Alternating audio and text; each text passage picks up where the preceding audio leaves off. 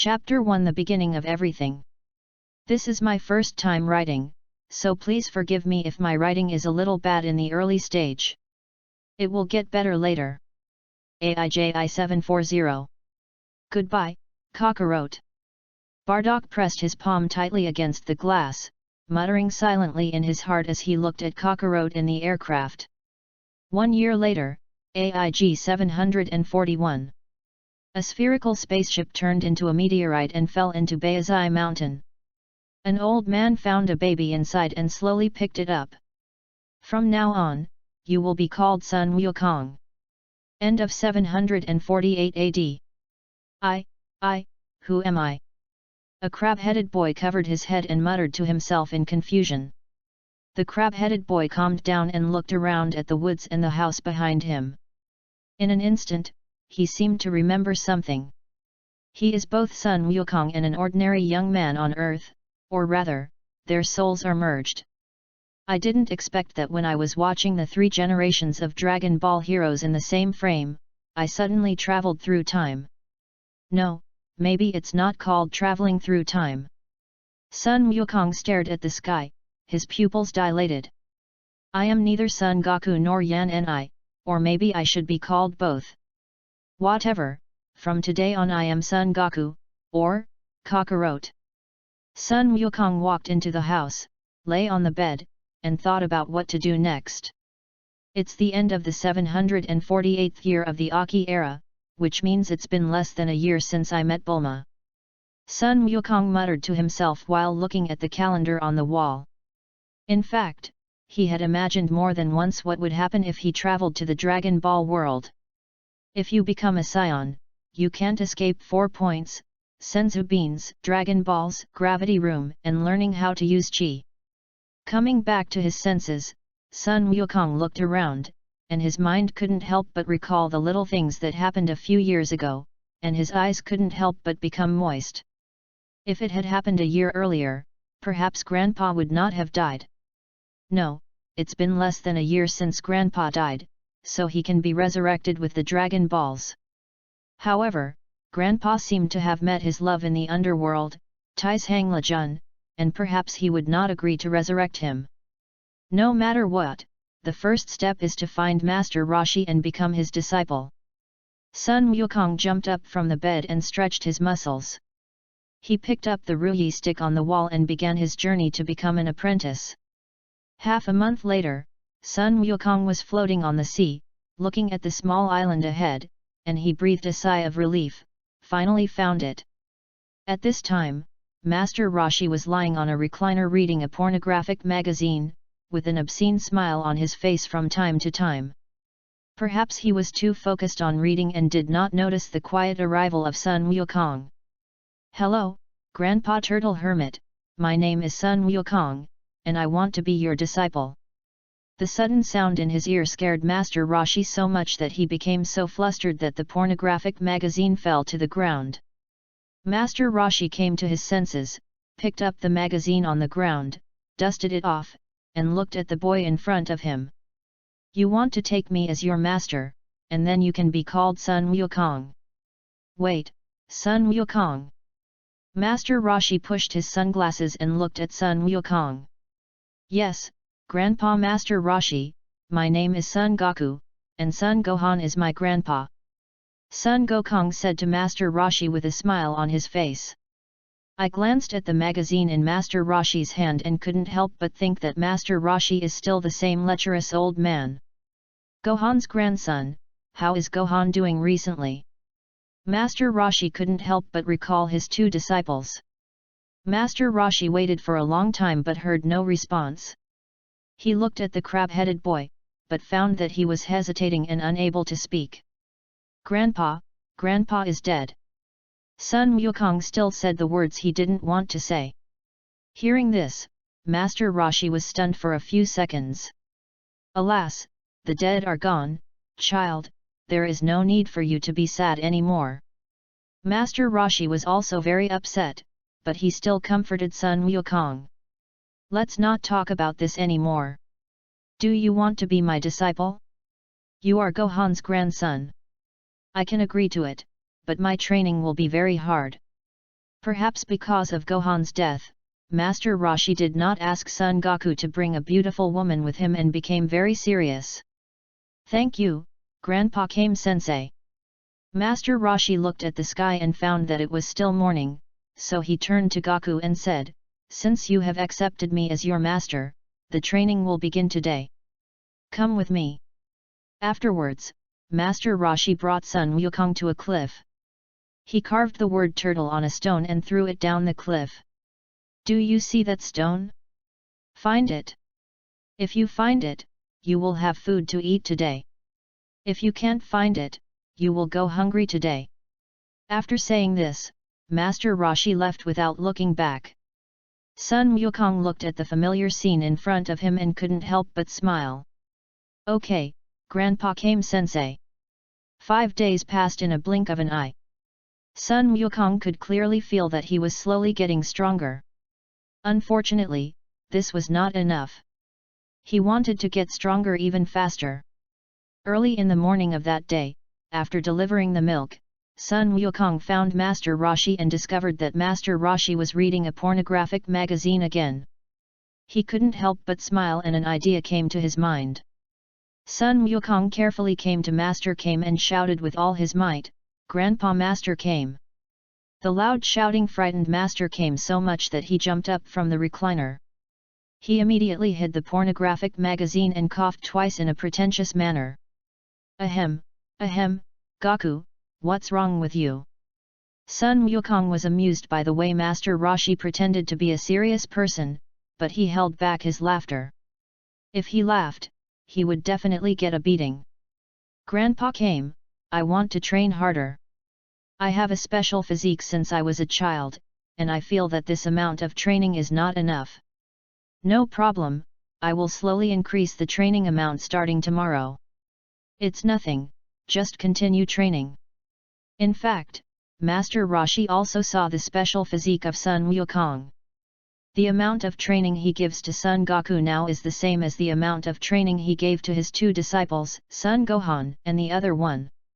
Son Gohan and the others were exhausted after training before, but Son Goku just sweated a little and took a few breaths after training. Half a year later, on a wasteland, 2 figures were fighting quickly. From an ordinary person's perspective, the two seemed like 2 black shadows colliding constantly, and each collision would leave cracks on the ground. Master Kame punched Goku on the head. Goku raised his left hand to block Master Kame's attacking arm. Then he condensed a ball of energy in his right hand and smashed it at Master Kame. Master Kame instantly moved more than 10 meters away. "That's right, Goku, you can fight me on equal terms in just half a year." In fact, Master Roshi had never seen a genius like Goku who could fight him on equal terms in just half a year. Sun Wukong scratched his crab head, smiled and said, "Thanks to Master Kame for training me." Sun Wukong always felt that after traveling through time, his own talent had become even more terrifying. Perhaps the amount of training had increased, but it had only been half a year and they were already on par with each other.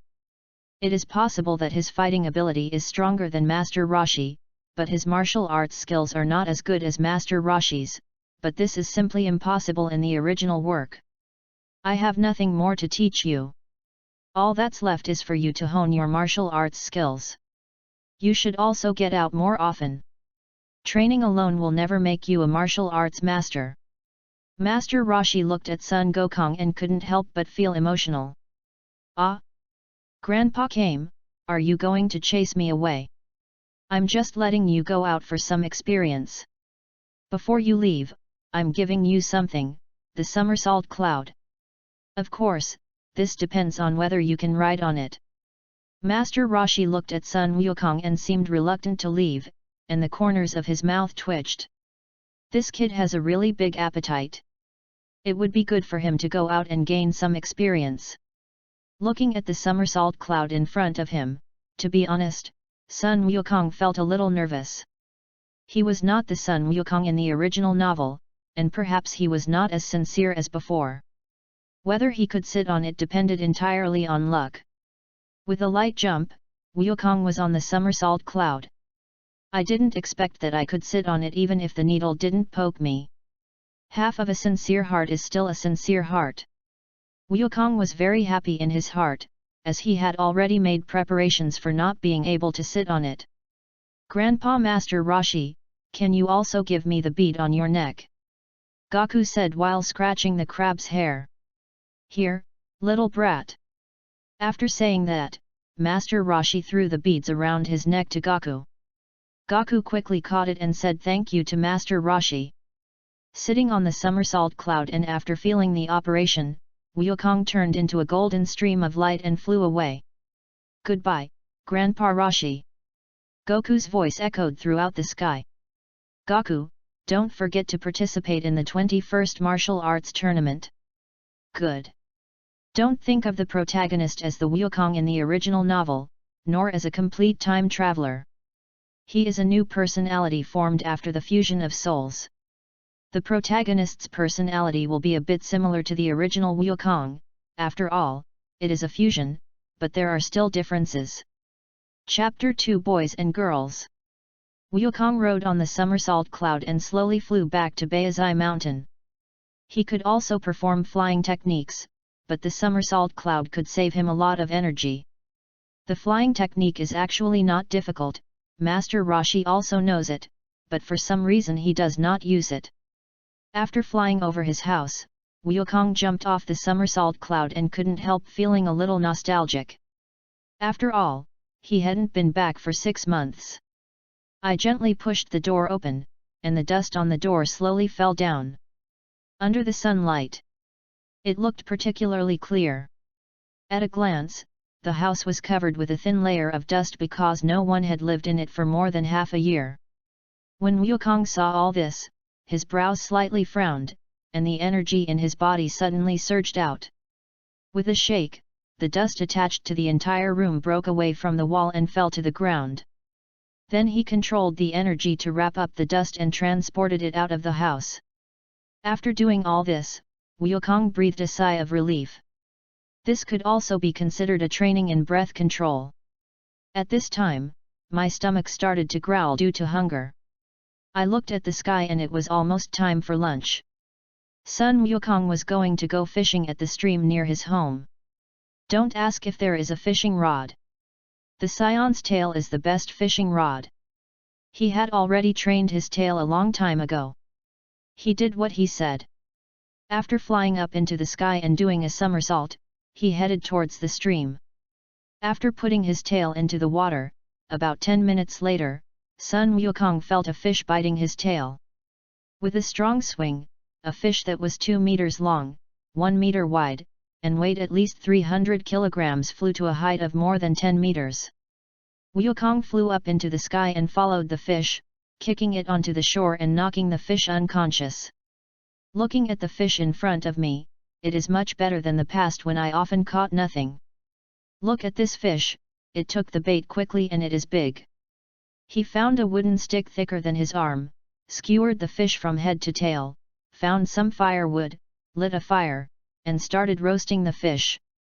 Looking at the flickering flames in front of him, Wukong couldn't help but clear his mind and think about what to do next. It is now the 749th year of the age of Aki, and it will be soon before Bulma embarks on her journey to find the Dragon Balls. It's not that I don't want to find the Dragon Balls, but the key is that I don't have a Dragon Ball radar, so I still have to rely on Bulma. Next, just continue training and wait for Bulma to pass by Baizai Mountain. As he was thinking, Wukong suddenly smelled a burnt smell. Oh no, my grilled fish! Dividing line. 3 months later, Wukong wiped the sweat from his head and completed today's training. He was very satisfied with the 3 months of training and he became almost twice as strong. His combat power was slightly stronger than Master Rashi before, estimated at 150, but now it is around 300. But Gaku is still not satisfied. He hopes to transform into a Super Saiyan before Vegeta comes to Earth. To be honest, I really want to see what kind of expression Vegeta would have when he sees me with blonde hair and blue eyes. Maybe this is the difference between me and the original Sun Wukong, that I have a bad taste? Is this the scumbag Roth? Of course, it's still early. To become a Super Saiyan, you must first have a basic combat power of 300 million. But after meeting Bulma, with the gravity room, the basic combat power will increase quickly. Suddenly, Sun Wukong sensed someone walking towards his home. Could it be that Bulma is coming? Son Goku thought as he flew in the direction he sensed. Sun Wukong, who was flying in the sky, immediately saw Bulma driving a car on the road. Son Goku landed on the roadside in front, ready to call out to Bulma when she passed by. At this time, he heard Bulma's cry for help coming from the front. He looked over and found that the car driven by Bulma seemed to be out of control. The driving trajectory deviated from the road, and the direction it was moving seemed to be towards him. Wukong couldn't help but twitch the corners of his mouth. What kind of hatred or grudge is this? He wants to hit me. Then he jumped to the front of the car. Bulma frantically stepped on the brakes and turned the steering wheel, but unfortunately the car just wouldn't obey her. She couldn't help but scream loudly. At this moment, a child suddenly appeared in front of her. Ah! Bulma closed her eyes and lowered her head, as if she was afraid to look at this tragic scene. Bang! With a loud bang, the car stopped. It's over, I killed someone, I'm going to jail. No, I'm only 16 years old and I haven't found a boyfriend yet. Bulma raised her head tremblingly, opened her eyes and looked forward, only to find that the little boy was standing in front of her unharmed, with his hands deeply inserted into the car. Wukong pulled his hands out of the iron sheet. For him, whose combat power was as high as 300 points, stopping a car was a piece of cake. Page 2. Bulma's eyes instantly widened like copper bells, she was so shocked that she doubted her life, and then she saw the tail behind Goku and said, "Strange, strange, a monster. You are the monster. I saved you and yet you scold me." Wukong crossed his arms over his chest. Bulma got out of the car carefully, looked at the boy in front of her who was shorter than her and said, "I'm sorry, and thank you for saving me. Hey, who are you? Why are you here in the wilderness? Aren't you afraid of being eaten by wild beasts? The beasts here are very strong, there are even dinosaurs." Goku pretended not to know Bulma. "Ah! Don't scare me, there are dinosaurs." Bulma couldn't help but turn pale, but then she saw the sneer on Goku's mouth and couldn't help feeling a little annoyed.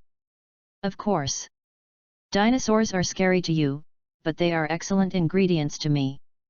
"Oh, you haven't answered my question yet. My name is Bulma, I'm from the Western capital, and I came here because I want to find the Dragon Balls." "Dragon Balls, what are they? Can you eat them?" Hey, little brat, can you please not eat anything? If you collect and eat 7 Dragon Balls, you can summon a dragon and make any wish come true." Bulma looked Son Goku up and down, thought about Son Goku's ability to stop the car with his physical body just now, narrowed her eyes and thought for a while. "Do you want you to be my bodyguard? Protect me as I go find the Dragon Balls? After that, I can give you countless wealth. My family is the richest in the world." Bulma said with a little pride. "Really? Really? 1 billion Sony, how about that? Well, can you make me another gravity room? Gravity chamber?" "Correct.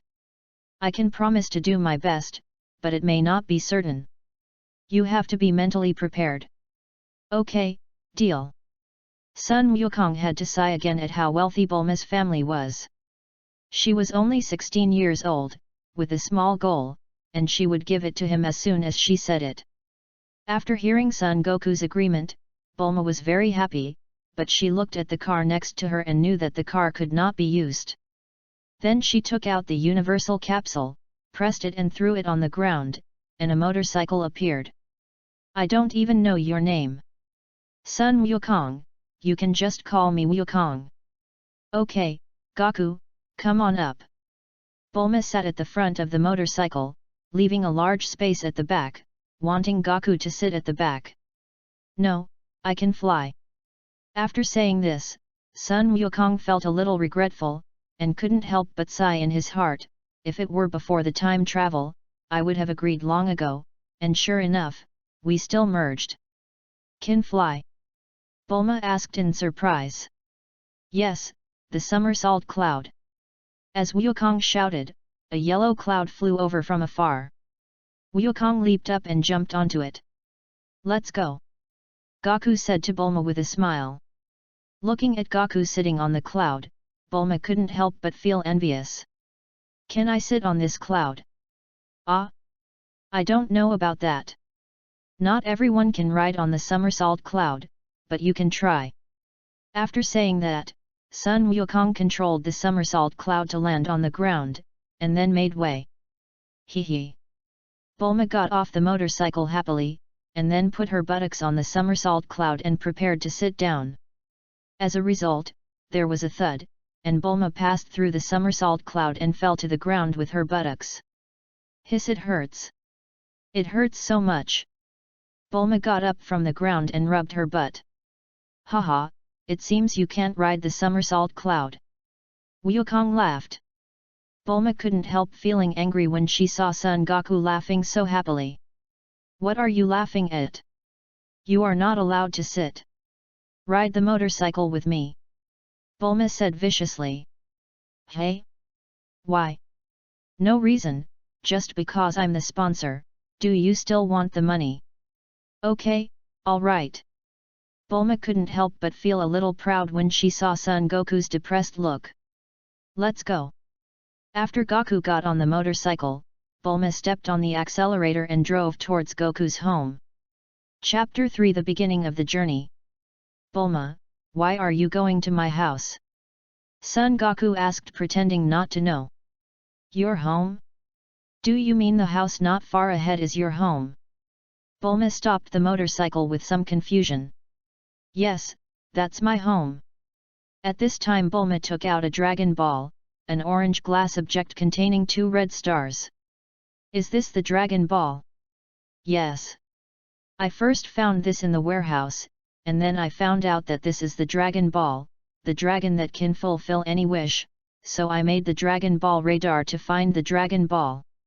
After saying that, Bulma took out the Dragon Ball radar and showed it to Son Goku. "Goku, look, the Dragon Ball radar shows that there are 2 Dragon Balls right in your house," Bulma said excitedly. "So this is the Dragon Ball? I have 2 at home. I'll give them to you later." Gaku smiled as he looked at Bulma's excitement. "That's great, thank you Gaku." Bulma turned around and hugged Gaku tightly.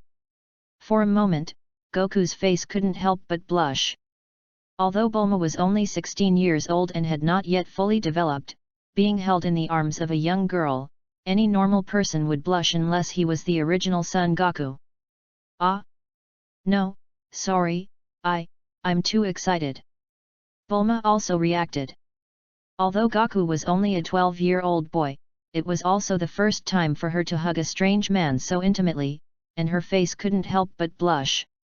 "Let's go," Bulma said shyly after calming down. "Okay." Wukong pretended not to be embarrassed at all. As the saying goes, if you don't feel embarrassed, then others will be embarrassed. At this time, the sunset has gradually set, and the afterglow of the sunset is sprinkled on the earth, which seems a little tender. The shadows of the motorcycle and a boy and a girl are stretched longer and longer. "Gaku, your house is so small." It was the first time that Bulma, the daughter of the richest man in Zidu, saw a small house in the countryside. Sun Wukong took out 2 Dragon Balls from the house and said, "It's small, but it's full of my memories." Looking at this small house, he couldn't help but sigh. He didn't know how long it would take for him to come back next time. "Take it." Gaku handed the Dragon Ball to Bulma, and Bulma quickly caught the Dragon Ball and put it away.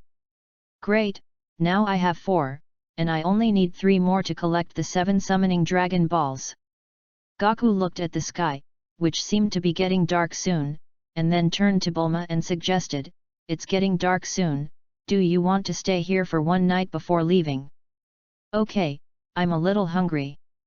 What do you want to eat, Gaku? I have a lot of delicious food here.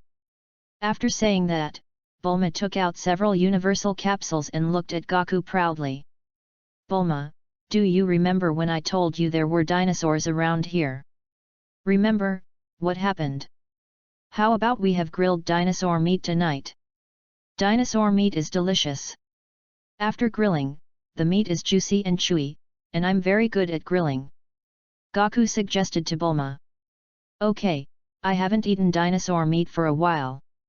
Although dinosaur meat is relatively precious, as the daughter of the world's richest man, Bulma has eaten dinosaur meat, and it does taste better than ordinary meat. Okay, you wait here, I'll be back soon. Wukong said with some evil humor, and then soared into the sky. Fly, fly, fly. Bulma was still a little surprised when she saw this scene, even though this young man named Son Goku had already brought her too many surprises and frights. Wukong was flying slowly at an altitude of 100 meters. Although the sky had darkened, it was very easy for him to find dinosaurs as he could sense the breath of other creatures. If the aura was larger than that of the surrounding creatures, then it was a dinosaur. After a while, Wukong found the target and moved to the front of the dinosaur's head at a speed that seemed like teleportation to ordinary people. This dinosaur, which looked similar to the Tyrannosaurus rex in its previous life, was still wondering why a piece of food suddenly appeared in front of it.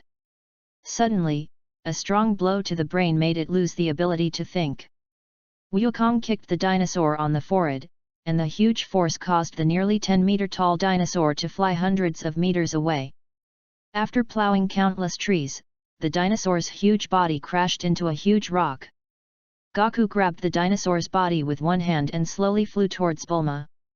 Bulma was still staring at the fire in front of her in a daze. Suddenly, she felt that the moonlight in the sky seemed to be blocked, so she looked up. I saw a thin figure, holding a dinosaur in one hand and slowly falling in the air.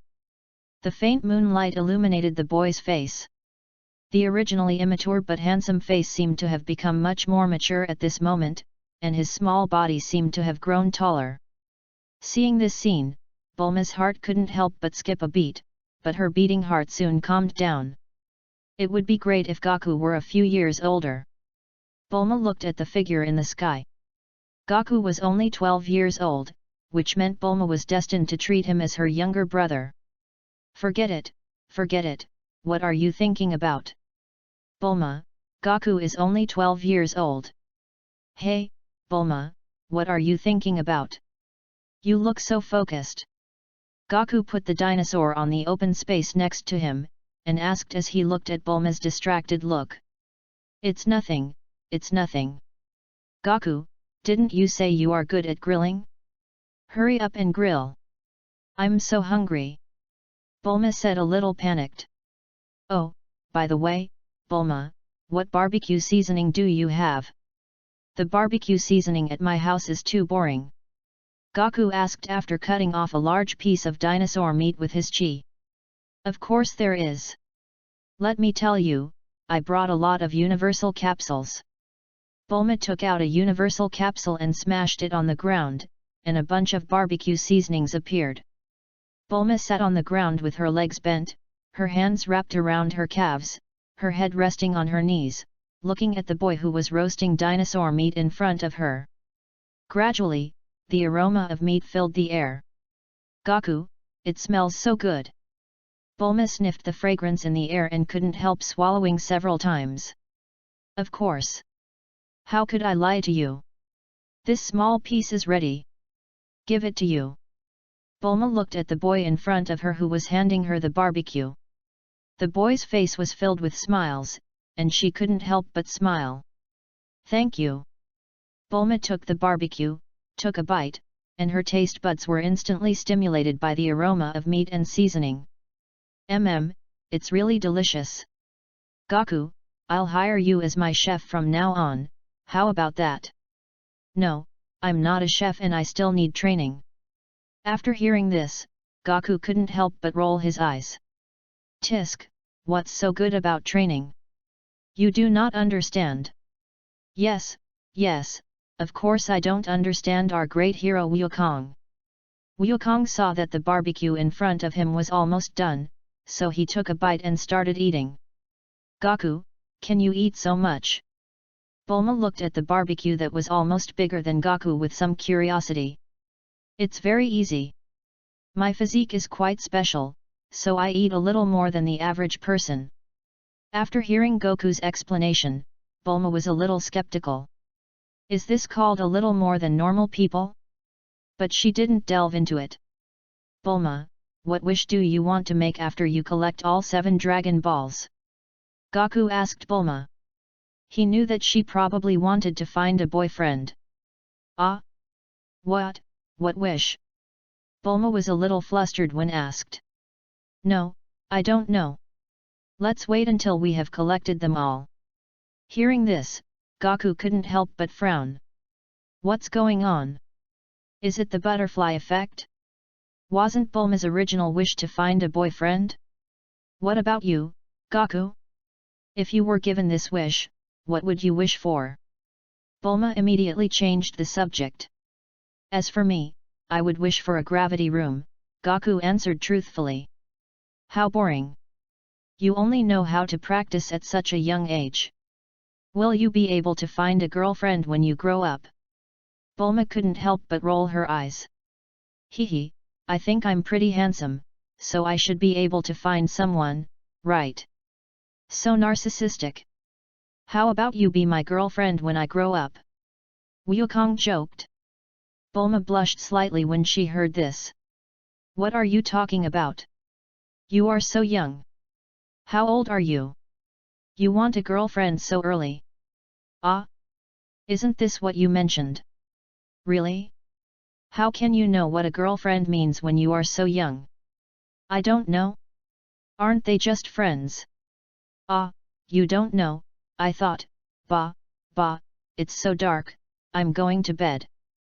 Bulma realized that there was something wrong with the first half of her sentence, and immediately found an excuse to escape. Gaku couldn't help but smile as he watched Bulma use the universal capsule to create a house and escape inside. Bulma the teenage is really funny.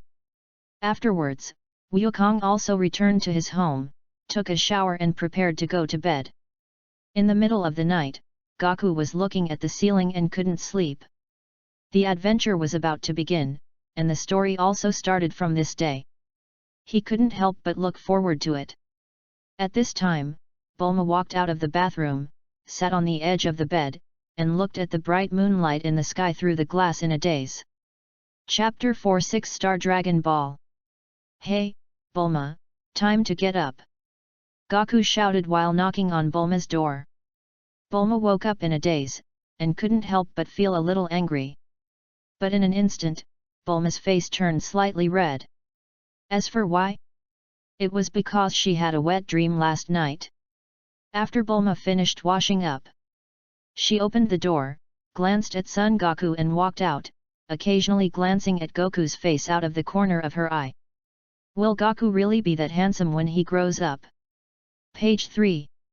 Bulma said that it would not be impossible if Goku really grew up to be as handsome as in her dreams. Hey, Bulma, what's wrong with you? Why are you always in a daze? Gaku looked at Bulma in a daze and couldn't help feeling confused. Is Bulma like this in the original book? No, nothing. By the way, Gaku, what do you want for breakfast? Bulma came back to her senses and asked Gaku. Ah? What's for breakfast? Can you cook? Gaku looked at Bulma with some doubt. He didn't remember whether Bulma could cook in the original work. He was afraid that Bulma would make some weird food and force him to eat it. For the sake of his own safety, he decided to ask. What do you mean? You think I can't cook? Don't look down on me, okay? Bulma rolled her eyes and walked into the kitchen inside the house. Gaku laughed and shrugged. While Bulma was making breakfast, Gaku also started training. 456. 696. 891. Gaku, come and eat. Bulma's voice came from inside the house. Gaku, who was doing one-finger push UPS, was startled and almost fell to the ground. With the force of one finger, he stood up from the ground. He did less than 1000 push UPS, which was just a warm-up for him. When Wukong walked into the house, he smelled the fragrance of food and couldn't help but breathe a sigh of relief. Bulma, I didn't expect you to be such a good cook. Of course, otherwise do you think that I, a rich girl, don't know how to cook? Bulma couldn't help but feel a little proud when she heard the praise. A few minutes later, Bulma, who was full, put down her chopsticks and looked at Gaku, who was still eating frantically in front of her, and her mouth twitched. Anyone who becomes your girlfriend in the future will be really unlucky.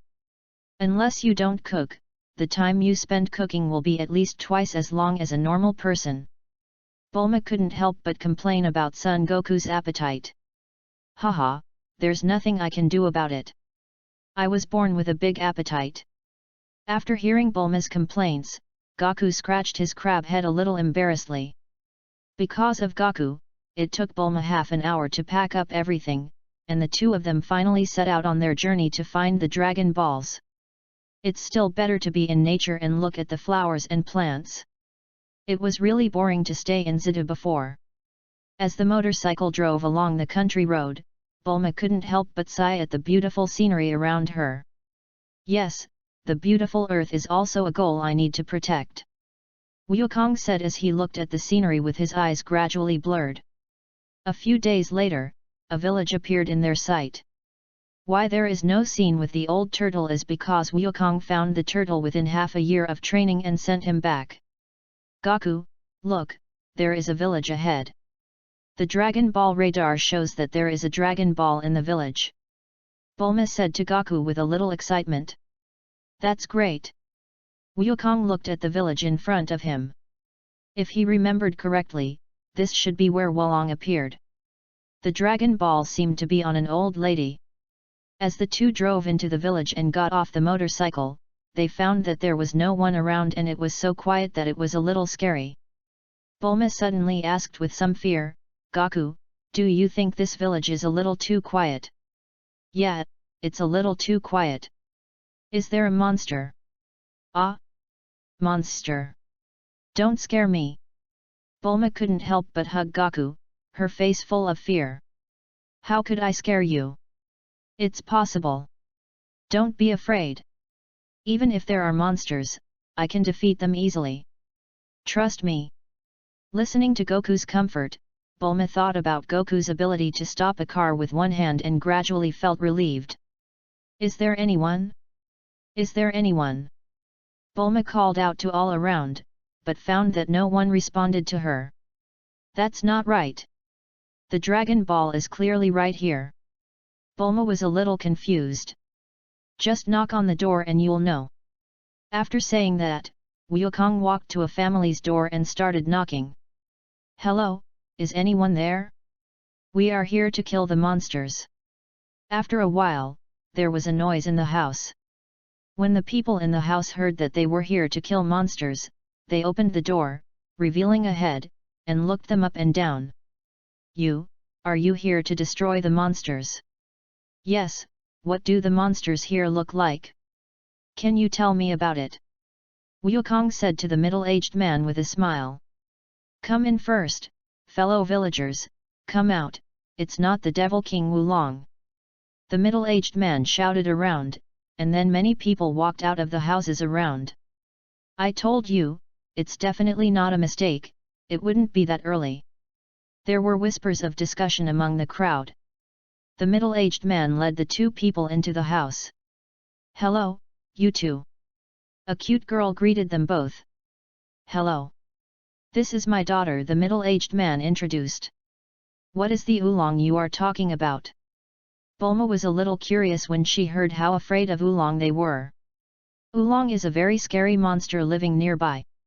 It can transform into monsters of all shapes and sizes, and no one has ever seen its true face. The middle-aged man held the little girl in his arms and explained to Wukong and the others. Yesterday, Wulong, who turned into a ghost, came to the village. Then he fell in love with my daughter and said he would come to marry her at 12 o'clock today. Wulong is very lustful. He has kidnapped several girls in the village. If we resist or escape, he will kill all the villagers. The middle-aged man said with some fear. What's the big deal? Just kill him, leave this matter to me. Wukong said, patting his chest. But Wulong is very powerful. The middle-aged man looked at the young man in front of him with some suspicion. Believe me. Have any of you seen this bead? At this time, Bulma took out a dragon ball from her bag and asked the people around her. The middle-aged man looked at the dragon ball and shook his head, indicating that he had never seen such a bead before. I've seen this kind of bead. I have one. An old lady walked out of the crowd. Grandma Paus. The middle-aged man said to the old woman. The old woman took out a dragon ball from her clothes. Bulma walked over and saw that it was a 6-star dragon ball. Old woman, give us this bead and we will destroy the black dragon, okay? Bulma squatted down and spoke gently to the old woman. If you can destroy Oolong, I can give it to you, but can you do it, little girl? It was not me who destroyed Oolong, but him. Bulma closed her eyes and pointed at Gaku proudly. Gaku, give them the whole life. Gaku looked at Bulma speechlessly. Bulma had been influenced by him these days. Although he was speechless, he still gathered a ball of energy bomb in his hand and then aimed at a rock not far away. Baiu! The rock instantly shattered into countless small pieces of gravel, splashing in all directions. The people around looked at this scene in surprise. Great, we're finally saved. After a brief silence, countless people burst into shouts of joy. Chapter 5 Oolong. Gaku and Bulma spent the night with the warm hospitality of the villagers, and it was noon the next day. Gaku, are you sure you want to wait here? Bulma, who was staying under the shade of a tree, asked Son Gaku, who was training in the center of the village. Yes, I can feel the chi. As long as that Wulong gets close, I can feel it and take it down in an instant. Hey! Here we come! Wukong instantly became furious and flew towards Wulong, with the wind generated by his anger blowing in all directions. Hey, can you slow down? Bulma's skirt was almost blown up, so she quickly held it down with her hands and shouted at Gaku, who was walking away with gritted teeth. At this time, they were still some distance away from the village, and Wulong had no plans to transform because his transformation only lasted 5 minutes. Boom!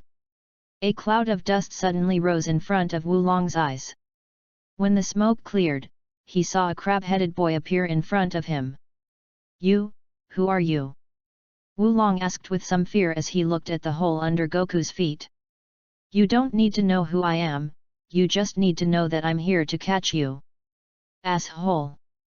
Wulong was very angry and instantly turned into a tall robot. He raised his huge iron fist and punched Gaku. Gaku stood there with his arms folded across his chest, looking at the iron fist coming at him, waiting quietly. Bah! Haha, I thought he was so strong, but he was defeated by just one punch from me. What? Gaku waved his hand to knock away the iron fist that hit his face. From Oolong's perspective, Gaku was not hurt at all. That's it. Then it's my turn. Gaku grabbed the iron fist and pulled it towards himself, and Oolong's entire huge body fell towards Gaku uncontrollably. Wukong stood on one foot and kicked Wulong diagonally upwards. Boom! Wulong's entire body bent instantly and flew backwards. After hitting several trees, he finally stopped. It hurts, it hurts, it hurts so much. At this time, Wulong had turned back into his original pig form, lying on the ground holding his abdomen and crying in pain. Wukong slowly flew in front of him and looked at Wulong below. Will you surrender yourself? Or should I knock you out and then catch you? I surrender, I surrender, I surrender. Wulong immediately knelt on the ground with his hands on his head. Follow me and face the villagers yourself. Wukong floated into the air and flew slowly towards the village, followed by a piglet. When he arrived at the village, Wukong saw a large number of villagers waiting for him. "This is Wulong. You should take revenge if you have revenge, and complain if you have complaints." After saying that, Wukong made way and revealed Wulong behind him. All the villagers looked at Wukong to make way, but they saw a pig instead. "What? This is Wulong? It's actually a pig." Surprised voices came from the crowd. Page 4. When Wulong heard someone call him a pig, he couldn't help but feel angry. "I am an animal human, not a pig." Wulong yelled at the crowd, very angry. "Tell me quickly, what have you done to my daughter?" An old man rushed out from the crowd, holding a rake and was about to hit Wulong. Don't hit me. Your daughter is safe. I will take you to find her." Wulong was so scared that he took 2 steps back and explained quickly. Afterwards, Wulong led everyone towards his home. "Really? Don't look at me like that. I'm not a bad person. I didn't kill anyone. I just took a few girls away." Wulong looked at the villagers with eyes that seemed to want to roast him, and explained with some fear. Along the way, Wulong explained in various ways that he had not done anything bad. At this time, a magnificent palace appeared before everyone's eyes. Is this your home?" Bulma looked at the palace in front of her in disbelief. "Yes, it was built with looted money. And I only robbed the rich, not the common people." Wulong looked at the villagers' unfriendly eyes and immediately began to explain. "Humph, no matter what, robbers are not good people." Bulma couldn't help but retort when she heard him say that. After all, she was a rich man. Should she be robbed just because she was rich? Yes, auntie, I will never do bad things again next time." Wulong could also tell that the boy with the particularly strong fighting ability seemed to listen to the girl a little bit and couldn't help but try to please Bulma. When everyone walked into the palace, they found that the girls who were snatched away by Wulong were all dressed very gorgeously and lying leisurely on the sofa. Seeing these girls, Wulong couldn't help but feel helpless. "Take them away quickly. I want a considerate girl, not one of these lazy girls." Thank you so much." The villagers handed the Dragon Ball to Bulma and said gratefully. After Wulong's constant explanations, he was finally forgiven by the villagers. "Hey, I'm finally forgiven." Wulong couldn't help but wipe the sweat from his forehead. The young man made him get the forgiveness of the villagers. If he didn't get it, he didn't know what the consequences would be. "Gaku, do you want to take that pig with you? I think it's useful to be able to transform." Bulma saw Wulong wiping his sweat and suddenly thought of something. "Sure, whatever you want." Wukong nodded. "Hey, that pig, come here for a moment. I've already told you, I'm not a pig, I'm an animal. I'm coming. When Wulong heard someone call him a pig, he wanted to curse back, but when he found out it was this girl, he immediately changed his words. "Yes, what's the matter?" Wulong rubbed his hands and asked Bulma in a flattering manner. "Just follow us." "Ah? Where are you going?" To be honest, Wulong didn't want to leave here. "Go find something called a Dragon Ball." "Ah? Going on an adventure?" Wulong really didn't want to take the risk. He valued his life very much. Wouldn't it be disastrous if something unexpected happened during the adventure? "What? You don't want to?" Gaku. Bulma raised her eyebrows and called Gaku in a coquettish voice. "Okay." Gaku moved his fists and then looked at Wulong. When Wulong saw this, he felt as if he was electrocuted. No, I'll go. It seems that there is no way to escape this matter. I can only find a chance to escape later, Wulong thought to himself with a sigh. Wukong looked at Wulong and smiled. Didn't he know what Wulong was thinking? Wasn't he just thinking about how to escape? "I advise you not to try to escape. I can sense everyone's aura. If you try to escape by transforming, I will find out immediately. Once I find out, hee. Wukong looked at Wolong and smiled kindly as he spoke. How is it possible? How could I run away? I love adventures, ha. Wulong kicked the pebbles at his feet and smiled awkwardly. Damn it, how can this brat be so strong? Lord Wulong, I am in big trouble now. At this moment, it felt like countless alpaca horses were running through Wulong's heart. Then goodbye everyone. Bulma waved to the villagers, and then the three of them walked away along the country road. Settings, please try to watch it if you can, will be added later. Super Saiyan, basic combat power of 300 million or more can be transformed. 50 times increase. At the beginning, when Sun Wukong transforms for the first time, he transforms into the first stage. Although his combat power increases 50 times, he cannot fully use this power. 1.5 million may actually be only 1.3 or 1.4. The same is true for the king at that time. He transforms into the ultimate stage and cannot fully master this power. However, if a large amount of chi is used as a price, he can briefly burst out 1.5 million combat power. The second stage is when Vegeta first came out of the time chamber. At this point, he can almost use all his strength, but his energy and stamina are still greatly consumed. There is no need to mention the third stage, which is that his strength grows, but his speed decreases. Full power perfectly controls the force brought by the 50-fold increase, while greatly reducing the consumption of energy and physical strength. As long as you are not fighting, it is almost always maintained. Super Saiyan 100 times amplification also has full power, but the consumption of energy and physical strength is slightly higher than Super Saiyan full power.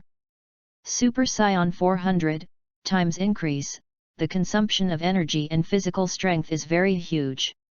After training, the consumption is reduced to a certain extent, but it is still very large and should not be used for a long time. Mystical form, 800 times amplification, the consumption of energy and physical strength is the same as Super Saiyan God, but the transformation has certain requirements for the remaining physical strength. Super Saiyan 4000, the perfect evolution in bloodline, times amplification, the consumption of energy and physical strength is very small, lower than the full power of Super Saiyan, and the transformation can be maintained even when there is no energy and physical strength. Super Saiyan 10 full power, times amplification.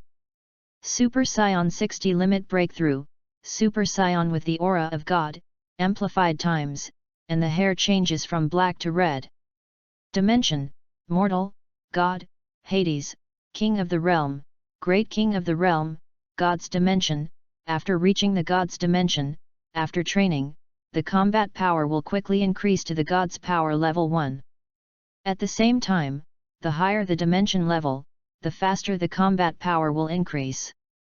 Combat power, 1 trillion or more is the power of God. Divine power, it is divided into 5 levels. Reaching the 3rd level is the God of Destruction, Beerus is at the 4th level. Each level is about 400 times stronger. I will add more later on the God realm. Super Saiyan God, 4000 times, the energy and stamina consumption is lower than Super Saiyan full power. Possessing the aura of God. Super Saiyan Blue, 10 and 20 times, divided into leaking blue and full power blue, that is, the state of fighting that combines Amasu in the comics, locking all the breath in the body. This full power is different from the previous full power. If you have not reached the God dimension, forcibly locking all the God's breath in the body will produce a very strong pressure on the body. But if you reach the God dimension, the consumption of chi and body is the same as Super 1 full power. Deep Blue, 40 times, the consumption of energy and physical strength is further increased. Super Saiyan God, because it is a divine control technique, it is amplified by the Super Saiyan God who has the aura of God, 300 times the Super Saiyan God. Dodge is almost full, and it is not easy to be defeated unless the strength difference is too big. Perfect easy, 600 times of Super Saiyan God, with dodge almost at its maximum. Unless the difference in strength is too great, it is not easy to be defeated.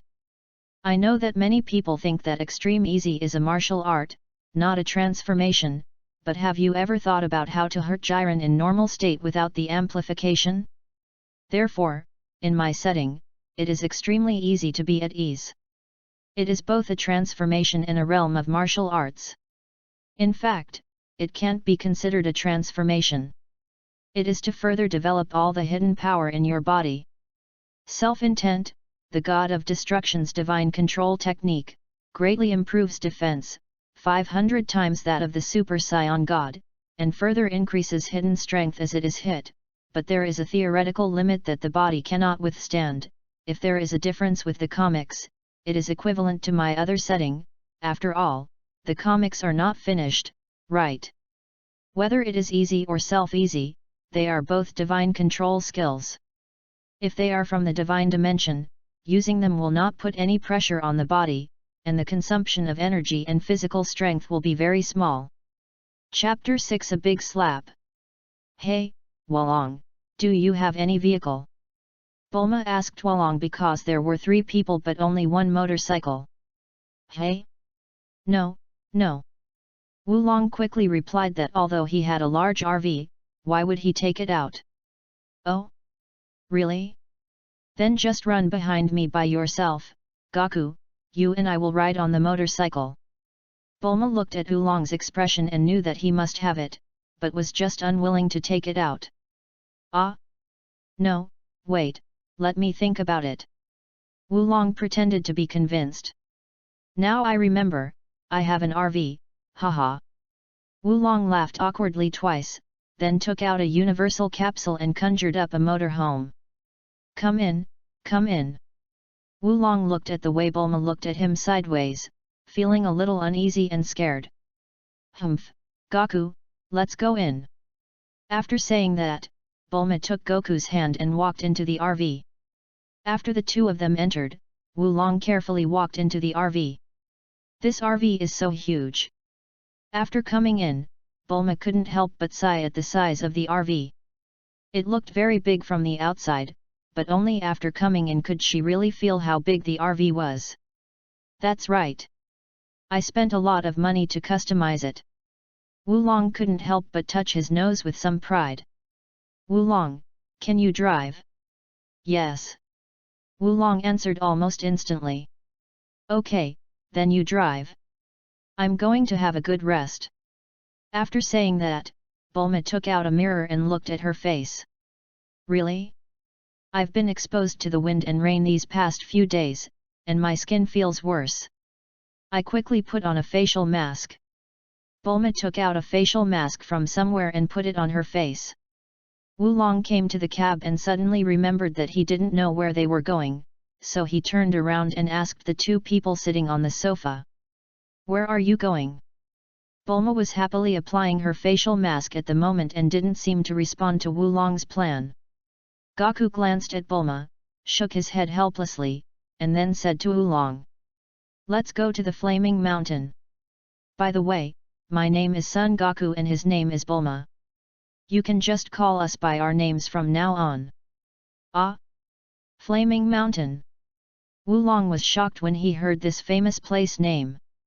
There is a very scary bull demon king in the Flaming Mountain, and it seems that no one has ever defeated him. Oolong thinks that this is just seeking death. What are you afraid of? Don't you believe me? Goku couldn't help but find it a little funny to see Oolong so scared. After hearing what Goku said, Oolong also reacted. Recalling the monstrous fighting power of Goku when he beat him, he couldn't help but feel relieved. That's right, that's right. With someone as strong as you, Goku, there's no need to be afraid of the Bull Demon King. If necessary, beat the Bull Demon King to pieces. It seemed that now that Wukong had been tied up, Oolong began to act like a bully. Hey, hey, hey, why are you so confident? It's not like you can defeat the Bull Demon King. It's the same. It's the same. Wulong shook his hand as if he didn't care. Seeing him like this, Wukong couldn't help but twitch his mouth. After driving for about 2 hours, Wukong and the other two arrived at a sandstone area. Bulma leaned against the window and looked at the unique scenery of the sandstone area. Page 5. These stones are so strange. I have only seen them in books before, but never seen them with my own eyes. At this moment, on a tall weathered rock with the marks of thousands of hammers carved on its surface, a cat-like creature was looking at the RV with a telescope. What a big RV! Looks like there's going to be a big deal.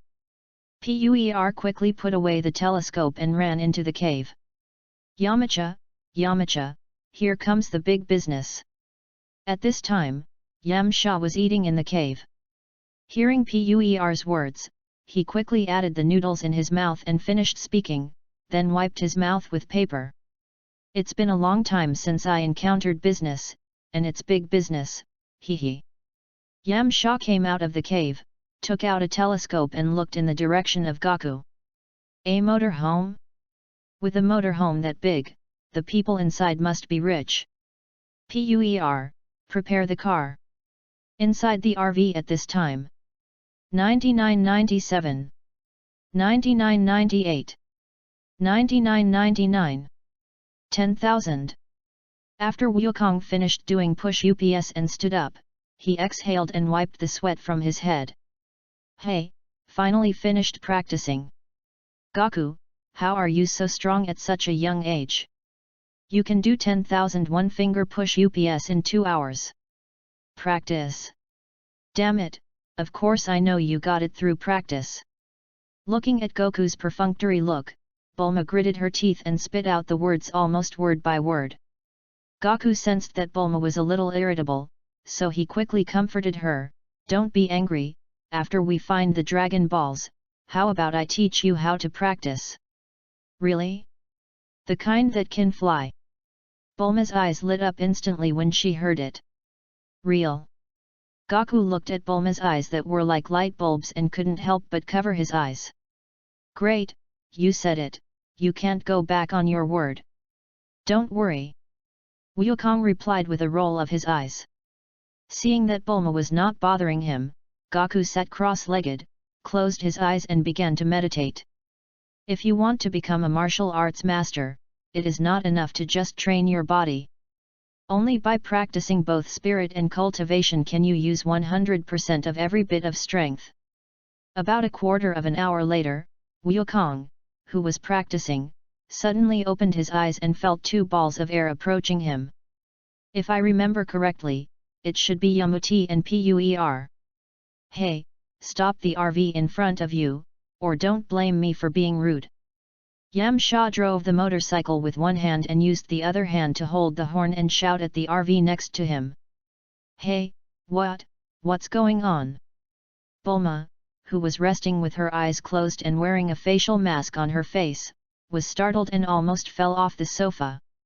It's nothing, I'll take care of it, Wulong, stop the car. Wukong stood up and said to Wulong. Oh, okay. After saying that, Wulong stopped the car. Yamcha watched the RV in front of him stop, and then he stopped his motorcycle as well. A moment later, a young man got off the RV. Little brat, where is your master? Let him come down. We are here to rob you. We only want money, not your life. Leave the money and you can leave. Yamcha relaxed his guard when he found out that it was a boy of about 11 or 12 years old. After hearing what Yamcha said, Goku smiled lightly and remained unmoved. Hey, little brat, did you hear me? After a while, Yamcha saw that Goku was still standing there and couldn't help feeling a little impatient. It was the first time he had seen a child pretentious like that. It was really like a rolling pin poking Pian's eyes, they opened wide.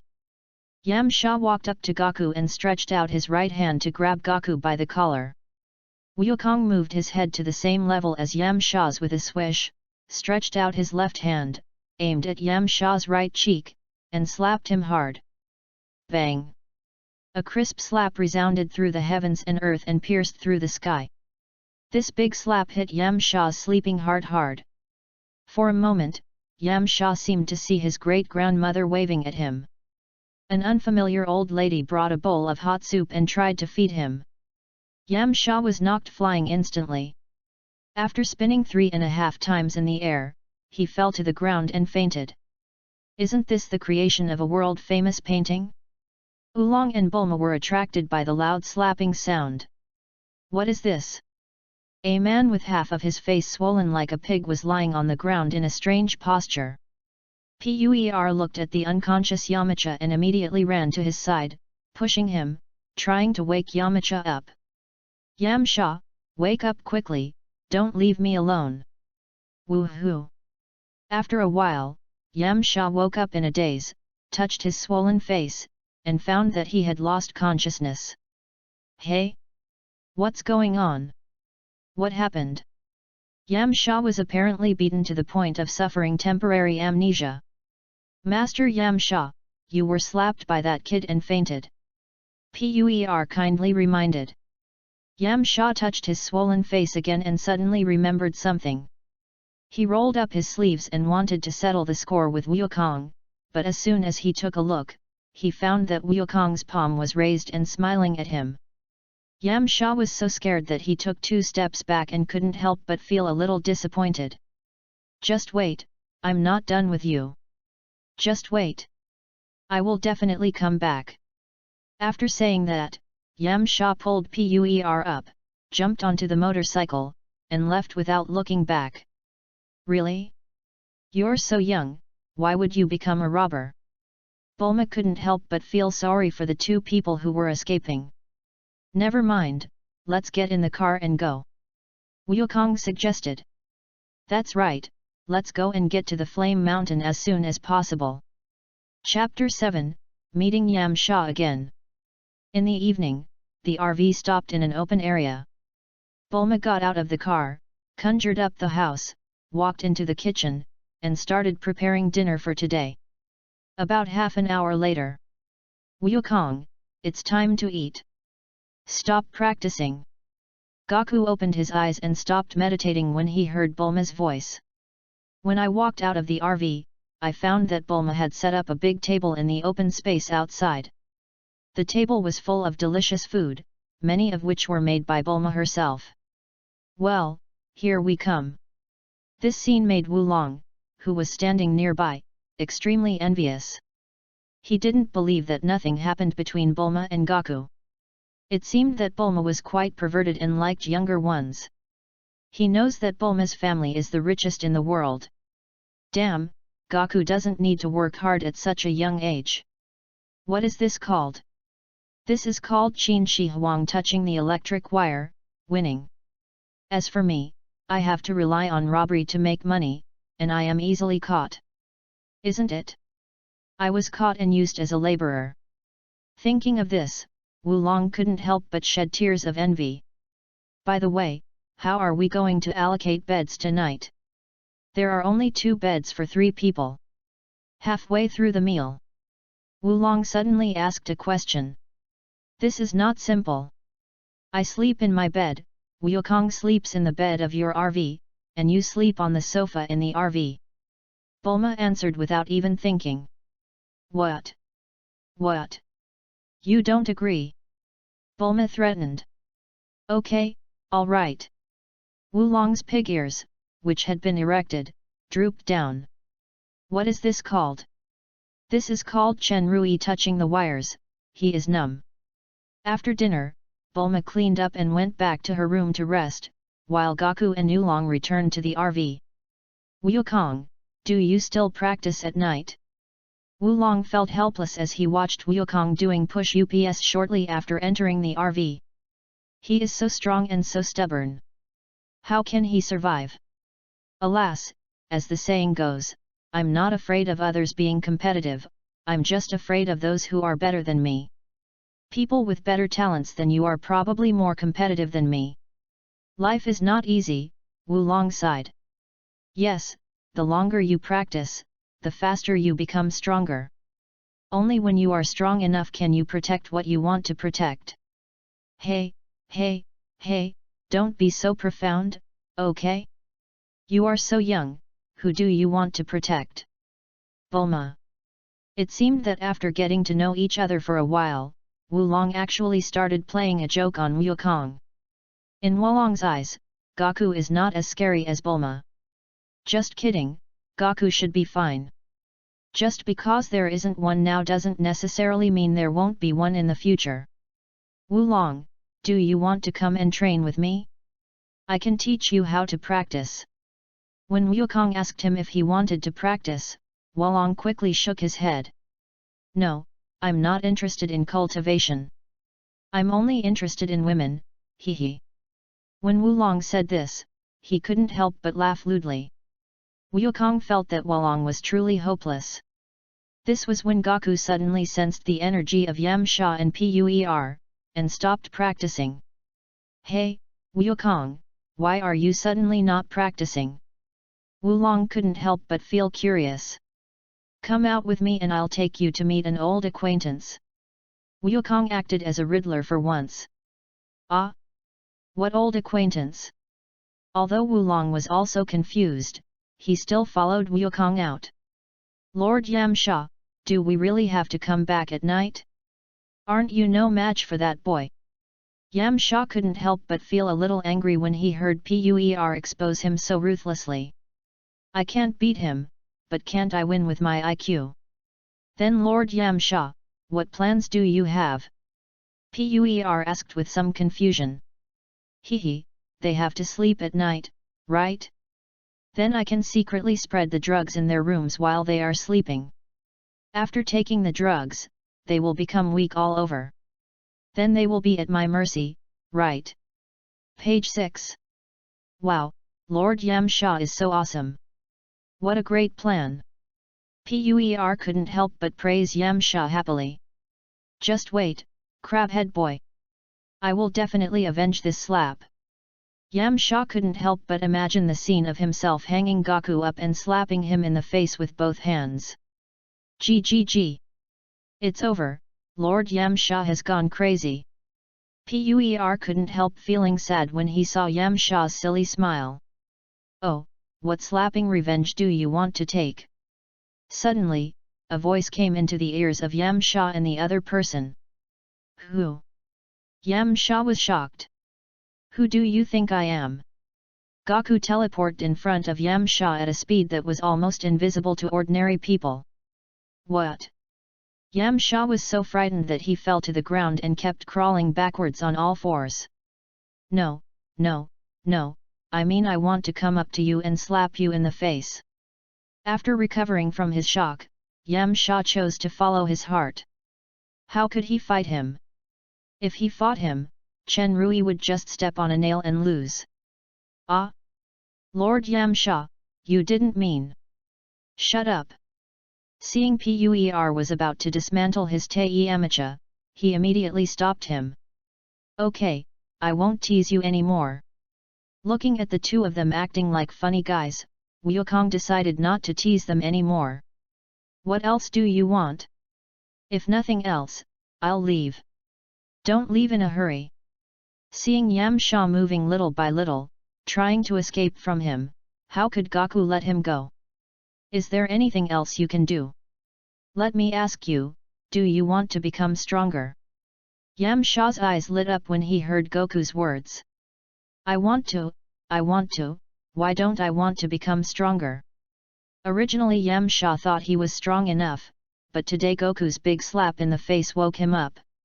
You come with us to look for the Dragon Balls, and once we're done I'll recommend you to train with Master Roshi, how about that? After hearing Goku's conditions, Yamcha couldn't help but feel tempted, but he was a little confused as to why Goku would recommend him to Master Roshi. Master Kame, the martial arts master? Are you sure you can do this? That's for sure, because I am Master Kame's apprentice. What? Master Roshi's apprentice? Hearing this answer, Yamcha couldn't help but feel a little better. I actually lost to Master Roshi's disciple, so it was only natural. He actually wanted to take revenge before, which was simply like looking for death. How about it, do you want to join? Okay. Yamcha gritted his teeth and said with determination. The reason why Goku helped Yamcha was because Yamcha was also a Z warrior in the original work, and was even Goku's junior brother. The main reason was that he slapped Yamcha in the face and felt a little guilty. However, we cannot provide accommodation. The best we can provide is a sofa. It doesn't matter. Just treat it as training before becoming my disciple. Yamcha looked as if no further explanation was needed. Then come in and sleep on the sofa. Wukong asked with a tone that was 3 parts doubt and 7 parts certainty. Having said that, in the end the 4 of them still squeezed into one bed. Chapter 8, Flame Mountain. The next morning, Bulma woke up from her sleep and looked at the clear sky outside. It was another sunny day. He stretched, yawned, and walked out the door. As soon as he went outside, he saw a strange man training with Goku. Bulma was looking at the strange man with confusion and found him becoming more and more familiar. Isn't this the robber who was lying on the ground with half his face swollen yesterday? Because half his face was swollen before, and now the swelling has subsided, I couldn't recognize him at first. Bulma walked up to Goku and asked softly. Wukong, isn't this the robber? What's going on? You mean him? His name is Yamcha, he's not a bad person by nature, and he joined us at my invitation. Goku answered while doing some push-ups. Join us? Is it that easy? What did you promise him to join us? Bulma didn't believe that Yamcha could join just by saying it verbally. If you agree to recommend him to Master Kame, he will join us. Who is Master Kame? The martial arts master. Master Roshi is still very famous, even Bulma has heard of him. Correct. Why can you recommend it? Could it be that you are Master Roshi's apprentice? After thinking about Goku's age, Bulma could only come up with this answer. Yes, how about it? I'll teach you how to practice, you won't suffer any loss, right? Yes, yes, our Master Roshi's beloved disciple. Bulma rolled her eyes and said unhappily. After saying that, Bulma turned and looked at Yamcha. Hello, Yamcha, my name is Bulma, please give me your guidance in the future. Normal Bulma is still very polite and gentle. Hello, you. Yamcha was a little afraid to look at Bulma. In the early stage, Yamcha was still very afraid of girls, but not as fickle as in the later stage. Wukong, you guys practice first. I'm going to go prepare breakfast. Bulma greeted him and headed to the kitchen. It is good.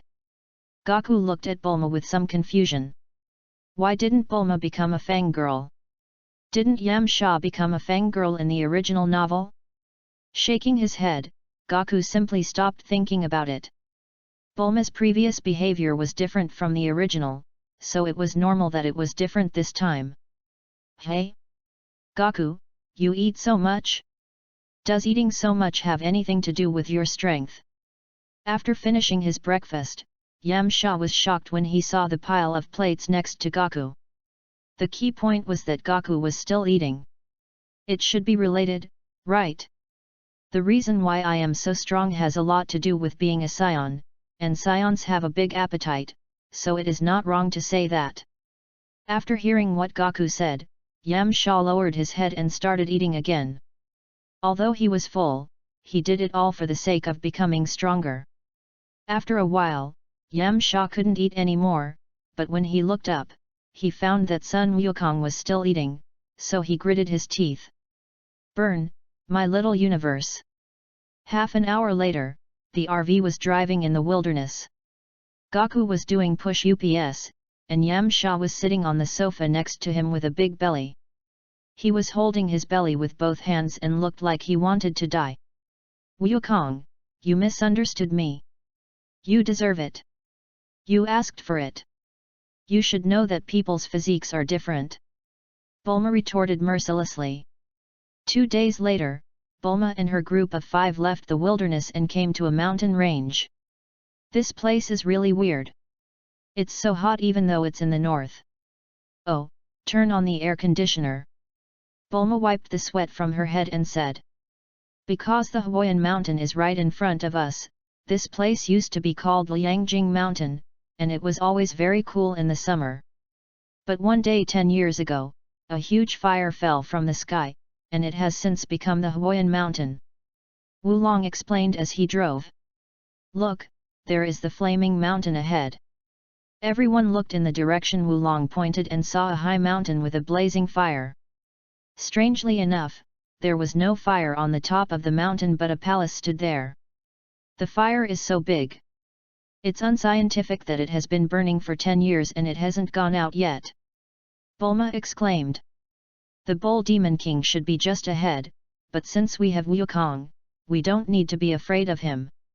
Wulong was still a little scared when he thought of the legend of the Bull Demon King. Who is the Bull Demon King? Bulma actually didn't hear Goku and Wulong's discussion about the Bull King before, so she couldn't help but feel confused at this moment. Don't you know? He is the Demon King. Anyone who approaches the flaming mountain will be killed by him. He lives halfway up the mountain. The palace on the mountain was originally his home, but he can't go back because of the fire. Are you that clear? Bulma hadn't expected Wulong to know so much.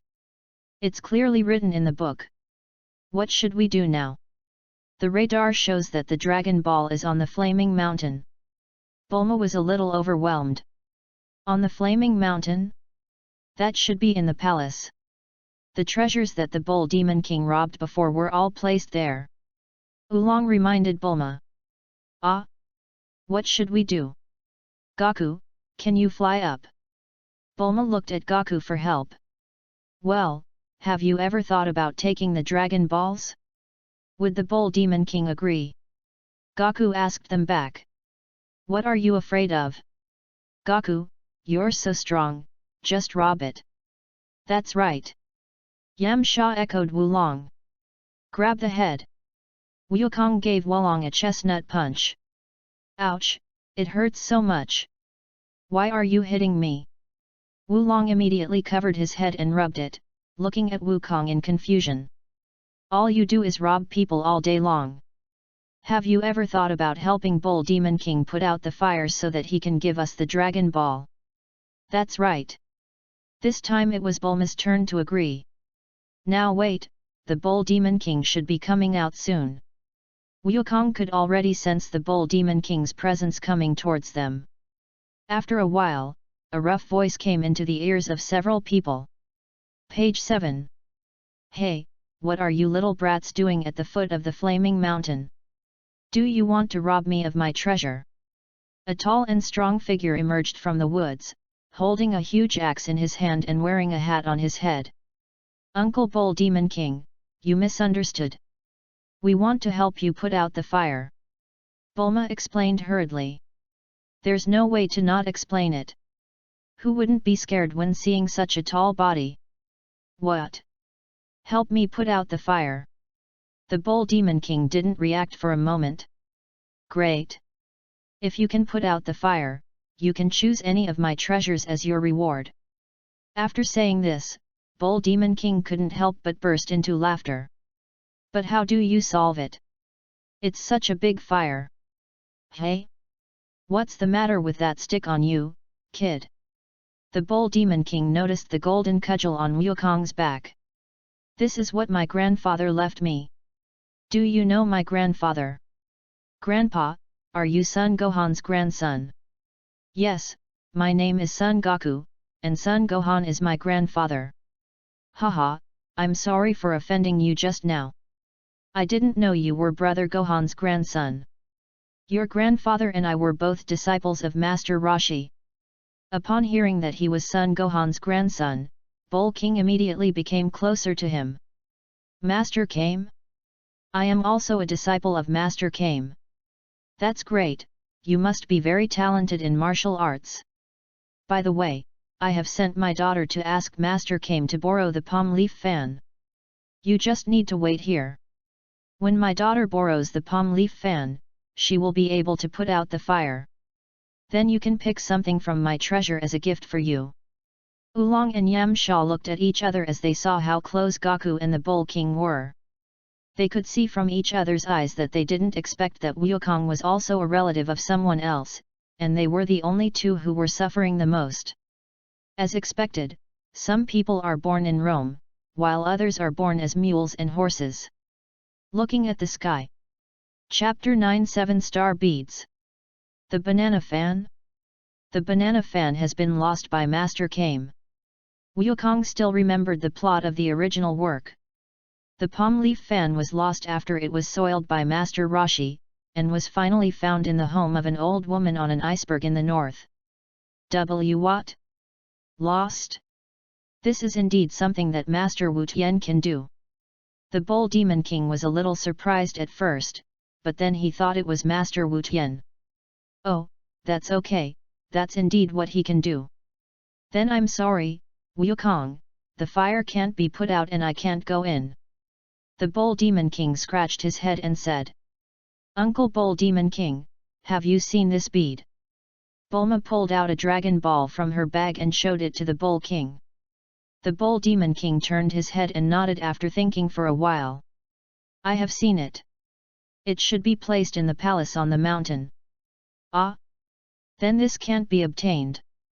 Bulma couldn't help but feel a little frustrated. After working so hard for so many days, there were only 2 beads left, but the result was, "I don't necessarily need a banana fan to put out this fire. I can put it out directly." Just when Bulma was frustrated, Goku's voice came to her ears. "It's true, Goku is always like this. Whenever he loses hope, he is always the first to stand up." Bulma always felt an indescribable emotion when looking at little Goku. "You can destroy, you mean?" Just as the Bull Demon King was guessing, Wukong flew into the sky, with his right palm facing up, and energy was constantly condensing in his palm. "This is..." Bulma saw the blue energy ball expanding in the sky, and her blue hair fluttering in the air. The wind around seemed to become stronger, and the energy ball in the sky was like a black hole, constantly attracting sand and stones on the ground. After condensing almost half of the energy in his body, Wukong gently pushed the top of the flame mountain, and the huge blue energy ball slowly moved above the flame mountain. Boom! A white light flashed and a huge explosion was heard, and the world seemed to be quiet at this moment. Even though they were hundreds of meters away from the flaming mountain, they could still feel a gust of wind blowing. Fug! Goku immediately realized that he had underestimated the power of the energy bomb. All the energy gushed out of his body like a fountain, flying quickly towards Bulma, starting a race with the wind. Wulong immediately transformed into a tall robot to prevent himself from being blown away. Relying on his superior martial arts skills, Yamcha stood still and held Puer in his arms. For the Bull King, this gust of wind was nothing, but for Bulma it was a disaster. "Goku! I am coming!" At the moment when Bulma's feet left the ground and were about to be blown away, Goku hugged Bulma and stabilized her. "Call!" After catching Bulma, Goku breathed a sigh of relief. Luckily he made it in time. "I'm sorry, Bulma, I didn't think of you." "It's okay, Goku, aren't you going to catch me?" Bulma looked at Goku, who seemed a little self-blaming, and smiled. When the strong wind dissipated, Goku fell from the sky holding Bulma, and everyone looked towards the flaming mountain. "Where is the flaming mountain?" "The flames on the mountain have long since died down, leaving only the blazing earth." Everyone swallowed and looked back at Goku, while Oolong and Yamcha looked extremely relieved. "Fortunately, I joined and didn't go against it, otherwise I would really go to see my grandmother." "Okay, now that the fire is out, wait for the ground temperature to drop, then you can go up and pick the treasure," the Bull Demon King said happily. After so many years, he can finally return to his palace. "Bulma, please give me the Dragon Ball radar. The ground on the mountain is too hot and you can't go up." Gaku said to Bulma as he looked at the hot ground on the mountain. Looking at the ground, which was at least 100 degrees higher, Bulma didn't think she could get up there either, so she could only give the Dragon Ball radar to Gaku and ask him to go up and look for it. Wukong borrowed the Dragon Ball radar and flew towards the palace on the flaming mountain. About a few minutes later, Gaku flew down with a Dragon Ball. Gaku. Seeing Gaku flying down, Bulma jumped and waved happily. It's a 7-star bead. Gaku hands the Dragon Ball to Bulma. Thank you, Uncle Bull Demon King. Wukong thanked the Bull Demon King. Just as Wukong and the others were about to leave, they heard the voice of Bull Demon King. Wukong, can I ask you for a favor? Uncle Bull Demon King, tell me, what's the matter? Didn't I ask my daughter Kikai to borrow the palm leaf fan from teacher Wu Tian? Now the fan is gone. Can you take her back? My daughter is naturally timid and I'm a little worried that something might happen to her. The Bull Demon King scratched his head and said. Wukong nodded. He knew that in the original work, the fate of Wukong and Chi-Chi started from this moment, but it was not necessarily the case now. He knew that Kikai was a good mother, a good wife, and a good mother, but that was for ordinary people, but... Ugh! By the way, this is a photo of my daughter. Bull Demon King took out a photo and showed it to Wukong. What a cute little girl! Wulong said after seeing the photo. Right? Gaku, if you can find her, I can let her marry you. Hey! ×2. Just marry me, okay? Uncle Bull Demon King. Yes, yes. For two people to get married, they need to love each other. Even if Wukong likes him, your daughter doesn't like Wukong. How can that work? Bulma persuaded the Bull King. Yeah, what you said makes sense. Okay then. The Bull Demon King felt a little regretful. Then I'll be leaving first. Bulma, you guys wait here. I should be back soon. It is good. After saying that, Gaku flew along the path towards Master Kame's house. In fact, he had already sensed Chi-Chi, and with his combat power of just over 300, his perception of Chi could be said to be very wide.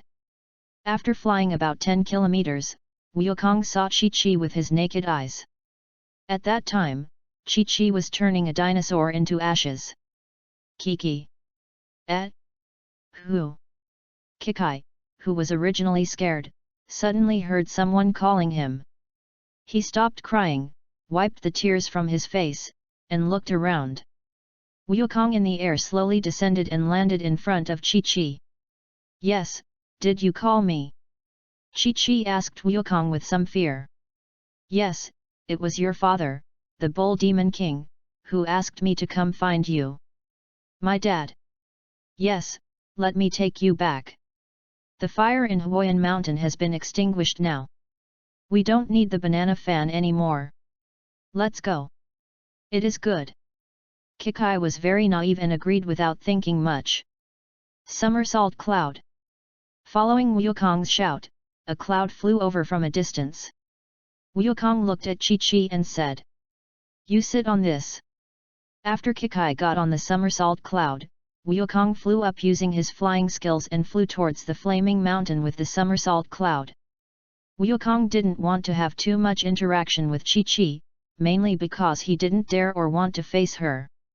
Hey, everyone! Gaku saw Bulma, Bull King, and the others from a distance, waved and shouted loudly. Hey, Gaku! The Bull Demon King had the sharpest eyes and was the first to discover Wukong and his daughter. When Wukong and the others fell to the ground, Chi-Chi immediately ran towards the Bull Demon King on the somersault cloud. Oh, Dad, I'm so scared. Can you please not let me go out alone next time? Seeing Kikai's appearance, Niu Maoang became very panicked and hurriedly comforted Kikai. Okay, don't cry, Kikai. Daddy won't let you go next time. Page 8. Looking at the father and daughter, Wukong and his gang couldn't help but smile warmly. Well, Uncle Bull Demon King, it's really goodbye this time. Wukong waved goodbye to the father and daughter. Ah, Wukong, are you leaving so soon? I wanted to entertain you and thank you for putting out the fire at Huoyan Mountain. Yes, we still have to look for the remaining Dragon Balls. If you want to entertain me, we'll have to wait until next time. Bye. Goodbye. ×4. Come again next time. Chapter 10 Come out, Dragon. Great, there's only one Dragon Ball left. Bulma said happily as she sat on the couch with her feet up on the table in front of her. By the way, now that all the Dragon Balls have been collected, who among you wants to have a wish fulfilled? Wulong, who was driving, turned his head and asked. It's Bulma. She dragged me along too. By the way, Bulma, what wish do you want to fulfill? Last time I asked you, you didn't answer. Guess. Bulma winked at Goku playfully. Can I ask a question first after Bulma summons the dragon? Goku thought about it and asked it out. Sure, what's the problem? Ask my grandfather if he wants to be resurrected. Ah? I can give you this wishing opportunity. Not necessarily. From what I know about Grandpa, he may not want to be resurrected. Ask Shenlong when the time comes. If your grandfather agrees to be resurrected, then resurrect your grandfather. Ah! Goku and his crew were getting closer and closer to the last Dragon Ball, and on the way they also took out the Rabbit Army. The Dragon Ball radar shows that the Dragon Ball is nearby. Bulma said, looking at the Dragon Ball radar in her hand. Stop for a moment. I'll go down. Wukong stood up, waking up from his meditative state. Hey? What do you want to do? Bulma couldn't help but feel confused. I can sense the energy of these two people. The Dragon Ball should be in their hands. King Pilaf, their car has stopped. Xiao Wu and Pilaf were lying on the back hillside. Sure enough, they also have a Dragon Ball radar, and they were attracted by the Dragon Ball on me. Let Ash be careful. Pilaf took out the radar and found out that all 6 Dragon Balls were gathered together. He knew that some people were looking for Dragon Balls like them and set traps, and took out a Dragon Ball from his body as bait. No, King Pilaf, a man got off the car, and he flew up. When Xiao Wu saw Wukong flying up, her eyes widened like bells. What? It's flying. Pilaf was confused for a moment. He's flying towards us. Before Xiao Wu could finish her words, a gust of wind blew, and the strong wind caused the two of them to close their eyes involuntarily. When they opened their eyes again, Wukong flew in front of them. Hand over the Dragon Ball. I know what you are planning. Wukong looked at Xiao Wu and the other person with a smile. Who are you? Long Zhu? We've never heard of you. After saying that, Pilaf gave Xiao Wu a look. When Xiao Wu saw Pilaf's eyes, she immediately understood, raised the rifle in her hand, pointed it at Wukong, and pulled the trigger. Da-da-da! One by one, the golden and shiny bullet casings jumped out of the hot gun barrel and fell to the ground, making a tinkling sound.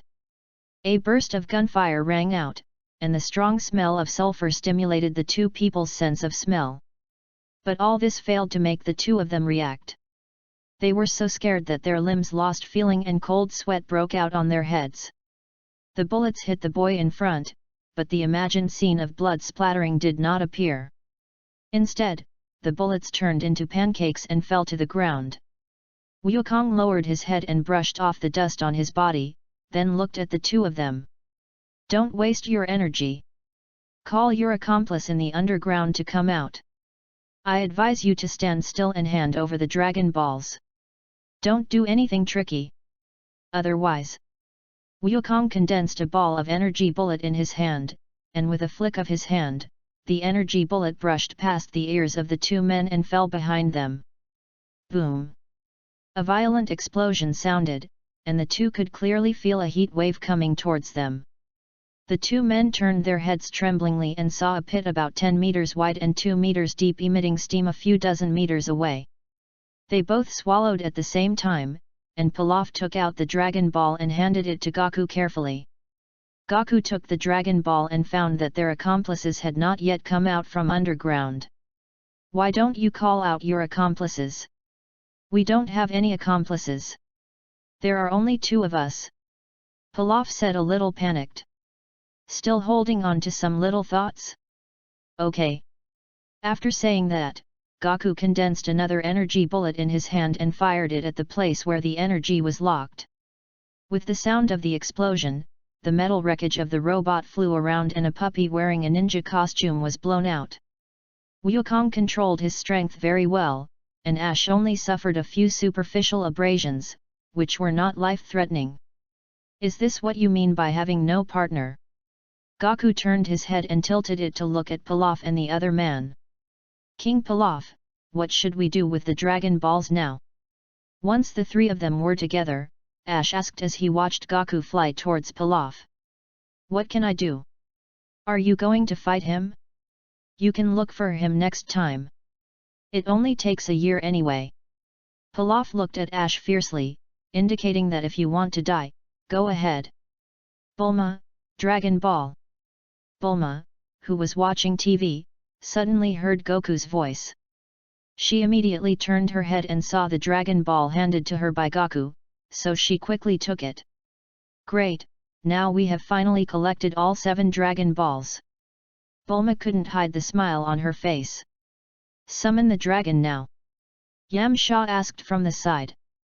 Bulma looked at Gaku, who nodded. "Then let's go out and summon the dragon in the open space outside." Everyone came out of the RV carrying the 7 Dragon Balls in their bags. "Come out, Shenlong. Make my wish come true." Bulma placed the Dragon Balls and chanted a spell. In an instant, the sky darkened and the originally clear sky turned into a dark night. The 7 Dragon Balls turned into a golden light that kept growing and finally formed a slender dragon. "Good, good, so big." Wulong couldn't help but say. "Tell me your wish, I can help you realize any wish, but only one." Bulma looked at Gaku, signaling him to ask quickly. Gaku also saw Bulma's eyes, and finally said, "Shenlong, can you ask my grandfather if he is willing to be resurrected?" Shenlong was silent for a few seconds and then said, "He is not willing to be resurrected and let you live a good life. Don't worry about him. He is living a good life. Tell me your wish. Come on."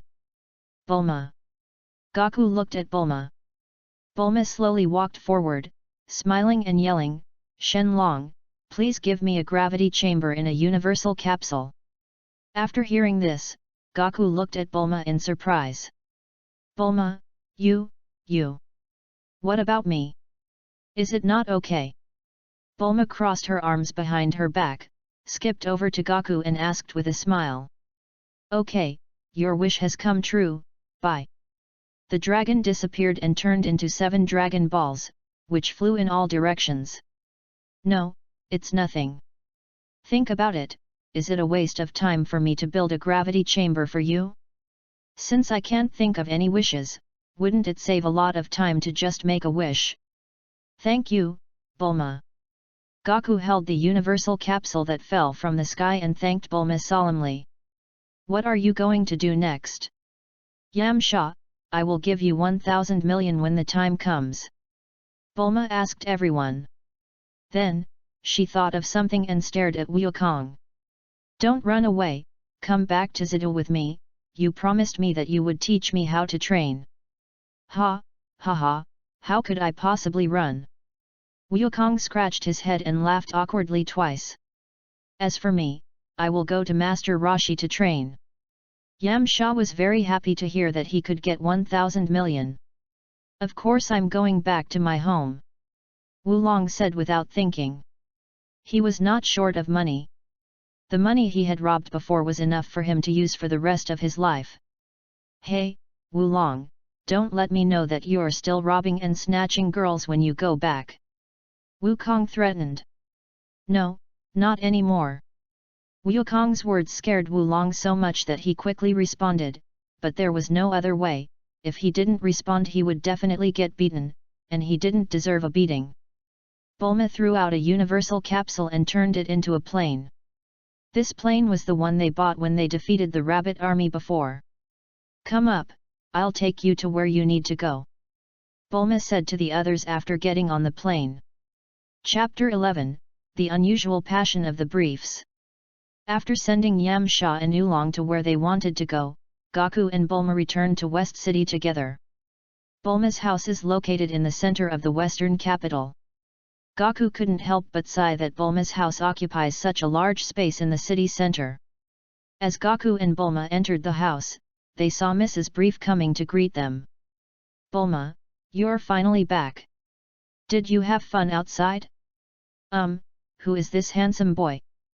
Mrs. Brief originally wanted to chat with Bulma about family matters, but after seeing Goku, she asked Bulma. "This is a friend I met during my travels. His name is Sun Wukong. He came back with me to teach me martial arts." "Friend? Teach you martial arts?" "Yes, he promised me." "Hello Mama Bulma, my name is Sun Goku." "Hello, Goku, you can just call me Mrs. Brief." Mrs. Brief had more to say, but when she saw Wukong and the other man still standing at the door, she welcomed them in. When they arrived in the living room, they saw Dr. Brief. Page 9. "Dad." Hearing Bulma calling him, Dr. Brief turned his head to look at Bulma and the others, and saw Goku at a glance, and looked at Bulma and her daughter with some confusion. "Hello, Bulma's father, I'm Bulma's friend, my name is Son Goku." Goku introduced. "Hello, Goku, you can just call me Dr. Brief. Come and sit down. Would you like some tea?" Dr. Brief poured the tea from the teapot into the teacup and invited Wukong to sit down and drink tea. After sitting down, Wukong picked up the teacup and took a sip of tea. In an instant, the fragrance of tea filled Wukong's entire mouth. What a great tea! Unlike normal young people, Wukong had a hobby of drinking tea before he traveled through time. "Hey! I didn't expect that you, at such a young age, actually know so much about tea. There are not many young people who know about tea. This is made from the best tea leaves on earth."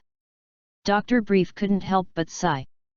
After hearing this, Wukong couldn't help but scratch his head shyly. "Okay, Dad, I'll take Goku to choose a room first." Seeing that her father seemed to want to chat with Goku, Bulma couldn't help but say impatiently. "Choose a room. ×2. Yes, Wukong is staying at our house, and he wants to teach me martial arts. Goku, let's go." "Oh, well, Dr. Brief, Mrs. Brief, I'll take my leave now." After Goku said hello, he and Bulma left, leaving the couple with messy hair. The couple looked at each other and nodded. "Wukong, you will live in this room from now on." Wukong looked at the room, which was at least 50 square meters and had its own balcony, and nodded. "It is good. Then when are you going to teach me how to practice?" Bulma was obviously impatient. "Let's wait until tomorrow. I still need to try the gravity chamber today. Just put the gravity room in that empty space." After saying that, Bulma pointed to a large open space. Goku looked in the direction Bulma pointed, which was next to a huge swimming pool, separated by a huge green belt. "It is good. Go and do your work. I'll call you when it's time to eat." Bulma knew that Goku couldn't wait to try the gravity room. After Wukong nodded, he flew towards the huge open space. When Bulma walked to the first floor, she saw her parents seemed to be waiting for her. "Bulma, come here for a moment." "Oh, okay. Go away, I'll have a good talk with my daughter." Mrs. Brief shoos Dr. Brief away as Bulma steps in front of the two. "Bulma, what's going on with that boy named Goku? You actually like the younger one?" Bulma instantly got furious when she heard Mrs. Brief say this. "What do you mean what's going on? He's my friend. And he's only 12 years old. How could I?" "Friend? Bring a friend home and let him live at home?" "Yes, he is 12 years old now, but that doesn't mean he won't grow up. Don't think I can't see it. He will definitely be very handsome when he grows up. If you don't do it, your mother will. Mrs. Brief saw that Bulma was still being stubborn and couldn't help teasing her. Humph. I'm not going to pay attention to you. Think whatever you want. Anyway, whatever I say is right. After saying that, Bulma left angrily. I went to my room and covered myself with the quilt. Yes, I didn't know why, but I took Wukong back home. Gaku put the gravity room in place and walked inside. Back then, Gaku, with the combat power of over 400, was able to withstand 10 times the weight. So it would be no problem for me. With the combat power of over 300, to withstand 5 times the gravity. After Gaku activated the 5 times gravity, the sudden pressure made Gaku stagger and almost fall to the ground. Hey, so it turns out that a gravity room is a must for traveling to Dragon Ball. Only by experiencing it will you know how much the pressure of gravity on every cell helps improve combat effectiveness. Gaku said as he trained. Evening. Gaku, come out to eat. It is good. At dinner, the briefs were particularly enthusiastic towards Wukong. Because they think that Wukong will definitely be their son-in-law in the future, how can they not be enthusiastic? As for Wukong's family background, does it matter? No matter how good his family background is there anyone richer and more powerful than them? However, they were a little surprised by Wukong's appetite. But they didn't think much about it. Instead, they thought that eating more was good, and eating more would give them more physical strength. They didn't have to worry about their daughter's future happiness. Wukong was really flattered by the enthusiasm of the briefs. After dinner, Gaku and Bulma chatted. Bulma, why are your parents so enthusiastic about me? It makes me feel a little embarrassed. How would I know this? Just enjoy my enthusiasm for you. Bulma rolled her eyes at Gaku. Based on the enthusiasm of her parents and their previous conversation, she had guessed a little, but she certainly wouldn't tell Gaku. Wukong, school will start in 20 days. Can you master your flying skill before school starts? I don't know. It all depends on your talent. If you have good talent, you can do it. If you don't have good talent, then you can't do it. How many days did it take you to learn it? After hearing what Bulma said, Gaku wanted to laugh. Isn't this just making herself look cool? I learned it by myself. How many days? I felt the chi almost instantly, and figured it out in less than half a day. You. Bulma raised her pink fist and hit Gaku hard, but Gaku didn't react at all. Instead, she felt a little pain and couldn't help but get angry. Humph. I'm not going to chat with you anymore. I'm going to bed. Bulma turned and left, and after Bulma left, Gaku also returned to his room. The next morning, Bulma found Gaku early. Wukong, you promised to teach me how to practice today. Okay, I got it. Wukong smiled bitterly. Arriving at the yoga room, Gaku took Bulma and sat cross-legged. If you want to learn the air dance technique, the first step is to feel the chi in your body. The energy in the body. Bulma was a little confused. Yes, all things have chi in their bodies, but most people cannot feel or control the chi in their bodies. The more powerful a person is, the easier it is for him to feel his own chi. How should it feel? This time it depends on everyone's talent. Calm down and keep a calm mind. You may not understand what I'm saying. Just give me your hand. Listening to Goku's words, Bulma obediently handed her right hand to Gaku. I will now transfer a tiny stream of energy into your body and circulate it. Try to feel this energy. In this way, time passed by minute. Almost half a day had passed. When it was time for dinner, Bulma finally felt the energy in her body. This almost exhausted Gaku to death. Controlling such a tiny amount of energy flowing in Bulma's body every moment. and ensuring that this energy does not harm Bulma's body. How tiring it is, anyone who has tried it will know. Bulma felt a little embarrassed when she saw Goku's pale face and almost collapsed appearance. "I'm sorry, Goku." "No, it's okay. Let's eat. I should be better after eating." Finally, Goku reached the dining table with the help of Bulma. When the briefs saw Goku's appearance, they couldn't help but look at Bulma in surprise. "Goku is still so young, this is impossible." "Bulma, what's going on, Goku?" "It's not what you think anyway." Bulma knew that her parents were up to no good, so she said unhappily. In the afternoon, after Goku took a break, he was ruthlessly dragged away by Bulma again.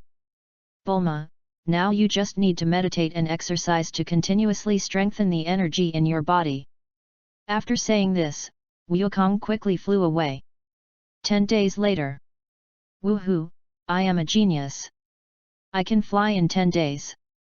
Bulma, who was flying in the sky, couldn't help but say this narcissistically, and Goku, who was standing beside her, couldn't help but twitch his mouth after hearing it. If I hadn't used Chi to guide Bulma on the first day, Bulma might not have been able to feel Chi before school started. Chapter 12, The ST World Martial Arts Tournament, Part. More than half a year later, the time came to the 750th year of the Age of Ages. It's time to sign up for the martial arts tournament.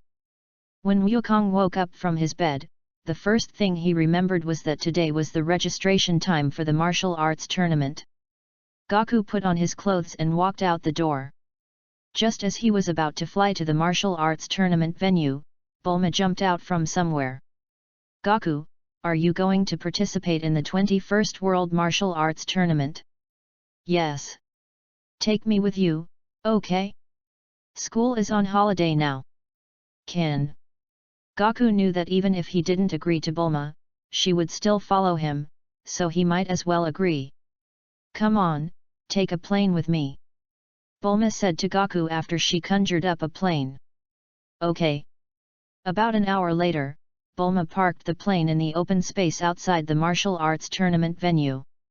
After Goku got off the plane, he took Bulma straight to the registration office. The #1 martial arts tournament in the world is quite famous. All martial artists of some fame in the world will come to participate. Therefore, a long queue has already formed at the registration office. Grandpa came Sensei, Yamcha. As soon as he arrived at the registration office, Goku found that Master Roshi was taking Yamcha and Krillin to register. "Goku, you're finally here. This is Krillin, your junior fellow apprentice." When Master Roshi heard Goku's voice, he greeted him and introduced Krillin beside him to Goku. "Hello, Krillin." Goku looked at the little bald head in front of Master Roshi, nodded and said, "Hello, Brother Wukong." Krillin looked at Goku. He wanted to know how much stronger this senior brother who had joined the sect half a year earlier than him was than him. Page 10. During the previous training, Master Roshi often used Goku to belittle both him and Yamcha. "Goku, you've come to participate in the martial arts tournament. It seems like the championship is no longer a foregone conclusion." Yamcha knew how strong Goku was. He had asked Master Roshi privately before, and Master Roshi himself said that he might not be able to defeat Goku now. "Who is this girl?" Master Roshi asked Goku. When Goku and Bulma sent Yamcha to Master Roshi's island, Bulma did not come down, so Master Roshi did not know Bulma. "This is my friend, Bulma, who came with me." After saying that, Bulma glared at Master Roshi. The old man didn't look like a serious person.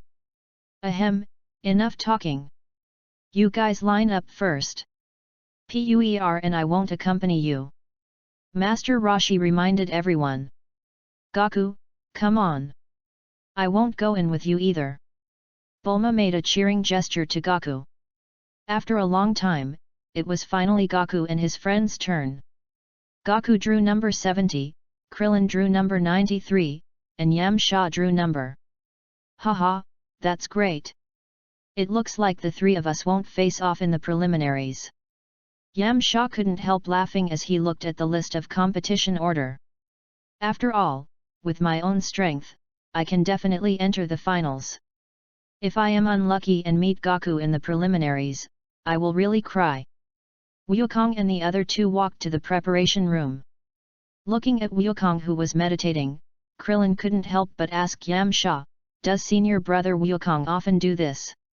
"Yeah, Goku was like this when we were looking for the Dragon Balls before." The third group's preliminaries will begin now. Number 69 and number 70, please. Upon hearing his number, Goku opened his eyes and walked towards the ring. "Haha, I didn't expect number 70 is a child. Oh, number 69 is really cheap." The people in the audience couldn't help but envy number 69 when they saw Wukong. Number 69 is a strong man. When number 69 came to the ring and found that his opponent was a child, he couldn't help laughing. "Haha, little fart." Before number 69 could finish his taunting, Wukong instantly appeared in front of number 69 and slapped him in the face. Snapped. With a crisp slap, number 69 flew backwards to the stage. For a moment, there was silence in the audience. Yamcha, who was in the audience, saw the slap and felt a slight pain on the right side of his cheek. There is always a price to pay for mocking oneself. Wukong retracted his slap. This is the difference between him and the original Wukong. 70 wins. It took the host a few seconds to react and announced Wukong's victory. In the end, Wukong and his two companions entered the finals without any suspense. "Should we tell Master Roshi this good news?" Krillin asked Goku. "No need, Master Roshi must know that the three of us can make it to the finals." After hearing this, Yamcha nodded in agreement. At this time, they heard the loudspeaker asking those participating in the finals to gather at the Budo Temple. "Let's go." When he arrived at the Budo Temple, Wukong discovered Master Roshi disguised as Chenglong. At this moment in the audience, Bulma suddenly discovered that Master Roshi was missing. Which old pervert is that?" "Wukong, that person stinks." Yamcha covered his nose and pointed at a person and said to Goku. Wukong also covered his nose and nodded. "This kind of person is really disgusting." On the other hand, Krillin felt nothing because he had no nose. The order of the draw was quickly decided. Krillin vs Buck, Yamcha vs Goku, Chenglong vs Kenan, Namua vs Lan Fang. Wukong looked at the lottery list and frowned. It seemed that he still had the butterfly effect. Buck is the guy who stinks. Most people might be disgusted by him, but unfortunately he met Klin who has no nose. There was no doubt that Klin won the game. Time for the second game. "Goku, it looks like I'll stop here," Yamcha said to Goku as he took a starting stance. Although Yamcha has made great progress in the past 6 months, he is still far behind Goku. Game start. Following the host's order, Goku stood still, waiting for Yamcha to make the first move. Yamcha looked at Goku who was standing there, with cold sweat on his head and his limbs trembling slightly. The slap he received more than half a year ago has never faded from Yamcha's mind. For a moment, the Goku who was standing in the same place seemed to overlap with the Goku who was slapping himself at that time. I give up." In the end, Yamcha was unable to overcome the fear in his heart and admitted defeat with a gasp. "Sun Wukong wins," the host announced the result. Looking at Yamcha walking off the stage, Goku felt that the slap he had given him before had hurt Yamcha quite a bit.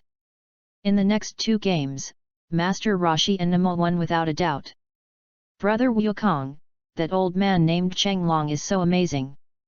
After the quarter-finals, the three of them got together again, and Krillin couldn't help but sigh when he thought of Master Roshi's previous performance.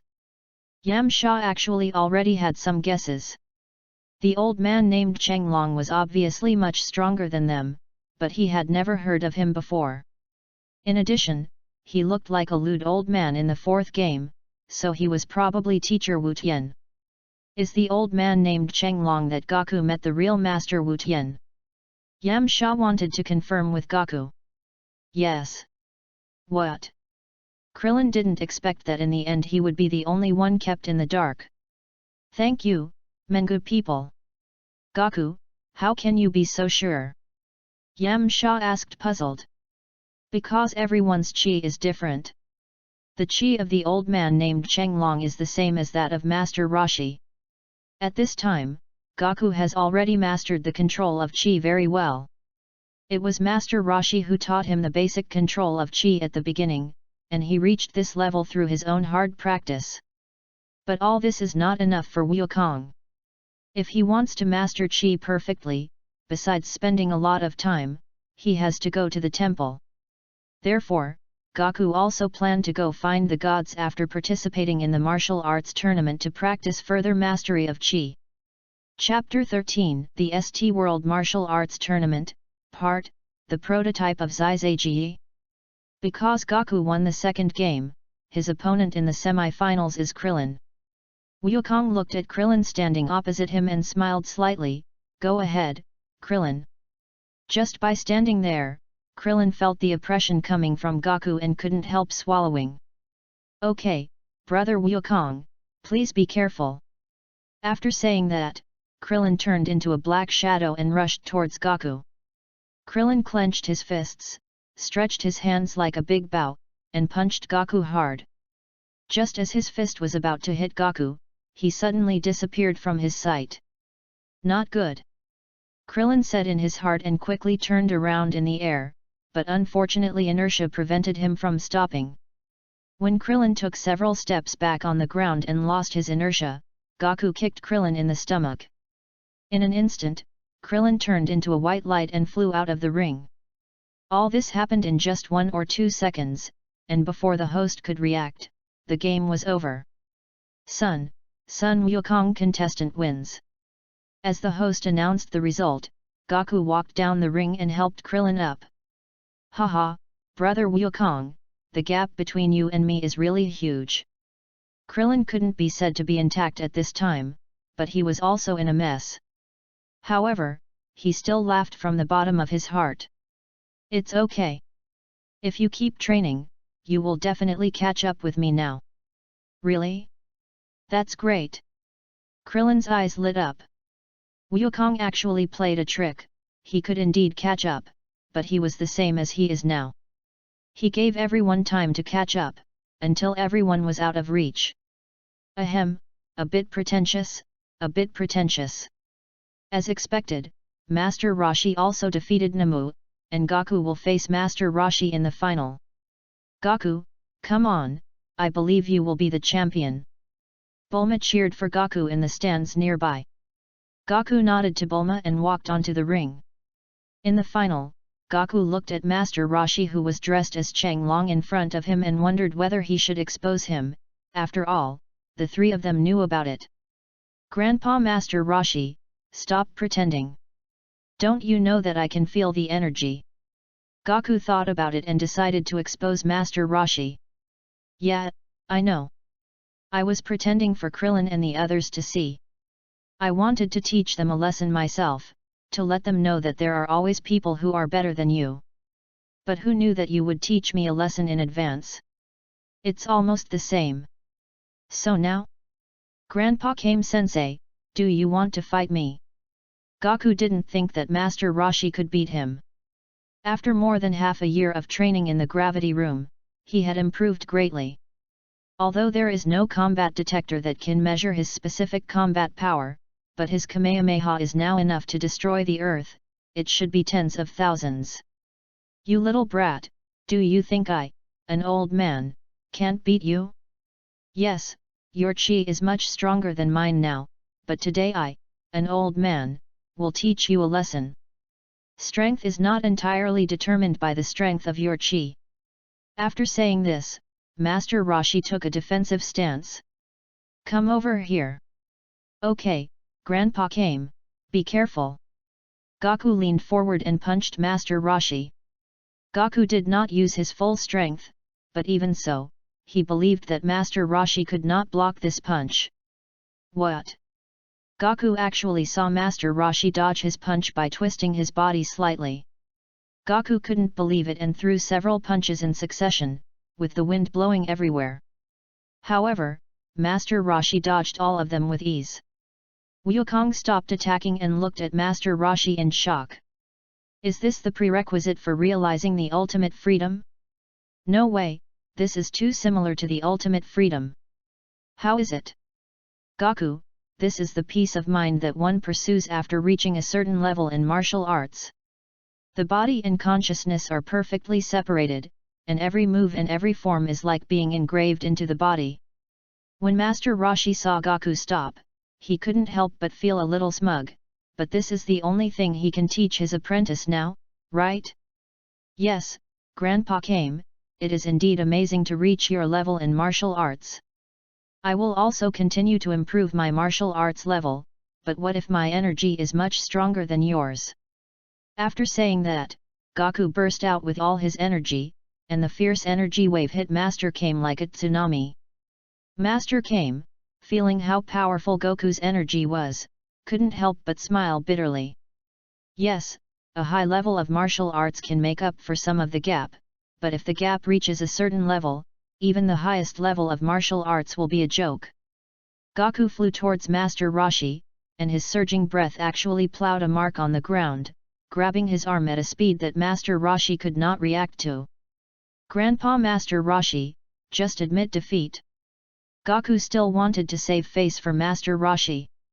Host, I give up. I declare that the champion of the 21st World Martial Arts Tournament is contestant Son Gaku. After the host made the announcement, he took Sun Wukong to collect the 50 yuan that belonged to the first place. To be honest, Sun Wukong is not that excited about getting 50 now. Not to mention the 100 million that Bulma gave him, just the past 6 months, living in Bulma's house was enough to shock him by how wealthy the family was. When Gaku followed Master Roshi and the other two out of the martial arts arena, he heard Bulma's voice not far away. Page 11. Great, Gaku, I knew you would win the championship. Bulma ran over excitedly. The corners of Roshi Master and the other two's mouths twitched, but it was true that they were not on the same level as Gaku. Keep a low profile, Bulma. Looking at the looks from people all around him, Gaku couldn't help but feel a little ashamed to be in the company of Bulma. Bulma was a little too excited. After she came to her senses, she blushed slightly when looking at the people around her. Ahem, let's not talk about this anymore. To celebrate Wukong winning the championship, I'm going to treat you all to a meal. Eat as much as you can. Bulma felt that since Gaku won the championship, she should also express her gratitude, for example, by treating Master Gaku and his fellow disciples to a meal. Okay. Krillin responded excitedly. Then I know a very delicious restaurant. I'll take you there, said Master Roshi. Let's go then. Several people walked towards a restaurant not far from the competition venue. During this meal, Krillin got to see how big Goku's appetite was. After eating and drinking, they divided into two groups. Grandpa Kame Sensei, Yamcha, Krillin, goodbye. Gaku on Bulma's plane waved to Master Roshi and the other two. Goodbye, Gaku. ×3. After saying that, the plane flew away, and the three people on the ground were blown in the face by the air wave. Master, why do you want to pretend to be someone else to participate in this competition? After Gaku and Bulma left, Krillin asked Master Roshi with some confusion. You know nothing. I'm just teaching you. Ah? Didn't you lose to Brother Wukong? What did you teach him? Krillin pointed out mercilessly. So I said you know nothing. Of course you can't tell what I taught him. Master Roshi gave Krillin a slap on the face. Ouch! When you return, you will double your training volume within a month. Ah?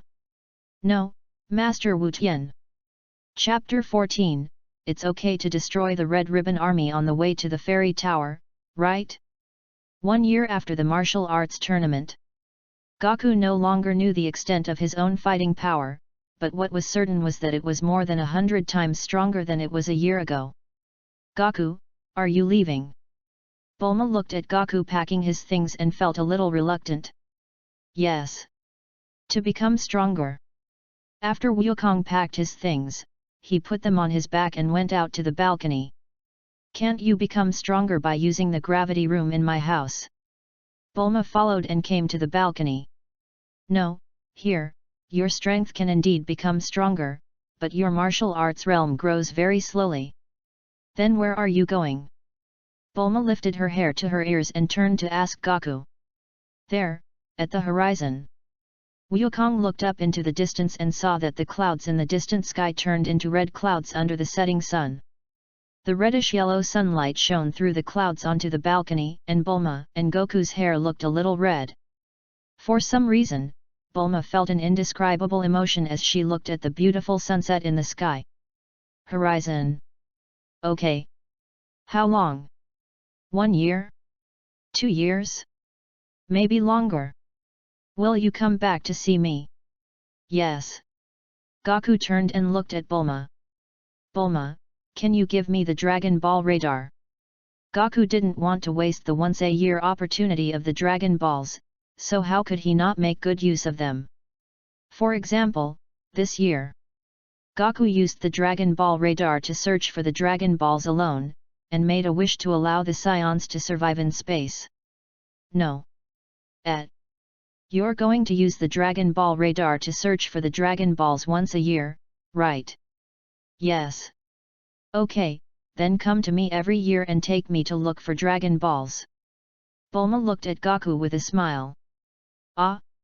I can find the Dragon Balls very quickly, you can just give them to me directly, no need to trouble you. Gaku was very straightforward and didn't understand.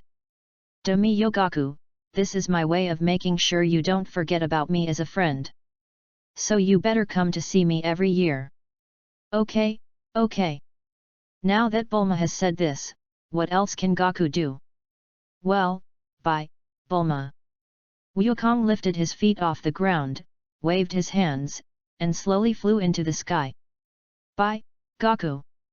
Bulma leaned on the balcony, watching Gaku flying farther and farther away, and suddenly shouted. Wukong, don't forget our agreement, once a year. If you forget, I won't let you go. It is good. There was no trace of Wukong in sight, but the voice was still echoing in the sky. After leaving Zidu, Wukong's speed suddenly increased. The first step he took was to destroy the Red Ribbon Army. To destroy the Red Ribbon Army, it was Gaku who came to him. After all, the Red Ribbon Army was not a good thing. It is better to eliminate things like the Red Ribbon Army as soon as possible. If you delay for too long, who knows what kind of trouble they will cause you. I have also made a contribution to the peace of the earth. The process of elimination is very easy, it just takes some time. Gaku first went to the main base of the Red Ribbon Army, got the maps of all the branch bases, and then dropped energy bombs one by one from high in the sky. What is dimensionality reduction attack? This is it. The Red Ribbon Army's main base and all its branch bases turned into fireworks and disappeared from this world. As expected, an accident happened. Gaku found that there was no base of Dr. Gero on the map, so Cell and the androids were inevitable. Although according to his current progress, it won't be a problem when Cell comes out, but he still feels uncomfortable when he thinks that he has his own cells in his body. After destroying the Red Ribbon Army, Wukong flew all the way to the fairy tower and arrived under the tower. At first glance, it looks like a white pillar reaching to the sky with no end in sight. Wukong flew up into the sky along the white pillar. Hello, Immortal! After landing on the Immortal Tower, Wukong greeted Immortal Kallen who was grilling fish. Are you here to get holy water? Immortal Kallen asked Sun Wukong after eating the roasted fish in one bite. No, I'm here to practice. Hearing Wukong's answer, Karin nodded. Very good. Holy water is just a gimmick. But you are so strong now. Do you still need to practice? Of course, I have great strength, but my martial arts level is still very low. I am here to improve my martial arts level. Oh, by the way, these are my thank you gifts to you." After saying that, Wukong took out several large baskets of fish from the universal capsule. When he saw these fish, Immortal Kallen's eyes lit up instantly. Okay, you can call me Sage Karin from now on. Then, you will suppress the energy in your body to the same level as mine and attack me," Sage Karin said to Wukong after quickly putting the fish away. "It is good." After Goku suppressed him to the same level as Karin Sage, he punched him, but was easily dodged. Wukong quickly turned around and swept his leg, but Sage Karin held Wukong's legs with his hands and flipped him over. "Okay, that's enough, I already know." Sage Karin signaled Wukong to stop. "Your martial arts level is not low, but some of your movements are still redundant. For example, in the sweep just now, you don't need to turn around so much," Karin Sage said when Goku stopped. "It all depends on you to slowly change your bad habits. As for the rest, I can't teach you too much, but there is one person who can teach you, and that is God." "God?" Wukong pretended to be surprised. "Yes. He lives in the temple above the fairy tower. The Ruyi stick on your body connects the fairy tower and the temple.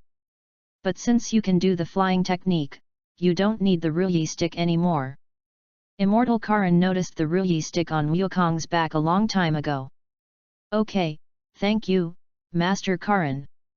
I heard you have some magical beans. Can I trade them with you?" Wukong was still very envious of the senzu beans. In the later part of the original work, Wukong wished he could make one bean into 4 petals.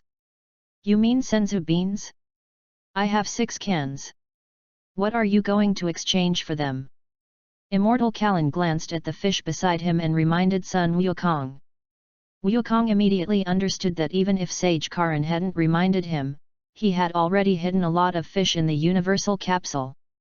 What does it mean to be able to predict the future? Lean back. He pressed the universal capsule and threw it to the ground, and suddenly a large number of them appeared on the ground, at least thousands of them. "Take it all, you can take it all, the senzu beans are just there."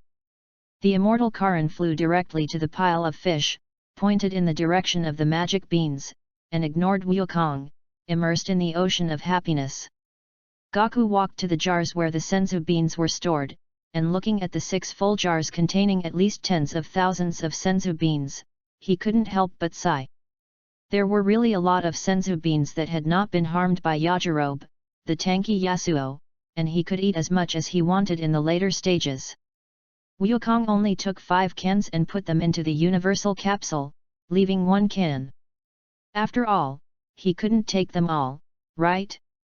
If the immortal Kallen said to take everything, did he have to take everything? This is called human relations and the ways of the world, and Wukong has a firm grasp of this aspect. "Well, goodbye, immortal Karin.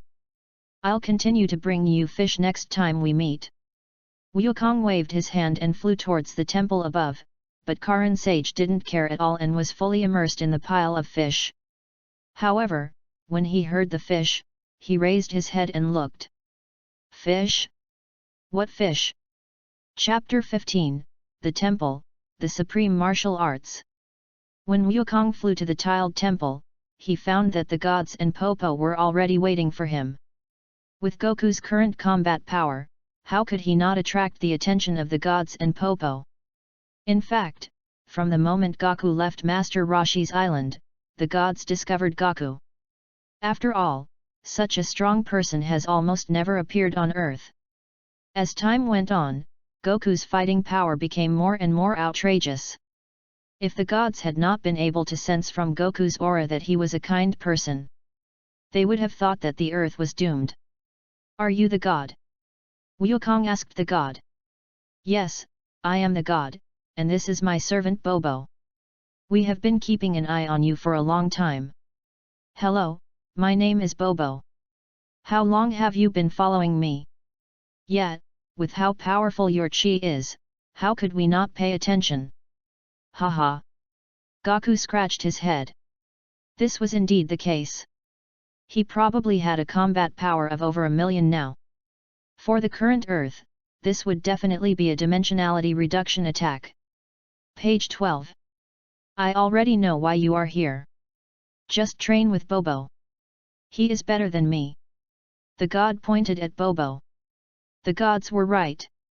Bobo was better at teaching than he was. In fact, Bobo was stronger than he was.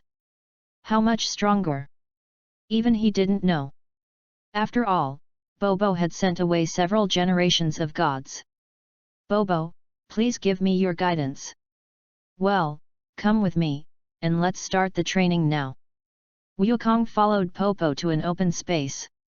Do you know what the secret of martial arts is? Popo asked Wukong. Be calm and at peace, and let your energy follow your heart. No, this is only at your level. The highest level of martial arts is to be as calm as the sky when defending, and faster than lightning when attacking. At the same time, you must not lose your calmness even when you are swift. Is it? Wukong thought thoughtfully that this was really similar to the secret of Ultra Instinct. From this, we can see how prosperous the martial arts on Earth are, and that they have even touched the divine control skills of the angels. But this is just a touch. Whether you can master it is another matter. Even if you have mastered it, you cannot use it without the breath of God. Whether it is Master Rashi or Popo, they may look very similar, but neither of them can provide such a great bonus to strength as Ultra Instinct. You can lower your energy to half your level and attack me. Bobo said while showing some energy. It is good. Wukong stretched his muscles, lowered his energy to half the level of the energy revealed by Popo, and then punched Popo. However, Popo dodged the punch easily and punched Gaku in the stomach with his backhand, and Gaku had no time to dodge. Even though Wukong's energy was half as high as Popo's, he still felt severe pain and took a few steps back, rubbing his stomach. Come again. After more than 10 moves, Wukong gradually became impatient. After all, no one likes to be beaten, and even a rabbit will bite when it is angry. Don't pull the chi upwards, otherwise it won't have any effect on your cultivation. Popo stopped Wukong from raising his energy upwards. Wukong gritted his teeth and continued to attack Popo. He endured it, all for the sake of becoming stronger. After half a day. How to describe Wukong now? Chen Rui looked in the mirror. Uncle, I am going to die. Wukong collapsed to the ground, looking at the sky and gasping for breath. Bobo, you are so cruel. Don't ask why. Gaku, who has a combat power of over 1,000,000, was injured by Popo. The physical body of a Dragon Ball has its limits, and the degree of defense depends almost entirely on the strength of the chi. Gaku only used half the energy of Popo, so naturally he would be hurt. There's no other way. The harder you hit, the faster you improve. Alas! In fact, this is also because you don't control your chi well enough. Normally, your chi is half as high as mine, and if you are at the same level of martial arts as me, then you will be able to defeat me easily. If you can make your chi cover your whole body when attacking without any gaps, my attack would not have hurt you like this. It sounds easy as you say, but it's hard to do. Wukong said helplessly. Yes, among the mortals nowadays, only your master Wu Tian has achieved this, and your master has lived for hundreds of years. Okay, let's go eat. Today's battle training is over. After hearing what Bobo said, Wukong suddenly felt very hungry. The world is big, but rice is the biggest. This time, the gods and Popo were also shocked by Wukong's appetite. Half a year later, the two figures in the sky kept colliding. Each collision involved dozens of attacks and defenses, and the sounds of the strikes resounded throughout the sky. Day, day, day, day, da. Popo punched Gaku, who grabbed his left hand with his right and counterattacked casually. Bang! Wukong's attack was also blocked by Popo, and the two continued to wrestle in the air, from the sky to the ground, and from the ground to the temple. Wukong swung his hand and sent Bobo flying. He stretched his hands like a bow, clenched his right fist and leaned forward to hit Bobo. "Stop it, your fighting skills are already on par with mine." Hearing Popo's words, the attacking Gaku staggered. "Hey, Bobo, could you please say it earlier next time?" Wukong said unhappily. He had just gathered all his strength and was challenging her right here. "You can now start practicing your control over Qi. In fact, in the past 6 months, you have already reached a very high level of mastery, but it can be higher. You have to make 100% use of every bit of power." Popo said to Wukong. "Okay, by the way, Bobo, has it been more than half a year since I came here?" "Yes." Although Popo didn't know why Gaku suddenly asked about the time, he still nodded. "Then can I take a few days off? I promised a friend of mine something." Gaku dared not forget what he promised Bulma. Even though Bulma had been very gentle to him before, if he dared to anger her, he would definitely suffer the consequences. "No problem." Bobo was still very understanding. "Thank you, Bobo. Please say hello to the gods for me. I'll be leaving first." Sato. Bulma was lying on the balcony, looking at the sky in the distance, feeling very bored. Ever since Wukong left, she would come to this balcony almost every day to look into the distance, not for any other reason, but because Wukong left from here. Damn Gaku, it's been more than half a year and there's no news at all. Could he have forgotten about that? Bulma gritted her teeth when she thought of this. Bulma. Hearing this familiar voice, the originally depressed Bulma couldn't help but cry for joy. Looking up, the familiar figure gradually became clear in her sight. Gaku. "Well, I'm back. Let's go and find the Dragon Balls." Damn, after hearing these words, Bulma, who was originally somewhat touched, suddenly became angry. As soon as he came back, he only thought about looking for Dragon Balls. So he came back just to look for Dragon Balls. What a straight man. However, Bulma did not show it, because she had known for a long time that Gaku was a straight man, and she had gotten used to it after being with him for half a year. "I am already relieved that he can come back. It is good." After saying that, Bulma rushed into her room, and after about 5 minutes of struggling, Bulma came out. "Let's go, everything is ready." Chapter 16, Grand Master of Martial Arts.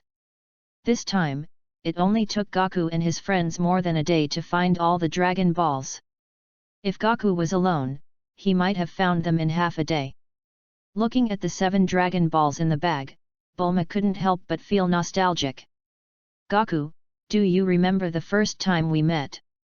Bulma's voice sounded particularly gentle at this time.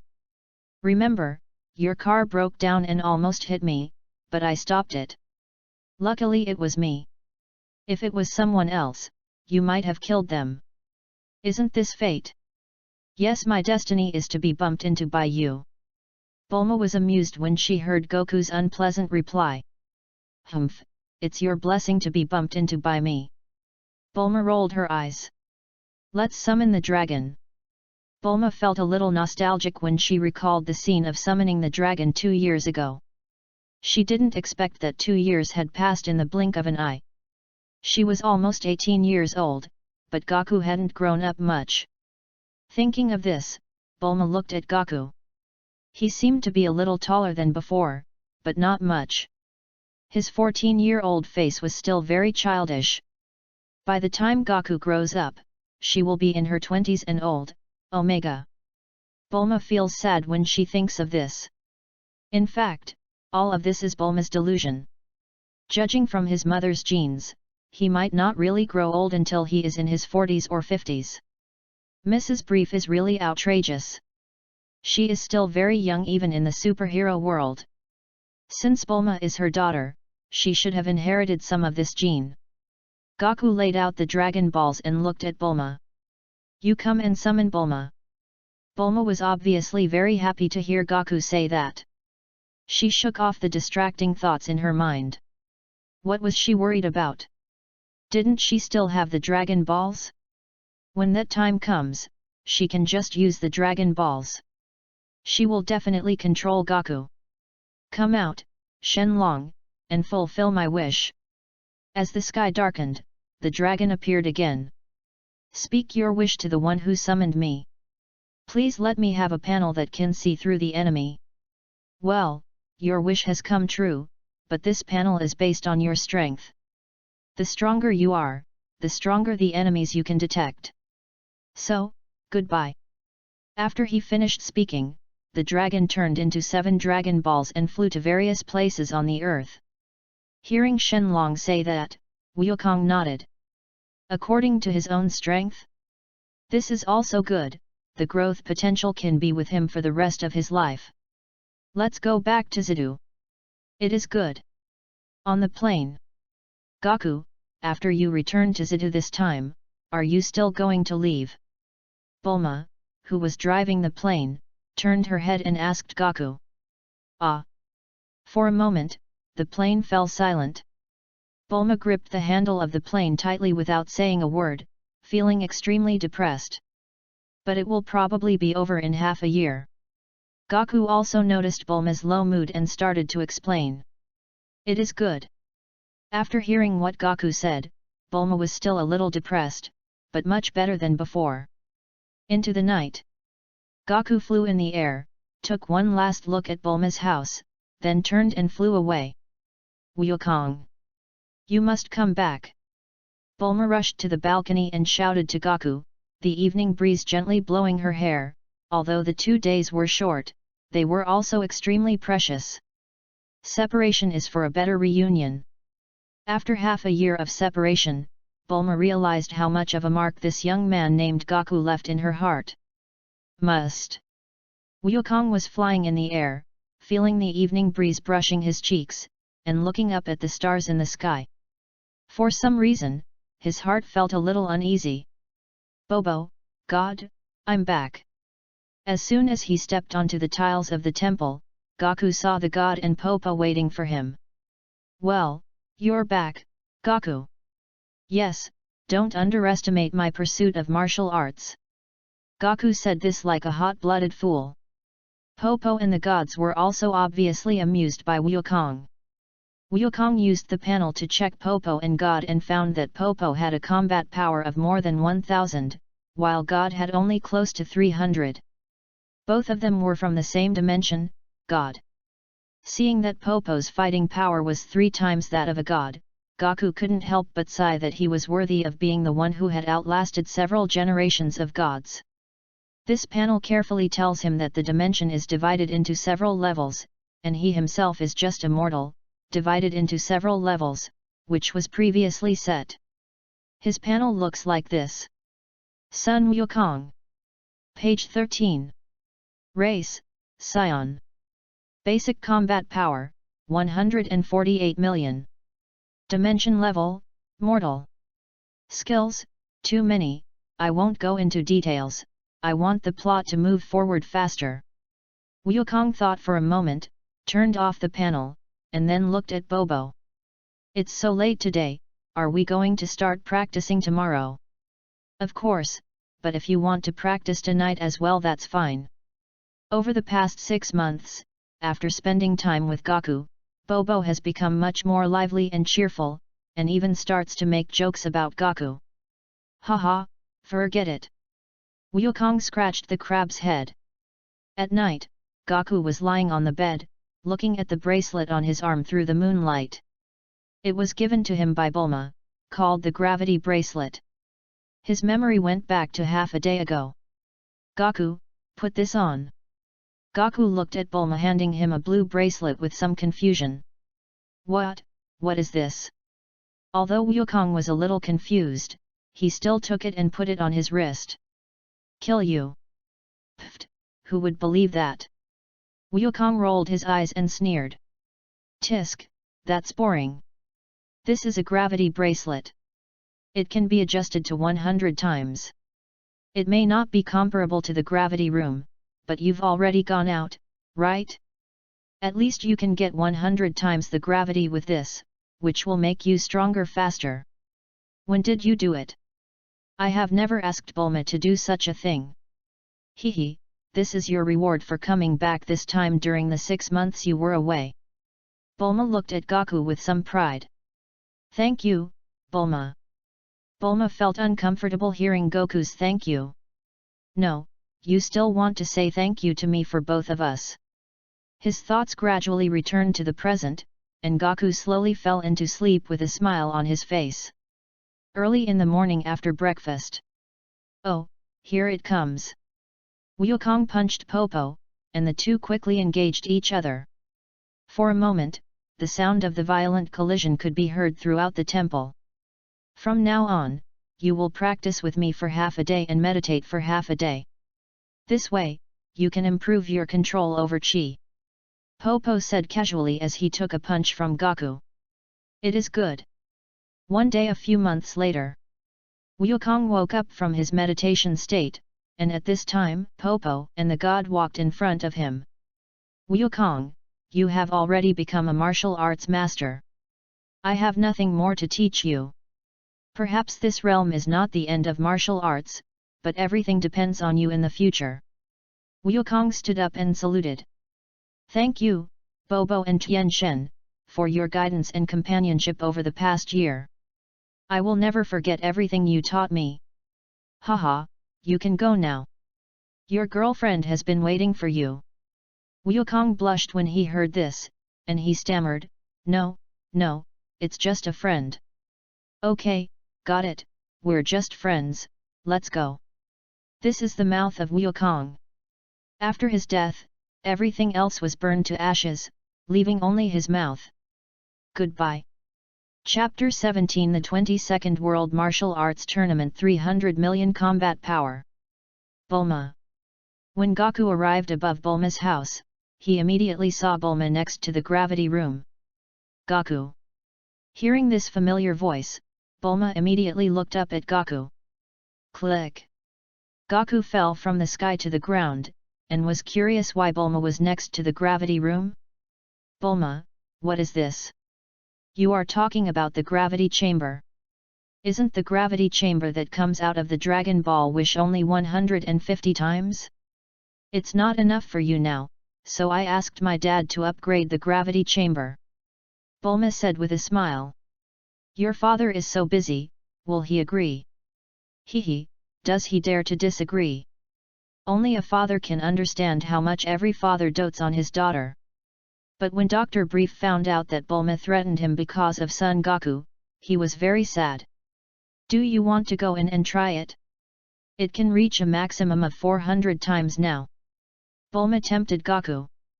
Then she regretted it, and when she said 400 times, Wukong's eyes lit up and disappeared. Hey, she is wearing white silk today. After Goku walked into the gravity room, Bulma was left alone outside in misery. Son. Goku. Sora. Bulma's voice immediately caught Mrs. Brief's attention. Hey, what's wrong? Bulma.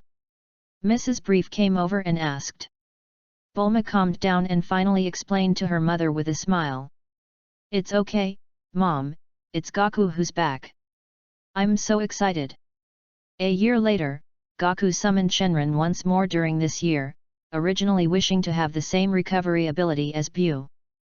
But the dragon said no, he didn't have that ability, you know? Wukong had no choice but to settle for the next best thing and gained a healing ability that could repair his limbs as long as his head was not lost. It was a sunny day. Goku and Bulma were in the courtyard, drinking afternoon tea in the sun. Wukong, tomorrow is the registration time for the 22nd World Martial Arts Tournament. Are you going to participate? Bulma took a sip of black tea and asked as she looked at her little boy son Goku, who had grown to 1.5 meters tall and was becoming more and more handsome. I don't know why, maybe it's because of too much nutrition? Originally, Wukong was only about 1.3 meters tall at that time, but he actually grew to 1.5 meters. I'm not planning on participating. After all, I won the championship last time. But Yamcha and Krillin should be participating. We can go and see. Wouldn't it be too much of a bully for me to participate in a martial arts tournament with only a few hundred combat power with my 300 million combat power? I didn't plan to follow the original story completely, even if it would cause a butterfly effect, so what? Is it that my fists are not strong enough? What kind of accidents can happen with a maximum combat power of several hundred points? The next day, Goku and Bulma arrived early at the venue of the 22nd World Martial Arts Tournament. Goku. Krillin and his friends, who had just arrived, discovered Goku. Krillin, Yamcha, Puer, Grandpa Roshi, and Ranchi. Goku walked over and greeted them. In the past 3 years, apart from 1 year of training in the temple, Goku and Bulma still often went to Kame Island to play, so they had a good relationship and also got to know Ran. Even without me, Lan Chi was brought back to Turtle Island as expected. Rankai. Bulma immediately walked over to Rankai, held Rankai's arm, and the two of them went aside to chat about girlish topics. This time, Master Roshi did not talk nonsense when he saw Bulma, because he had already noticed that there was something unusual between Bulma and Goku. Goku, why are you so tall? Krillin said sadly after comparing his height with Goku. As for why Krillin didn't call Goku senior brother, it was because Goku asked him to do so. Every time Krillin called him senior brother, it always felt weird. Haha, maybe it's because I eat better. Wukong always felt that his height might be more than 176 centimeters in the future. Wukong, will you participate in this martial arts tournament? Yamcha asked from the side. I won't participate anymore. After all, I've already won the championship once. I have to give you the chance. Wukong clearly had no intention of showing off, but why did people always sense a hint of pretense in his words? That's great. I have a chance to win the championship this time. Yamcha was happy. He finally made it, but he still felt a bit of competitive pressure from Krillin next to him. Brat, what are you thinking about? I want to participate too. If you want to win the championship, you have to beat me first. Master Roshi reminded from the side. Ah? Teacher Wu Tian, you want to participate again? Is it not possible? Master Roshi said unhappily. At this time, Bulma and Lan Chi were chatting about something that had nothing to do with the martial arts tournament. Bulma, Goku has grown a lot taller in the past 3 years and has become more and more handsome. Lan Chi said to Bulma while looking at Goku not far away. It's okay, I don't feel any difference. Bulma pretended to feel nothing. Tisk, you're with him every day, of course you didn't feel it. By the way, Bulma, Goku is getting more and more handsome now. When are you going to confess your love to him? Don't let someone else get there first. Lan Chi joked. Hearing what Lan Chi said, Bulma's face instantly turned red, and she said shyly, what are you talking about? Goku and I are just good friends. Who would believe that? Ask Klin and the others. Who doesn't know about your relationship? Are you friends? I think you're boyfriend and girlfriend. Bulma couldn't stand it anymore, so she reached her hand to LanQi's waist and started tickling Lan Qi's itchy spots. You silly girl, you've grown so bold after not seeing me for a month, you dare to tease me. Bulma looked like she would not stop until Lan Qi was killed. Ha ha, Bulma, I was wrong, let go. Lan Qi wanted to break free from Bulma's clutches, but Bulma had been training with Goku for so many years, how could the blue-haired Lan Qi break free? Help, Goku, look at your Bulma. Goku heard someone calling him, then looked at Bulma and Lan Qi. Bulma immediately loosened her grip when she noticed Goku's gaze, and Lan Qi finally breathed a sigh of relief. She almost died from laughing just now. What are you doing? Why are you calling me? Wukong was a little confused. It's not your house yet, woo-woo. Before Lan Qi could say anything, Bulma quickly covered Lan Qi's mouth with her hand, and then looked at Gaku with a smile on her face. Hey, Wukong, why do you care so much? I'm just having a private conversation with Lan Qi, don't ask about our girls' affairs. How strange. Gaku turned his head and continued chatting with Krillin and the others. Hey, woman. Lan Qi, you really wanted to die just now? Bulma said to Lan Qi with narrowed eyes. Bulma was really scared just now. They should just talk about this kind of thing in private. If Lan Qi really lets this go out, how will she face Gaku in the future? Lan Qi shuddered when Bulma stared at her, and quickly begged for mercy. Okay, I won't tell Gaku next time. Humph. Not long after, the martial arts tournament began, and Gaku, Bulma, Ranchi, and Puer sat in the audience and watched. The following scenes are almost the same as the original, except that Gaku is missing, and it finally becomes Krillin vs Tien Shinyan. The two of them fight to a draw, but in the end Tien Shinyan is more skilled. That's right, Yamcha lost to Krillin. As for why Krillin was on par with Tien Shinyan, it was because when Gaku and Bulma went to find them, Gaku gave them special training. In the end, Tien Shinyan also betrayed his master. In Goku's opinion, there are many reasons why Tien Shinyan betrayed his master, the two most important of which are the advice of Master Kame and his own desire to no longer be a killer. Hey, are you the senior brother that Krillin mentioned? Tien Shinyan walked over and said to Gaku. After hearing this, Gaku turned around and looked at Tien Shinyan. He had already guessed what Tien Shinyan was going to do. Can you fight me? I heard from Krillin that you are much stronger than him. Page 14. No. Wukong refused. Why?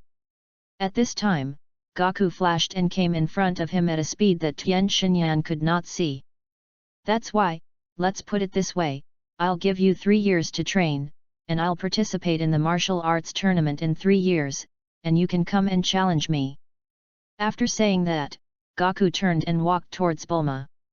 Gaku, I feel like you're just being pretentious. Bulma poked Gaku with her hand and said as they walked down the street. Pretending? That may be because my aura is too strong. Wukong said with a shameless smile. Tisk, shameless. Bulma rolled her eyes at Gaku. Just as Wukong and the others were preparing to return to Xidu, Wukong suddenly had an idea. Lord Piccolo, he should be resurrected now. Chapter 18, This great demon King Piccolo is too cautious. Gaku quickly used his chi to feel it and found that Krillin was alive and well, and he didn't feel the chi of the demons. He couldn't help but wonder why. Suddenly, the sky in the distance became dark. Oh no! The dragon has been summoned. Gaku couldn't help but blame himself for being careless. It didn't matter whether Piccolo was revived or not, he could be killed easily anyway, but the most important thing was that one less Dragon Ball happened.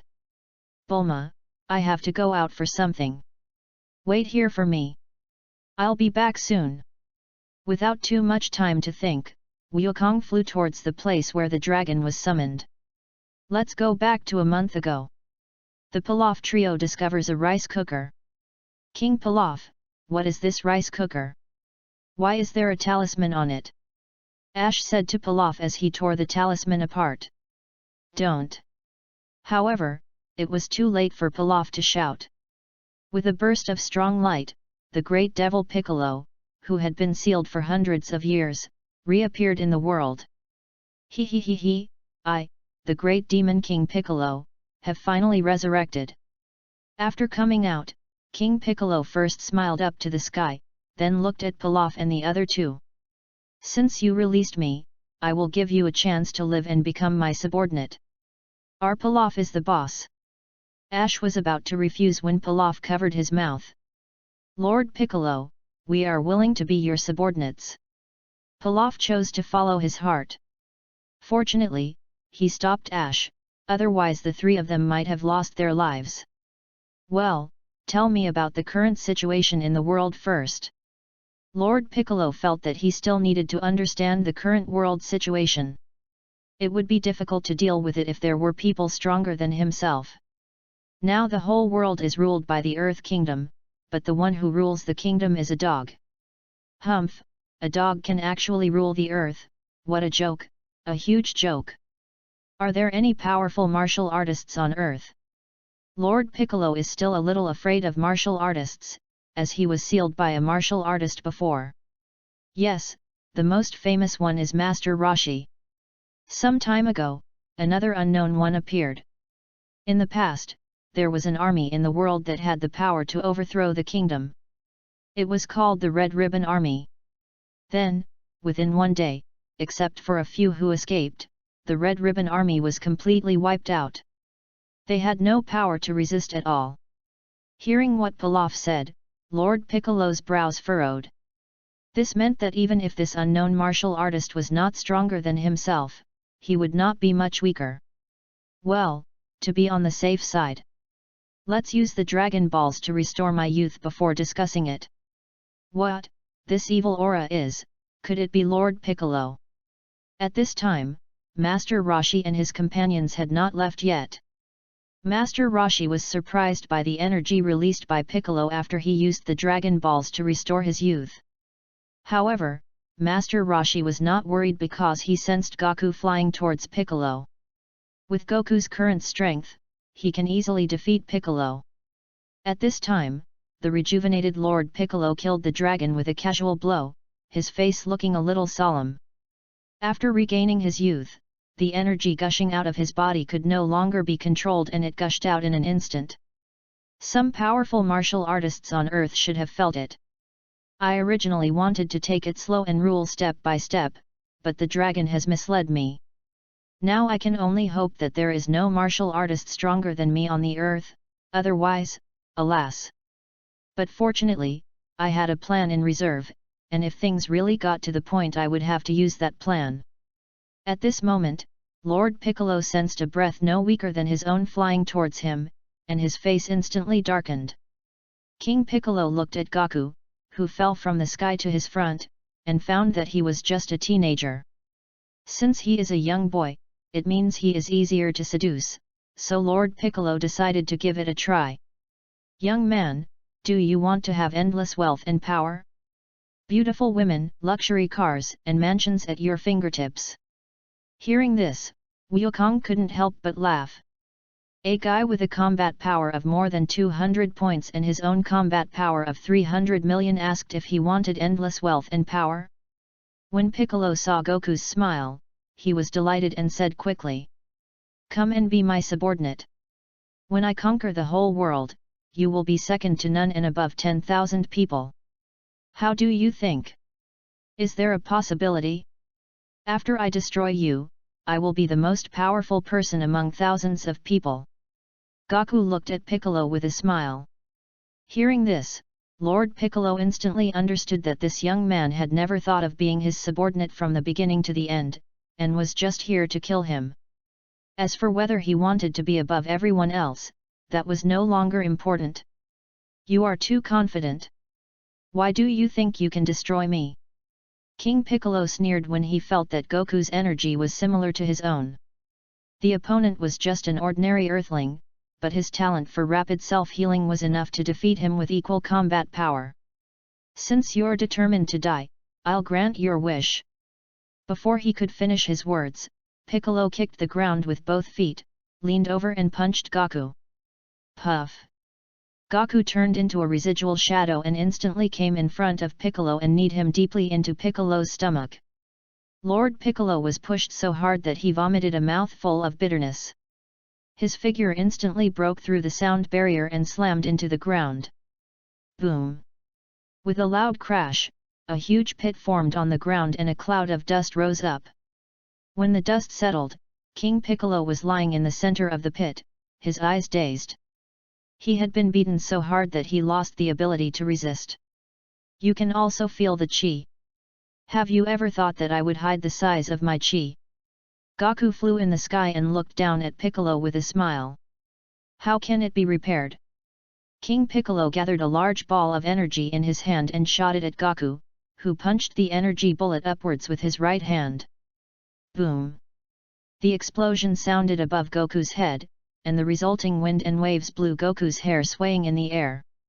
Goku suddenly exploded with anger and rushed towards Piccolo in the pit, punching Piccolo hard in the face. The huge force caused Piccolo to sink more than 10 meters again. Then, he grabbed Piccolo's head with one hand, rushed out of the ground and came to the ground, and punched Piccolo in the abdomen. What? King Piccolo flew backwards, and Goku quickly flew behind him and gave him a spinning kick, causing Piccolo to fly even faster than before. For a moment, King Piccolo was kicked in the air by Goku like a ball. Damn it! Lord Piccolo struggled to get up from the ground. Do you think you defeated me? At this time, Lord Piccolo couldn't even speak smoothly. No way, buddy, you're still stubborn even though you're in this state. If it were me, I would beg for mercy. Goku really didn't expect that Lord Piccolo would still be so stubborn. He, I have buried bombs in big cities. As long as I die, these bombs will explode, enough to kill millions of people. I have also killed the dragon. You can't resurrect the dead, and you can't kill me. The great demon King Piccolo raised his hand to wipe the green blood from the corner of his mouth and said, "So this is your capital for being stubborn. Unfortunately, I know a way to resurrect the dragon. You can just die in peace." Wukong shrugged. Goku's words struck Piccolo like a thunderbolt. He lowered his head and calmed down for a few seconds before bursting into laughter. Ha ha ha, I didn't expect that I, the great demon King Piccolo, would be defeated by a little devil. But we demons will not be defeated like this. Ha ha, go to hell. As soon as he finished speaking, the great demon King Piccolo spat out an egg from his mouth, and then the whole body exploded. For a moment, violent explosions occurred all over the earth. The power generated by Piccolo's self-explosion did not hurt Goku at all. The egg he spit out flew away quickly. Goku watched quietly and let the egg fly away. How could Wukong stop him? This was his future babysitter. It's just a pity that those who were killed in the explosion have to wait a year before they can be resurrected. After sighing, Goku flew towards the martial arts tournament. This Lord Piccolo was much more cautious than the original, but unfortunately he still failed in the end. Chapter 19 Resurrection, My Love. Crossed out, the dead. Bulma. Goku walked to Bulma who was waiting for him. Well, Goku, what are you doing? Before, Bulma saw that Goku left in such a hurry, so she didn't ask him in detail. Now that Goku is back, she must ask him carefully. Nothing. I just became a hero and saved the earth. Goku was speaking the truth. If he weren't around, wouldn't Lord Piccolo have ruled the earth? Who would believe that? Just keep it from me. If you don't want to tell me, then don't tell me. It's unfair, I was really telling the truth. Hey, what's this? I told you the truth and you still don't believe me? This is such a huge injustice. When the plane arrived in Zidu, Bulma was shocked by the scene in front of her. There were thick smoke billowing in many places in the western capital, and many people were rescued from the sea of fire. Bulma hurriedly flew towards her home. Hey, okay. Bulma couldn't help but breathe a sigh of relief when she saw that her home was not affected, but she still felt a little heavy. After all, at least hundreds of thousands of people were killed or injured in the western capital this time. I told you, I'm going to save the earth. Goku said, crossing his arms. But you don't have to worry about these people. They can be resurrected with the Dragon Balls later. But there's nothing you can do about the property damage. Then let's go find the Dragon Balls now. Bulma still hoped to save these people. It's no use looking for it now. The dragon has already been summoned. We can only look for it after the new year. After searching for Dragon Balls so many times, Goku discovered an interesting point, that is, the refresh of Dragon Balls is actually based on the year. For example, if you make a wish in December this year, you can make a wish again in January next year. Last year, I made a wish in December. I wanted to wait until the martial arts tournament in May to look for Dragon Balls, but who would have thought that this would be the case? After all, I was careless and didn't dodge. After returning home, Gaku told Bulma the reason for what happened. Bulma fell silent after hearing it. She thought that her life as a mortal was so insignificant in the hands of those powerful people. In fact, Bulma is not weak. She has been training under the guidance of Gaku for so many years. According to Goku's panel, Bulma's combat power has reached 22 points. At this point, I am no longer afraid of ordinary firearms. For the next 6 months, Wukong lived a very simple life, eating delicacies from land and sea, driving luxury cars, and living in a mansion. Every day he either practices by himself or practices or chats with Bulma. Sometimes Gaku feels that it is nice to live such a peaceful life every day. Ordinary yet reassuring. Half a year ago, Wukong went to the temple and wanted the gods to resurrect the dragon, but he didn't expect that the gods would resurrect the dragon the next second after the dragon was killed. Bulma, it's almost time for us to go find the Dragon Balls. Half a year later, Goku's height had reached 1.6 meters. Looking at the Gaku in front of her, who was almost as tall as herself and becoming more and more handsome, Bulma felt a little amorous. Her old habit of being a fangirl came back, thinking that she had wasted several years in vain. Sure enough, Bulma had bad intentions 4 years ago. She was raising a child husband, right? Gaku looked at Bulma, who was staring at him in a daze, feeling a little helpless, and then waved his hands in front of her. Hey, Bulma, stop daydreaming. I know I'm handsome. What? I don't give a shit whether you're handsome or not, you narcissistic guy. Page 15. When Bulma heard Gaku say this, her face turned red, and she shamelessly disdained Goku's narcissism. Oh, yes, I am narcissistic, I am narcissistic. Wukong, you know what? You really deserve a beating for what you said. At this time, Bulma's hand had already touched the soft flesh on Goku's waist, with a sneer on her face. No, Bulma, let go, don't pinch me, it's wrong. Gaku quickly raised his hands above his head and begged for mercy. Humph, let's see if you dare to do this again next time. Bulma snorted coldly after letting go of her hand. Okay, Bulma, let's go find the Dragon Balls.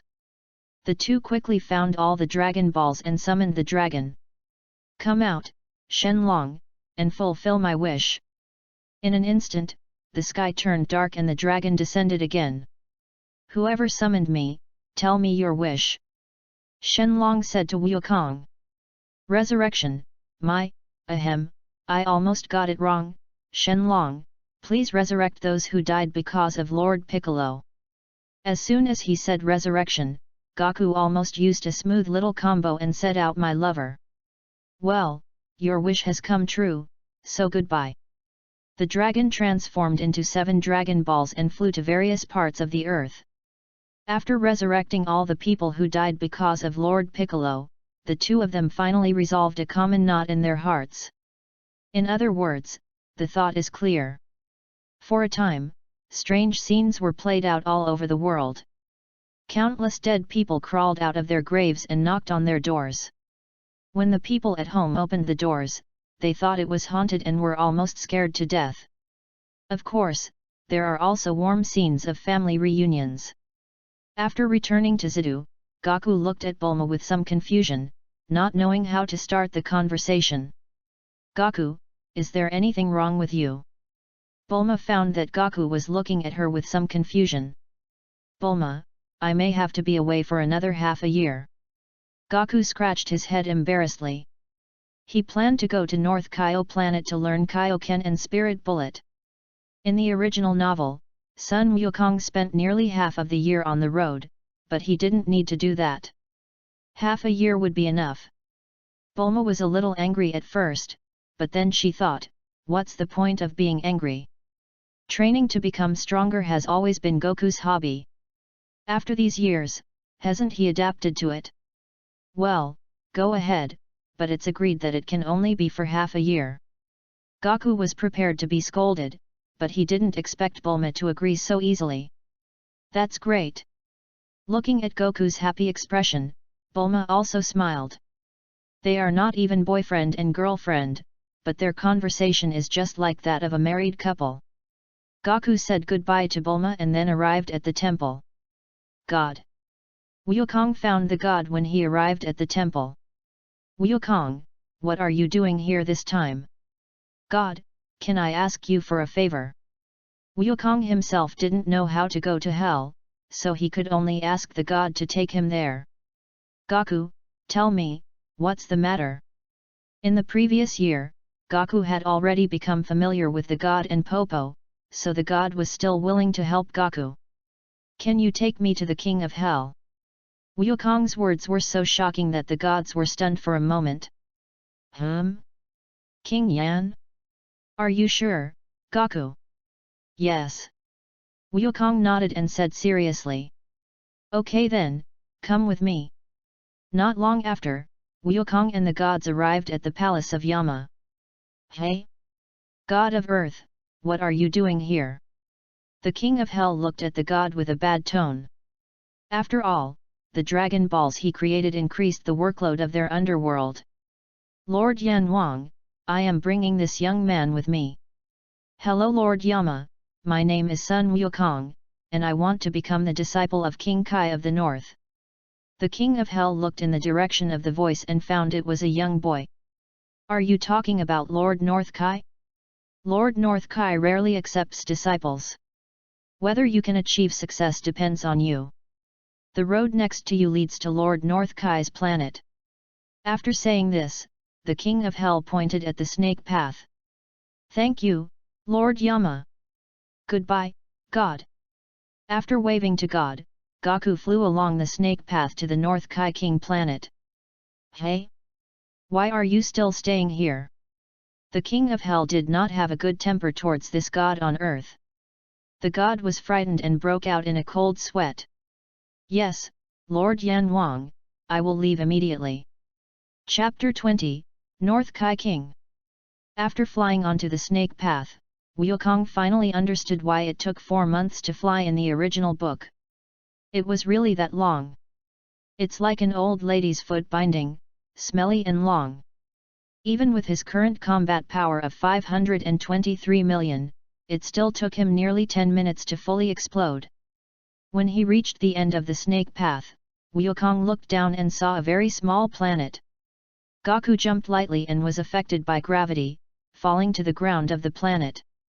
Gaku could feel a gravity that was obviously heavier than other places, but this was a piece of cake for him who could now withstand hundreds of times the gravity. Hello, Lord North Kai, my name is Son Gaku. Gaku, who fell to the ground, saw King North Kai. Hello, where are you coming from?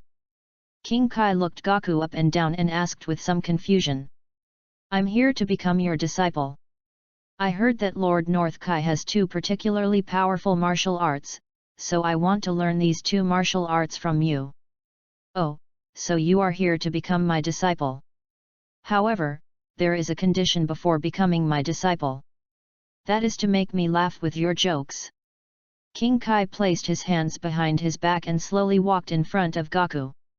After hearing what King Kai said, Gaku didn't know what kind of joke to tell. Although he knew that King Kai had a low sense of humor, he didn't know what to say for a moment. Put the quilt on your back. After thinking for a second or two, Wukong told what he thought was a very boring joke. Ha ha ha ha ha ha. After hearing the joke told by Gaku, King Kai of the North couldn't hold back his laughter and covered his mouth with his hands, but the laughter still came out through his palms. After laughing for about a minute, King Kai stopped and turned to look at Gaku. Okay, your joke is very funny. I will start teaching you the Kaioken and the Spirit Bomb. Oh, yes, these are the 2 extremely powerful martial arts. Thank you, Lord North Kai. First of all, the first step is to catch Bobris. King Kai pointed to a gorilla. Then, as soon as King Kai of the North finished speaking, Gaku teleported to Babra's side and stretched out a hand to grab him. King Kai was shocked. The energy that Gaku just burst out from his body was probably more than 100,000 combat power. Originally, King Kai wanted to use his two pets to train Goku's basics, but who knew that Gaku would turn out to be so powerful?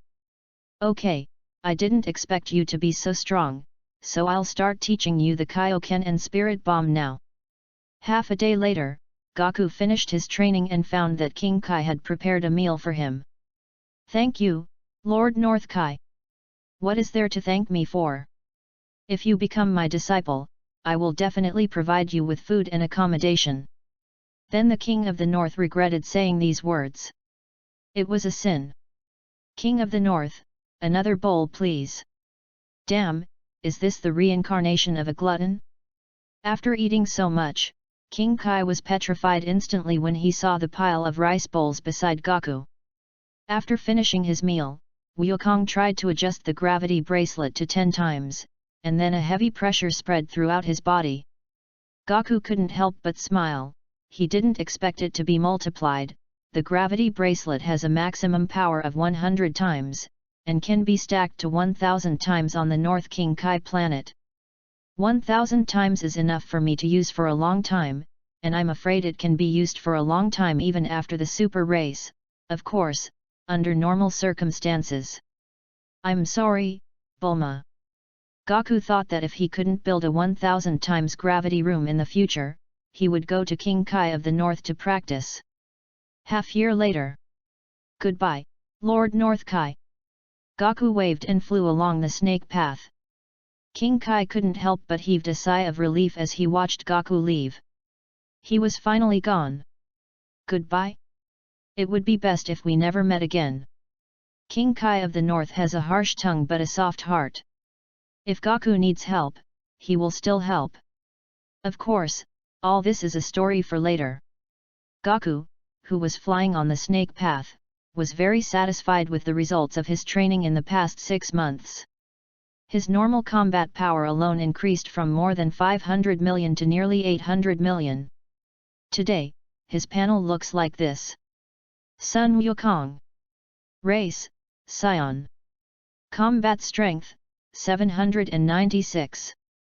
Dimension, Mortal.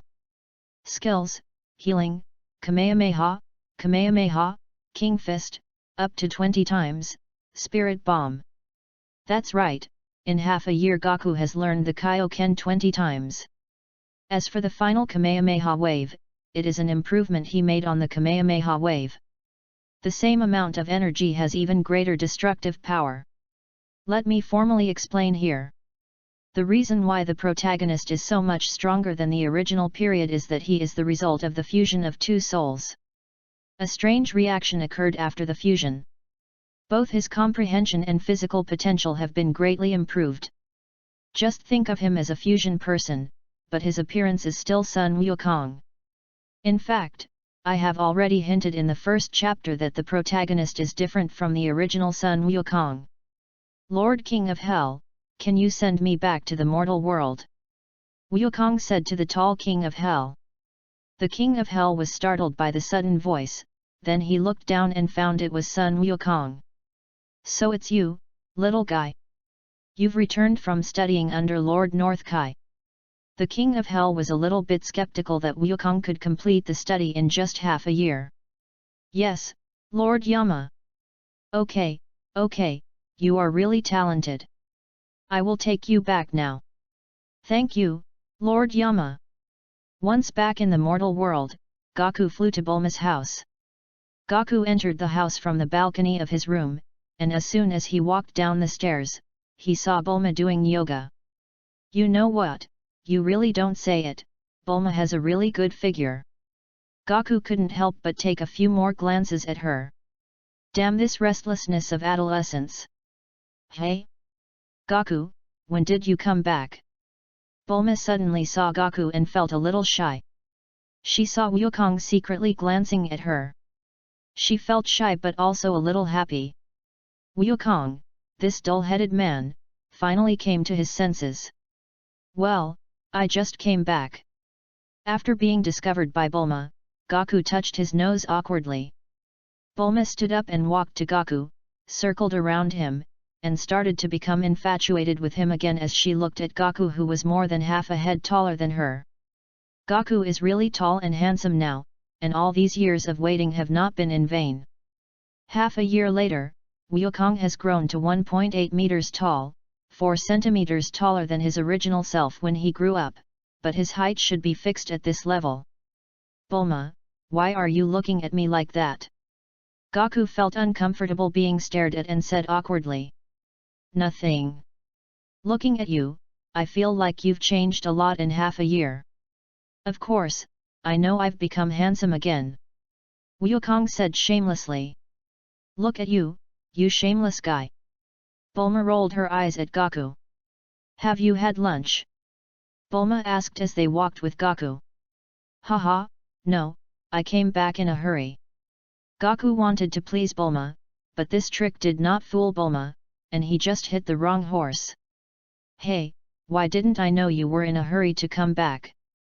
Bulma said sarcastically. Page 16. If I remember correctly, today is the 184th day since you left. That's more than half a year, 183 days, right? Bulma looked at Gaku with a sneer, and at the same time, a slender hand reached out to Goku's waist. Gaku was a little panicked when Bulma looked at him, and quickly begged for mercy. Sorry, I won't do this again next time. Please forgive me this time. Humph. Bulma snorted coldly and withdrew her hand from Goku's waist. Then she changed her mind and looked at Gaku with a smile. Well, if you spend half a day shopping with me this afternoon, I'll forgive you. Hey, what?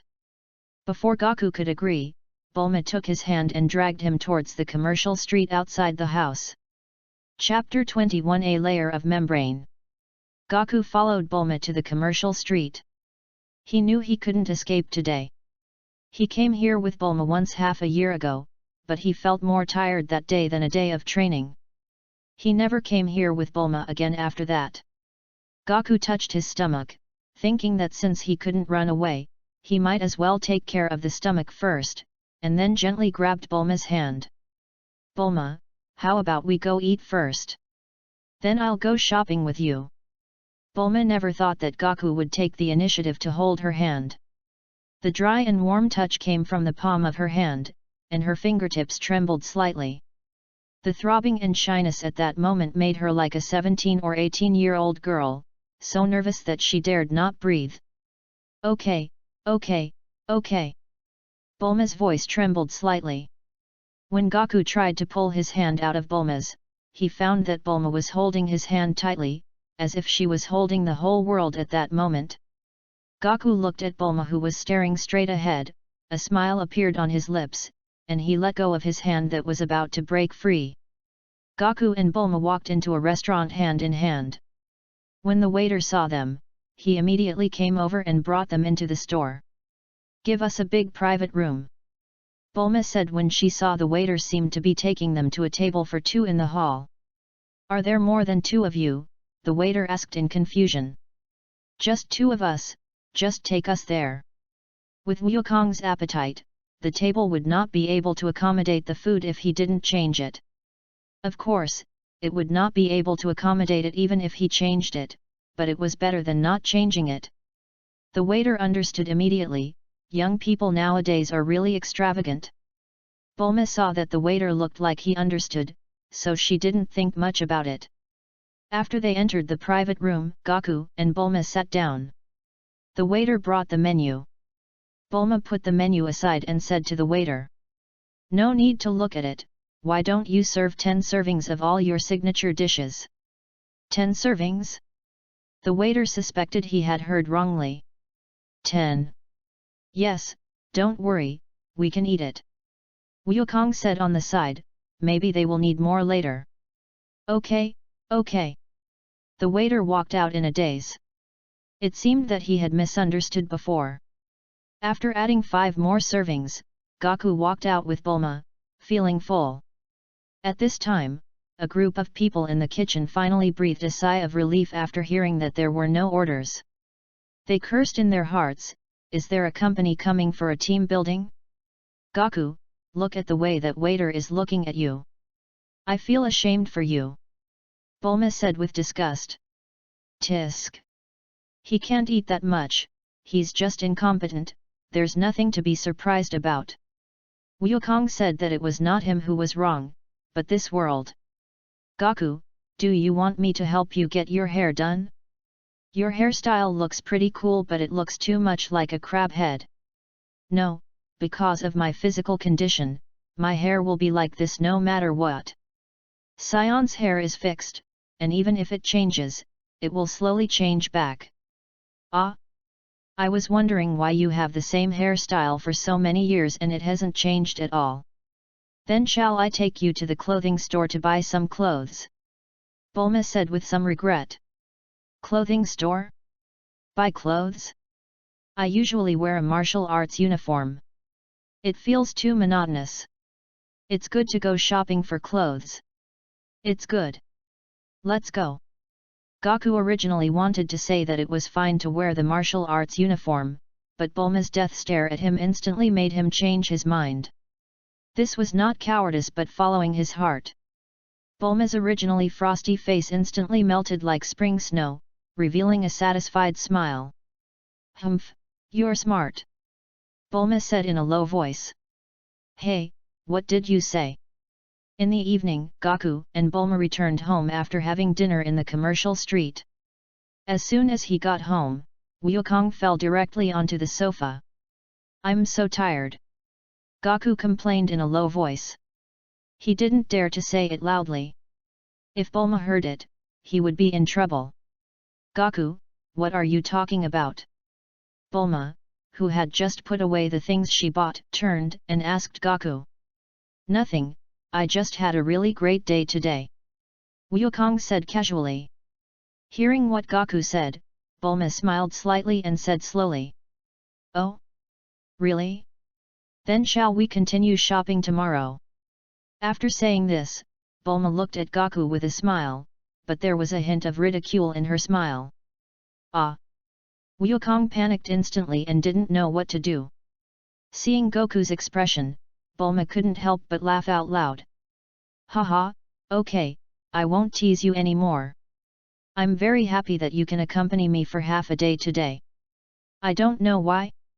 After hearing Bulma say this, Goku's heart became even heavier. He wanted to say something but couldn't.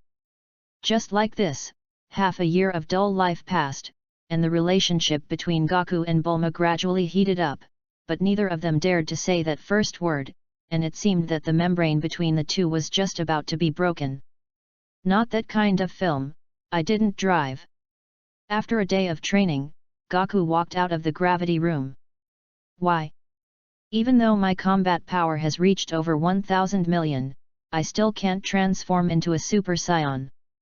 Gaku had a worried look on his face. He knew that he needed anger to transform. He had tried to think of some scenes that would make him angry, but he really couldn't think of a scene that would make him angry enough. Some little anger was far from enough to make him angry enough to transform. Gaku, what's wrong with you? Why do you look so worried? Bulma originally came to call Gaku for dinner, but when she arrived, she saw Gaku looking sad, and she couldn't help but feel curious. Hey, it's okay. I have a solution. Let's go have dinner. It seems that I have had too smooth a life in my previous life and this life. I have a peaceful heart but no anger. Now it seems that I can only ask for help from the dragon. During dinner, Gaku suddenly told Bulma that he wanted to find the Dragon Balls. Bulma. Let's go find the Dragon Balls tomorrow. Gaku said to Bulma after swallowing the food in his mouth. Hey, are we going to look for Dragon Balls again? Sure. Bulma thought that since she had nothing to do anyway, she might as well go out and look for Dragon Balls. Are you two going to look for Dragon Ball again? When are you going to settle down your relationship? Mrs. Brief said from the side. The Briefs have been extremely worried over the past few years. Clearly there is only a thin membrane between them, but no one is willing to break it first. Mom, what are you talking about? Bulma has gotten used to it. She doesn't know how many times her mother has said it in the past 6 months. Don't you two know what I'm saying? And you, Bulma, you have such a strong personality, why didn't you speak first? This is not like you. I'm stuffed. After saying that, Bulma got up and left, leaving Sun Wukong embarrassed at the table. You ask why Sun Wukong didn't leave? For Sun Wukong, eating is the most important thing in the world. And you, Gaku, let me ask you, do you like our daughter? After watching Bulma leave, Mrs. Brief began to lecture Gaku. After being silent for a while, Wukong uttered 3 words. I like. Then do you know that our daughter likes you? No. In fact, Gaku has always known this. Since he came back from his first search for the Dragon Balls, Gaku discovered that Bulma had special feelings for him. Then why don't you tell Bulma about it? I. Wukong didn't know what to say for a moment. What do you mean by I? Listen to my aunt's advice. The two of you should stop doing this. If Bulma doesn't take the initiative, why can't you take the initiative? After thinking seriously for a few seconds, Wukong nodded and said solemnly, yes, I understand, Auntie. This chapter is about the relationship between Gaku and Bulma. As for why I want to drag on their relationship, I can reveal it first. It is related to Goku's transformation into a Super Saiyan. That's all I can say. As for what exactly happens, you can guess it yourself, Omega, Hi-ya. Chapter 22 Super Saiyan. That night, both Gaku and Bulma couldn't sleep. The next morning, because both of them had much stronger mental strength than normal people, they did not have dark circles under their eyes or feel tired. Let's go, Bulma. Ah. The two of them seemed to talk less. On the plane, Gaku looked at Bulma who was flying the plane in front of him. Bulma. Ah. Nothing's wrong, I just suddenly wanted to call you. In the end, Wukong still couldn't say the words, I like you, as if he could never say it out loud. Okay. Bulma seemed to know what Gaku was thinking. Just like that, the atmosphere became eerily quiet again. After finding all the Dragon Balls, Bulma placed them towards Gaku. Gaku, come on. It is good. Wukong stepped forward and summoned Shenron. Whoever summoned me, tell me your wish. Gaku glanced at Bulma and then said, please make me angry enough. Okay, your wish has come true, so goodbye. The dragon turned into 7 Dragon Balls and flew away. Where is this? Suddenly, the scene in front of Wukong's eyes seemed to change, and it seemed as if the world was coming to an end. Roar, roar, roar, Mr. Sun Wukong, this is my true strength, 1.2 million combat power. Gaku looked towards the familiar voice, yes, it was Frieza in his final form. Gaku didn't think much of it. His normal strength of 1000 million, coupled with 20 times Kaioken, was a full million. But the next second, Goku's expression changed. He could clearly feel that after unleashing 20 times the Kaioken, he only had 6000 million combat power. Mr. Sun Wukong, I think this woman must be very important to you, right? Gaku, run! When Sun Wukong heard the familiar voice, he turned around and saw the scene he least wanted to see. Bulma was remotely controlled in the air with one hand by Frieza. No, Bulma. Frieza, let her go. Gaku lost his mind, burst out with all his energy and rushed towards Frieza, smashing Frieza's face with his right fist. However, Frieza kicked Gaku in the stomach, knocking him into the ground. Gaku spit out blood and felt severe pain all over his body. Oh my, Mr. Son Goku, why are you so weak? You can't even protect your woman? Didn't Vegeta say that you are a Super Saiyan? Is this a Super Saiyan? Frieza said sarcastically. Run! Gaku! Don't worry about me! Bulma's crying voice reached Goku's ears. Page 17. Please, Goku, don't worry about me, just run. Bulma's words were like a sharp dagger cutting into Goku's heart. Shut up, woman, do you think he can get away? I'm going to kill you first, and then kill him. A laser condensed on Frisia's other hand, and the red light on his fingers became stronger and stronger. No. Goku struggled to crawl out of the ground and rushed towards Frisia, but it was too late. A red laser streaked across the sky, and a red blood flower bloomed in the sky. Bulma turned her head to look at Goku, and the light in her eyes became dimmer and dimmer. Bulma's lips moved slightly, as if she wanted to say something but didn't have the strength to speak it. She closed her eyes regretfully, and her frail figure slowly fell from the sky. Bulma! What? As a roar spread across the sky, several golden lightning bolts struck the sky in an instant, strong winds blew around, and an astonishing aura burst out from Wukong. Frisia looked at Goku and saw that he was bursting with golden aura and his hair was changing between gold and black. He remembered the words left by his ancestors, to be careful of scions with golden aura and golden hair. No, it's impossible. How can there really be a super scion? Go to hell! Frisia quickly condensed a red energy bomb and threw it at Goku. Boom! Following a loud explosion, smoke filled half the sky. Unforgivable! Unforgivable! Frisia! No, no, it's impossible! With a roar, a golden flame streaked through the smoke and hit Frisia's face under his horrified eyes. However, just before it hit, the scene in front of Goku turned back to Earth. On Earth, a figure with golden aura, blonde hair, and blue eyes stood in the sky, and the tears flowing from his eyes kept floating backwards along with the aura. Tisk! Damn it! Goku is very unhappy now. Even though it is an illusion, he is really unhappy. Just wait, Frisia. I won't let you off easily, Goku decided in his heart.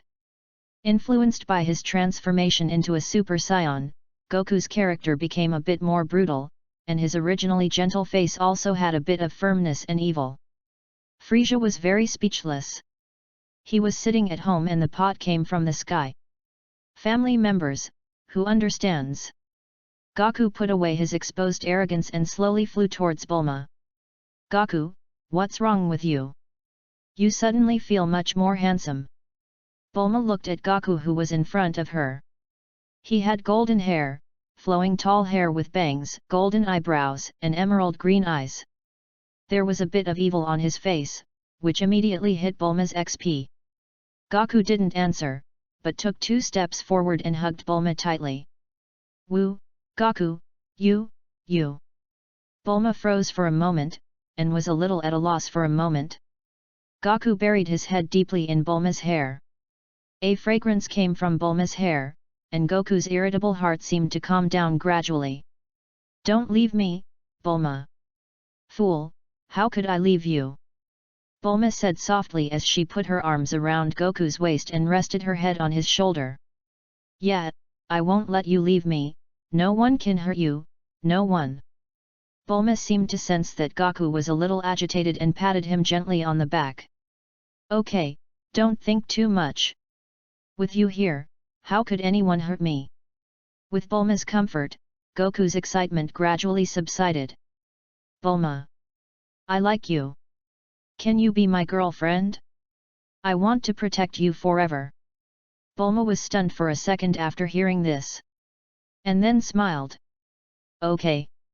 Then you must protect me well. Yes, I will. Goku, let me go first. Bulma patted the arms that were tightly around her and said gently. It is good. Lower your head. Goku lowered his head, and Bulma hugged Goku's neck. A soft feeling came from her lips. Goku's eyes widened instantly and his pupils contracted, as if everything was paused, his breathing and his heartbeat stopped at this moment. The sudden kiss caught people off guard like a storm, the sweet saliva lingered on the tip of the tongue. Goku's mind went blank and he unconsciously hugged Bulma tightly in his arms. About 10 seconds later, their lips parted, and Bulma put her arms around Goku's neck and looked at him seductively, breathing softly. The hot air from her mouth made Goku's face itchy, making him feel a little hot. Bulma stared into Goku's eyes, and gradually felt that there seemed to be something increasingly wrong with Goku's eyes, and his hands also seemed to be starting to become dishonest, so she quickly pushed him away. "You, stop messing around. We are outside.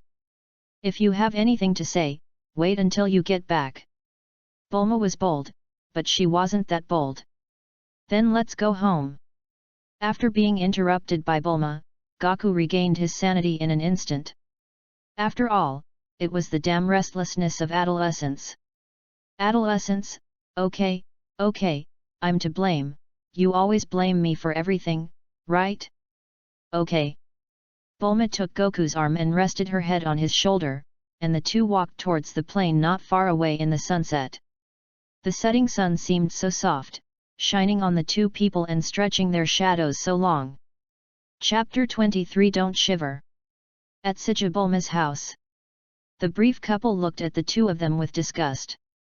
That's how couples who have just confirmed their relationship are, they want to stick together all the time. Unlike them, an old couple who know each other well, their life has become dull and they no longer show off their love. "Honey, when do you think Bulma will give birth to our grandson?" Mrs. Brief asked Dr. Brief in a low voice. After all, she didn't want Bulma to hear it. "I don't know about that, but I think given Bulma's personality it shouldn't be too late." Dr. Brief thought for a while and then expressed his thoughts. Indeed, after all, they have been in love for so many years, and now that their relationship has been confirmed, I feel that Bulma might pull Goku into bed. Mrs. Brief gave a sly smile. "Then we have to prepare for the wedding for the two of them. What does Wukong's family say?" Dr. Brief didn't know about Wukong's family situation. "No, I asked Bulma before about Goku. He is the only one left in his family now." Mrs. Brief said with some regret, "What a good child, but she ended up so miserable." "Ah? Then you can talk to Bulma and Goku and ask them when they plan to get married." "Goku, your hand." They had only been in a relationship for a few days, and Bulma was still a little shy when she saw Goku putting his hands on the two protruding parts of her S-shaped body. "Ahem, I wasn't paying attention." "I wasn't paying attention." Wukong coughed awkwardly. "It's really not my fault, it's mainly because the atmosphere is good." "Goku, do you want to sleep in the same bed tonight?" Bulma said this while suppressing her shyness. "Ah? Okay." Wukong really didn't expect that happiness would come so suddenly. It was not that he was happy. It was mainly because of puberty. He can still ride the somersault cloud now. This is the best proof. No, it seems like I haven't ridden the somersault cloud for a long time. But it doesn't matter. How can I prove that I can't sit on it now? As long as I don't sit on it, it means that I can sit on it. At night, Goku excitedly lay on Bulma's bed, covering half of his face with the quilt, leaving his eyes looking towards the bathroom. Bulma walked out of the bathroom in her pajamas. Her originally fair skin was a little pink because she had just taken a shower, and her wet hair was scattered on her shoulders. "Goodoo." Wukong swallowed hard. "Goku, what the hell is that?" Bulma held her hair in one hand and wiped it with the other, then she saw Goku hiding in the quilt with only a pair of eyes exposed. "No, nothing." Wukong felt a little guilty. Bulma looked at Goku, her eyes narrowed into an inverted U shape, and the smile on her face revealed a hint of cunning. "Demi-yo?" "Goku, you're not thinking about that, are you?" Demi. "No, how is that possible?" Sleep. After saying that, Wukong lay down completely and pretended to be asleep. "Really? That's good, but don't be so lewd." Bulma turned off the lights and laid down on the bed, her mouth almost touching Goku's ear as she spoke softly. After saying this, he blew gently into Wukong's ear hole. Wukong clenched his fist and endured it. It got hard. Guess where it got hard? The next day during the day, Gaku lost a night of sleep. Why? Bulma was lying on top of him when he was sleeping. How could he sleep? He just couldn't sleep. When Bulma woke up, she naturally felt Goku's towering erection. After a scream, she immediately let go of Gaku.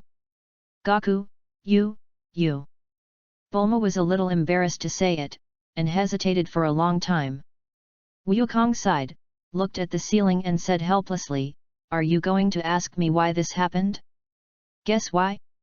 Half of me was hanging on me when I was sleeping. By the way, is this really that hard? Hey, stop!" Gaku, who escaped to the hall, finally breathed a sigh of relief. Bulma was so terrifying. He didn't expect her to be so brave. At breakfast, Bulma blushed a little and didn't dare to look at Gaku, but she still gave him a look. This look seemed to mean that if Wukong dared to tell his parents about this, he would be finished. Wukong was really helpless. What was going on? He had encountered a female gangster, but he couldn't tell anyone about it. Even though he couldn't tell anyone about it, he would be embarrassed if he did. At the dinner table, the briefs had already noticed that there was something unusual about the young couple. "What's going on between you two? Could it be that?" Mrs. Brief was a little curious. "Mom, what are you talking about? There's nothing wrong with it." Bulma felt like she couldn't eat the meal.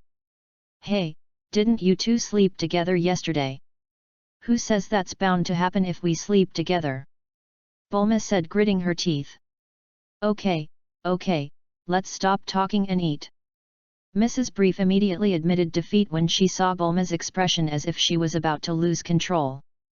So, a month later, Gaku asked God for his spaceship and then found Dr. Brief. "Uncle, can you help me fix this spaceship?" Wukong said, pointing at the spaceship he took out of the universal capsule. Dr. Brief walked around the spacecraft several times, very curious. "Wukong, where did you get this spaceship?" Dr. Brief asked Wukong. "I asked for it from the gods." Wukong had told them about the gods during dinner, so Dr. Brief didn't find it strange. "I see. I'll try my best to fix it for you, but I can't guarantee it. Let me be mentally prepared." Dr. Brief nodded and asked Gaku to be mentally prepared. It is good. Knowing the original story, Gaku of course knows that Dr. Brief can repair the spaceship, but he won't say it. "By the way, Uncle, don't let Bulma know. If she knows, I'll be dead." "Okay, I'll try my best." About half a month later, Dr. Brief repaired the spacecraft. On this day, Gaku came to the North Kai planet again. "Lord North Kai King." Gaku landed on the North Kai star and greeted the North Kai King. The North King was startled when he heard this familiar voice. Page 18. "Gaku, why are you here?" King Kai asked hurriedly. "Of course I'm here to practice." Gaku joked to King Kai of the North. "Ah? Practice? Well, how long are you going to stay this time?" King Kai gave up struggling. "Haha, Lord North Kai, I was just joking. I'm not here to practice. I just want to ask if you have a map of the universe." King Kai of the North snorted coldly after hearing this. "Have." After saying that, King Kai conjured up something that looked like a USB flash drive out of thin air. "You should be going into space. Plug this into your spaceship, and your spaceship will have its own star map of the universe." "Thank you, Lord North Kai," Gaku said with a smile. "It's noon, do you want to finish your meal before leaving?" As soon as he finished speaking, King Kai regretted it, and he paid the price for his words. "Okay. Thank you, Lord North Kai." Gaku really didn't expect that King North Kai would invite him to stay for dinner. What else could King Kai do? Once words are spoken, water can be spilled. He could only treat Gaku to a good meal with tears in his eyes. Do you think the food of the North King is ordinary? After all, he is a great god, and the food he eats is extremely beneficial to the growth of his spirit and combat power. Just treat me as a second character here.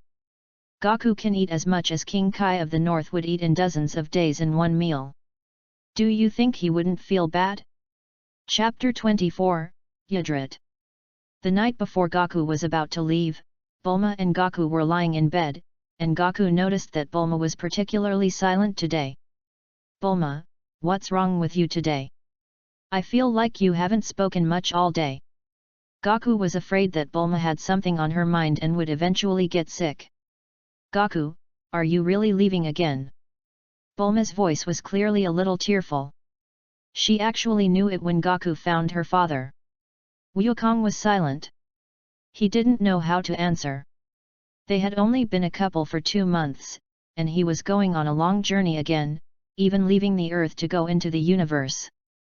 Yet, Wukong thought for a long time and finally answered. Can't you take me with you? Bulma looked at Gaku with some expectation. Gaku shook his head. The universe was too dangerous. He could ensure his own safety but he couldn't ensure Bulma's safety. Bulma, it's too dangerous, I can't take you there. Bulma looked visibly disappointed. How long will it take? Bulma hooked her fingers and drew circles on Goku's chest, which made Gaku feel a little itchy and uneasy. I will definitely come back in about a year for the 23rd martial arts tournament.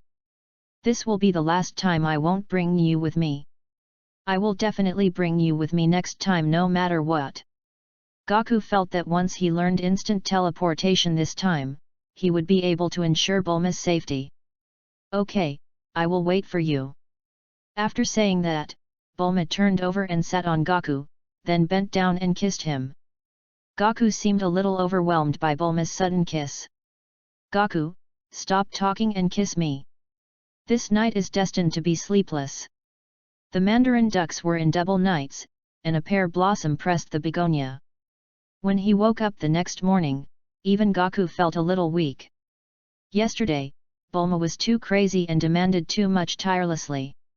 After Gaku stood up, he looked at Bulma sleeping on the bed and the red on the sheets, then slowly left the room. He doesn't like parting. And he doesn't like saying goodbye face to face. If they must part, why not part silently? Gaku sat in the spaceship, took a last look through the glass at the room where Bulma was, then started the spaceship and flew into deep space. Gaku. The first thing Bulma did when she woke up was to call out to Gaku, but the expected response did not reach her ears, and Gaku was no longer by her side. Bulma slowly walked to the balcony and looked up at the sky. Wukong turned on the gravity bracelet on the spaceship and began to practice. Now the gravity bracelet has been upgraded to 200 times.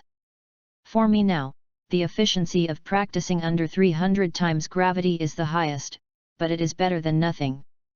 The gravity chamber in Bulma's house on Earth was brought here by Shenlong due to his wish, and the materials are very good, so it has been upgraded to 600 times. It's not like Gaku hasn't tried to combine the gravity bracelet with the gravity room before, but for some reason the two couldn't be combined, and he didn't think much about it, as it was still too early for him to adapt to 600 times the gravity. About half a month later, Gaku arrived at the planet Yudrit following the map given by King Kai of the North. The people on the planet Yudrit felt it when Gaku entered the atmosphere. At this time, inside a palace. Batara, go and bring the guest over here, said a tall Yudrit. Okay, Elder Pibala, said a small, pointed-headed Yudrit. Wukong landed in a wilderness. He felt 10 energies outside, but what was interesting was that 9 of them were clones. If I didn't have a high enough level of control over Qi, I wouldn't have been able to discover it. Wukong opened the hatch and walked down, and 10 Yudrit people who looked exactly the same came to greet him. Hello, distinguished guest, my name is Batra, and our elder invites you over. The 10 figures bowed in unison. Batra actually noticed Goku's tail. He was very curious. Wasn't planet Vegeta destroyed by Frieza? Were the Scions also exterminated? And this Scion Spirito is not evil at all. This is from the Dragon Ball Super comics. Spirito is the name of the Idrit people for chi. Hello, Batra, my name is Son Goku, a scion who grew up on Earth. Goku never thought of hiding his identity as a scion. After all, the reputation of scions is notorious, if not famous all over the world. Anyone can recognize them. Batla, your other 9 are clones, right? After hearing this, Batra scratched his head embarrassedly and cancelled the clone. Haha, because we are few in number and weaker on the planet Adra, we will become more prominent in front of outsiders. You must have a very high level of mastery of Spilito, right? Otherwise, you wouldn't be able to tell. I understand. After all, the weak will be invaded. Right? Mr. Wukong, please put your hands on my shoulders and I will take you to see the elder. After hearing Batra's words, Goku placed his hand on Batra's shoulder, and as the scenery in front of them changed, the two came to a palace. Hello, scion who has come from afar. I am P-Bala, the elder of the planet Idrit. How may I help you? P-Bala could feel that Goku's spiritudo was kind, so he treated Goku very kindly. Hello, Elder P-Bala, my name is Sun Wukong, a scion who grew up on Earth. I came here because I heard that the martial arts of the planet Idrit are very magical, so I wanted to come and learn. Wukong said modestly. Are you here to learn martial arts? Idrit is very welcoming to you, but I see that you have a high level of mastery of Spirito, so I think it won't be difficult for you to learn these martial arts. Elder, is Spirito your name for chi? After saying that, Wukong used chi to condense a ball of energy in his hand and then dispersed it. Wukong had read the comics and knew that Spirito was the name used by the Idrit people for energy, but he decided to pretend he didn't know and ask. Oh, so you call Spirito chi, they actually mean the same thing. I can feel that your chi is very strong, so you should have no shortage of martial arts related to combat. Let us teach you some practical martial arts. P-Bala was very understanding. Spirito said chi to make it easier for Wukong to understand. Batra, you take him away. P-Bala looked at Batra beside Goku. Okay, Elder, please follow me, Mr. Wukong. Batra walked in front, and Goku followed behind Batra, and the two came to a place similar to a martial arts arena. Mr. Wukong, I think there are a few martial arts that would be very suitable for you. Batra, just call me Goku. It sounds weird to call me Mr. Goku. Goku actually doesn't like others to show too much respect to him. Equal communication is the best. Okay, Goku. The two looked at each other and laughed. By the way, which of the martial arts that Batra mentioned are more suitable for me? Goku had some doubts. Teleportation, separation, gas transformation, fusion. Goku knows instant teleportation, separation, and fusion, but he doesn't know what the chi transforming technique is, and it never appears in the original work. Batra seemed to see Goku's confusion and quickly explained. Teleportation is a martial art that uses chi to sense chi and achieves teleportation. Separation is to separate the power that does not belong to you. The name of chi transformation is invented for your understanding. It can transform the chi in your body into all things. You see, it's like this.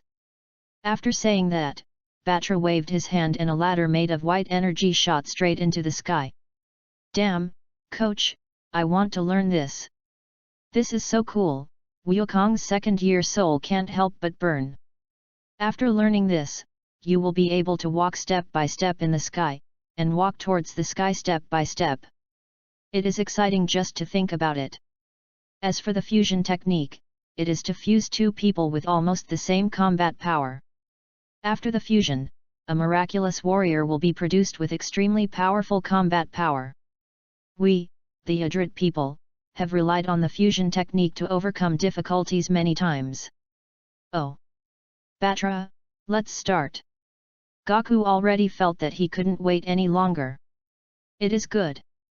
Batra was still looking forward to teaching Goku these martial arts, and Goku's mastery of Spilito was higher than his, so it was a good opportunity for him to ask Goku for advice during the teaching process. Chapter 25, Damn, you also. Time flies, and in the blink of an eye a year has passed. Wukong, are you leaving now? Batra and Wukong walked in the palace, and he said reluctantly that he knew Wukong was leaving today. Yes, I've been bothering you here for a year. It's time to go. There are people waiting for me in my hometown. As Goku spoke, he couldn't help but think of Bulma. After not seeing her for a year, he missed Bulma more and more. Is it the one from your family? It seems like you two are really in love. I don't know how many times I've heard you talk about it this year. Batra deeply condemned Goku in his heart, thinking that he deserved to be a single dog. Well, let's go. Come with me to meet Elder P. Bala. The elder has been of great help to me in controlling my chi over the past year. I should say goodbye to him and thank him before I leave. Wukong has not forgotten P. Bala's help to him. In fact, it only took Wukong 1 month to master the 4 martial arts, and the remaining 11 months were spent on training his control over chi. Moreover, in just over a year, his normal combat power increased to 3,200 million. Perhaps because of the breakthrough to Super Saiyan, his normal combat power soared. If he hadn't helped improve combat effectiveness over the past year, he would probably have 4,000 million. Now, his control over chi has finally taken a step forward. Even though it's only a small point, but at his level, every small point requires a lot of time and cost. As soon as the two stepped into the elder's room, the elder's voice was heard. Goku, you should be leaving today, right? Well, yes, I came here specially to thank you. Thank you for teaching me over the past year. Wukong walked up to P. Bala with a smile and put his arm around his shoulder. During this year, Goku has become very familiar with P. Bala and Batra, and they are almost brothers. Oh, that's not true. It's mainly because you are so talented.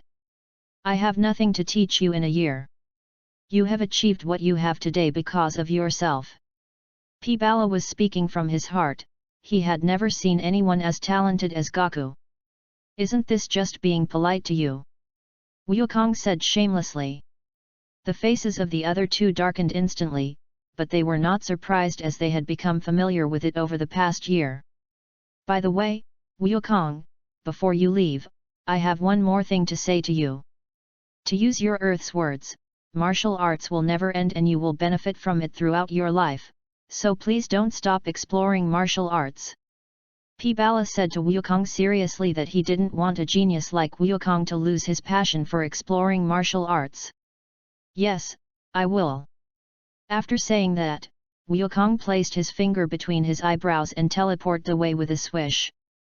P. Bala looked at Bartra in shock.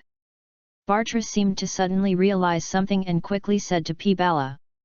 Oh, Elder, I forgot to tell you that Wukong has improved his teleportation. As long as he has been to a place, he can teleport away directly without even needing to sense the air. When P. Bala heard this, he was stunned, then he laughed. Haha, you really look like a monster.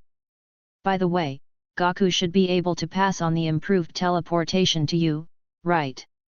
Hearing what P. Bala said, Batra scratched his head embarrassedly. Wukong did teach him, but the key point was that he didn't learn it. Well, Elder, Wukong did teach me, but I didn't learn it. However, I wrote it down. Batra couldn't help but feel complacent at the end. Page 19. P. Bala was full of doubts. It was the first time he saw someone who had not learned something yet be so proud. Show me what you recorded.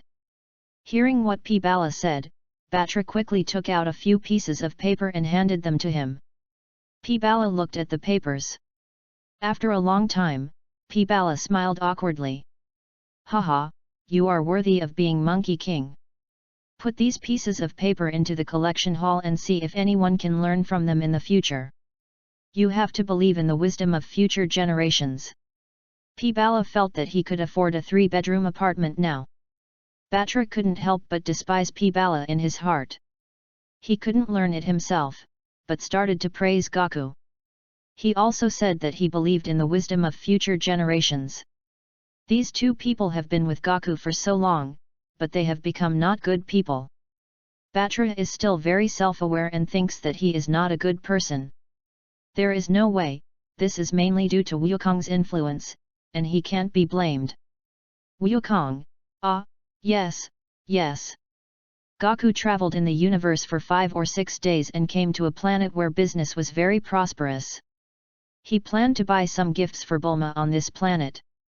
After getting off the spaceship, Wukong came to the most famous commercial street on the planet. As expected of the most famous commercial street, the street was crowded with people, including aliens of all kinds. That person looks like a name Qian. This person has 3 eyes and should be of the same bloodline as Tian Xinyan. Holy shit! An alien covered in gold. It was the first time that Wukong saw such a diverse alien world. He was immediately interested and began to watch. Hey, man, are you a scion? An alien who looked a bit like an earthling came over and asked Gaku. His name is Yak. He works on this business street. His job is to get customers to spend money. The more they spend, the more commission he gets. There are many people like him on this street. In fact, many of them noticed Gaku, but when they saw the tail behind Gaku, the Scion's great reputation in the universe made them dare not move forward. Although the Scions seem to have become extinct, it does not prevent them from being powerful individually. Besides, isn't the person in front of us a Scion? Yeah, I want to come here to buy something. Wukong clearly felt that he was different from others, and seemed to be a salesperson. Hey, man, you've come to the right place. Our planet Bioxide is a famous commercial planet, and this commercial street is the most famous commercial street. I can recommend you something to buy. Yak's eyes instantly glowed with gold. Scions are usually strong individually, and strong individuals have a lot of money. It seems that he will be able to take a big order this time. Female products. Wukong felt that he had some bad intentions, but he didn't sense any malice. Moreover, Wukong felt that the aura on him was somewhat familiar and a little strange. But even if he has bad intentions, it doesn't matter. He is just a man with a combat power of tens of thousands. It's okay for me to just stand there and let him hit me. Feminine products. Wukong couldn't help but sigh. Alas! I've been out for a long time, so I'm going to bring some gifts back home. You should know why I want to bring gifts, right? If I don't, the consequences will be disastrous. Fuck, you also. As Yake was about to speak, he was stopped by Wukong. Hey! This is something between you and me, don't tell anyone. Wukong leaned close to Yak's ear and whispered. At this time, Jack looked at Gaku with a look of sympathy. He didn't expect that a pure-blooded Scion was also afraid of his wife. Jack decided to cheat Gaku less of his money. If nothing else, it's for loyalty, we are brothers in distress. But we have to make a living, right? So we should make less money. However, Yak could still see one thing, that his situation was different from that of the Scion. He was a son-in-law and suffered all kinds of ridicule in his wife's home. Only his wife was nicer to him and always comforted him. As for his wife's relatives and friends, Jack has only one thing to say, they are blind. He is the only one on this planet whose combat power exceeds 10,000 and reaches 5 figures, but he has always wanted to remain ordinary and live an ordinary life with his wife. Wukong had no idea about Jack's family situation. If he knew, he would definitely speak out loudly. Fuck. Dragon Ball's son-in-law. I understand. Yak gave Wukong a reassuring look. Since you want women's products, then I can recommend you some beauty and health products. Let me tell you, we at Bioxide Star have a kind of beauty and skincare product that can slowly increase the hip and bust circumference. Take a look. After saying that, Yak took out a piece of transparent electronic glass and introduced various beauty products. Wukong leaned over to take a look, and was instantly amazed by the variety of beauty products, mainly because there were so many contents and so many amazing functions. This one can tighten and whiten the skin, this one can prolong life and youth. Yak introduced them one by one. Chapter 26 Gura. At this time, in the outer space of the planet Biod, a huge disc-shaped spaceship was parked there. King Gura, this place is a bit close to King Frisia's forces. It's not a good idea for us to plunder this planet, right? Asked Shaviza from the side. Gula stood in front of the glass window and sneered when he heard what Shaviza said. My brother? Don't worry about him. Even if he knew, he wouldn't dare to do anything to me. You have to know that my final form has a combat power of 4.7 million, while he only has a pitiful 1.2 million. He is just a waste who can't practice. Don't tell me about the Golden Furious in Dragon Ball Heroes. Can the setting in Dragon Ball Heroes be taken seriously? I will only take a part and change it. Golden Furious will not be in my setting. Shaviza, this planet should not have many resources. It is mainly a famous commercial planet, right? Gula said while looking at the planet Biod below through the glass window. Yes, King Gula. Well, then, take away all the wealth of this planet and destroy it. As he spoke, an evil smile appeared on Gula's face. Have everyone in the Legion ready to disembark and enter this planet. Gula said after seeing the spacecraft enter the outer atmosphere. In an instant, countless small black dots flew out from the spacecraft and flew towards the star Biod. Just as Yak was still tirelessly introducing the product to Wukong, the defense alarm suddenly sounded. Goku and Yak looked up and saw aliens in combat uniforms flying down from the sky one by one, destroying everything at will. Not good. Jack thought to himself. His home was near the commercial street and his wife might be in danger. At this time, an energy bomb fell towards Goku and the others. Goku raised his hand and a ball of blue energy condensed in his hand. In an instant, the energy turned into a straight air sword, which intercepted the energy bomb in the air. Boom! The energy generated by the explosion of the energy bomb dissipated in all directions. Jack looked at Goku, whose hair was blown fluttering. This scion was not simple. His previous move was no weaker than his own. At this time, Jack was very conflicted. As the strongest person on this planet, he should stay to protect the planet, but there would be no one to protect his wife. Damn it! Jack clenched his fists tightly. Go ahead, leave this to me. Isn't it the most important thing to protect the one you love the most? Wukong could see the dilemma of Jack.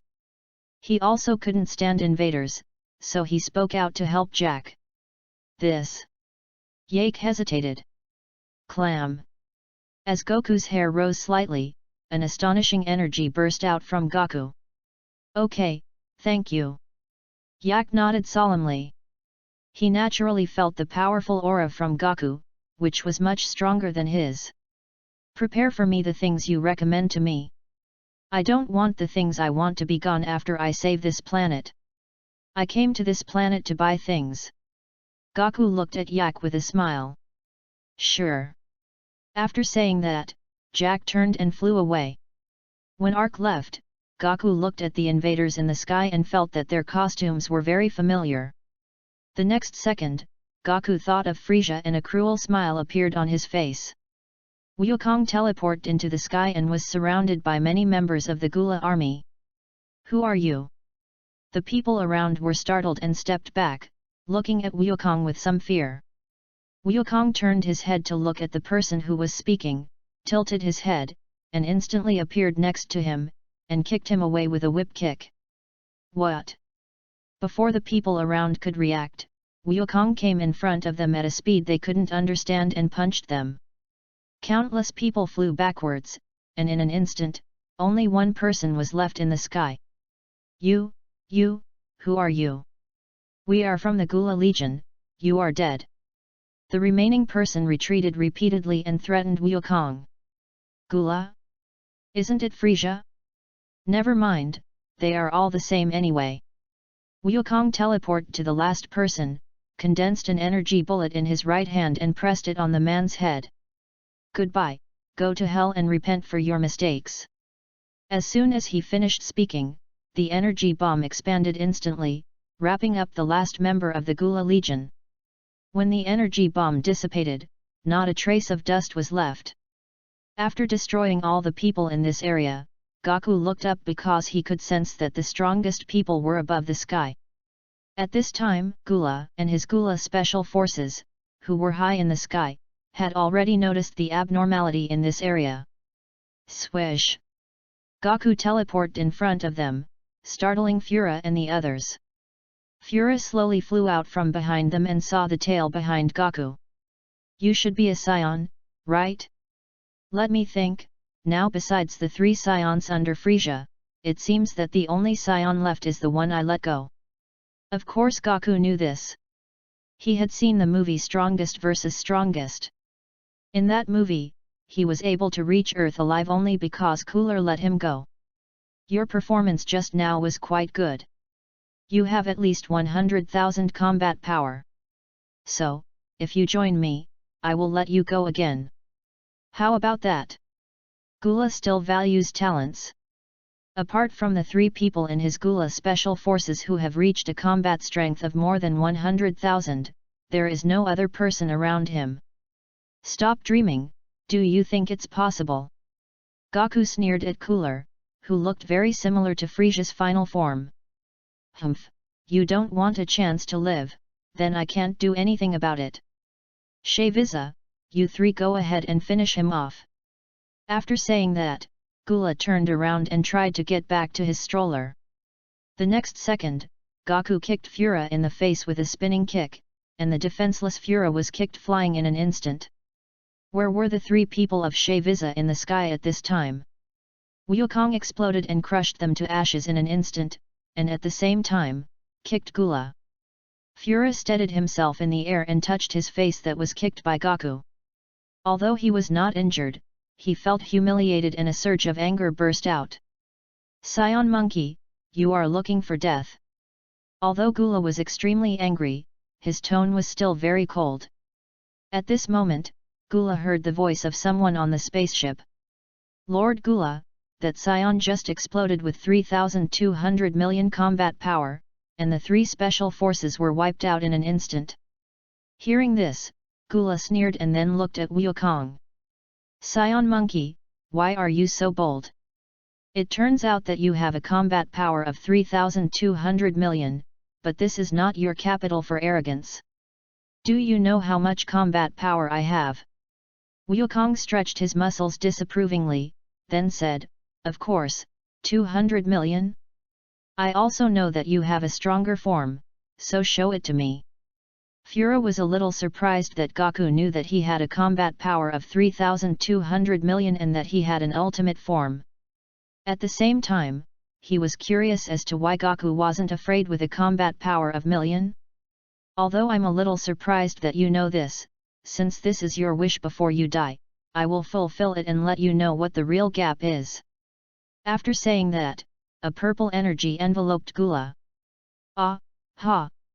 With a roar, the purple light dissipated and Gura transformed into his final form. Gula put his feet together, lowered his hands diagonally downward, and floated in the air with his palms spread out. He looked at Wukong with disdain and said, Scion, do you see that? This is the difference between you and me. Chapter 27 16 billion combat power. I saw it. Wukong answered indifferently. In that case, your death is imminent. After saying that, Gura transformed into a purple aura and punched Gaku. What? Wukong firmly grasped Fura's punch with his left hand. At this moment, a golden aura was emanating from his body. I wonder if you've ever heard of the legend of the Super Scion. After saying that, Gaku raised his right fist and punched Cooler hard in the face. Then the golden aura surged, and in an instant, Gaku transformed into a blonde Super Scion with green eyes. 16 billion combat power, here we go. Bang! Gula's figure turned into a stream of purple light and slammed heavily into a mountain. No, it's impossible. How can the legend of Super Saiyan be true? Gula pulled out his limbs that were embedded in the mountain. At this moment, he could no longer maintain his elegance and roared ferociously. Goku's punch just now hurt him badly. After all, the difference in size was nearly 3 times. He was not killed by one punch. One has to admire the thick skin and strong flesh of the Ice Demon clan. Nothing is impossible. The Super Saiyan with golden aura and golden hair is standing in front of you. Goku looked at Kula coldly with his emerald green pupils. How can we repair it? We should have wiped out all of you Saiyan monkeys in the first place. Kula floated in the air with a ferocious face. Purple aura burst out from his body. For a moment, half of the sky was covered by purple aura. Kula punched Goku, who caught the punch coming for his face and then kneed Kula deep into the stomach. Page 20. What? Kula's body was extremely bent and he spit out bitter water from his mouth. Then Wukong didn't want to let him go. He grabbed Kula's fist tightly with his right hand and stretched out his left hand, aiming it at Kula's face. Didn't your parents teach you not to hit people in the face? Clap clap clap. Wukong slapped him with his forehand first, and then with his backhand, and he actually hit him in a rhythm. For a moment, the whole sky was filled with only the crisp sound of slaps and Kula's screams. Goku was very happy this time, because Cooler and Frieza looked so similar. Goku remembered what happened before. Fura used all her strength to try to break free from Wukong's restraints, but Wukong's hands held tightly like an iron clamp. After beating Fura for nearly a minute, Wukong let go. Fura quickly retreated 100 meters and looked at Wukong with eyes full of resentment. Is this your strength? Who wanted me to see the gap between us? It seems that the gap between us is indeed as huge as a chasm. Wukong's words were like a heavy punch, hitting Gula's self-esteem hard. Gula rushed forward, throwing every punch and kick with all his strength. However, Goku's golden hair fluttered, and he dodged every time. Boring! Wukong kicked Gula 1,000 meters away. What? Fura rushed towards Wukong again, stopped in the air, looked down, and saw a golden sword of energy piercing through his belly. Wukong, who was dozens of meters away, swung Fula upwards, and Fula was immediately thrown into the sky. Wukong retracted the golden sword energy in his hand, bent his body slightly, and placed his hands on his waist. This one will end you. Golden and blue energy gathered in Goku's hands. Final Kamehameha wave. A beam of golden energy wrapped in blue energy shot up into the sky. In an instant, the strong light dimmed the entire sky. Haha! Since I can't live, you can die with me. Knowing that the Saiyans could not survive in the universe, Cooler gathered a golden planet-destroying bomb in his hand and smashed it to the ground at the last moment before turning into ashes. Goku had noticed it long ago. He teleported to the bottom of the planet-destroying bomb, condensed his chi sword, and swept it at the energy bomb. The energy bomb instantly split into 2 halves and exploded in the air. Boom! However, at the moment when the energy bomb exploded and Goku thought it was over, a red laser was shot down from the sky. Goku quickly extended the golden air sword to block the laser. After doing all this, the chi sword extended again, and a golden chi sword stood up into the sky, crossing the sky and penetrating the spacecraft in the outer atmosphere. With a wave of his arm, Goku instantly split the spaceship into 2 halves, forming a beautiful firework in the universe. Tisk, you are indeed a member of the Frozen Demon clan, so filthy that it makes me feel sick. But you miscalculated. Even if this planet is destroyed, I can survive in the universe. After saying that, Goku cancelled his Super Saiyan transformation. Now he was only in the 2nd stage of Super Saiyan 1, which consumed a lot of his energy and physical strength. Now Gula and his special forces have been wiped out, and the remaining ones are just some miscellaneous soldiers with a combat effectiveness of only a few thousand, and at most tens of thousands. His normal 3,200 million are enough. 10 minutes later, Wukong's air sword slashed through the last member of the Gula Legion. In an instant, the man's entire body was split into two halves, and green blood splattered everywhere. Wukong quickly used his energy to block the green blood out. At the beginning, Wukong was quite opposed to this brutal method, but after killing more and more people, he gradually became numb. Phew, it's finally over. Wukong felt a sense of nausea rising in his heart. He thought that he needed to take a good rest after this time. Killing so many people at once, even if they were evil, still made him feel a little uncomfortable. Wukong began to sense Yak's aura. Found it. After saying that, Wukong teleported to Yak's side, but who would have thought that he would see a famous scene as soon as he arrived? Humph, you are blind. From now on, I, Yak, will have nothing to do with you. Honey, let's go. Yak said indifferently as he looked at the kneeling man in front of him. When he was about to leave with his wife in his arms, Wukong suddenly appeared and scared him.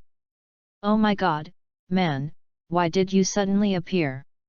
Don't call me brother, Yak, just call me Wukong. Suddenly appearing is one of my skills. Okay, Gaku, let's go talk somewhere else. I don't want to see them. Can. After saying that, Wukong put a hand on Yak's shoulder and teleported to the previous commercial street. This commercial street was hardly damaged because of Wukong's presence, and the surrounding buildings are still very intact. This is really magical. Yak looked around in surprise. Oh, by the way, Gaku, this is my wife Izzy. Izzy has long black hair and looks very much like an earthling. It would be more accurate to say that the Biod people are more alike to the earthlings than that she looks alike. Hello, Miss Izzy. Wukong greeted Izzy politely. Hello, Mr. Gaku. Yak, what happened just now? Wukong was a little gossipy. Alas, I prefer to live an ordinary life, so I have never told my wife and her family about my strength, nor have I shown it, which led to them looking down on me. Yak sighed and continued. During the invasion just now, I showed my strength because I wanted to protect my wife. The result was just like what you just saw. They knelt down and begged me to forgive them. Don't I know what they want to do? I really don't want to see them now.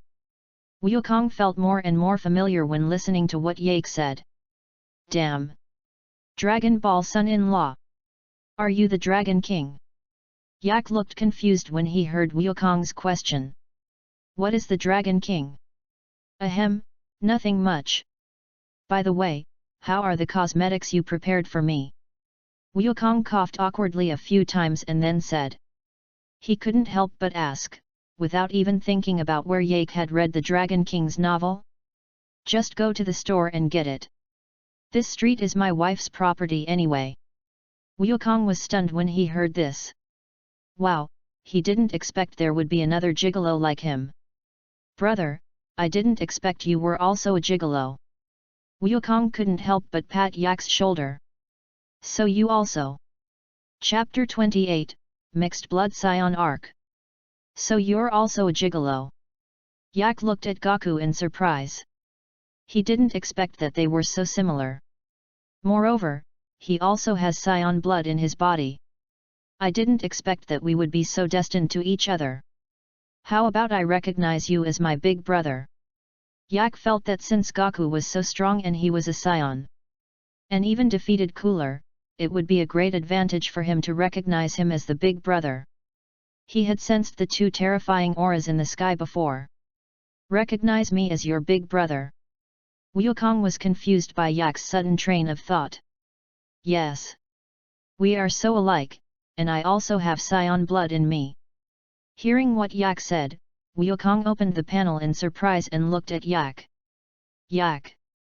Race, mixed blood Scion, mixed blood of Biod and Scion. Combat power, 10,086. Seeing this, Gaku finally understood why he felt a sense of familiarity with Yak's aura. The reason was that Yak was a mixed blood scion. But with this combat power, can you move? You're a half-breed scion? Where's your tail? Well, I cut off my tail. My father is a scion, but I have never met him. Yak gritted his teeth. He hated his father. If he hadn't been so indifferent, his mother wouldn't have. Okay, I accept you as my second brother. Big brother. Second brother. Okay, you two should stop worrying. Izzy couldn't bear to watch it anymore. Yes, my sister-in-law is right. Wukong nodded. Yeah, big brother is right. Yak nodded. Izzy looked at the two of them helplessly. There was no hope for them. By the way, second brother, how old are you this year? Wukong could clearly feel that Yak was older than him. I'm 24 this year, big brother, no need to say more, what's the problem with age? Ah, this. Jack directly blocked Wukong's words. Wukong shook his head helplessly and asked Jack. Okay, so what are you two going to do now? I'm getting ready to leave this planet and live on another planet. Anyway, the profits from this street will be automatically deposited into my wife's space bank card. Yak said casually. He really didn't want to see that group of people again. The Cosmic Bank was founded by many major forces working together, and even the Ice Demon clan participated. The currency it issued can almost be said to be universal throughout the universe. Wukong looked at the two of them and wondered whether he should take them to Earth. After all, there were very few scions now, even mixed blood scions. After all, when he transforms into a super scion, he will have a combat power of over 100 million. Why don't you two come with me to Earth? It's a very beautiful planet and I believe you two will like it. Wukong suggested. Hearing what Wukong said, the Yak couple looked at each other, and then Yak nodded. Okay, listen to your big brother. Then you two should go pack your things first, and then come with me. Half an hour later, Yak and his wife packed up their things and said to Wukong. Brother, you go first, and we will follow you in the spaceship. Hearing this, Wukong nodded and said that this was a good idea. In the vast deep space of the universe, two spaceships were traveling one after the other. Yak and Izzy were chatting when Gaku suddenly teleported to appear next to Yak. Big brother, what's the matter? Yak looked at Wukong with some confusion. Do you want to learn my skill of controlling the size of combat power? Gaku came here to teach Yak how to control his energy, so that when he arrives on Earth, his energy with tens of thousands of combat power will not scare the people on Earth. Fuck, of course I've thought about it. Big brother, please teach me. Jack's eyes lit up. He had long envied Goku's ability. Although he independently mastered a skill that could hide some of his strength, it was still far inferior to Goku's. With this ability, wouldn't he be able to play the pig and eat the tiger better? Bah, what does it mean to play the pig and eat the tiger? It's obviously to live an ordinary life. Put your hands on my shoulders and come with me to practice on my spaceship. This place is not suitable for practice. Wukong said after taking a look at the surroundings of the spaceship. His spaceship was specially modified by Dr. Brief, and there is a large open space dedicated to cultivation, while Yak and his crew's spaceship is almost entirely a living and leisure area. Okay. After saying that, Yak put his hand on Wukong's shoulder, and the two of them disappeared on the spaceship in an instant. Izzy looked at the two people who disappeared, not knowing whether going to Earth this time was a good thing or a bad thing. It was obvious that Yak didn't like practicing before. When Gaku began to teach Yak, he had to say that a mixed blood scion is a mixed blood scion. In less than half a day, he was able to sense the chi and initially master it. Although he was not as good as he was at the beginning, he was much better than many people on Earth. In just 10 days, Yak was able to freely control the fighting power he displayed. At the same time, Gaku also taught him Kamehameha. In fact, Kamehameha is not difficult. As long as you master the energy, it is very simple to practice. Okay, now you have a good grasp of Chi. Go back to your spaceship. Your wife is still waiting for you. I can feel that she has been looking at me with more resentment these days. Wukong said jokingly to Yak. She dares. Without Izzy's presence, Yak became much tougher. Haha, if you have the guts, say it in front of Izzy. Wukong exposed him mercilessly. Page 21. Ahem, forget it, brother. I'm going back first. Well, we are almost reaching the Earth. Look at that blue planet in front of us. Wukong pointed through the glass window. Yak looked through the glass window in the direction Wukong pointed, and a beautiful blue planet appeared before his eyes. As expected, his brother did not lie to him. This planet called Earth is really beautiful. The sky was gloomy, and a drizzle of rain was falling silently, like countless silver threads spit out by silkworms. Millions of fine threads were floating in the air, like a misty veil covering the dark and oily wilderness. Bulma held an umbrella and stood at the registration exit of the martial arts tournament, waiting for the person in her heart to appear. The rain gradually got heavier, dripping on the umbrella, but the person she was waiting for had not appeared yet. Bulma's eyes were slightly red, and she couldn't help feeling a little depressed. She has been waiting for more than a year. Wukong, didn't you say you would come back? Her weak voice was like a whisper in the wind, almost blown away. She pursed her lips tightly, trying to hold back her tears, but her red eyes betrayed everything. Yeah, I told you I'd be back. Bulma looked up and saw the rain falling gently. In the misty rain, she saw the familiar figure. At this moment, she could no longer hold back her tears. Okay, stop crying. I'm back, right? Goku walked forward, pulled Bulma into a hug, and reached out a hand to wipe the tears from her face. Goku, please don't leave anymore, okay? I don't want to wait alone anymore. Bulma's whispers reached Goku's ears, and Goku couldn't help but hold Bulma's hands tighter, then lowered his head to kiss that softness. At this time, an opaque barrier enveloped the two of them, which was formed by Wukong using his chi. Yak and the other man who were eating melons not far away couldn't help feeling a little regretful. Really? Goku actually raised a barrier. Damn it! At this time, Klin's voice reached Jack's ears. Jack looked in the direction of the voice and found a short bald man. Do you know Wukong too? Yak walked over and asked. Yes, I'm his junior fellow apprentice, and we're all his friends. So who are you? Why haven't I heard Goku mention you? After saying that, Krillin pointed at Master Roshi and the others. I am my eldest brother's new second brother. Jack said without any shyness. At this moment, he saw Master Roshi and his face changed instantly. Hey, old pervert, if you look at my wife like that again, I'll chop you up. Yak looked at Master Kame with an unhappy face. There was nothing he could do. Who asked Master Kame to stare at Izzy with his lustful eyes? If he was a man, he couldn't stand it. Ah, sorry, I didn't know she was Goku's sister-in-law. After hearing this, Master Roshi immediately looked away and apologized. Humph. Jack decided to give his elder brother some face. Chapter 29 Sun Family Nanny appears. Hey!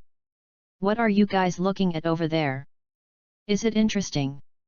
Goku and Bulma appeared beside them at some point, and Bulma said with a dark face and a bad tone. Her gentleness is only towards Goku. She has no good temper towards anyone other than Goku. No, nothing. Everyone explained quickly. Hello, sister-in-law. Jack shouted from the side. Yak's call of sister-in-law almost made Bulma's brain short-circuit. She looked at Goku in confusion. Who is this? He is quite good at talking. If he can talk, he should talk more. Seeing Bulma's look, Goku quickly introduced them. This is my new second brother, Yake, and the woman next to him is his wife Izzy. Bulma looked at the two of them, and because Ark had just called her sister-in-law, she had a good impression of them. Hello, Akaizu, my name is Bulma. Hello, sister-in-law. Izzy also said. Okay, hello sister-in-law. Bulma couldn't help but float up. Gaku looked at Bulma helplessly, then pulled Bulma into his arms and whispered softly. I brought you a lot of gifts this time. As for what they are, I can't give them to you now. Okay, why can't you give it to me now? Bulma was obviously a little overwhelmed by Goku's sudden attack, and answered hesitantly. It's a bit much, it's hard to take it out now, I'll give it to you when we get home. Okay. Bulma nodded with a blushing face, then turned to look at everyone and found that they were looking at her and Gaku with anti-smiles on their faces. Bulma was suddenly so embarrassed that she could have squeezed out a 3-bedroom, 1 living room apartment. She stretched out her slender hand and pinched the soft flesh on Goku's waist. Hey, what are you doing?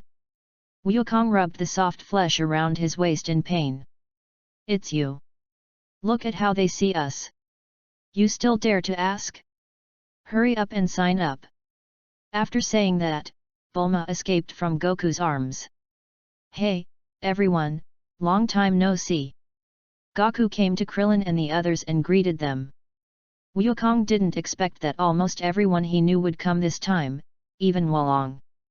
Gaku, I haven't seen you for nearly 2 years. You've grown a lot taller. You're now 180 centimeters tall, right? Krillin said, looking at Gaku in front of him. Klin couldn't help but feel a little sad. He was still a short guy. How could he find a girlfriend in the future? Now among the 3 brothers, he was the only one who was still single. That's right, Yamcha also found a girlfriend. He overcame his fear of girls 2 years ago. Since then, Yamcha has been playing more and more extravagantly. I don't even know how many girlfriends he has had. This made Krillin very envious, but it was also because of this that the gap in strength between Krillin and Yamcha became wider and wider. Haha, no more, no less, exactly 180. By the way, Wulong, why are you here too? Wukong was a little curious. Wulong rolled his eyes when he heard that. What do you mean I'm here too? Can't I come? You're not on Earth so you don't know. The second generation of the devil has already said that he will come to participate in this martial arts tournament.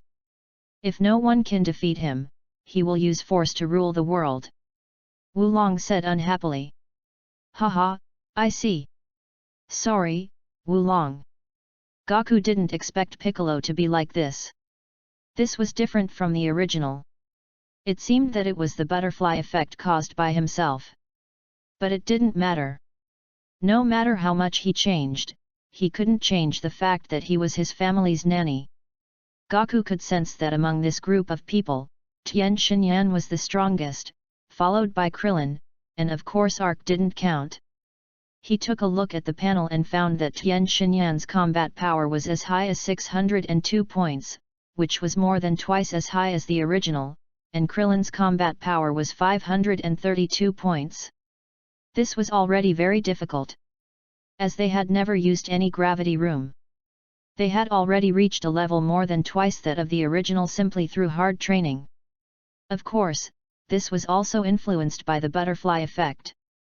Gaku, I hope you can show all your strength this time and let me see the gap between us. Tien Shinyan in the crowd looked at Gaku with a wry smile. After getting familiar with Gaku and the others, he realized how strong Gaku was.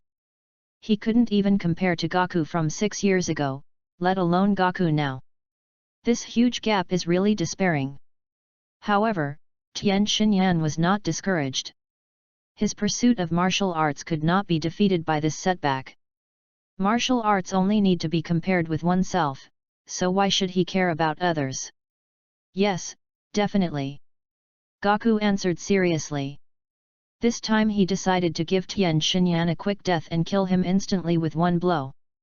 After all, based on his understanding of Tian Xinyan, this is true respect for him.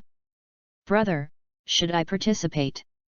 Seeing that they were all going to participate in the martial arts conference, Yak couldn't help but feel excited. Sure. Wukong said nonchalantly. But if Jack participates, no one present can defeat Jack except himself. After all, at this time, a combat power of 4 digits is a dimensionality reduction attack, not to mention 5 digits. Ah! He's going to participate too. Krillin looked at Jack with some suspicion. Jack had hidden his aura now, so Krillin couldn't sense how strong Jack was. Krillin, don't underestimate him. He is the strongest among you except me. Be careful that he will hold a grudge against you when you go to the ring. Goku looked at Krillin with a smirk on his face and gave Jack a look, who immediately understood. As for what kind of look it was, guess? Hey, Goku, stop messing with me. When Krillin heard what Goku said, he couldn't help but panic a little and looked at Yak with some fear. What responded to Krillin was Jack's unfriendly look. In an instant, it was like a bolt of lightning hitting Krillin. It was over. Krillin was instantly distraught, and everyone couldn't help laughing when they saw Krillin's expression. Okay, I won't tease you anymore, Krillin. Yaku is not that stingy. Goku felt that the joke had almost ended, so he came out to explain. Only then did Krillin realize that he had been deceived. Everyone else had seen through it, except him, so he was the only one who was kept in the dark. Thank you, Mengu people. Krillin looked at Goku with resentment. Okay, let's go sign up together. Yamcha tried to smooth things over. After hearing Yamcha's voice, Goku started to look at Yamcha through the panel. You don't know until you see it. It's shocking. It's less than 300 points, which is a huge gap compared to Krillin and the others. Alas, the god of tea has fallen after all. Even if I have myself, I still can't change it. Yamcha, you haven't trained seriously in the past 2 years. Goku decided to give Yamcha a reminder to see if he could change. Hearing what Goku said, Yamcha smiled awkwardly, scratched his head and said, Alas, the gap is getting bigger and bigger after trying harder. Even if I try hard, I may not be able to beat Krillin and Tian Xinyan. I think I should just forget it. My life is pretty good now. After hearing what Yamcha said, Goku shook his head and gave up the idea of continuing to persuade him. Yamcha was hopeless. Krillin, Tian Xinyan and Master Kame had the same idea as him, but they did not force him. After all, Yamcha's ambition was not this. When everyone registered and walked into the waiting room, a smile appeared on Wukong's lips. He sensed that their nanny had appeared. Chapter 30 The 23rd World Martial Arts Tournament. Goku looked in the direction where the chi was sensed, and a person with green skin appeared in Goku's sight. Yes, that was Piccolo. Wukong looked at Piccolo with some curiosity. How dare he say such a thing? While thinking about it, he opened the panel. Upon closer look, Goku was even more confused when he discovered that Piccolo's combat power was only 1126. This is 3 times higher than the original, but we also have to look at our current combat power. Actually, this is also Goku's fault. When he was fighting Piccolo, in order to make Piccolo spit out the eggs, he released a large sea, which caused Piccolo to seriously misjudge Goku's strength and thought that he was only 400 or 500 at most. Isn't it? When Piccolo cultivated his combat power to over 1000, he thought he was invincible. Indeed, he was invincible before, but he was like an enemy coming from heaven. When Goku saw Piccolo, Piccolo also saw Goku and snorted coldly. Humph, son Goku, just wait. Piccolo muttered to himself. He always believed that he was much stronger than Goku and that no one on earth could compare to him. I have to say that old Bick is misleading. Bick is still a 3-year-old child, but this does not prevent him from being a nanny. For Goku, Piccolo will never be able to escape the fate of being a babysitter in this life. Gaku noticed that Piccolo had seen him, so he turned around and started chatting with Krillin and the others. He was not in a hurry, because they would eventually meet in the ring. The progress of this martial arts tournament was much faster than in the past, mainly due to the arrival of Lord Piccolo. Some martial artists who were afraid of being killed did not come to participate, and the number of participants was only half of that of previous years. But it seems that there are also several martial artists who have not appeared in the original work and are quite powerful. After everyone drew their lots, they heard Yamcha's scream. "What? Let me fight Gaku in the first match. Destroy it." Yamcha felt like crying but had no tears. There were so many people there, but he had to meet Gaku. He looked at the others and found that they had not met each other. In the end, I'm the most unlucky one. It's really Chen Rui who touched the electric wire, I'm so embarrassed. I'll give you a quick lesson, Yamcha. Gaku slowly walked over to Yamcha, patted his shoulder gently, nodded at him and said. Page 22. Sun Wukong. At this time, a female voice came into everyone's ears. Everyone looked in the direction of the voice and found a beautiful girl wearing a cheongsam. Krillin looked at Gaku with ill intent in an instant, pushed Gaku with his shoulder, and his eyebrows kept twitching. Gaku, I didn't expect you to be this kind of person, playing so many tricks. Gaku could feel Bulma's death stare from the audience. How is that possible? Am I that kind of person? Are you Chi-Chi? Having read the original novel, Gaku recognized Chi-Chi at first sight. Well, it's me. Chi-Chi nodded. She came over mainly to say hello, because she and Gaku didn't have much interaction before, and she didn't bother Gaku now. Well, let's catch up after the game. Wukong didn't dare to continue chatting with Chi-Chi, not for any other reason, but because the gaze from behind was staring at him. He felt that if he continued chatting, he would be in trouble when he returned home. Yet, Kiki nodded and left.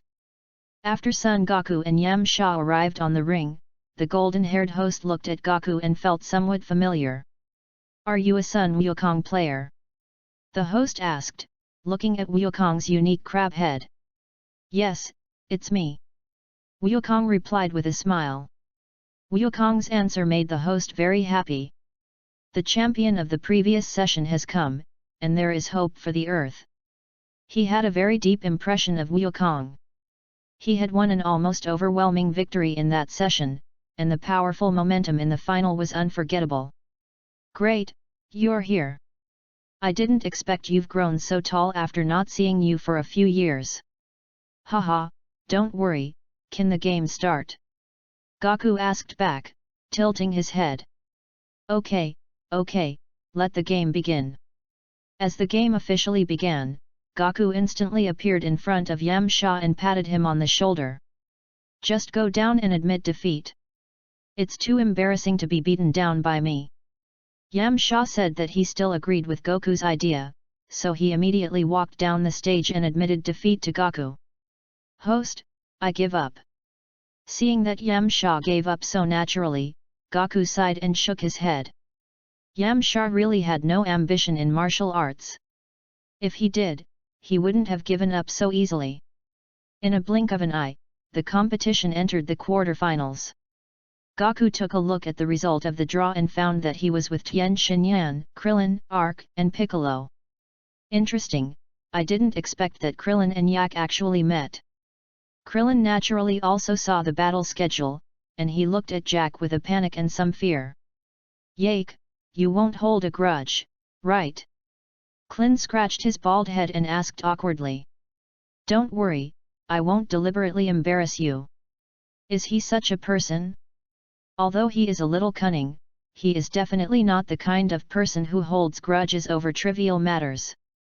Klin couldn't help but feel relieved when he heard what Yak said, but he was only eliminated in the quarterfinals. Sigh. Just do your best. The first match is between Gaku and Tien Shinyan. Gaku, show us your strength. Tian Xinyan got ready and looked at Gaku seriously. He knew that as long as Wukong used all his strength, he wouldn't be able to hold out for even a single move, but so what? It also showed the gap between him and Wukong. It is good. Gaku looked at Tian Xinyan in front of him with a serious face, nodded and said seriously. The moment the game started, Gaku flashed to Tian Xinyan's side.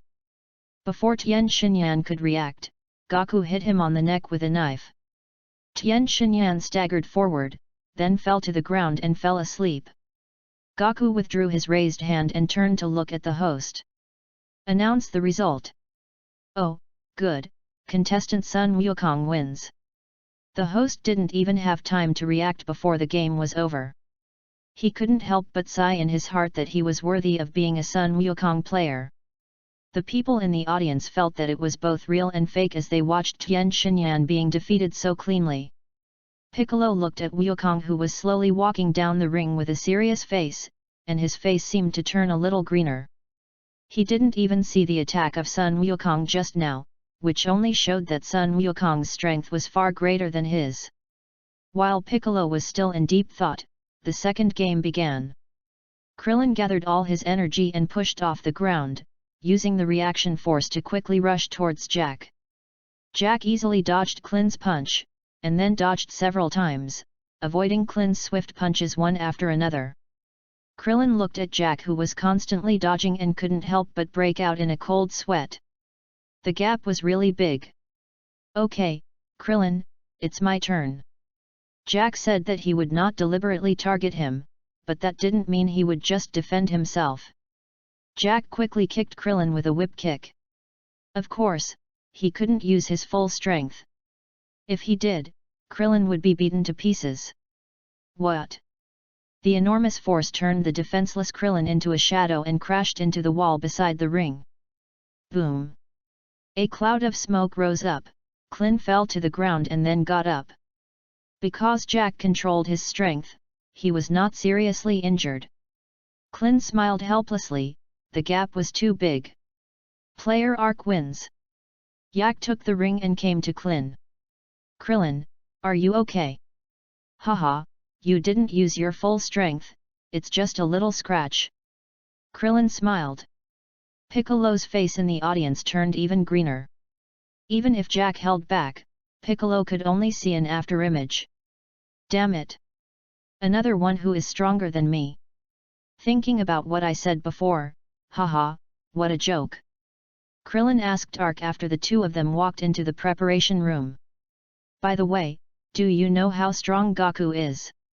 Krillin's words reminded Yak of the scene on the planet Biod, where the golden aura that occupied most of the sky was like a god. Yak shook his head and said, I don't know, but he is definitely not on the same level as us. There is a standard for measuring strength in the universe, combat power. I am just over 1000 now. Except for that green-skinned ghost on Earth, who has a combat power of over, the others only have a few hundred. As for Big Brother, he may have hundreds of millions. While they were chatting, Piccolo also knocked his opponent off the stage with one move, and Krillin and the others noticed it again. He must be Lord Piccolo, he's really strong. Krillin couldn't help but sigh. Krillin felt that even if he went up, he would probably be knocked off the stage in one move. It's okay, just so, with just over 1000 combat power. Jack said pretentiously. After hearing this, Krillin rolled his eyes and looked at Yak speechlessly. Hey, you have over 10,000 combat power, so of course you think it's just like that, I only have a few hundred. Krillin felt that his low combat power was really tiring and he was being ridiculed all the time. Although Jack didn't do it on purpose, the invisible pretentious aura was really discouraging. In the end, Kakai was eliminated in the quarter-finals, and soon, the semi-final match schedule was announced. Gaku vs Ark. On the ring, Yak and Wukong stood in two directions respectively. Brother, how strong are you? Yak looked at Wukong and asked. You'll know later. Come on, attack me. Wukong said to Yak without any defense. Okay, here I come. Kamehapa, here it comes. Just when Gaku thought that Jack would rush over, who knew that Jack would instantly release the Kamehameha wave and hit him directly. Gaku quickly stretched out his right hand and caught the Kamehameha. Hey, Yake, you're not playing by the rules. Who started the game with a big one? Wukong swung his hand, and the remaining blue energy on his hand turned into an arc of light and disappeared in the air. Haha, brother, if I play according to the routine, how can I beat you? Yak's words immediately shut Wukong up. Indeed, he originally wanted to show off to Yak. Come on, don't waste time. At worst I'll hit you less harshly this time. Wukong said the most terrifying words in the calmest tone. During the more than 10 days on the spaceship, wasn't Jack beaten black and blue by Wukong every time? Damn it, let's fight. Yak punched Gaku, and just as he was about to get close to Gaku, he suddenly appeared behind Gaku at an extremely fast speed. However, this extremely fast speed seemed very, very slow to Gaku. Wukong grabbed Jack's head with his backhand, squatted down and pressed it down hard towards the ground. Boom! A big hole suddenly appeared on the ground of the ring, and smoke filled the air for a while. The host quickly covered his mouth and nose and squinted his eyes to prevent dust from entering his mouth and nose. When the smoke cleared, the host opened his eyes wide and looked into the hole in the ring. He found that Yak had fainted, and immediately announced, "Contestant Sun Wukong wins." Clin in the audience looked at Yak's miserable state. For some reason, he felt gloating. Fortunately, he had received special training and would not laugh unless he had to. Ha ha ha. Finally, Krillin couldn't help but laugh out loud. You're done, Krillin. I'll tell Jack later and see if he will remember it this time. Yamcha said in a mean way. Ha, ha, ah. Cough, cough cough. Yamcha's sudden words almost made Krillin, who was laughing out loud, gasp. In the next game, Piccolo also won with great ease. The final battle will see Gaku and Piccolo face off. In the finals, Piccolo looked at Gaku standing in front of him with a serious expression. Sun Wukong, I know you are very strong, but I must avenge the vengeance between you and me. Hearing Piccolo say this, Gaku sighed helplessly. Hey, I can feel that you are different from old Piccolo. Do you know why I want to kill old Piccolo? Piccolo shook his head. He had been practicing since he was born and had never paid attention to this. Because he is pure evil, and his goal is to enslave the entire earth. The earth is beautiful, right? The people living on this planet are also kind and wonderful. But if old Piccolo enslaves the world, then smiles will disappear from everyone's face. As for Piccolo, Gaku immediately started to use his righteous mouth-to-mouth tactics. For the protagonist, mouth-to-mouth tactics are always useful. Smile, smile. Piccolo's nature is actually not bad. In fact, he has helped many people in the past 3 years. He just has always been unkind and arrogant. I'm afraid the only one who is more arrogant than him is our Prince Vegeta. And you? This chapter is nearly 4,000 words, and I will update one chapter today. Chapter 31, Justice. Yes, you. You are different from old Piccolo. You are kind by nature. You must have helped a lot of people in the past 3 years. Have you ever felt happy when you saw their heartfelt smiles and gratitude? Gaku asked Piccolo back. After hearing what Gaku said, Piccolo fell into deep thought, recalling the people he had helped in his mind, and he remembered a little girl. Page 23. The little girl took out a lollipop and said to herself with an innocent smile on her face. Uncle, thank you. I'll treat you to some candy. The lollipop is so sweet. Tisk, I don't need it. After saying that, he flew away quickly. If he were to ask himself now how he felt at that time, he would definitely answer that he was happy. Thank you. Countless people were thanking me in my mind, as if they were overlapping at this moment. Okay, that's all I have to say. This is why I killed old Piccolo. Of course, it is because I killed old Piccolo that if you still hate me, then come on, oh. Gaku sighed and looked at Piccolo with a sentimental look on his face. Piccolo watched as Gaku got into a dilemma. Yes, over the past 3 years, he had fallen deeply in love with this earth and the people living on this planet.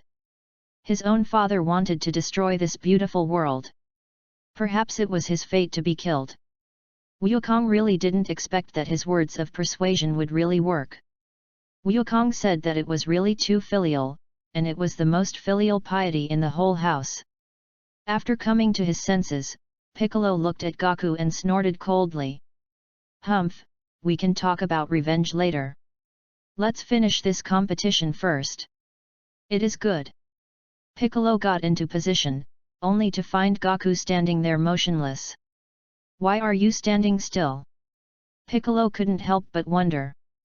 You strike first. I'll let you hit me as an apology for killing your father. Wukong's words made Piccolo speechless. For a moment, he actually felt that he really deserved to die. He actually took revenge on such a kind person. Humph, no need, I have let go of my hatred. Old Piccolo, 666, so filial. So filial. Gaku smiled slightly when he heard Piccolo say this, then took a defensive stance. Bring it on. Seeing that Gaku finally took a defensive stance, Piccolo smiled and then punched Gaku. In the end, Gaku won the game as expected. After Gaku slapped Piccolo's Demon King cannon away, he punched Piccolo in the stomach, embedding him into the wall. After the host announced the victory, Gaku walked down the ring and pulled Piccolo out from the wall. How about you train with me from now on? To better protect this beautiful planet. Piccolo's green face turned slightly red after hearing this, and finally replied arrogantly, Tisk, no need. Gaku knew that Piccolo would answer like this. After all, he was the Tsundere second only to Vegeta in Dragon Ball. Then I will give you something. It will be good for your cultivation. Humph. Piccolo snorted and flew away. Wukong looked at the black shadow gradually disappearing in the sky and shook his head helplessly. The match was broadcast live around the world, and when Gaku won with overwhelming strength, countless people cheered. A small number of them smiled with relief, because they were the people Piccolo had helped, and they firmly believed that Piccolo was a kind person. After taking the prize money, Wukong reunited with everyone else, although he did not think highly of the prize money. As soon as they met, Wukong felt a soft hand climbing up the soft flesh of his waist. Gaku, can you explain to me who the girl wearing the cheongsam was before? Bulma looked at Gaku with a kind face. Bulma, have you forgotten the Bull King and his family? She is Chi-Chi, she just said hello to me. Gaku hurriedly explained. Hearing this, Bulma loosened her grip on the soft flesh. So she is Kikai. When I was little, I felt that she would be very beautiful when she grew up. Bulma's memory of her first search for the Dragon Balls was very clear. Now that she's become so beautiful, do you like it? Bulma asked a fatal question. Gaku smiled when he heard that and pulled Bulma into his arms, his soft voice ringing in her ears. No, liking you alone is enough. My heart is small and can only hold you. Bulma's snow-white skin turned red in an instant. She had never heard Gaku say such disgusting words. Oh, don't be like that, we're still outside. Bulma, who was originally very open, now became shy. Seeing Bulma like this, Gaku couldn't help but sigh that all the love words he read in his previous life were not in vain. Gaku. At this time, Chi-Chi, wearing a cheongsam, walked towards the crowd, and Bulma looked at Chi-Chi with a little hostility. Chi-Chi naturally saw the look in Bulma's eyes. As a girl, it would be a lie to say that she was not moved when she saw such a tall and handsome Gaku. But what if you are moved? Some people are destined to be apart, just like Gaku and Bulma in the original story and Gaku and Chi-Chi now. It is impossible for her to steal a man from others. Yet, Chichigaku replied and found that Bulma was hugging his arms tightly, which made him feel uncomfortable. Chi-Chi, hello, my name is Bulma, I'm Goku's girlfriend, I met you before. Bulma did not forget to declare her sovereignty while speaking, and she almost leaned on Goku. Goku didn't show any dislike for Bulma like this. After all, doesn't this just prove that Bulma cares about him? And he can also enjoy some benefits, right? Well, hello Bulma, I remember you too. Kikai, it seems you have been practicing for the past few years. You even made it to the quarterfinals. To be able to break into the top 8 of the martial arts tournament means having a combat power of at least 100, which is not easy for a normal person. After all, most people will never exceed 10 points in their entire lives. Well, I like martial arts very much, so I have been practicing it all the time. Although Kiki is still a young girl, she still has a strong interest in martial arts, unlike in the original novel where she was disgusted with practice after becoming a wife. In fact, it's not that she dislikes it. The main reason is that Goku in the original work is too neglectful of his family. She has to support several scions by herself. Didn't you see that she also taught Son Goten for a period of time? Well, how about I take you to a place that can greatly improve your martial arts level? You guys can also come with me. After saying that, Goku looked at Krillin and the others. Their martial arts level was far behind his. Yeah, okay. Kiki nodded. Okay, let's go together. Krillin scratched his head and agreed, and Tien Shinyan and Dumplings beside him also nodded. Finally, everyone looked at Yamcha, and under everyone's gaze, Yamcha finally decided to go together. It's not that he is a coward, this is called following your heart.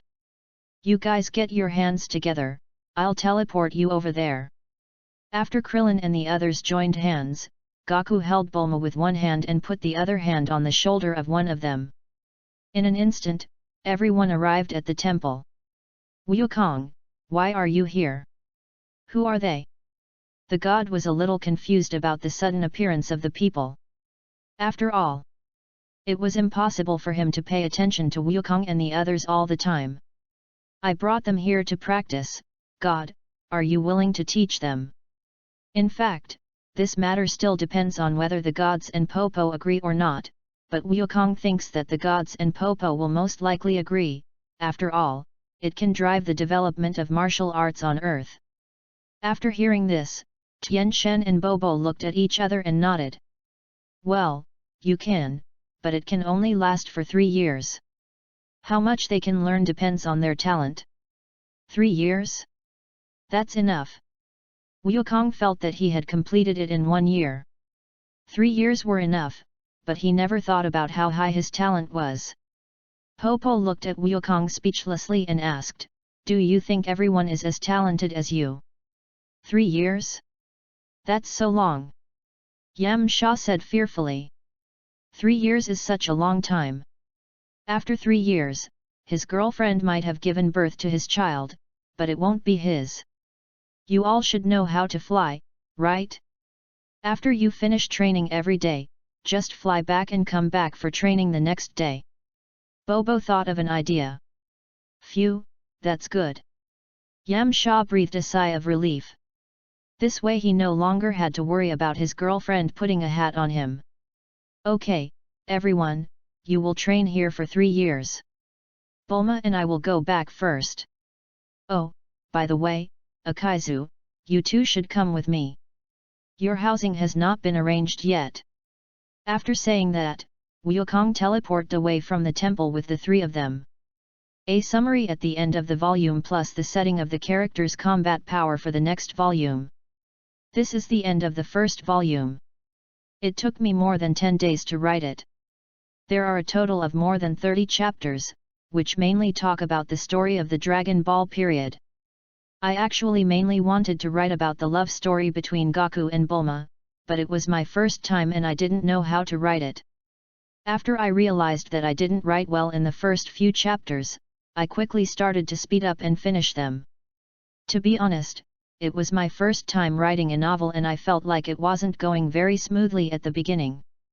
It was only after I had written around 20 chapters that I slowly started to feel it was going smoothly.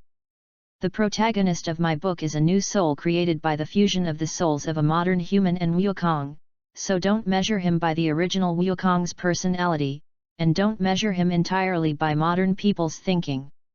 I wanted to write the novel in the beginning because I wanted to make a spoof and for fun, which is why the protagonist of the first chapter was named Yan Ni in his previous life. If you have played the game Dragon Ball FighterZ and seen the videos of a host named Yan Ni on Bilibili, you should understand. As I was writing, I realized that I had signed the contract and started writing seriously. Anyway, this is my first time writing a novel, so please forgive me if there are any shortcomings. The following are settings about the combat power of the characters. Many of the settings have been modified by me. After all, the combat power has collapsed. If I don't modify it, the combat power of this book will also collapse. If you have any opinions, you can comment in the text. If I think what you said makes sense before the characters appear, I will make changes. In fact, we are also talking about the original combat effectiveness. This book will still make some changes. We are also talking about the main characters, who are enemies when they appear. They appear more often in this book. Some of the characters who appear less often will not be discussed. The following are the combat strengths when they first appeared in this book. Raditz, 1500. Nappa, originally it was 4000, but I felt that the performance was not up to 4000 anyway, so I set it to 5000. Vegeta, 18,000. For some reason, it is 25,000 in this book. The reason will be mentioned later. Frisia, needless to say, in the original work, his final form has a combat power of 1.2 million. However, in this book, due to the sense of crisis caused by the death of his brother Cooler, he practiced for a period of time, and his final form's combat power reached 6 million. The combat power of the other forms has increased 5 times the original. The following is the combat power in my book as it appears in the original work. If it has not been enhanced in this book, this is the combat power. But it is still possible to strengthen, after all, it is the butterfly effect. So just take a look at these data and don't take them too seriously. Android 16, 11 billion. It is clearly stated in the comics that Android 16 is as strong as Cell after he absorbed tens of thousands of people in his second appearance. Android 17, 8 million. Android 18, 7 million. Android 19, 3.5 million. Android 20, 3.5 million. Cell, in his first appearance, after absorbing tens of thousands of people, his strength reached 5 million, after absorbing hundreds of thousands of people, his strength reached 11 billion, in his second stage after absorbing number 17, his strength reached 20 billion, in his complete form, his strength reached 55 billion, and in his lightning form, his strength reached 80 billion. Dabura, 85 billion. He can have the upper hand in a battle with young Super Saiyan Gohan. Although the grown-up Son Gohan is not as good as when he was a child, it should not drop too much, so he is slightly weaker than the young Super Saiyan Gohan. Majin Buu, Fat Buu who appeared at the beginning has 600 billion, Normal Buu has 800 billion, Piccolo Buu has 900 billion, Gotenks Buu has 1500 billion, and Gohan Buu has 1600 billion. In my setting, even if Buu absorbs the power, it is impossible to add up the combat power, there will always be losses. Original Buu has 500 billion, no one's power, the most original, the most evil and the weakest. After all, he also split out a Fat Buu who is weaker than himself. By the way, the previous setting of 3000 billion and above as divine power has been changed to 10,000 trillion, which feels more reasonable. QQ Group, 9425833176. Come in and discuss. Chapter 32 Drywood and Fierce Fire. Back at Bulma's house in situ, everyone sat on the sofa. Gaku looked at Ark and Izzy, turned his head and asked, "Where are you going to live?" The couple looked at each other, thought for a while and decided to live in the city. Page 24. After all, cities are much more interesting than rural areas.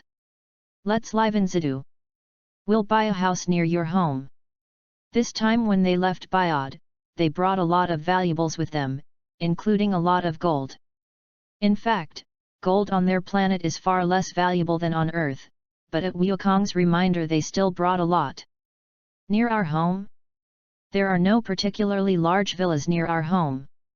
This is the very center of the entire western capital. Apart from us, the rest are commercial streets, high-rise buildings, and so on. Hearing what the Yak couple said, Wukong scratched his head and said embarrassedly, "Is it?" After hearing this, Yak felt a little regretful, but there was nothing he could do but to move to another place. Then, "Brother, where is the nearest villa to your home?" At this time, Wukong took out an electronic screen from somewhere, tapped on it twice, and then handed it to Yak. Yak quickly caught it and looked down at the electronic screen. "Let's go with this one. It's about 6 kilometers away from our home, and this villa covers a large area. You want to be closer to our home because you want to practice with me, right? 6 kilometers is only a few seconds for you, so it's still very close." Wukong has already chosen one for Yak, and he feels that there is no other house more suitable than this one, so he asks Yak what he thinks of this one. Yak took a look at the details of the villa, then handed it to Izzy. Eli took the electronic screen, looked at it for a while, and nodded. They both thought the villa was nice and big enough for the two of them. "Brother, let's take this one." After hearing this, Wukong nodded. "Then you can go directly to that villa. It's an extra villa in my family. You can just live in it. After a few days, I will get your identities processed and you can just come to my house to get it," Bulma said from the side. A villa was just a piece of cake for her, so she just gave it to them. She was very happy when they called her sister-in-law before, so she just regarded it as a gift to them. Mainly, Bulma also wanted the two of them to leave quickly and not disturb her and Gaku. "Okay, brother, sister-in-law, goodbye, we'll come back in a few days." Ark and the other man obviously understood Bulma's plan, and after that, they said hello and left. When the two left, Bulma looked at Gaku. She remembered that Gaku said he had many gifts for her. "Where is the gift you mentioned?" Bulma glanced at Gaku. Wukong quickly understood and took out the gifts from the universal capsule. In an instant, the gifts piled up into a small hill on the ground. Bulma looked at the hill of gifts with surprise. It seemed that Gaku had not lied to her. There were really a lot of gifts. She was a little confused as to what the gifts were and why there were so many. "Wukong, what on earth are these? Why are there so many?" Hearing Bulma ask this, Gaku quickly put his head close to Bulma's ear with a sly smile and whispered, "Bulma, let me tell you, these..." Goku's introduction took so long that he didn't notice that Bulma's face was getting redder and redder, mainly because something about these gifts was not serious. "Okay, Gaku, let's go back to the room first." After saying that, Bulma held Goku's arm and walked towards the bedroom. "Hey, why are you going to the bedroom?" Obviously Gaku didn't understand Bulma's operation. "Don't worry about it." After saying that, Bulma increased the strength in her hands. In the bedroom. "Come on, Bulma, it's still daytime. So what during the day? Who says it's not okay during the day? Or is it you who can't do it?" After hearing this, Wukong was so angry. A man is not allowed to say that he is not good enough. As the saying goes, a long separation is better than a new marriage, not to mention that they had not even gotten married and were still in love but had been separated for more than a year. It was like a passionate relationship. After a long time, Bulma lay on Goku's body, with her right cheek resting on Goku's left chest with a rosy look, and her fingers kept drawing circles on his right chest. This made Wukong very itchy. "Come on, Bulma, it's itchy." Hearing what Gaku said, Bulma showed a smirk on her face. Instead of stopping, she became even more aggressive. Seeing Bulma like this, Gaku simply gave up struggling and said, "You can do whatever you want, I'll do it. By the way, Bulma, let's get married." Wukong had actually been thinking about this for a long time, ever since their first time more than a year ago. Bulma stopped what she was doing. Goku's words caught her off guard. She obviously didn't expect Gaku to say that out of the blue. "Well, when is the wedding?" Bulma's hand, which had originally stopped, slowly began to turn again. "You decide. That's why I asked you." Gaku felt a little uncomfortable with what Bulma did.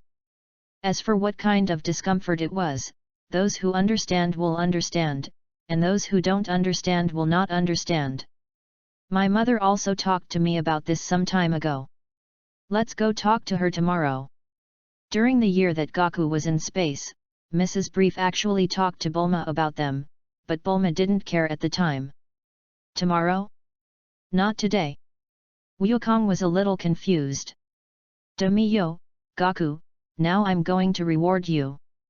The next day, early in the morning, Wukong and his companion found Mrs. Brief. When Mrs. Brief discovered Wukong and the other person, she looked at them strangely. They had not left the room since the afternoon yesterday. It can only be said that they are young people with strong energy. "Mom, why are you looking at us like that?" Bulma seemed a little annoyed. Mrs. Brief couldn't help laughing when she heard this.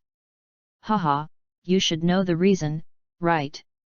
Bulma couldn't help but blush at Mrs. Brief's teasing. "Mom," Bulma shouted in a coquettish and arrogant manner. Okay, let's stop talking. Is there anything you want to talk to me about?" Mrs. Brief saw that the jokes were almost over, so she started talking about business. Bulma glanced at Gaku and motioned for him to speak. Gaku was a little embarrassed, but still spoke out. "Auntie, we are here to discuss marriage," Wukong said awkwardly while scratching the back of his head. After all, anyone would feel embarrassed about this. After saying this, Gaku and Bulma looked at Mrs. Brief, who was lost in thought, waiting for her to speak. Chapter 33: The End of Everything. "Well, indeed, the matter between you two should be settled. After all, it has been several years." Mrs. Brief nodded and said. "Mom, how can it be that Gaku and I have been together for several years? It's only been over a year." Bulma rolled her eyes. "Oh, really? I treated Gaku as my son-in-law when he first came to our house." Mrs. Brief looked at Gaku and Bulma with a smirk on her face. "What? Hat? You're the toughest talker in my body. You know exactly what you were thinking when you brought Wukong back to our home." Gaku looked at Bulma with a little interest. At this moment, Bulma really wanted to dig a hole and crawl into it. "Okay, Mom, can we stop talking about this?" Bulma had given up struggling. Mrs. Brief was a little surprised to hear Bulma's words. She didn't expect that her daughter would not continue to be stubborn this time. This was rare. "What do you two think?" Mrs. Brief still wanted to hear the young couple's opinions. After all, it was them who were getting married. The sooner the better. Wukong is a person who doesn't like to procrastinate. Since he plans to get married, the sooner the better. It's really boring to procrastinate. Then let's do it on the 1st of next month. Do you want to have a big deal? Mrs. Brief asked Gaku and Bulma after setting the time. Gaku and Bulma looked at each other and shook their heads. They didn't want to make a big deal. It would be annoying, okay? Just call some familiar people. Then let's do it at our house. We have enough space. You don't have to worry about it. I will arrange the details. In fact, given the size of Bulma's family, it would be no problem to invite thousands of people, but since the couple doesn't want to have a big party, it's not impossible to have dozens of people. And so, A month later. At the wedding, Gaku and Krillin were chatting. Gaku, you're married.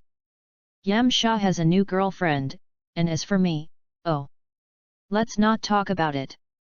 Krillin said helplessly. Are height and appearance really that important? Gaku found a rich and beautiful woman like Bulma, Yamcha changes girlfriends like changing clothes, and he is a miserable single dog. Hearing Krillin say that, Gaku patted his shoulder and said comfortingly. Don't worry, you will definitely find a beautiful wife in the future. Gaku didn't lie, but that was several years later, and by then Krillin had become an older bachelor. But there is a saying that goes, a 30-year-old young woman likes an 18-year-old boy, and an 18-year-old girl likes a 30-year-old uncle. That is when Krillin is at his golden age. Haha, thank you for your good words. Krillin himself didn't believe it at that time. It was not until 9 years later that he believed what Gaku said today. Yamcha heard what Gaku and the others were talking about and came over, hooking his hands around Gaku and Krillin, one on the left and one on the right. Krillin, don't be so sad, don't you still have Tien Shinyan to accompany you? After saying that, Yamcha raised his eyebrows at Tien Shinyan. Tien Shinyan naturally heard it, but ignored it. Don't say that. Tien Shinyan doesn't have to be single anymore. Krillin looked at Tien Shinyan with a smirk on his face. He knew that Tien Shinyan and Ranchi were not simple people. Hey? Are you talking about Lankai? When Gaku heard Krillin say this, he immediately reacted. Ah? Are they that obvious? You know everything. Krillin was a little puzzled. He often practiced with Master Roshi and knew that the two of them had a complicated relationship. How did he know about Gaku when he just came over to play? After the 22nd martial arts tournament, perhaps due to the butterfly effect, Tien Shinyan practiced under Master Roshi for a period of time. In fact, if you observe carefully, you can see that they are both a little bit unusual. But the key is that Wukong has not observed them carefully, and he relies entirely on his understanding of the original work. Haha, yet. Gaku scratched his head awkwardly, letting this wonderful misunderstanding continue. Hey! What are you talking about? What's the relationship between me and Rankai? Tien Shinyan shouted with a blush. Ah, yes, yes. Times 3. At this time, Bulma, wearing a white wedding dress, was chatting with the blue-haired Ranch. Bulma, you and Gaku are finally getting married. We have been looking forward to this day for several years. When Bulma heard this, she didn't expect that Lan Chi would dare to tease her. Now the situation is different, the offensive and defensive situation has changed. That's right. So, when are you and Tien Shinyan planning to get married? Bulma stared at Lan Chi with a smirk on her face. Lan Chi's face turned red instantly, but a blonde like her would not be like that. Maybe she has already told Bulma about her plan. Of course Bulma knew that, so she took advantage of the blue-haired girl to tease her. Seeing Lan Chi hesitating and unable to say anything, Bulma couldn't help but feel in a good mood, and let her tease herself and Gaku as before.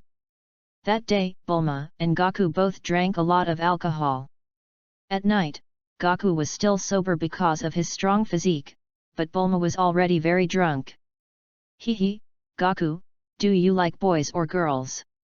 Bulma's cheeks were flushed, her eyes were drunken, her gentleness was mingled with coquettishness.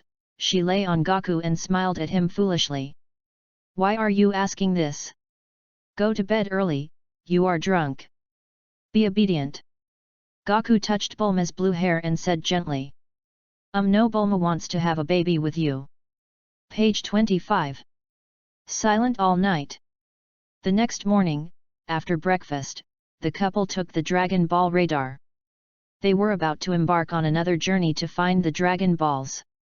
This time they were searching very slowly, like they were on a honeymoon, enjoying the beautiful scenery of various places on Earth along the way. A month later, the two found all 7 Dragon Balls.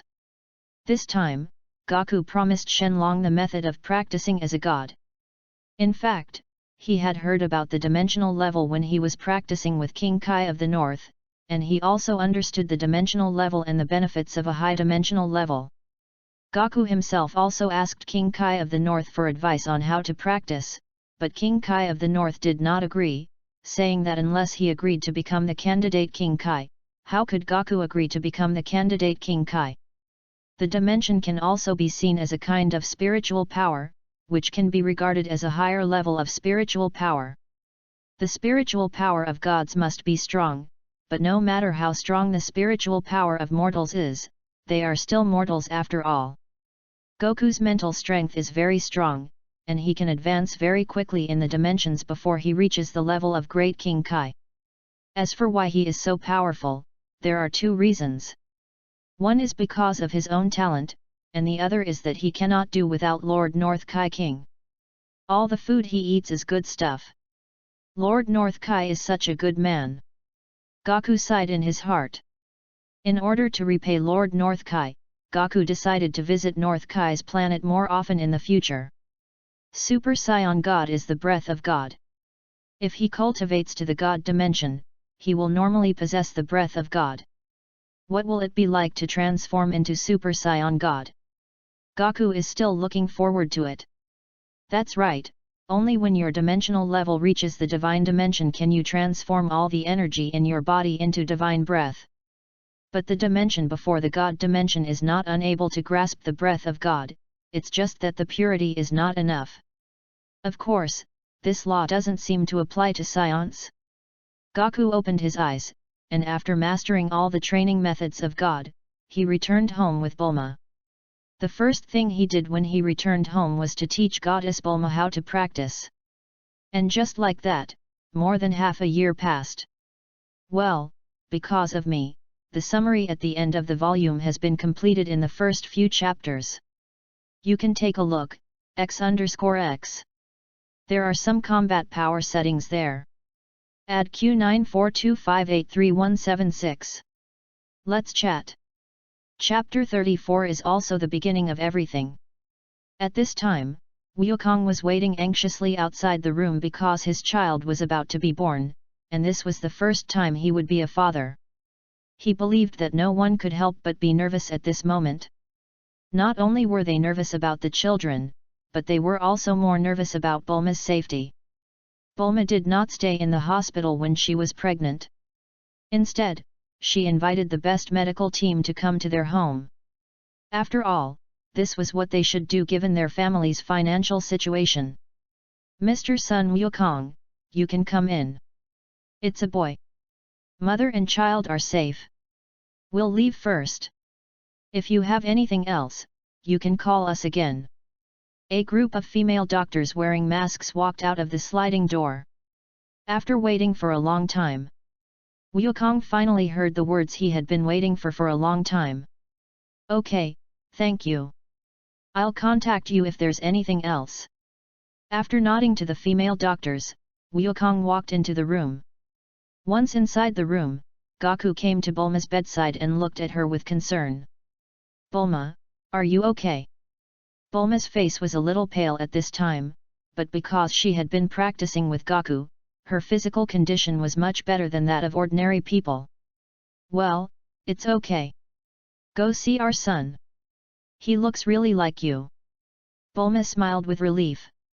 Okay. After seeing that Bulma was not seriously injured, Gaku looked at the boy on the small bed beside him with relief. The little boy has a tail behind his buttocks, and his face looks very similar to Gaku, but his hair is a little different. If you look closely, you can see that his hair has a light blue tint, but it looks mostly black. It seems that my genes are stronger than Vegeta's. Gaku thought shamelessly. Gaku picked up the little boy and walked over to Bulma's bed. Gaku, what do you want to name your son? Bulma asked Gaku while looking at the child in his arms.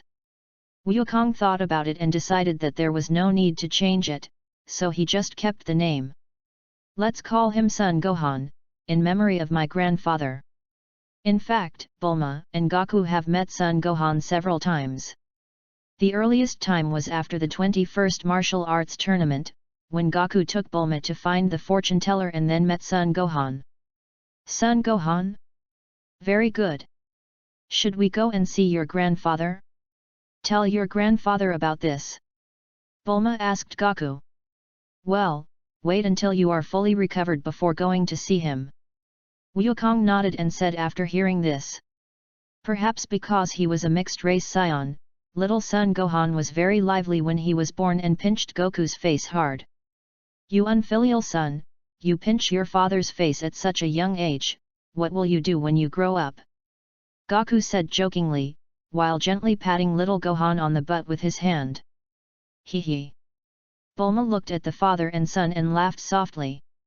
Little Gohan quieted down, looked at Gaku quietly, and then started crying loudly. 2 years later.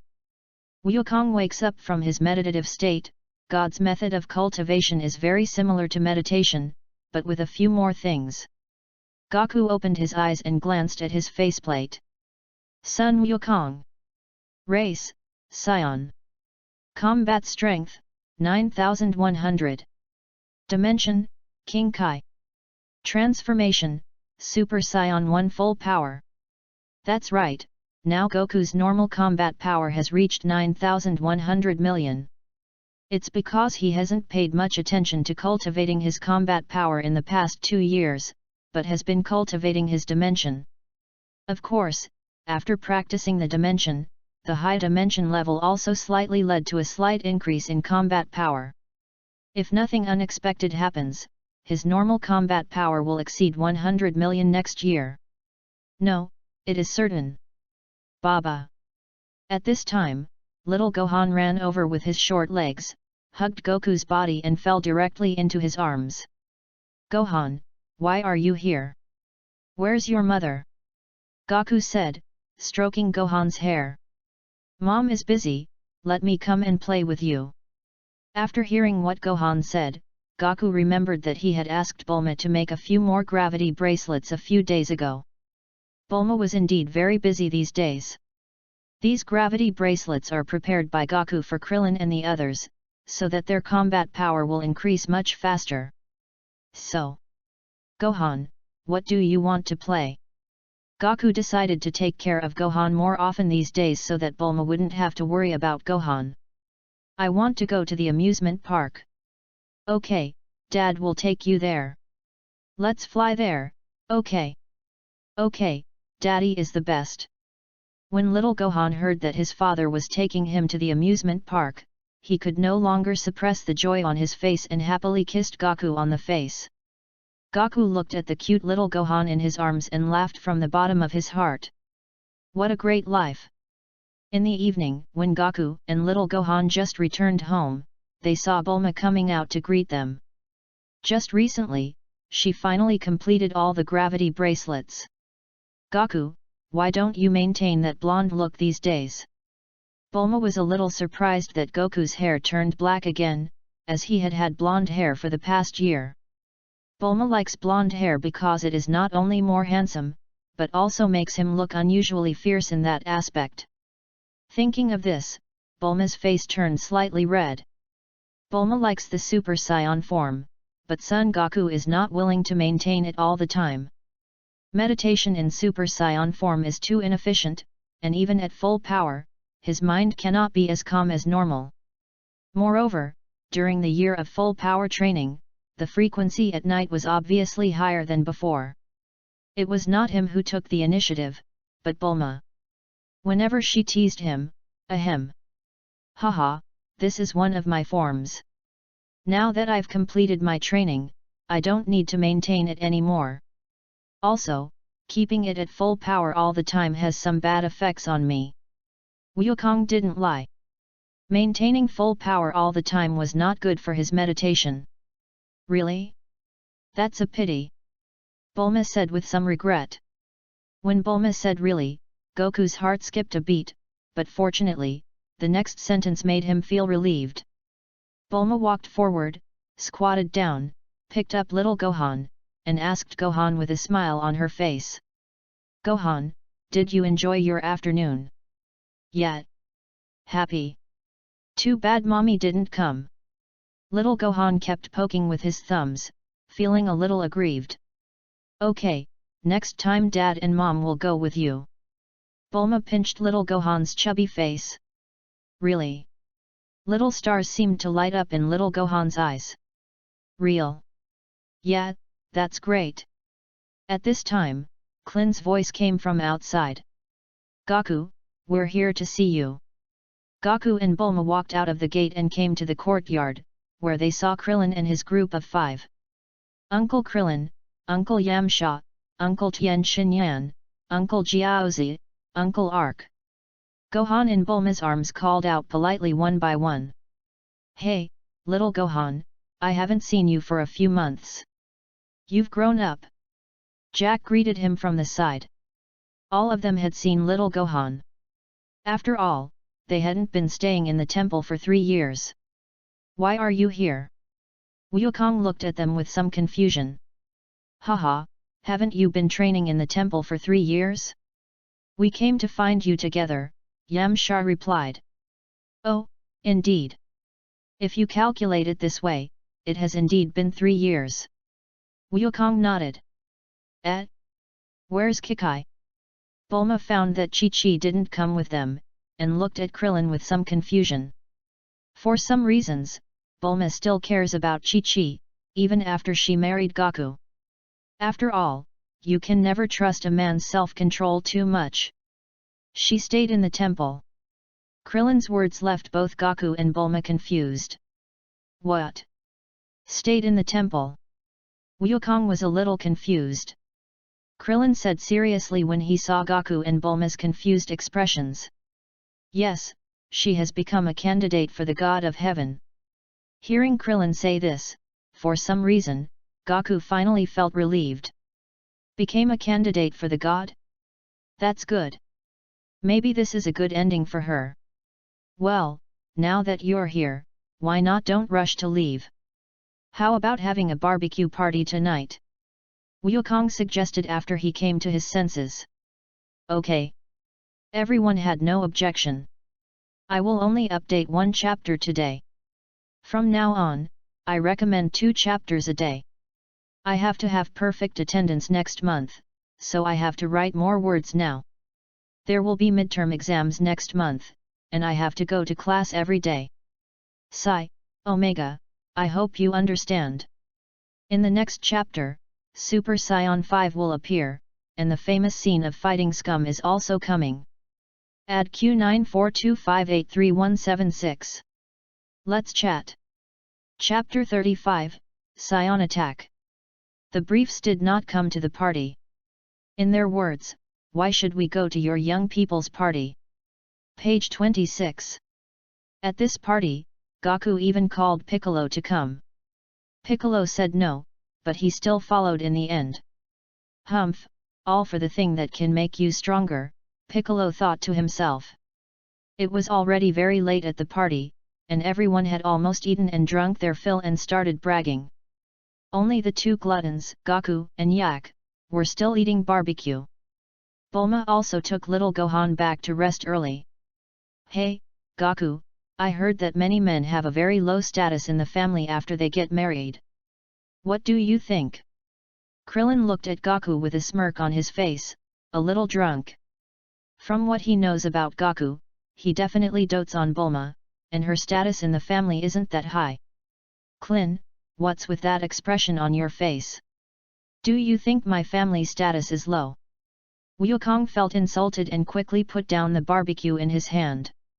Let me tell you, I'm not bragging, but at home, I can do whatever I want. Whatever Bulma asks me for, I have done.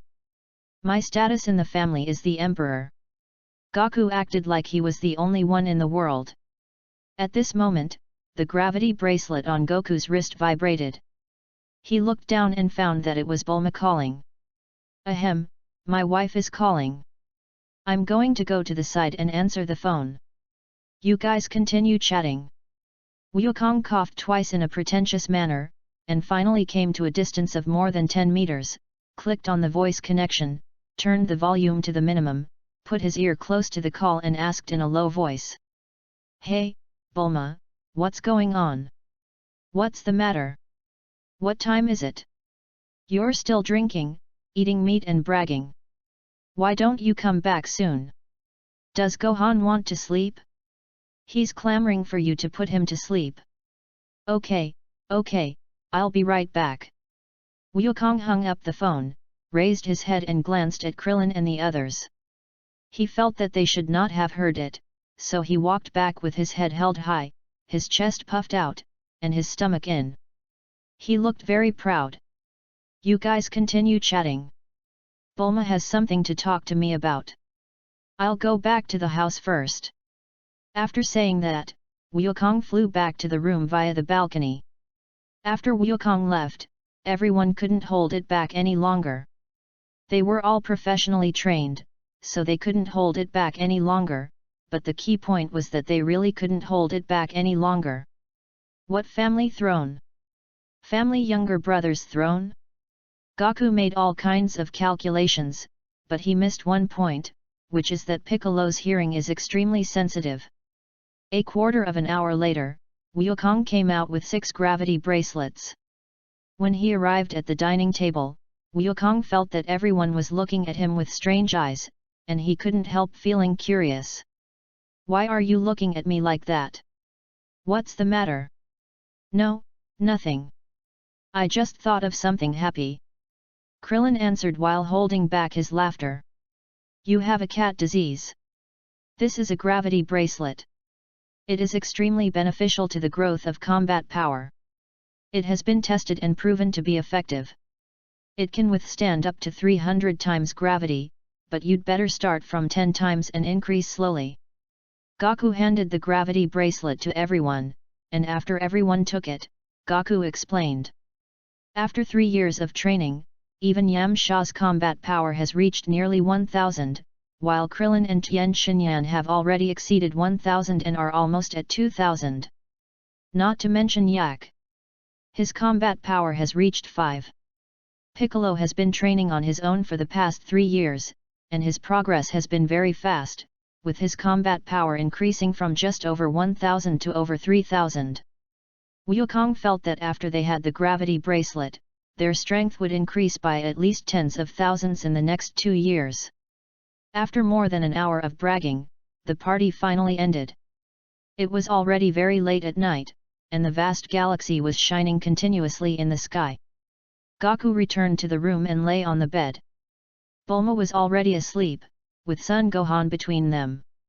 Not long after, Wukong also fell asleep. 2 years later, a round spacecraft fell from the sky like a meteorite. Boom! The spacecraft landed in a field, kicking up a cloud of dust. At this time, a farmer discovered it. Out of curiosity, he drove his car to the side of the crater, picked up a shotgun and walked over carefully. Not far away, Piccolo, who was invited by Son Goku to attend the party, felt a strange aura and adjusted his direction and flew over. Click! With a sound, the cabin door opened and a muscular man with waist-length hair walked out, with the tail wrapped around his waist. Is this the planet Kakarot sent us? The environment is pretty good. Raditz said after looking around. I wonder if Kakarot has conquered this planet. Just as Raditz was still thinking, a voice interrupted him. You, who are you? The farmer pointed his gun at Raditz and asked tremblingly. Raditz looked at the farmer. The tester in front of him started jumping and the number finally stopped at 5. Ha, so you're a scum with a combat power of only 5, and you dare to point a weapon at me? Raditz said in a very unfriendly tone. Bah! The farmer was so frightened that he accidentally pulled the trigger, and a hot bullet flew through the air and shot towards Raditz. Raditz caught it casually, crushed the bullet and then let go. Click! The flattened bullet fell to the ground from mid-air, and Raditz looked at the farmer with disdain.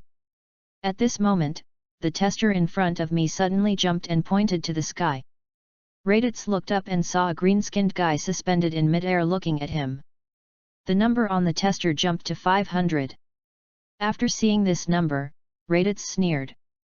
Haha, a little rubbish with a combat power of only 500 dares to act like that, get down from here. After saying that, he gathered an energy bomb in his hand and threw it at Piccolo. Piccolo had already noticed the tail behind Raditz, and was wondering if this man had any connection with Son Goku when an energy bomb hit him. Piccolo sneered and stood quietly, allowing the energy bomb to hit him. Boom! A puff of smoke rose. Haha, you rubbish! With only 500 combat power points you dare to be so presumptuous in front of me with 1500 combat power points? You are simply courting death. Raditz laughed loudly, and didn't care about the farmers who were escaping in the car. Really? It's still unclear who the little trash is. A voice sounded in Raditz's ears. What? What? Before Raditz could react, Piccolo punched him in the stomach, and his fist sunk deeply into the cavity. Raditz vomited bitterly and fell to the ground. Piccolo didn't care whether he had any relationship with Goku or not. At most, he would just be gentler and subdue him first, and then ask Son Goku. What? No, it's impossible, your combat power is only 500. Raditz struggled to get up from the ground. After hearing this, Piccolo smiled and said, "Let me tell you something. If you measure it by the combat power you mentioned, my combat power is 38,000. Chapter 36 A Humane Vegeta? What? No, impossible. How is it possible that you have so much fighting power?" Raditz exclaimed while enduring the pain. Nothing is impossible. If you don't believe me, try your tester. After saying that, Piccolo released all his energy. Raditz was speechless as he looked at Piccolo in front of him. The numbers on the tester in front of him kept skyrocketing. 5,000. 10,000. 18,000. As a burst of white smoke rose, Piccolo's combat power actually exceeded the upper limit that the tester could measure, and the entire tester exploded instantly. No, it's impossible. This planet is obviously just a low-level planet. Why? Then what about Kakarot? Raditz didn't expect that his two brothers would meet in the underworld. Kakarot? Who is that? Never mind, let me show you to you first. After he finished speaking, Piccolo released 4 streams of energy and removed the bones of Raditz's limbs. What? The instant pain made Raditz unable to help but scream out, and cold sweat continued to flow down his head. Stop screaming. Your limbs are just dislocated and can be reconnected easily. Don't tell me you can't bear this little bit of pain. Piccolo said coldly as he looked at Raditz's miserable appearance. At this time, Goku, who was at his home in Zidu, had already felt the energy burst out from Piccolo, and at the same time he also felt another energy. If he guessed correctly, it was his younger brother Raditz who had arrived. Just as Goku was about to fly to find them, his gravity bracelet vibrated. He looked down and saw that it was a video call from Piccolo. With a swipe of the finger, the call was connected, and Piccolo's green face appeared in front of him. Hey, Piccolo, I was just looking for you. I wanted to ask you something. Goku greeted. It's nothing. I've already solved it. Look at this man. Do you recognize him? He has a tail just like you. After Piccolo finished speaking, he turned his view to Raditz. Goku followed his line of sight and found that his cheap brother was really miserable. His limbs were removed and he was lying miserably on the ground. Haha, he's my brother, Raditz. What? Your brother? Piccolo was a little panicked. He beat Lao Sun's brothers so badly, Lao Sun wouldn't retaliate against me, right? Don't worry, I'm your brother, I've never done anything wrong. Go ahead and hit him if you want. I want to teach him a lesson anyway. Just hold on. You have the senzu beans anyway. Goku still hopes that Raditz can survive, after all, he is also his brother, right? In the original story, Vegeta can be cleansed, so why can't he? Okay. I feel relieved when you say that. I'll bring him here with me. Piccolo finally breathed a sigh of relief. At this moment, Raditz, who was lying on the ground, suddenly heard a familiar voice. It was his father's voice. And the only one who could have the same voice as his father was Kakarot. Raditz struggled to raise his head despite the pain. That's right. He looked exactly like his father. It must be Kakarot. Kakarot. You're not dead, that's great. Raditz instantly felt that he was saved. He originally thought that the two brothers would meet in the underworld. But now, it seems that his younger brother Kakarot seems to know this green-faced alien. Being able to meet someone with a combat power of 38,000, my brother's combat power may be around this number. Awesome! This is taller than Vegeta. Kakarot, tell that green-faced guy to let me go. Goku looked at Raditz, who seemed confused about the situation, and shook his head helplessly. My dear brother, you should look at the situation now. I won't care about you. You have to pay the price for your previous mistakes, so be careful with your words. You are in his hands. After talking to Raditz, Goku spoke to Piccolo again. Pick, bring him along. Piccolo nodded when he heard that, and after hanging up the video call, he looked at Raditz. At this time, Raditz had calmed down, and it seemed that he also understood his current situation. Are you taking me to see Kakarot? Piccolo smiled as he looked at Raditz, who had become much more obedient. Yes, if the Kakarot you are talking about is Son Goku. It is good. Raditz knew very well that it was Kakarot, so he didn't ask any questions and was very honest. Piccolo grabbed Raditz's battle suit and flew towards Goku's house. At this time, on a planet very far away from the Earth.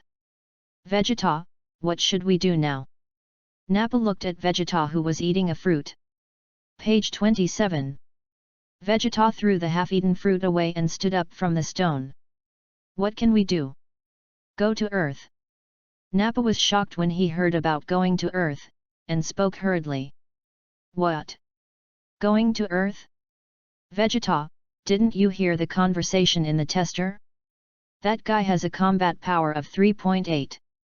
That's just what he said. He just blew up the old tester. I can do that too. Let's go check it out first. If there really are 3.8, then we'll go. Vegeta, why do we have to go to Earth? Raditz might be dead. Nappa really didn't want to go, it was too dangerous. Because Raditz is one of the few Scions who survived. If he is still alive, we must find a way to rescue him. If Raditz is alive, it means that his brother Kakarot may also be alive. For the sake of the Scions, we can't abandon them both. I don't think they will kill Raditz. If they really want to kill him, it won't be that troublesome. Let's go. Vegeta said with his back to Nappa. There was actually another very important reason that he didn't tell Nappa, that was that the Earth was the woman's hometown and he wanted to go and see it. Watching Vegeta walk towards the aircraft, Nappa followed him helplessly. He didn't know why his personality had changed since Vegeta disappeared for a year more than 10 years ago. It is obvious that the previous Vegeta didn't care about their lives, but now Vegeta seems to be more humane. But it's better this way. It's good for me. Nappa looked at Vegeta's back and thought silently in his heart. Not long after, Piccolo brought Raditz to Goku's house. After reattaching Raditz's limbs, Piccolo released him. After regaining his freedom, Raditz did not think of escaping, but asked Piccolo. Where is Kakarot? Raditz's attitude had been lowered a lot at this time. Humph, it's coming. Piccolo could sense Goku's ki coming towards him. In a few seconds, Goku arrived in front of the two men. Yo, you're here. Piccolo nodded at Goku, signaling for the two brothers to speak, then turned and left to find Krillin and the others. Raditz looked at the familiar crab head and couldn't help feeling nostalgic. Perhaps the only difference between his brother and his father was that he had no scars on his face. Raditz, why did you come to Earth? Although Goku knew the reason, he still wanted to ask. Raditz seemed very happy to hear Goku ask this and quickly answered Goku. Vegeta asked me to come find you. He said you are one of the few scions left alive. We should get together and stick together for a better chance of survival. Raditz' words confused Gaku. Is this what Vegeta said? Is the original work I read a pirated version? Kakarot, come with me. Vegeta is right. We are the last scions. Raditz actually played the emotional card. Gaku looked at Raditz. He could feel that Raditz seemed a little different from the original, even Vegeta sounded different from the original. Add Q942583176. Chapter 37. Hey, my brother is a super scion. No, I won't leave. This planet has too many memories and concerns of mine. Gaku shook his head and rejected Raditz. Memories and concerns? What do you mean? Raditz seemed to understand. Wukong nodded. Kakarot, you are a scion, how can you be troubled by emotions, especially with someone from such an inferior planet? Raditz looked at Kakarot in surprise. Most of them, the scions, do not value feelings and family affection, and his father is one of the few exceptions. So although he was a little surprised, he still believed it. Gaku frowned and looked at Raditz with a hint of coldness in his eyes, because his words were full of contempt for Bulma. I'm sorry, I shouldn't have said that about your wife. Raditz naturally felt it and quickly admitted his mistake. Humph, Raditz, I advise you to stay on Earth. There's no need to go back and do something like that would massacre a planet. Otherwise, after you die, your soul will go to hell. Because he is Raditz's brother, Gaku kindly reminded him. Raditz was very surprised to hear Gaku say that. Kakarot, what do you mean by massacring a planet? We haven't done this since more than 10 years ago.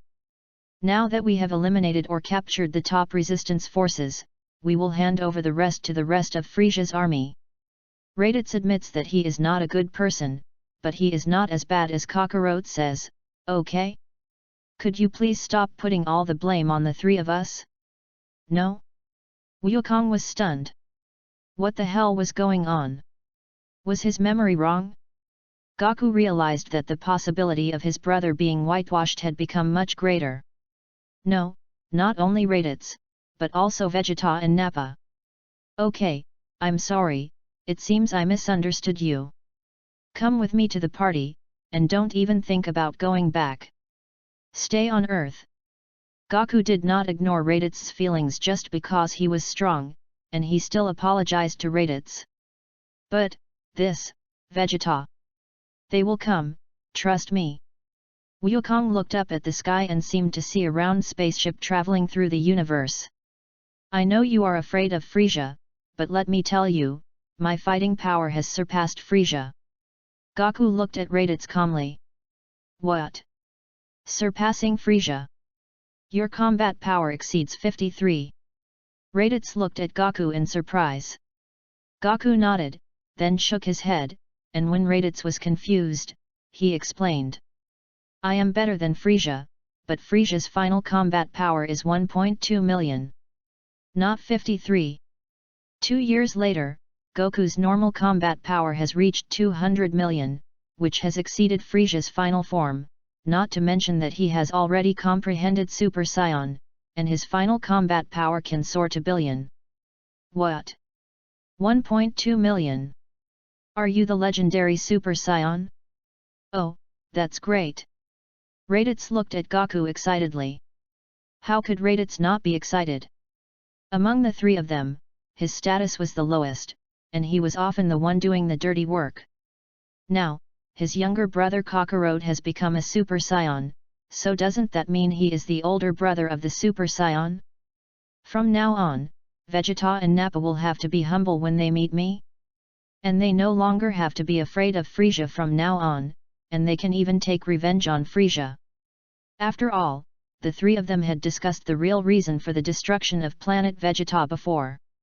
After discussion, the three people came to the final conclusion: Frisia was destroyed.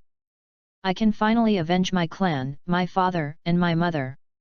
It's not that Scions don't have family affection and emotions, they just don't value them.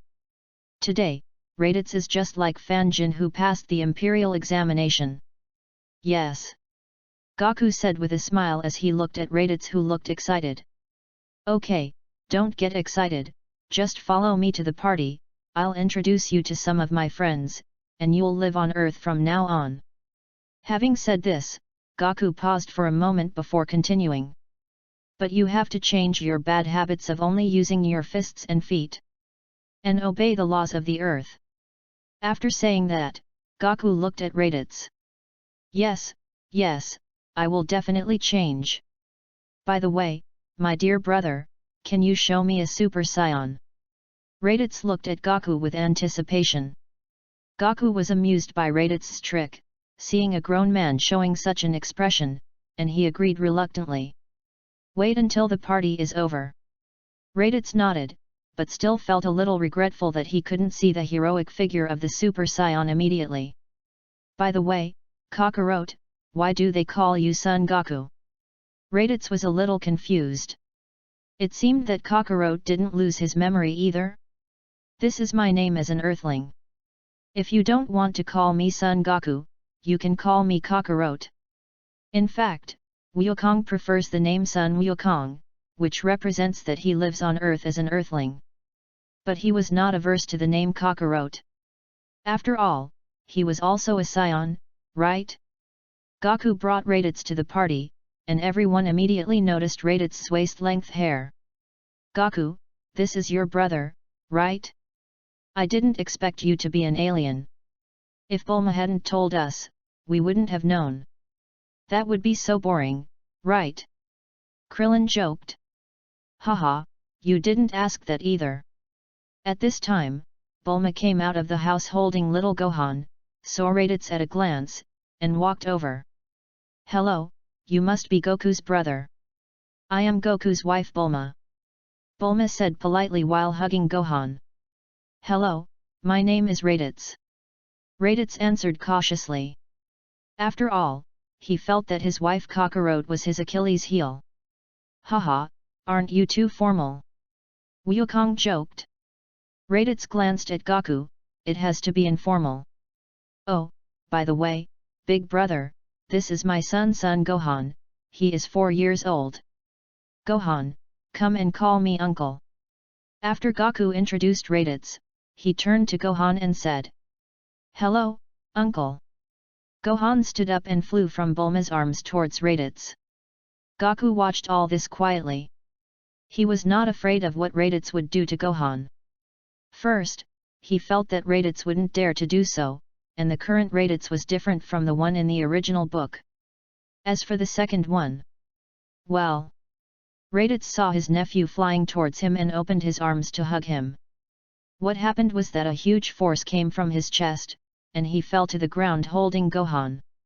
That's right, the combat power of 4-year-old Gohan has reached 30,000, and this is because Gaku did not teach him to practice. He plays all day long, and at most Bulma teaches him some lessons. These lessons are very advanced, and even junior high school students have already learned them. But for Gohan, who has Bulma's genes, all of this seems easy. In fact, it's not that Gaku doesn't want to teach. He thinks that Piccolo is still the best teacher for Gohan, so he takes this opportunity to let Piccolo teach Gohan. After all, Piccolo has received a lot of benefits from him over the years, so I think Piccolo should agree. If he doesn't agree, there is a way. Practice with Piccolo a few more times and he will eventually agree. Chapter 38, This guy is 4 years old? This is the second reason. At this moment, Raditz, lying on the ground, felt a slight pain in his chest, and there was only one sentence in his mind. 4 years old? Is he fucking 4 years old? Gohan. You didn't control your strength again.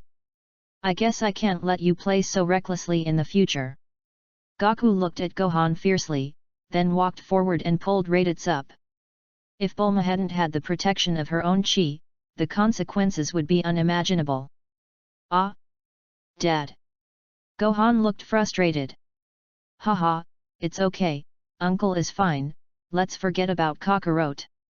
Raditz touched Gohan's head, then said to Gaku. Brother, don't worry about this.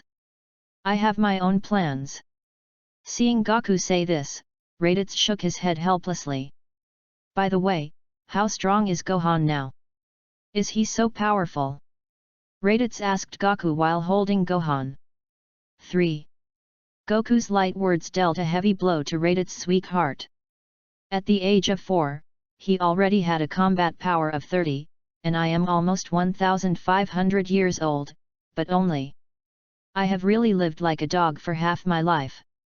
Gohan's fighting ability is so high without training, thanks to the fact that he was able to transform into a Super Saiyan and Bulma became pregnant with him. Think about Goten and Trunks, one was 7 and the other 8 years old and they could become Super Saiyans, it's understandable. Gohan's speed can even be considered slow. Page 28. Then he is truly a genius of our Saiyan race. Raditz sighed. Vegeta, the so-called genius, is simply a joke in front of the 4-year-old son Gohan. Seeing Raditz looking a little frustrated, Gaku hooked one hand around Raditz's neck. Brother, do you want to become stronger? Become stronger quickly. Gaku winked at Raditz. Really, really? When Raditz heard Gaku say this, he looked at him excitedly. Of course it's real. Here, wear this on your wrist. It's called a gravity bracelet. It can adjust your own gravity, which is very beneficial for cultivation. Gaku took out a gravity bracelet from somewhere and handed it to Raditz. In fact, this is a move he developed after his dimensional level was raised, combining mental power and chi, and it is used to store things. It is much more convenient to use than the universal capsule. You can store and take out what you want with just a thought. Raditz eagerly took the gravity bracelet and put it on his hand. Thank you.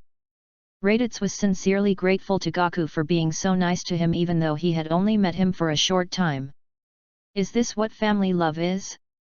When Raditz took the gravity bracelet, Gaku opened the panel and scanned the circle, taking in everyone's combat power.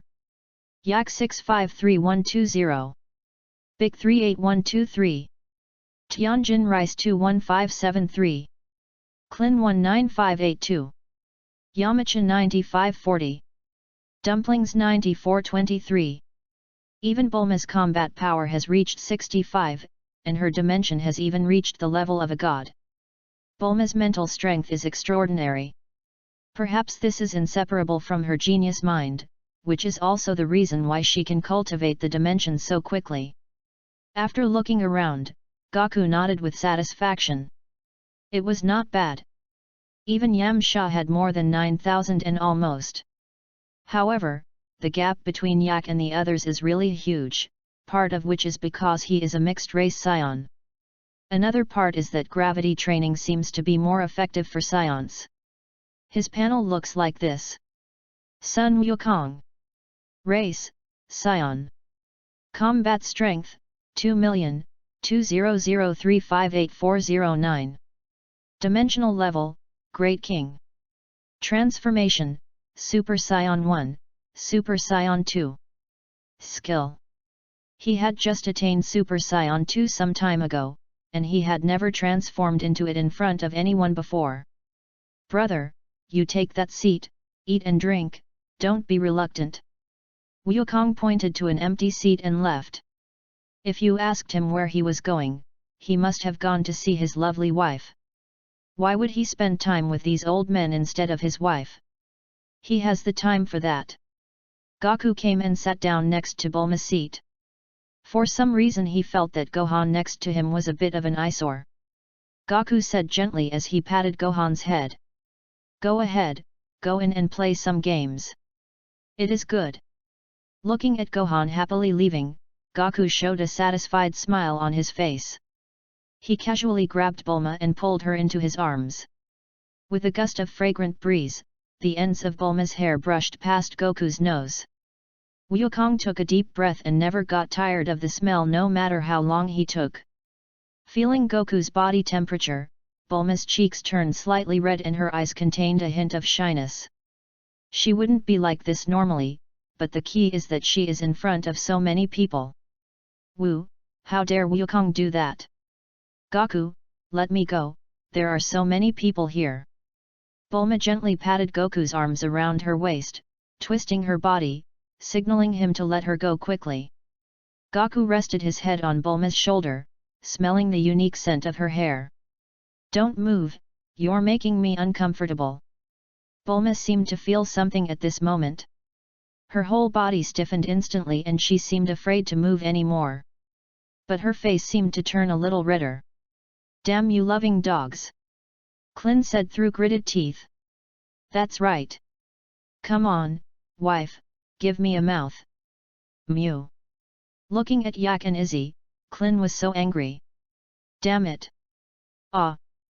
Krillin wanted to die. Fortunately, I have Yamcha and Tien Shinyan to accompany me. Krillin said in a bad tone. However, upon hearing what Krillin said, Yamcha immediately retorted. What do you mean I'm with you? I've experienced too much and I'm not interested anymore. What's there to show? They're all just little gadgets. Yamcha looked at Krillin with contempt. Have you ever experienced that? No, so you don't understand. Yamcha's words were like a heavy hammer hitting Krillin's weak heart. Besides, it seems that Tien Shinyan won't accompany you either. Look at him and Ranky, they seem to be talking. Yamcha's words drew everyone's attention to Tien Shinyan and Ranchi. Fuck, why are you looking at us like that? Blue-haired Lankai was a little shy. Hey, Lankai, when did you and Tien Shinyan start dating? I remember it wasn't even there half a year ago, right? Bulma asked Ranchi curiously if she would like to eat this kind of melon. No, there's nothing to say. Lan Ki's face was so red that it seemed like blood could drip out.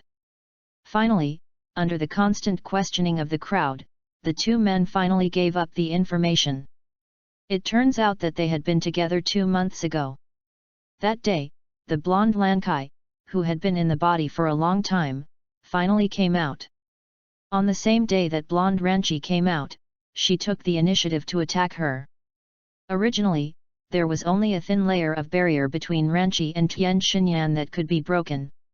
The A from the blonde Lankai directly broke through the thin membrane. The two naturally became a couple and even planned to get married in a few months. They were planning to tell Goku this time, but they didn't plan to do it so early. Who knew that Yamcha's words would directly disrupt their plans? Tien Shinyan looked at Yamcha with a death stare. Chapter 39 Sun Family Nanny officially starts working. Haha, haha, I'm sorry, Tien Shinyan. Yamcha smiled at Tien Shinyan awkwardly. He had to apologize, because Tien Shinyan was stronger than him. He just didn't want to be beaten. Humph. Tien Shinyan snorted coldly and let Yamcha go. Only Tien Shinyan, if it were Krillin and Ark, they would definitely challenge Yamcha to a duel. Let's have a toast to celebrate Tien Shinyan and Ranchi. Bulma raised the glass of juice in her hand and said to everyone, she would not miss any opportunity to tease Lankai. Cheers! After eating and drinking, everyone left one after another, but Goku left Piccolo and Raditz behind. Goku took the two of them aside and asked Raditz first. Brother, do you want to live in the city or in the country? After hearing this, Raditz thought about it for a while and finally decided to stay in the countryside. Let's go to the countryside. I want to practice and don't want others to disturb me. I want to surpass Nappa and Vegeta as soon as possible. At the party just now, Raditz learned that they had increased their combat power tremendously in just 2 years through the gravity bracelets. For example, Ark even increased by more than 50. Which made Raditz very much looking forward to how fast he could become stronger through the gravity bracelet. Now, he has enough motivation to become stronger. After all, there is a method that can quickly increase strength, and it is 100%. I believe that no one will be without motivation. Then let's go to Bayazai Mountain. No one can disturb your practice there. There's a ready-made house there. I sent it to your gravity bracelet. Just follow it and fly over there. The ready-made house on Bayazai Mountain was not the one where he and his grandfather lived before, but the one he later spent money to rebuild next to it, which still has all the functions. Yet, well, thank you, Kakarot. Raditz didn't know what to say, so he could only express his sincere gratitude and then flew towards Bayazai Mountain. When Raditz left, Piccolo asked Gaku. "Old son, please keep me here." "What's the matter?" After hearing what Piccolo said, Gaku stated his request somewhat embarrassedly. "Haha, I want to ask you for a favor." "What's the deal?" Piccolo is more willing to help Gaku, after all, he is so strong now that he cannot do without his help. "Help me train Gohan for a year." Nanny. Piccolo looked at Gaku in surprise. He didn't want to train his own son, but let an outsider train him? In fact, there is nothing wrong with Gaku handing Gohan over to Piccolo. After all, old Piccolo is the evil spirit of a god, so his use and control of energy is naturally very high. Piccolo absorbed all of old Piccolo's knowledge and strength, and his use and control of chi was even higher than Krillin and others who had undergone 3 years of training in the temple. Wukong nodded calmly, he was not joking. Why? As a father, why don't you teach him yourself? Piccolo was very confused about Goku's decision. I have my reasons for this, trust me. Okay, you just train Gohan for a year, and I will come back to continue teaching him after the new year. Piccolo is jokingly called Gohan's biological father. Anyway, Gaku doesn't believe that with how close Gohan is to him now, the title of biological father can be taken away by Piccolo. Did he spend these 4 years with Gohan in vain? Anyway, he didn't believe that in just 1 year, the closeness between Gohan and Piccolo could surpass that of his biological father. It was difficult for Piccolo to refuse, so he could only nod and agree. Okay, let me make it clear in advance. If I don't teach well, don't blame me. No, I believe you. Gaku looked at Piccolo with the omnipotent Yasa-like gaze, and Piccolo couldn't help but blush when being looked at by Gaku. Believe me? Tisk. Piccolo still turned his head away proudly. Okay, follow me into the house and bring Gohan out. Page 29. It is good. After Piccolo nodded, Gaku led Piccolo into the house. As soon as the two entered the room, they saw Gohan playing games. Although Gohan was only 4 years old, he was a pretty good player. Gohan, stop playing and follow your uncle Piccolo later. When Gohan heard Goku's voice, he stopped what he was doing and looked at Gaku with some confusion. Dad, why am I following Uncle Piccolo? Go and practice. Practice for a year. Didn't you always want your dad to teach you how to practice? Now go and practice with your Uncle Piccolo. Gohan was both happy and uncomfortable hearing Gaku say this. He was happy that he could finally practice cultivation and he was very interested in it. But he was unhappy that it was not his father who was leading him in cultivation. Okay. Gohan was not very happy. He felt as if his parents didn't want him and he was abandoned. Well, now follow your Uncle Piccolo. Gaku smiled and looked at Gohan. Ah? Dad, now? Don't you want to take some clothes and daily necessities with you? Gohan's little head was filled with confusion. No need, this is also part of the training. Take him away, Piccolo. Gaku looked at Piccolo who was standing aside with his arms crossed. By the way, if Gohan turns into a gorilla on a full moon night, cut off his tail. If that doesn't work, contact me. Gaku looked at Piccolo seriously. In fact, Gaku is no longer afraid of transforming into a giant ape, because his dimensional level is high enough for him to control his mind in the giant ape form. But it wasn't the same for Gohan. Although he taught Gohan how to practice, the time was still short and he couldn't stay rational in the giant ape form. Yet. Piccolo nodded, walked forward and picked up Gohan. Uncle Piccolo. Well, Gohan, let's go. It is good. Bye Dad. Gohan waved to Goku and said goodbye. Goodbye. Wukong smiled as he watched the two figures going away. The sky was now gradually darkening. Only when the two figures could no longer be seen did Wukong walk towards the bedroom. What parent wouldn't worry about their child who has gone away? Wukong in the original novel didn't know, but he knew that he would definitely worry. After taking a shower and putting on his pajamas, Goku lay down on the bed. At this time, Bulma, who was also wearing pajamas, seemed a little depressed and looked at Goku with moist eyes. Goku, why did you let Piccolo train Gohan? Goku looked at Bulma, not knowing what to say. Hey, I have my own plan, don't worry, don't you still believe me? Goku pulled Bulma into his arms and comforted her. Yes, who else could she trust if she didn't trust Goku? Goku's behavior must be good for Gohan. Thinking of this, Bulma's mood didn't seem to be so low anymore. After a long time, Goku sat on the bed meditating, while Bulma was browsing her phone beside him. As for smartphones, they appeared in the Dragon Ball Super period in the original work, but Goku described this thing to Bulma several years ago. I didn't expect that Bulma figured it out in just 1 month. I can only say that she is worthy of being Bulma.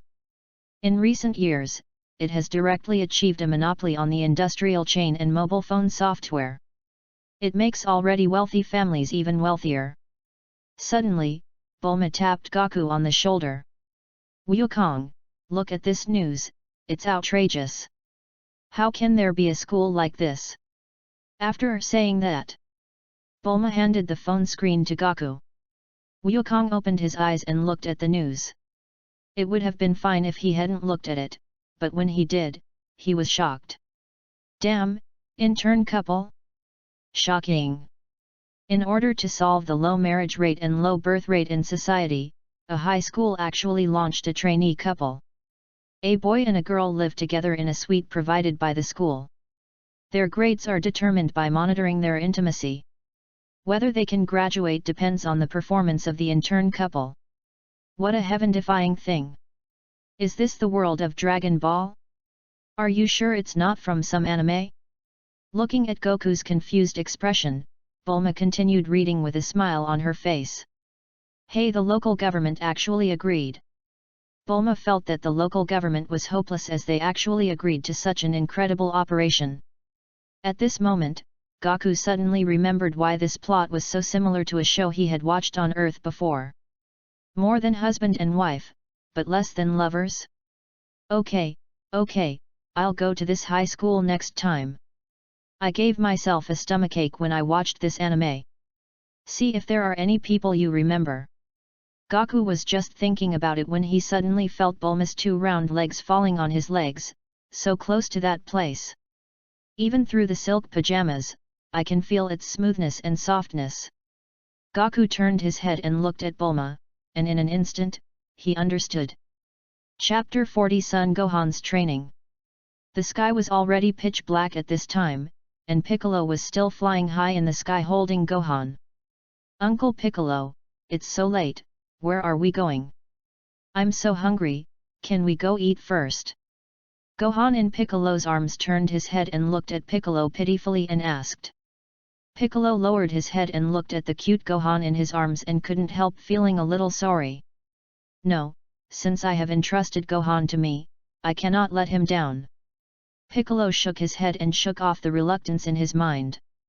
I'm sorry, Gohan. Take you to the first step of training. After saying that, Piccolo held Gohan in his arms and landed in a wilderness. After putting Gohan down from his hands, Piccolo said to Gohan with a serious face. Your first lesson begins. Live alone tonight. Uncle Bick. Gohan was very scared when he saw the darkness around him. When he wanted to call Piccolo, he found that Piccolo had disappeared. The surroundings were pitch black, as if there were countless ferocious and man-eating beasts. At this moment, a burst of bird calls suddenly sounded. What? Dad, Mom, I miss you so much. Where are you?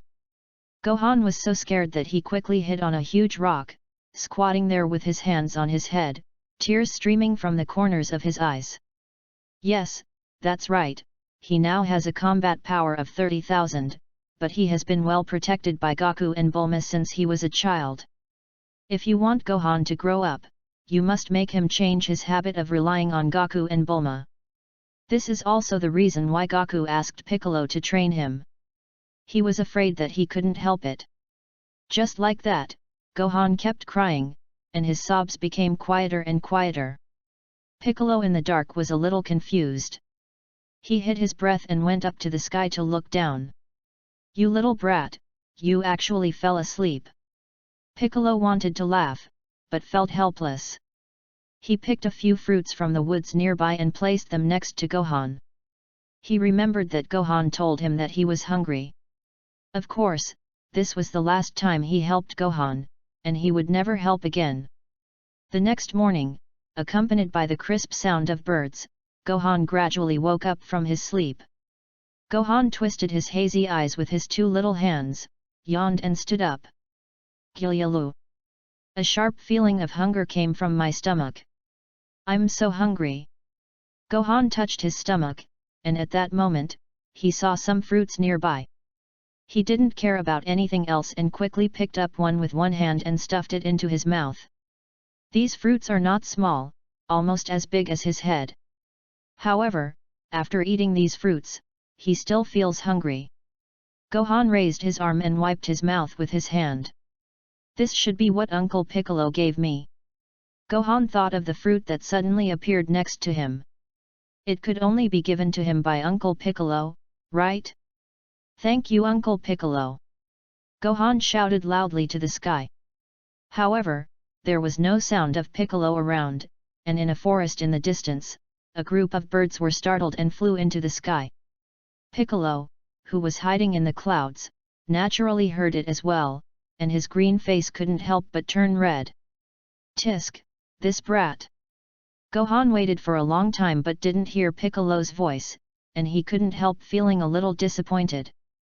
What should we do now? I'm still so hungry, let's go find something to eat first. Gohan touched his belly and felt like he was starving. He did it right away. He gathered all his energy and flew into the sky, then began to look around for something to eat. Although Goku did not teach Gohan some advanced uses of ki, he still taught him some basics, such as the flying technique. If we don't teach the basics, the earth might be destroyed someday. After a long time, Gohan was flying in the air like a headless fly, and he couldn't find any food. At this time, Gohan fell from the sky to the ground, lying on the ground, motionless. I'm so tired. Why is there no food? I'm so hungry. Gohan looked up at the sky with lifeless eyes. At a young age, he has learned how to start dancing. Piccolo in the clouds looked at this scene and the corners of his mouth twitched. It seems that Goku really didn't teach Gohan anything at all. He didn't even know how to use ki to sense things.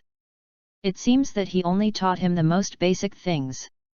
Piccolo helplessly flew towards a dinosaur, controlled it with his ki, and brought it to a place not far from Gohan. Boom! The dinosaur's huge body fell to the ground with a loud bang. What's going on? Gohan, who was in the middle of fighting, suddenly heard a loud noise. He hurriedly got up and looked towards the place where the sound came from. The next second, he saw a dinosaur. At this time, the dinosaur also discovered Gohan. It was already angry, and was caught and fell for no reason. Anyone would be angry. Page 30. After discovering Gohan, the dinosaur immediately moved its huge body and rushed towards Gohan. Gohan was still standing there in a daze, but the next second, the dinosaur opened its bloody mouth and bit him. What? Gohan was so scared that he closed his eyes and rushed directly towards the dinosaur, turning into an afterimage and hitting the dinosaur hard in the belly. The dinosaur successfully experienced flying again, but this time it was not so lucky. It drew a beautiful parabola in the sky, with the highest point reaching hundreds of meters. It flew for thousands of meters before falling to the ground, deader than dead. Long, I'm really dead this time. After a few seconds, Gohan opened his eyes cautiously, and there was no dinosaur in front of him. He had already fallen thousands of meters away, motionless, and seemed to be dead. Gohan flew over to the dinosaur's body and carefully poked it with his finger, then breathed a sigh of relief when he found that the dinosaur was indeed dead. "Sorry, Mr. Dinosaur, I didn't mean it." Little Gohan clasped his hands together and bowed several times. At this time, Gohan's stomach growled again. He glanced at the big dinosaur in front of him and couldn't help swallowing. "Haha, Mr. Dinosaur, be a good person to the end. After all, you scared me, so just consider it as an apology." "Thank you." Half an hour later, the aroma of roasted dinosaur meat wafted from a huge rock. Just like that, after a few days, little Gohan got used to living alone outside. On this day, Piccolo, who had disappeared for a few days, appeared in front of Gohan. "Hey, Uncle Piccolo!" Gohan was very excited to see Piccolo suddenly appear in front of him.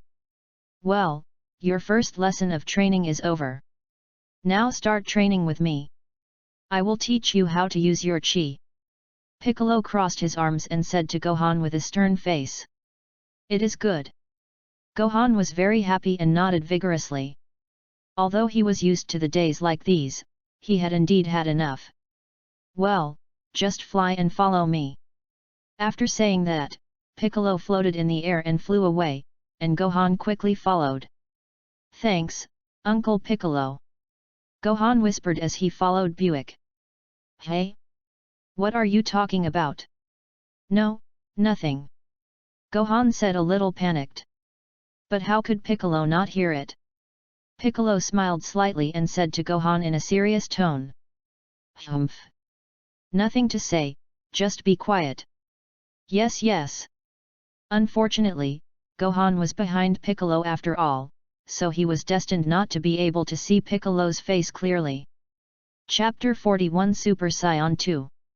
Goku and Bulma secretly visited Gohan many times in the past few days. Poor parents in the world, which parent does not worry about their children? On this day, after Goku and Bulma saw Piccolo flying away with Gohan again, they came to Bayazai Mountain. Landing on the Bun Mountain, Goku put Bulma down from his arms. Originally, the two were flying together, but in the end Bulma ran out of energy, so Goku picked her up. He flew in the sky holding the soft Bulma, with her whole body pressed tightly against him. "You know what, you really don't know, it really feels good to fly in the air like this. Brother, come out. I'm here to see you." Goku called to Raditz in the open space outside the house. Not long after, Raditz, who had changed his clothes, flew out. "Brother, I didn't expect you to customize a set of clothes," Goku said as he looked at Raditz's new clothes. Perhaps because he was used to wearing combat uniforms, Raditz did not choose to wear normal clothes. Instead, he asked the clothing store to specially customize several clothes that were very similar in style to combat uniforms. "Well, because I'm used to wearing combat uniforms. By the way, Kakarot, what are you doing here this time?" Raditz nodded, then looked at Goku and Bulma in confusion. "Brother, have you forgotten? Don't you want to see the Super Saiyan?" Of course Wukong wouldn't say it, he just suddenly remembered it. Some things are better to be clear in your heart, there is no need to say them out loud. "Hello, me too. This is called a white lie." "Oh, yes. Come on, Kakarot, let me see our Saiyan legend of the Super Saiyan." Raditz looked as if he had suddenly realized something, and he excitedly grabbed Goku's shoulders and said, "Brother, please let me go first, so that I can change." Seeing Raditz grabbing his shoulders excitedly, Goku felt helpless. "Well." After hearing this, Raditz immediately loosened his hands and took several steps back, leaving Goku with plenty of space. At this time, he found that Bulma was still staying by Goku's side and was a little confused. "Aren't you afraid that Kakarot will hurt you when he transforms? Won't you stay away?" Raditz asked Bulma. No need. Bulma shook her head and smiled. With a hum, Wukong slowly closed his eyes, and golden energy began to attach to his whole body. In an instant, his hair and eyebrows turned golden. The golden flame was boiling on Wukong's body, and the next second the flame was absorbed into his body, and Wukong opened his green eyes. Okay? That's it? Raditz was stunned. He thought that transforming into a Super Saiyan would be a big scene. Not to mention thrilling, but at least it would be dizzy. In the end, Kakarot just hummed and it ended. So fast? Raditz is now like a young wife, thinking that her man can last more than half an hour, but in the end it only lasts 3 seconds. The expectations were so high, but the result was so disappointing in the end that I felt really bad. Hey, bro, what's with that expression on your face? That just shows that I have mastered Super Saiyan to a high degree. Goku was a little speechless, mainly because of Raditz's expression, which forced him to explain. There is such a saying. Seeing that Raditz was completely confused, Goku started to explain. When you first transform into a Super Saiyan, you cannot perfectly control your power because of the surge in combat power. You can only control it after a period of training. However, when you transform into a Super Saiyan, your powerful energy and physical strength will flow out all the time, and the consumption of energy and physical strength is very serious, just like this. After saying this, Wukong released the golden flame from his body and controlled it to dissipate into the air.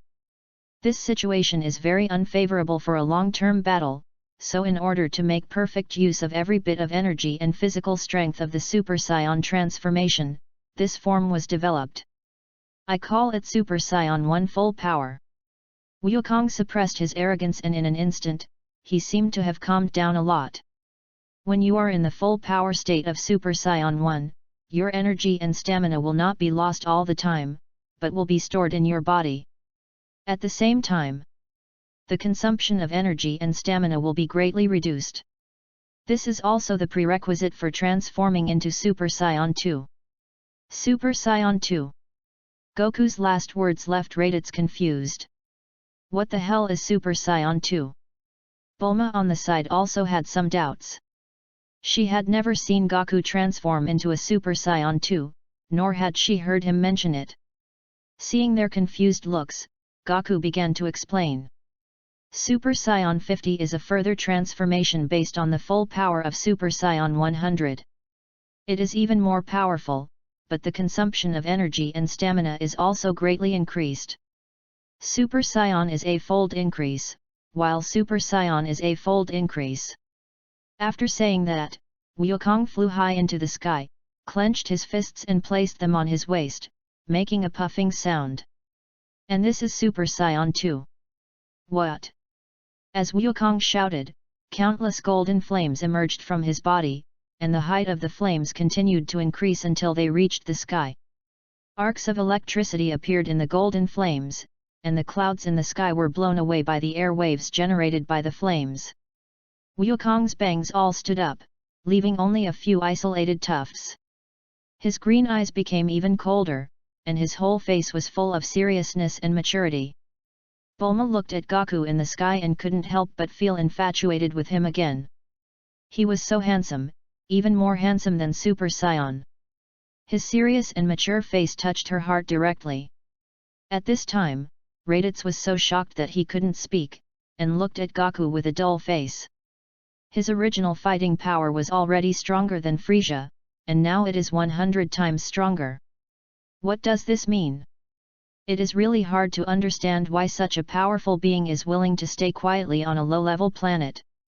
Raditz was very envious when he saw Goku surrounded by golden flames in the sky. Click! Wukong put away his aura, transformed into his normal form, and slowly fell from the air. He immediately spotted the envious Raditz, walked up to him and patted him on the shoulder. Don't be jealous, you can become a Super Saiyan in the future.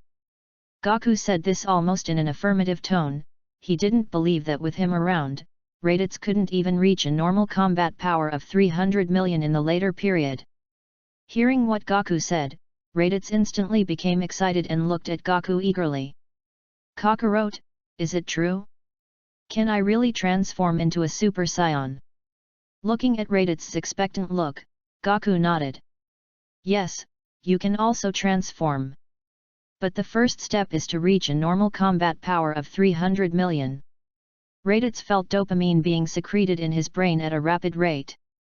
Great, great, let's go practice now. Looking at Raditz, who flew away immediately, Bulma looked at Gaku speechlessly. Gaku, you Saiyans really are one-sided, what should we do now? What can I do? Just go home. Gaku shrugged helplessly, because as a fellow Saiyan, he could understand Raditz. Chapter 42 Vegeta and Ties. Just like this, a year passed. During this year, Gaku and Bulma often visited Gohan. Looking at the ever-growing Gohan, the couple were very pleased that they had made the right decision. On this day, Gaku found Piccolo and Gohan. Father. As soon as Gaku landed on the ground, Gohan spotted him, and immediately ran over excitedly and hugged Goku's thighs. Yeah, Gohan. Gaku bent down and stroked Gohan's hair with his hand. Then he looked at Piccolo. Piccolo. Thank you for training Gohan this year. I'll take lunch back now. Page 31. Hearing what Gaku said, Piccolo's green face turned slightly red, then he snorted coldly and said. I don't know how you managed to be a father. You literally just left Gohan with me for a whole year. Piccolo looked at Gaku with dissatisfaction.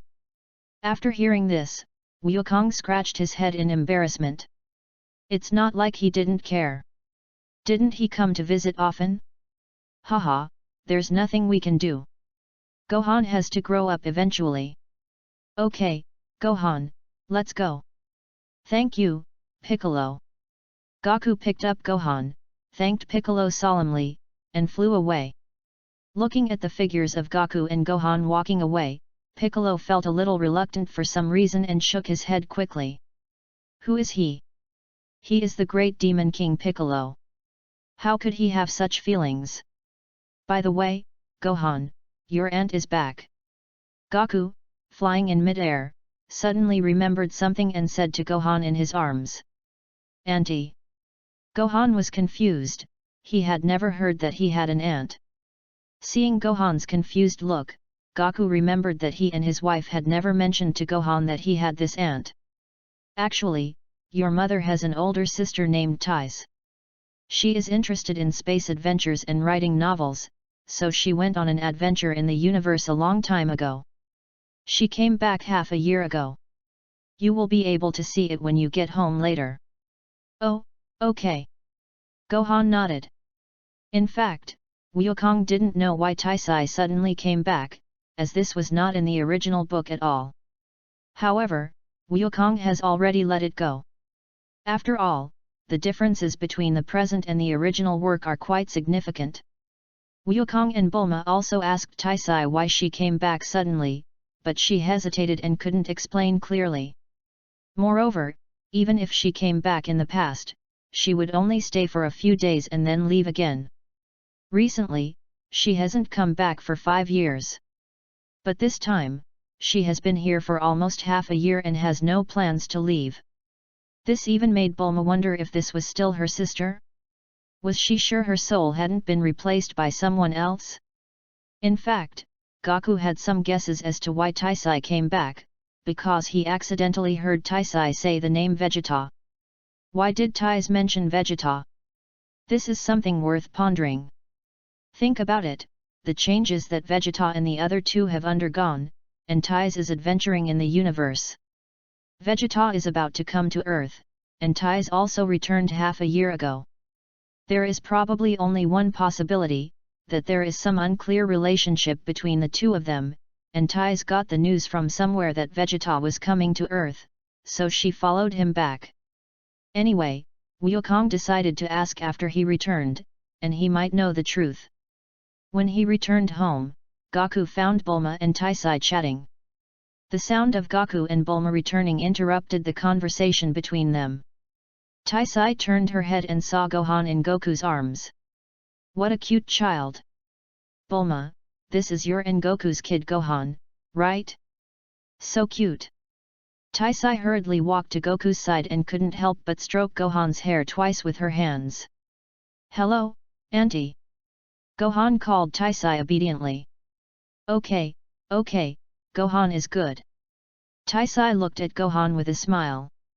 She really liked children, especially cute children. Goku put Gohan down from his arms, touched his head, and spoke gently. Gohan, go play first. You've been training hard for a year, it's time to relax. It is good. Gohan was still very happy. After a year of training, he realized that he was merely interested in training, but was far from liking it. If he were given another chance, he really didn't want to go through another year of training like this. When Gohan left, the three of them sat on the sofa, and Goku looked at Tais with a smirk on his face. Tais, Vegeta should be here soon, right? Hey? What? What Vegeta? Tais was very flustered. She had never mentioned Vegeta in front of Goku and Bulma, so how did Goku know? Seeing Taisai's appearance, Wukong became more certain of his guess. Bulma on the side looked at Taisai with a look of confusion, wondering if her sister was hiding something from her and Goku. Taisai, stop pretending. I've already guessed that you and Vegeta must have some relationship, right? Otherwise, you wouldn't have come back just when Vegeta was coming to Earth, right? Wukong directly exposed Taisai. It was really boring to continue disguising like this. This is, yes. In the end, Taisai couldn't find any excuse and had to admit it. Wow cool. Bulma's eyes sparkled with stars. What a big deal. Her sister had a big problem. She had heard Goku mention Vegeta. Hey, sister, how did you get to know Vegeta? Tell me. Bulma looked malicious. This. Tais looked embarrassed. Hey, sister, tell me, maybe we can help you with some advice. Bulma sat next to Tais, put her mouth close to her ear and whispered. Okay, well, before Tais began to tell Goku and Bulma about her meeting with Vegeta. It turned out that because of a war, Tais' spaceship broke down and she could only stay on a planet. Then she picked up Vegeta, who was only 15 or 16 years old and was seriously injured and dying. She brought Vegeta back for treatment, but because neither of them had a spaceship, they could only wait for Tais to repair the spaceship. This repair will take a year, and as for what happens after that, those who understand will understand. The two eventually separated until a year ago. Tais got the news that Vegeta was coming to Earth, so she returned on the spaceship. This time she didn't want to give up her dream of space adventure and becoming a space novelist again. After hearing this, Goku and Bulma looked at each other. Goku finally understood why Vegeta and the other two had changed. It was all because Tais influenced Vegeta. What Bulma didn't expect was that her sister would also fall in love one day. At this moment, Wukong suddenly stood up, his eyes focused and looked in one direction through the glass. Coming. What's coming? Bulma was confused by Goku's sudden action. Vegeta and the others are here. Chapter 43 Vegeta's arrival. Two round spacecrafts streaked across the sky. The friction and burning of oxygen produced long tail flames, which turned into two meteorites and fell into a wilderness. Boom! As a cloud of smoke rose, two huge impact craters appeared on the ground. As the hatch opened, a person flew out of each spaceship. Is this planet the woman's hometown? Vegeta looked at his surroundings and thought to himself. Vegeta, we're finally here, what do we do now? Vegeta and Nappa were floating in the air, and Nappa asked Vegeta. Hide first and find out if Raditz is still alive. How strong is the strongest fighter on this planet? Vegeta's plan was doomed to fail. They had not learned how to use ki, and it was sensed as soon as they first arrived on Earth. At this moment, the battle meters of the two people suddenly jumped. Oh no, Vegeta, several high-energy creatures are moving towards us at high speed. Nappa looked at Vegeta in panic. Damn it, why was it exposed at the beginning? Vegeta was a little confused. Obviously, the latest combat measuring instruments they were wearing had the ability to shield measuring instruments, but why? Why were they still exposed? Nappa, get ready for a fight. Vegeta looked ahead with a serious face and reminded Nappa. In the distance, Krillin, Tien Shinyan, Yamcha, and Piccolo gathered together. Yak and Wukong did not come. Yak found Wukong first because he was close to Wukong's home. And Goku was not in a hurry. After a year, even Yamcha's combat power was close to 20,000, and even Piccolo's had reached 100,000. Vegeta and Nappa are destined not to cause any trouble. Did you feel it too? Piccolo asked the others. Yes. Two strange auras, one of which is even big enough to destroy the earth. Krillin nodded and said. Although everyone present can destroy the earth, they will not do so, but the same cannot be said for that strange aura. Goku didn't tell them about Vegeta, so they knew nothing about it. Let's go and take a look together. Tien Shinyan said from the side. Not long after, they saw Vegeta and his companion. Vegeta, the highest combat power among them is only 1,000. Nappa looked at Vegeta with some excitement. If the highest combat power is only 1,000, then I am not even as good as him. It's a pity that I was so scared before. Idiot, have you forgotten Raditz from before? They were able to hide the size of their combat power. After saying that, Vegeta took down the combat power measuring instrument in front of him. He held it with one hand and crushed it with force. Namek? Vegeta asked Piccolo with some confusion. Hearing Vegeta's question, Piccolo nodded. He also learned from Goku that he was a Namekian. Are you Son Goku's tribe? Piccolo saw the tails behind Vegeta and Nappa. These two people are probably Goku's clansmen just like Raditz. Vegeta and Nappa looked at each other in confusion. Who? Son Goku? Who is that? Seeing the two people's confused faces, Piccolo immediately realized that he should not say Son Goku, but Kakarot. Use your name, Kakarot. Krillin and the others on the side also understood when they heard Kakarot. After all, Raditz kept calling him Son Goku Kakarot. After hearing what Piccolo said, Vegeta already had some guesses. Kakarot and Raditz are not dead at all. Kakarot seems to be friends with the group of people in front of him. Then, there would be no need for the two of us to engage in close combat with them. What, Kakarot and Raditz are not dead? Nappa asked from the side. What? How could Goku die? Even if he died, he could use the Dragon Balls and make a wish to the dragon to revive him. Yamcha said. At this time, Nappa's combat power measuring instrument was not removed or destroyed, and Frisia's army far away in the deep space heard it. Page 32. Shenron? Make a wish? Resurrection? Namekian? At this moment, Vegeta saw the combat power meter jumping in front of Nappa's eyes. Oh no! Nappa, quickly destroy the combat power measuring device. Vegeta had long known that Frisia had implanted surveillance cameras into their combat power gauges. In the past, whenever they discussed Frisia, they would take off the combat power meter and put it far away. When Nappa heard what Vegeta said, he immediately took down the combat power measuring instrument and crushed it. After seeing Nappa destroyed, Vegeta breathed a sigh of relief and only hoped that Frisia and the others would not guess that Namek could create Dragon Balls. Otherwise, there is absolutely no hope for revenge. Hey? What's wrong? Piccolo and the others were stunned when they saw Vegeta's violent reaction. The combat power meter has a monitoring function. All our previous conversations have been known by Frisia. You made the Dragon Balls, right? Vegeta asked Piccolo almost with a certain tone. Piccolo nodded. In a sense, yes. That's fine.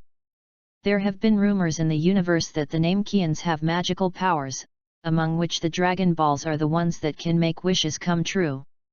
However, no one has ever taken it seriously, and no one has been able to confirm it. But now, Vegeta stopped talking halfway because everyone present understood. Is Frieza very strong? Krillin was a little confused.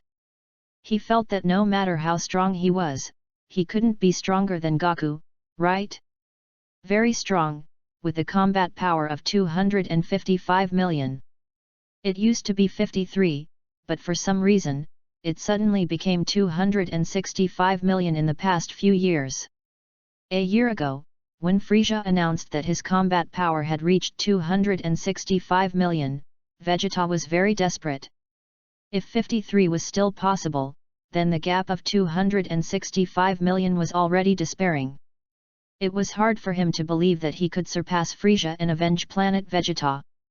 Vegeta was lost in thought and didn't notice that Krillin and the others were looking at him while trying to hold back their laughter. Hey, Vegeta! Nappa touched Vegeta with his arm to remind him. Vegeta came to his senses and looked at Krillin and the others, feeling a little annoyed. But he dared not speak out despite being angry, because his sixth sense told him that Krillin and the others were stronger than him. Why are you laughing? Vegeta said through gritted teeth. Haha, it's nothing. If Frieza only has 265 million, then you don't have to worry. Goku is enough to handle it. Krillin said while holding back his laughter. He thought Frieza was so strong, but it turned out he was just a little Karami. Goku several years ago could have beaten him. What, Goku, you mean Kakarot? How is that possible? He's just a low-level warrior. Vegeta didn't want to believe that as a Saiyan Prince, his combat power was only 25,000. And Kakarot, a low-level warrior, has surpassed Frieza. Chapter 44, Frieza becomes stronger? Believe it or not, what I said is the truth. Klin shrugged helplessly. Said Cao Cao, Cao Cao. Goku teleported with Arc and Raditz to the crowd's side. Raid eyes. Kakarot. Vegeta had seen Bardock before, after all, he was one of the few warriors with over 10,000 warriors on planet Vegeta. Vegeta recognized Goku immediately because of his distinctive crab-like head. Yes, Vegeta, Nappa. Goku nodded. Kakarot, is your strength really greater than Frieza's? Is it more than 265 million? Vegeta asked Goku anxiously. Vegeta wanted to know the answer. He hoped it was true, but also hoped it was false. If it is true, then what is the value of him, the Saiyan Prince who is hailed as the Saiyan's first genius? But if it is false, revenge on Frieza will be a long way off. 265. Wukong was a little confused, wasn't it 53? How did it become 265 million? Frieza said it himself a year ago. It was only 53 a few years ago. After hearing what Vegeta said, Goku understood. It seemed that it was the incident of Cooler that stimulated Frieza and made him practice for a period of time. That being said, Frieza's final combat power should have reached 600 million. A combat power of 6 million is already pretty good, considering that his own normal combat power is only million. It's really scary. Goku looked at Vegeta calmly and nodded. Yes, I am stronger than Frieza. Hearing Kakarot's affirmation, it was as if a flash of lightning flashed through Vegeta's mind, and his whole body trembled slightly. His hands were clenched tightly into fists and his expression was slightly ferocious, as if he was making some important decision. Kakarot, I beg you, avenge the Saiyans. Avenge planet Vegeta. And avenge your father. After saying this, Vegeta seemed to lose all his strength. He gasped and took 2 steps back weakly. Goku looked at Vegeta in surprise. He didn't expect Vegeta to beg him and put aside his pride as a Saiyan Prince. Why don't you take revenge yourself? I think if you are given enough time, you will be able to take revenge. Gaku smiled calmly and looked at Vegeta. Vegeta is willing to put aside his self-esteem, but Gaku respects Vegeta's self-esteem. Without self-esteem, is Vegeta still the Scion Prince? Hearing what Gaku said, Vegeta smiled helplessly. It was too late. Everything was too late. Even if he was given time, he might not succeed. It's useless. Frieza already knows about the Dragon Balls. He will either come to Earth or go to Namek. Let's destroy him before he makes a wish. Gaku was stunned when he heard Vegeta's words. No. Now, how did Frieza know about the Dragon Balls? Forget it, just treat it as the convergence of the world line. But I think there is a high probability that Frieza will go to Namek, because Namek is close to him. Vegeta reminded from the side. Okay, let's go to Namek together. Gaku said to everyone. Everyone was shocked. Why did they want to go together? They looked at Wukong with doubtful eyes. Because there are things over there that will improve your strength. And after you go there, if Frieza comes to Namek, I can teleport there directly. I will stay on Earth. What if Frieza comes to Earth? Wukong looked at everyone with a smile. Okay, Kakarot. Vegeta immediately agreed when he heard that it could improve his strength. Now, what he lacks most is strength. Gaku, but how can so many of us go together? Krillin looked at the circle of nearly 10 people. I didn't ask you to go together. Just a few of you will be fine. I will teleport the others with me when the time comes. Teleportation, that thing of yours that often appears and leaves suddenly? Can it bring people with it? Gaku had never shown his ability to lead people in front of Krillin and the others, so Krillin was very surprised. Yes, now who among you wants to go to Namek first? Gaku nodded and looked at everyone. I'll go, Kakarot. Vegeta was the first to agree. I'll go as well. Vegeta looked at Piccolo and confirmed with his eyes that they were the same type of person. That's about it. Wukong thinks 2 people will be enough. Well, let's just choose Vegeta and Piccolo, Gaku said, nodding. Oh, this is a gravity bracelet. Vegeta, you and Nappa should wear it. It will greatly help increase your combat power. Gaku took out 2 gravity bracelets from the storage space and handed them to Vegeta and Nappa. These gravity bracelets were all made by Bulma before. Bulma made more than a dozen at a time, and now there are nearly 10 in his storage space. In Bulma's words, who knows whether you will have to do it again in the future, so it is better to do more at one time and take it directly later to save time making it later. After putting on the gravity bracelet, Vegeta was a little skeptical. Can this thing really make him stronger faster? Gaku naturally saw Vegeta's suspicious expression and quickly said with a smile. Don't underestimate this. Raditz has only used this for a year and his combat power has reached 30,000. What, that loser Raditz is already 30,000? Nappa looked incredulous. Hey, Nappa, it's not clear who is the waste now. Can this be tolerated? In this case, you have to strike hard, and it must be a physical strike. When Raditz heard Nappa calling him a waste, he shook his fist and said to Nappa. In an instant, Nappa became scared. Haha, I'm trash, I'm trash. As the saying goes, it is never too late for a gentleman to take revenge. He will take revenge when his strength exceeds that of Raditz. Okay, Vegeta, Piccolo, are you going to take a spaceship each? Gaku smoothed things over and looked at Vegeta and Piccolo. Yeah. They both nodded at the same time. That's just right. I have a spaceship, and Yake has one too. You two can take these two.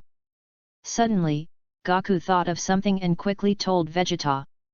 Vegeta, come on, come back home with me. Put your hand on my shoulder and I will take you away. There are people who want to see you. Gaku looked malicious. Vegeta looked confused when he heard what Gaku said. Want to see my people? Could it be? Hey, wait for me, Kakarot. Vegeta quickly put his hand on Goku's shoulder, and with a whoosh, Goku and Vegeta disappeared from everyone's sight. Goku did not teleport directly in front of Bulma and Tais, but teleport to the front door of his house. Kakarot, the person who wants to see me, is he? Yes. Before Vegeta could even ask, Goku had already answered him. Come to think of it, besides her, who else on earth would want to see me? Chapter 45. Let's go to Namek. After Goku and Vegeta walked into the house, they saw Bulma and Tais. Vegeta. Tais saw Vegeta at a glance and never took her eyes off him. She rushed forward and hugged Vegeta tightly. Tais.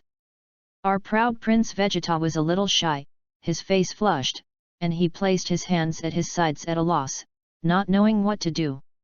Let's go and give them some space, Goku said as he came to Bulma. Okay. Bulma said with a smile. She thought it would be better to give the two of them some space, after all, this was related to his sister's lifelong event. Page 33. Bulma put her hands around Goku's arms and led him to their bedroom. Goku, do you know anything about Vegeta? What kind of person is he? I wanted to ask my sister before, but she didn't want to tell me. Bulma looked at Goku seriously. This concerned her sister's lifelong event, so she took it very seriously. Goku heard Bulma's question and thought about it. Vegeta is the prince of our Saiyan race. Bulma was shocked. Prince? Yes, but now there are only a few of us in the Saiyan tribe, so the title of prince is only in name only. Hearing what Goku said, Bulma couldn't help but imagine a romance show in her mind. The story of a down-and-out prince and a beautiful adventurer. So romantic. I really want to know the details of what happened between her sister and Vegeta, but unfortunately Taisai is only willing to give a brief description. What kind of man is he? Bulma's words left Goku at a loss for words. Now, Vegeta was different. If we talk about Vegeta during this period in the original story, then Goku can definitely be said to be evil. But he's a bit of a tsundere person, but he's also someone who cares about his wife and family. Goku could only describe him by comparing him to Vegeta in his later years. What do you think of him? Wukong asked back. I think so. He has a cold and stinky face and is short. Bulma thought Vegeta's constant cold face was really annoying. And he was not very tall.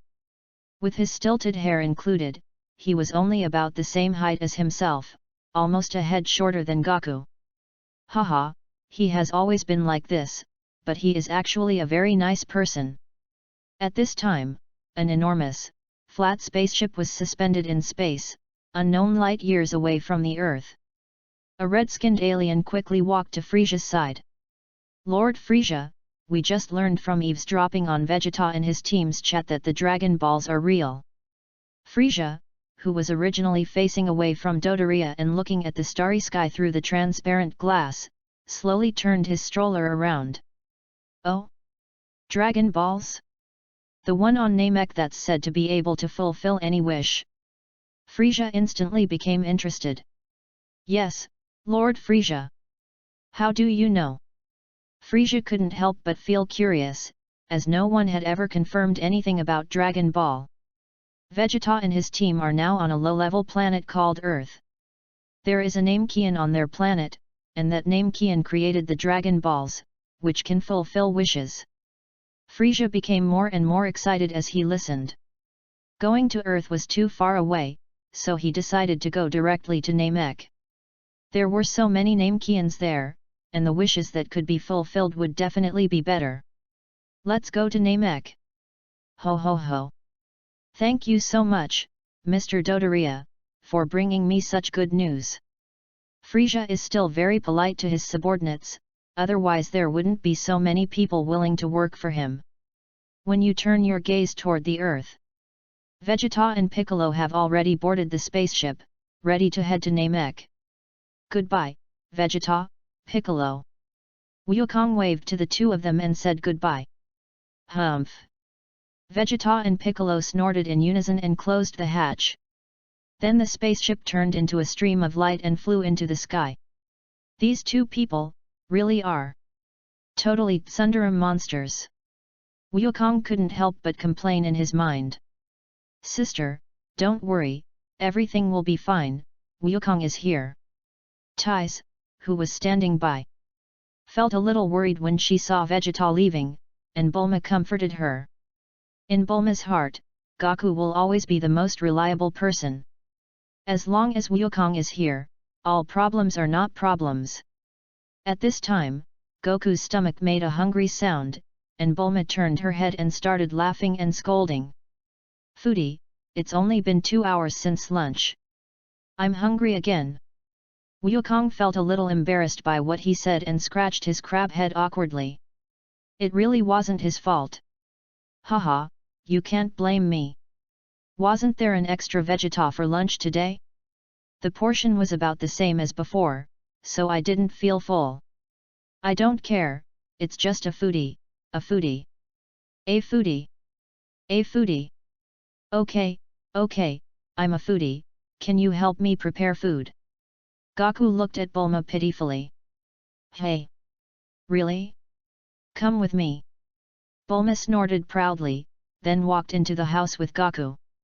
Half a month later, Goku teleported to the North Kai planet. At this time, King Kai was sitting in his car, circling around the little North Kai god, enjoying the breeze and humming a little tune. He was so happy. What? The sudden appearance of Goku in front of him frightened King Kai so much that he quickly stepped on the brakes, and the car stopped in the last few centimeters. King Kai breathed a sigh of relief and looked at Goku helplessly. Wukong, next time you show up, could you please not be so sudden? It's really scary. Hee, sorry, Lord North Kai, I'll definitely do it next time. Goku said with a smile, his eyes narrowed into an inverted U shape.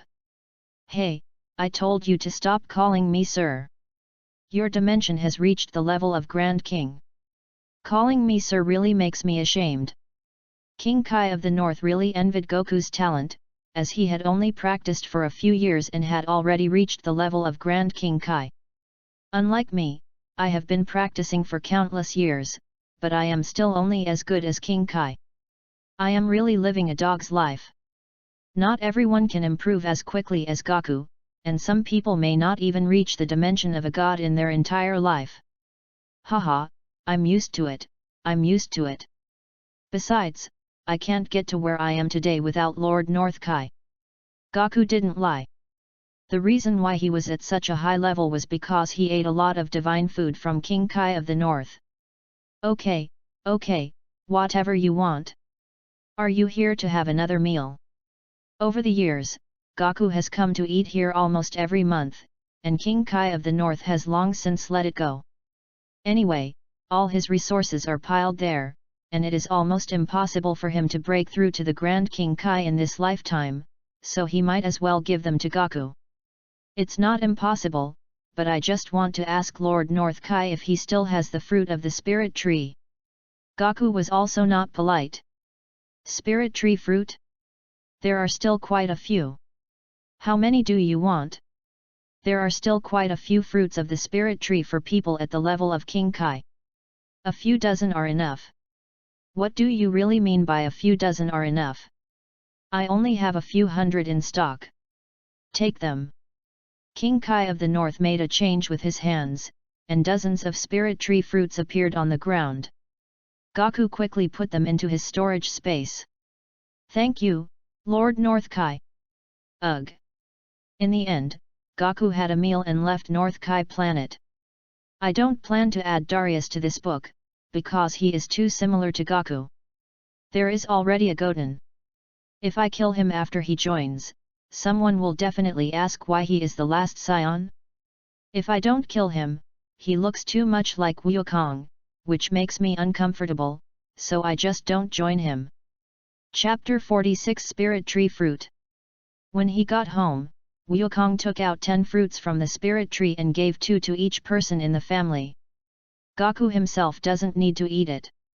He has already eaten so much food from gods. He has also eaten the fruit of the spirit tree before. This fruit has almost no effect on him anymore.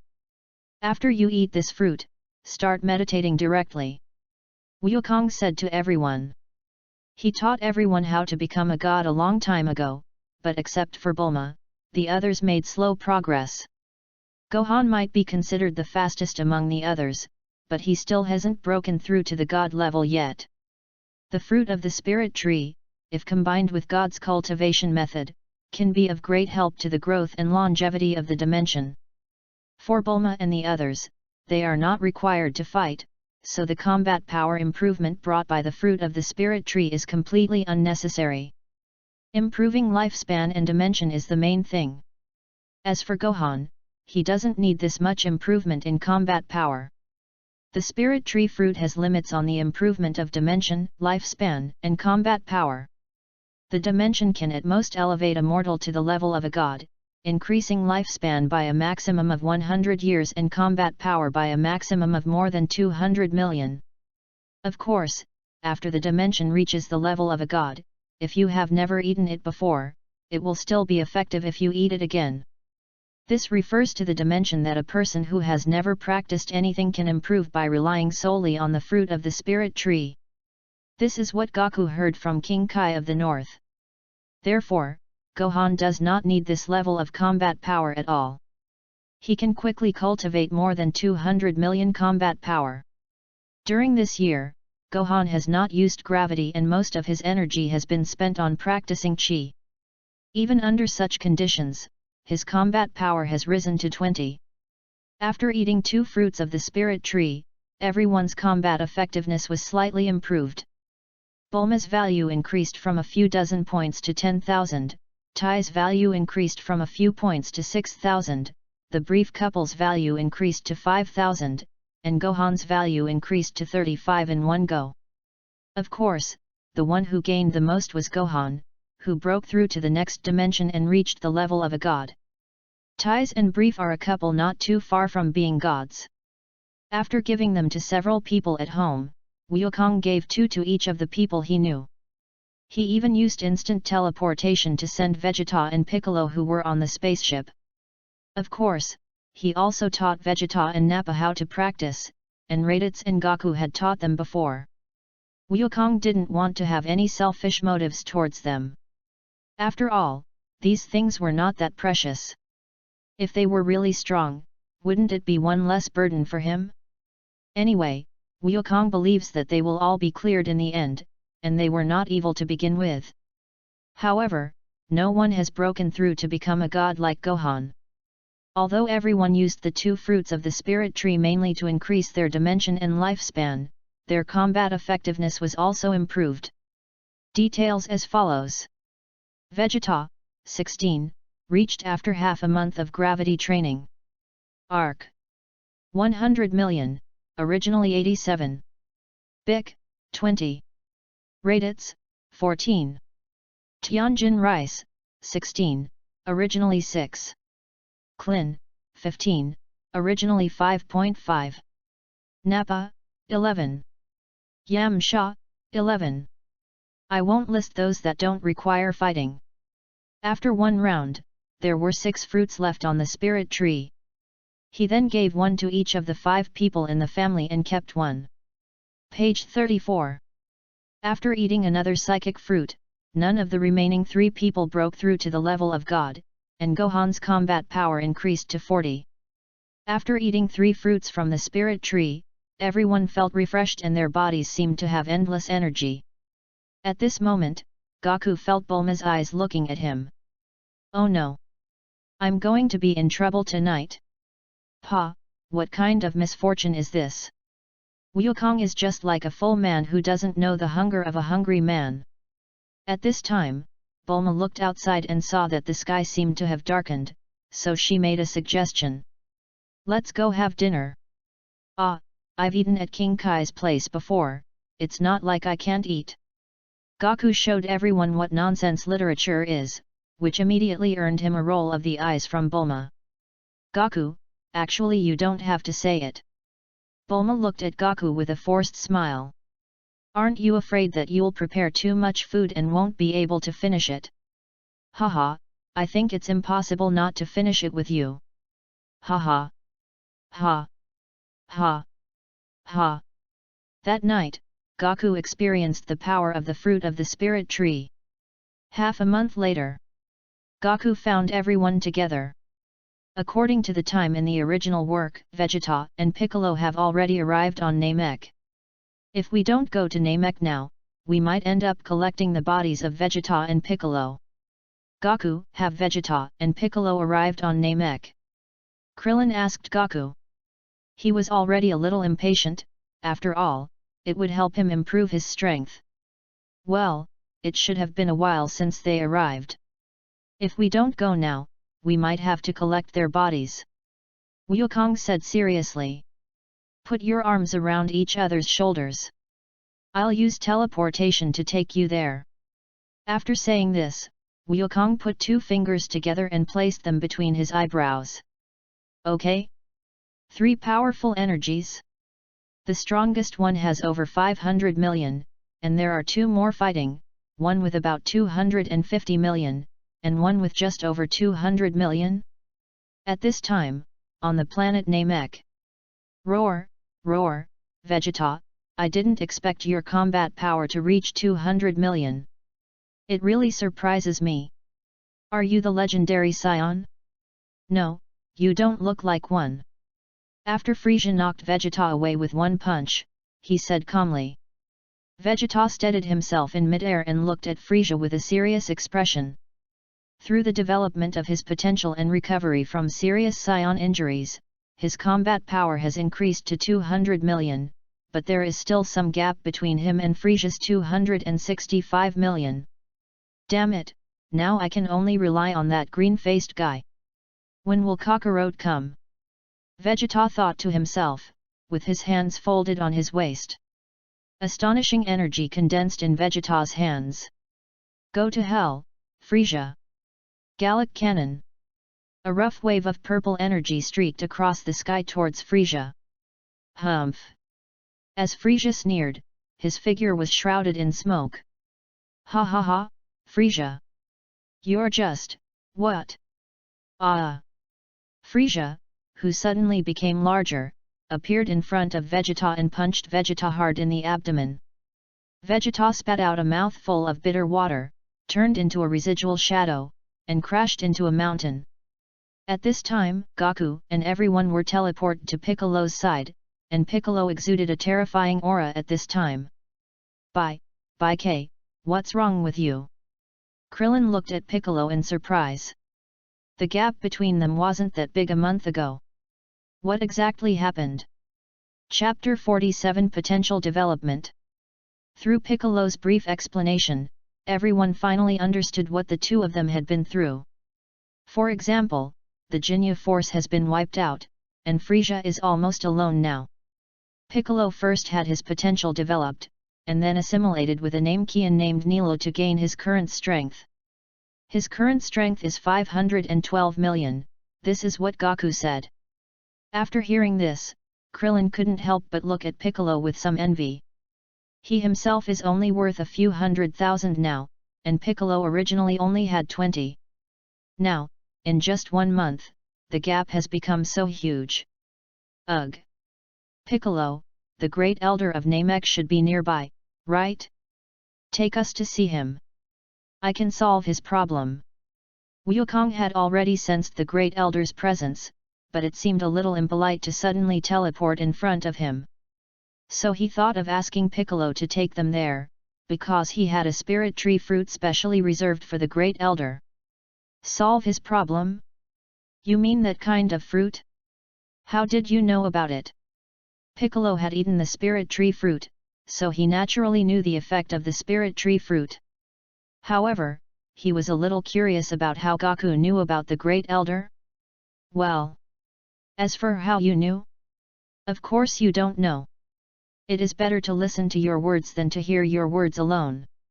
This sounded like a sentence, and everyone couldn't help but roll their eyes. TCH, come with me. Not long after, everyone arrived at the great elder's house. At this time, the Namekian child Dandy was accompanying the Great Elder. "You are finally here." The old and weak voice of the Great Elder came. According to the prophecy, it was this man who saved Namek. The Great Elder had his eyes closed, but Wukong could sense that he was looking at him. "Well.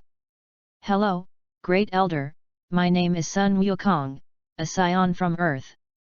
Please eat this fruit first, it will be good for your current condition." Wukong took out the fruit of the spirit tree and handed it to the Great Elder. "Thank you." The Great Elder took it and ate the fruit of the spirit tree. He believed that Wukong would not harm him because Wukong was the savior in his prophecy. In an instant, the Great Elder seemed to have become a lot younger, and his spirit and physical strength were restored. The people here also felt it was very magical. They also realized that this was the fruit given to them by Wukong, and they couldn't help but express their sincere gratitude. After calming down for a while, the Great Elder looked at Wukong again. "Thank you. I feel like I can live a few more years." "Haha, Gaku, do you need anything? Just ask. After all, you are our Namek's benefactor." The Great Elder believed that given the rarity of the fruit of the spirit tree, it was impossible for Wukong to give it to him for no reason. Hearing what the Great Elder said, a smile appeared on Wukong's face. As we all know, the greater the ability, the greater the power. Who stipulates that the greater the ability, the greater the responsibility? He is not the Sun Wukong in the original novel. It is impossible for him to help others for no reason. Everything in the world has a reward, right? Thank you, Great Elder. Can you help all of us develop our potential? And let us use the Dragon Balls at the same time. Wukong believed that the Great Elder would not refuse. "Okay, you guys come one by one. As for the Dragon Balls, let Dandy take you there when the time comes." Soon, everyone else was developed, leaving only Wukong. Everyone's fighting abilities were greatly improved, and Gaku looked at them one by one. Yak, 180 million. Gohan, 120 million.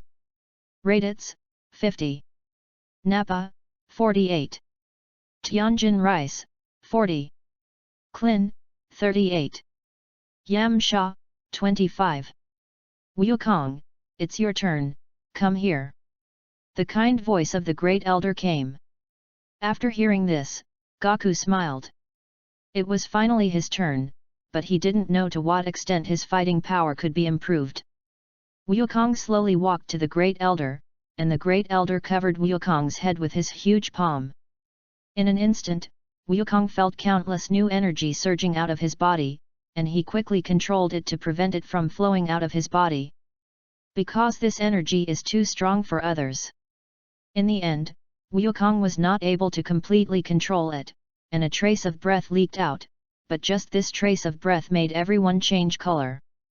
It is so powerful that it makes people lose the ability to resist. Fortunately Gaku is their friend, so they feel really safe. In the end, Goku's skyrocketing combat power stopped at 5 million. At this time, the Great Elder was sweating profusely, and he spoke to Wukong weakly. "Your strength and potential are too great. I can only guide you this far. I'm sorry." Seeing the apologetic look on the Great Elder's face, Wukong shook his head. 500 million was already enough for him. "I am already very satisfied. Thank you very much, Great Elder. Leave the rest to me." After saying that, Gaku teleported everyone back to Earth. After sending everyone back to Earth, Gaku teleported to the place where Vegeta and Frieza were fighting. Vegeta. At this moment, Gaku couldn't bear to see Vegeta's miserable appearance anymore and regretted not coming earlier. Sin. At this time, Vegeta was lying on the ground, kicking his legs, and not trying to fight with the world. Just when Frieza was about to kill Vegeta with one punch, Gaku teleported and caught Frieza's fist. "You, who are you?" Frieza pumped his fist hard, but found it firmly grasped. At this time, Gaku swung his hand and threw Frieza out. After feeding Vegeta a senzu bean, Vegeta, who was originally unconscious, finally woke up and all the injuries on his body were healed. Kakarot. When Vegeta opened his eyes, what he saw was Goku's face, and he was so scared that he quickly crawled back. Haha, thank you for your hard work, Vegeta. I'm late, so leave the rest to me. Goku turned his head to look at Frieza in the air and said with his back to Vegeta. Oh, damn it. Vegeta clenched his fists, somewhat unwillingly, but so what? After recovering from his serious injuries, his strength is only around 250 million now, which is far from being a match for Frieza. After all, he was too useless. Vegeta's clenched fists gradually loosened and he looked at Kakarot's back. Everything is up to you, Kakarot. Vegeta muttered to himself. At this time, Frieza in midair had stabilized his body and looked at Goku and felt that his face looked familiar. It seems that this face appeared when planet Vegeta was destroyed. You are a Scion, right? I saw your face when I destroyed planet Vegeta. So, it seems that you are the son of that man, right? Page 35.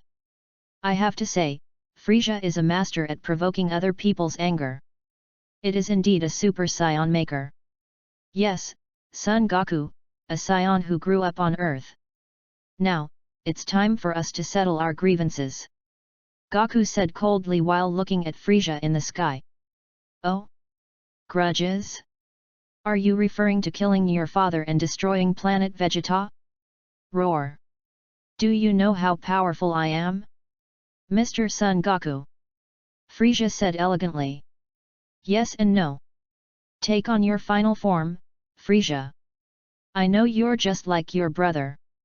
The grudge between Goku and Frieza is not limited to these two things. He has not forgotten what happened a few years ago. Thinking of this, Goku couldn't help but look at Frieza with some cruelty. Chapter 48 Mutation. My brother? It seems like you were the one who killed Gura. It seems like you got to see my final form. Frieza actually didn't know that Cooler had a fifth form, and thought that the Goku who killed Cooler had a combat power of just over 200 million. What? As Frieza roared, his entire tall body was wrapped in a ball of purple energy. An astonishing aura emanated from Frieza. What? How can Frieza be so strong? Vegeta was sweating as he looked at Frieza in midair. In fact, he had learned the rough use of ki through secret learning, and now, he could naturally feel the amazing ki of Frieza. When the purple energy dissipated, Frieza revealed his much shorter body. Roar, roar, Mr. Son Goku, my combat power has now reached 600 million. Do you think you still have a chance of winning? Frieza said confidently. Oh, really? I feel like you're so short. Could it be that concentration is the essence? Goku was very happy to do anything that could make Frieza angry. Frieza's veins bulged, and he could no longer hold back the rage in his heart, as purple energy continued to emanate from his body. He hates it most when people say he is short. Damn monkey, go to hell! Frieza punches Goku. Goku blocked it with his elbow, dodged it by releasing the force, then turned around and elbowed Frieza in the stomach. What? Frieza spat out a mouthful of bitterness, but before he could react, Goku kicked him hard in the face with another sweeping kick. In an instant, Frieza turned into a shadow, crossed the sky, and crashed into a mountain. Boom! Before the smoke cleared, Wukong placed his hands on his waist, and the blue light in his hands gradually became dazzling. Kameha, here it comes! A blue beam of light reaching the sky fell into the mountain. In an instant, the sky and the earth lost their color, and a huge mushroom cloud rose. Boom! The powerful air wave generated by the explosion spread in all directions, and countless pieces of rubble splashed everywhere, forcing Vegeta to flee 1,000 meters away. Kakarot, is he that strong already? Is he the legendary Super Saiyan? 1,000 meters away, Vegeta looked at Kakarot unwillingly, wishing he could also be the legendary Super Saiyan. How can I repair it? Frisia exploded with all his energy, shattering all the rubble around him, and the purple energy dyed half of the sky. At this time, he already had some injuries on his body. Goku looked at Frisia and felt that he could beat Frisia just by using his normal strength. Even if Frisia's combat power was 100 million higher than his, so what? The gap in combat skills between him and Frisia was enough to make up for it. The two men quickly fought together, and the sound of their collisions could be heard in the sky. Countless mountains collapsed and collision craters appeared one after another on the ground. The entire Namek seemed to be shaking. At this moment, a tear appeared in the sky. This time and space seems a little different? Interesting. A tall woman with white hair and light blue skin said with some surprise as she watched the battle between Goku and Frisia. This is what she seemed to feel. Tisk, damn Shi Sun. I'll give you a gift before I leave. After saying that, the woman threw a ball of dark energy towards Frisia. After doing all this, she immediately became active. In an instant, the tear in the sky healed. What? Goku, who was originally fighting with Frisia, quickly dodged away. Looking at Frisia, who was wrapped in dark energy, he could feel the huge energy from it. Goku quickly opened the panel and looked at Frisia. Frisia, dark energy blessing. Combat power 6,150 billion. Wukong frowned. What on earth was going on? What was going on with the sudden dark energy? Hey, Kakarot, what's going on? Why did Frisia's energy increase so much again? At this time Vegeta flew over and asked Goku. I don't know, but what I do know is that his fighting power has skyrocketed to 150 billion. Goku looked at Frisia solemnly. He was not afraid of the current Frisia, but he was afraid that another ball of dark energy would appear and strengthen Frisia again. What should we do now? Your strength. Before Vegeta could finish his words, he was interrupted by Goku. Goku looked at Vegeta with a smile on his face. Don't worry, Vegeta. Have you heard of the Super Saiyan? What? What? In an instant, Goku transformed into a blonde-haired, green-eyed Super Saiyan, and Vegeta looked at Goku with lifeless eyes. He was lost in thought. So, that's it, Kakarot really is the legendary Super Saiyan. Ha ha. Ha ha ha. Vegeta couldn't help but laugh helplessly in his heart. At this time, Goku had already condensed a mixture of golden and blue energy in his hands. Energy filled with terrifying destructive aura gathered in Goku's hands. Ultimate Turtle Faction. Kigong. The terrifying aura forced Vegeta to fly away. Ha ha ha, Mr. Sun Wukong, my power now. The dark energy gradually dissipated, revealing Frisia's body. At this time, his whole body was emitting black and purple flames. I'll take care of you in one go. Bo. Ha.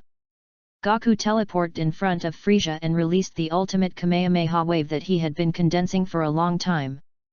In an instant, Frisia's entire body was enveloped, and golden blue energy waves crossed the earth, the ocean, the sky, and then rushed out of the planet.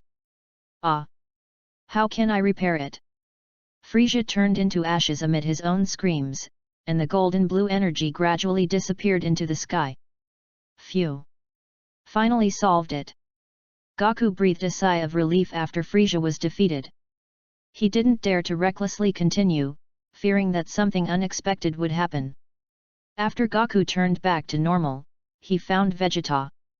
At this moment, he saw Vegeta's distraught look, and in an instant, he understood what Vegeta was thinking. It's simply that he turned out to be the legendary Super Saiyan, and his pride as a Saiyan prince couldn't take it anymore.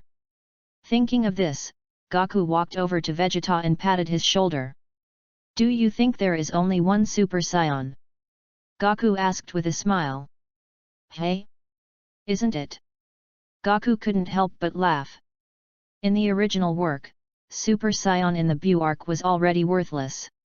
Haha, no, any scion has the potential to transform into a super scion. Vegeta stared at Goku closely. What, Kakarot, are you saying that I can also transform into a super scion? Vegeta's tone was a little excited. It's not his fault. Any scion would be excited after knowing this. Okay. Goku nodded, then continued. There are two conditions for transforming into a super scion. First, your basic combat power must reach 300 million, and second, you must be angry enough. Goku felt that these conditions might be for pure-blooded scions. For mixed bloods, especially those whose parents can transform into super scions, these conditions may just be considered as a passing consideration. Chapter 49, Porunga. Ah! Vegeta tried to appear calm, but his shaking body betrayed him. How could he not be excited? This was a super scion. A legend among his clan. I didn't expect that he would also have the chance to transform into a super scion. Anyway, he has already decided that when he returns this time, if he can't be killed, he will try to kill him. He must transform into a super scion. Of course, this is just his first step, his ultimate goal is to surpass Kakarot. Since Kakarot, a low-level warrior, can be so strong, why can't I, a scion prince, be so strong? Goku had long seen through Vegeta's inner thoughts, but did not expose him. His desire to surpass himself might never come true. Let's go. I'll send you back to Earth. Someone is worried about you. Goku said jokingly. The proud Prince Vegeta couldn't help but blush when he heard it. Tisk, who would worry about me? Boring. Haha. Goku ignored Vegeta, who was still being arrogant, put his hand on his shoulder, put two fingers together on his forehead, and returned to Earth with a whoosh. Everyone is still together, waiting for Wukong to come back. Old son, what happened? Piccolo asked as soon as Goku and Vegeta came back. After all, Namek can be considered his home planet, so he still cares about it a lot. Haha, Piccolo, you don't have to worry, everything has been solved. Goku said with a smile. Page 36. There was one thing he didn't tell everyone, and that was the sudden dark energy. A ball of energy can strengthen Frisia to 150 billion. How strong will the owner of this energy be? Maybe even stronger than himself. But for some reason, the owner did not show up, so we were lucky. This was also the first time in his life that he felt a sense of crisis. Everything that happened before was under his control, but this time it was out of his control. It seems that I have to complete the transformation into the divine aura as soon as possible. In fact, I have already had some preliminary understanding of this transformation. After all, my dimension has now reached the Great King. Maybe completing this transformation will also help me break through to the God dimension? After everyone dispersed, Goku came to Namek again, and Dendi took him to find all the Dragon Balls. As Dendi spoke a sentence in Namek's language, in an instant, the sky and earth of Namek darkened, and a dragon appeared, which was much uglier than the dragon on earth, but also much taller and more majestic. Mr. Wukong, please tell me if you have any wishes and I will help you convey them. Wukong thought about it and expressed his wish. Give me unlimited physical strength. Following the local report, Porunga fell silent and spoke only after a long time. I'm sorry, my lord. Your strength and dimension are too strong. I can't give you unlimited stamina, but I can greatly increase the upper limit of your stamina and the speed of its recovery.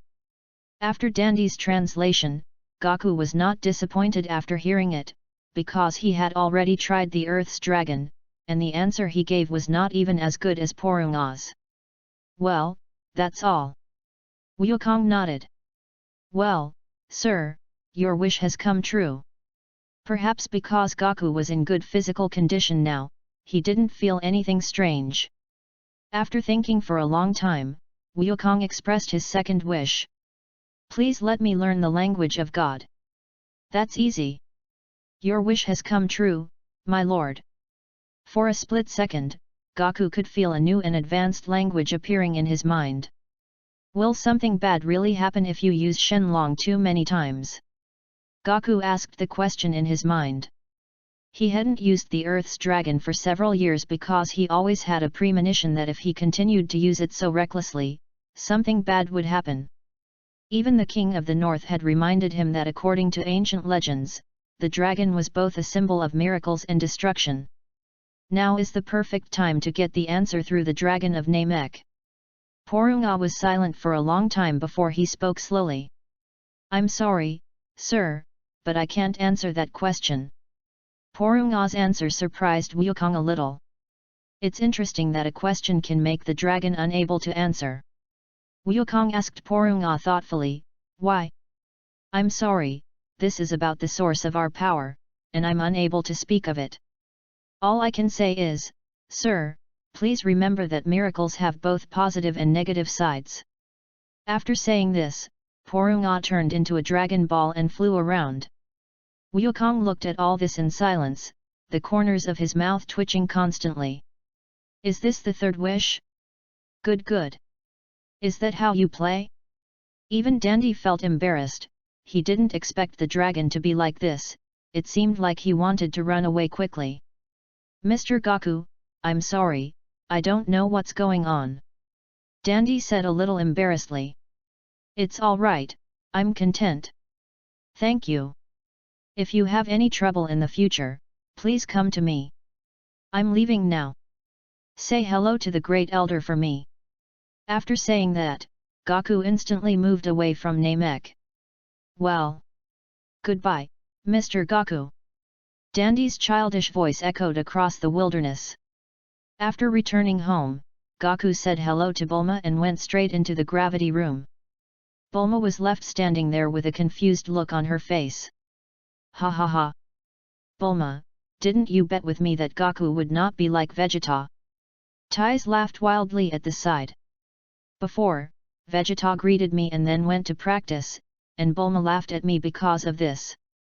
Unwilling to admit defeat, Bulma then made a bet that this wouldn't happen when Gaku came back. In fact, this cannot be blamed on Gaku. After all, he felt a sense of crisis. In order to protect his family, the only thing he could do was to become stronger. Son. Satoru. Sora.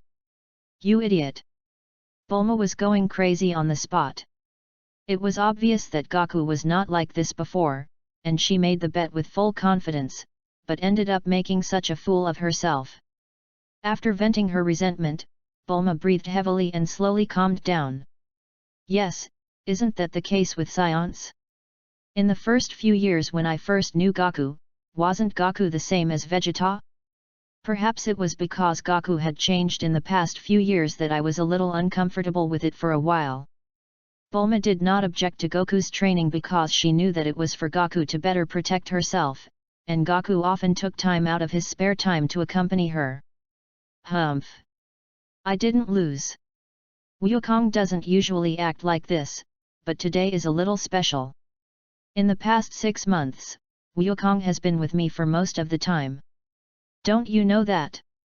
Bulma refuses to admit defeat, she thinks her Gaku is the best no matter what. I think you have the toughest mouth of all. Taisai rolled her eyes. In fact, they both understand what kind of people Gaku and Vegeta are. Gaku is a little better, but not much better. It doesn't matter, they are both used to it anyway. Chapter 50 A Food War. Humph! Gaku trained to protect me, because he knew that if even he couldn't protect me, then no one could protect me. And what about Vegeta? Bulma said it casually, and she actually guessed it right. Tais fell silent after listening to Bulma's words, but Bulma did not give up her attack. If Vegeta can't protect you, Gaku can. After all, you are still my sister. To put it bluntly, he just wants to surpass Gaku. Bulma said with a smug smile on her face, how dare you argue with me? It's just like sticking a straw in a cesspool, sucking shit out. Taisai was speechless. Yes, Vegeta wanted to surpass Son Goku, but could she dare to say that he couldn't protect himself? But Taisai didn't know how to refute Bulma, and she became angry and embarrassed.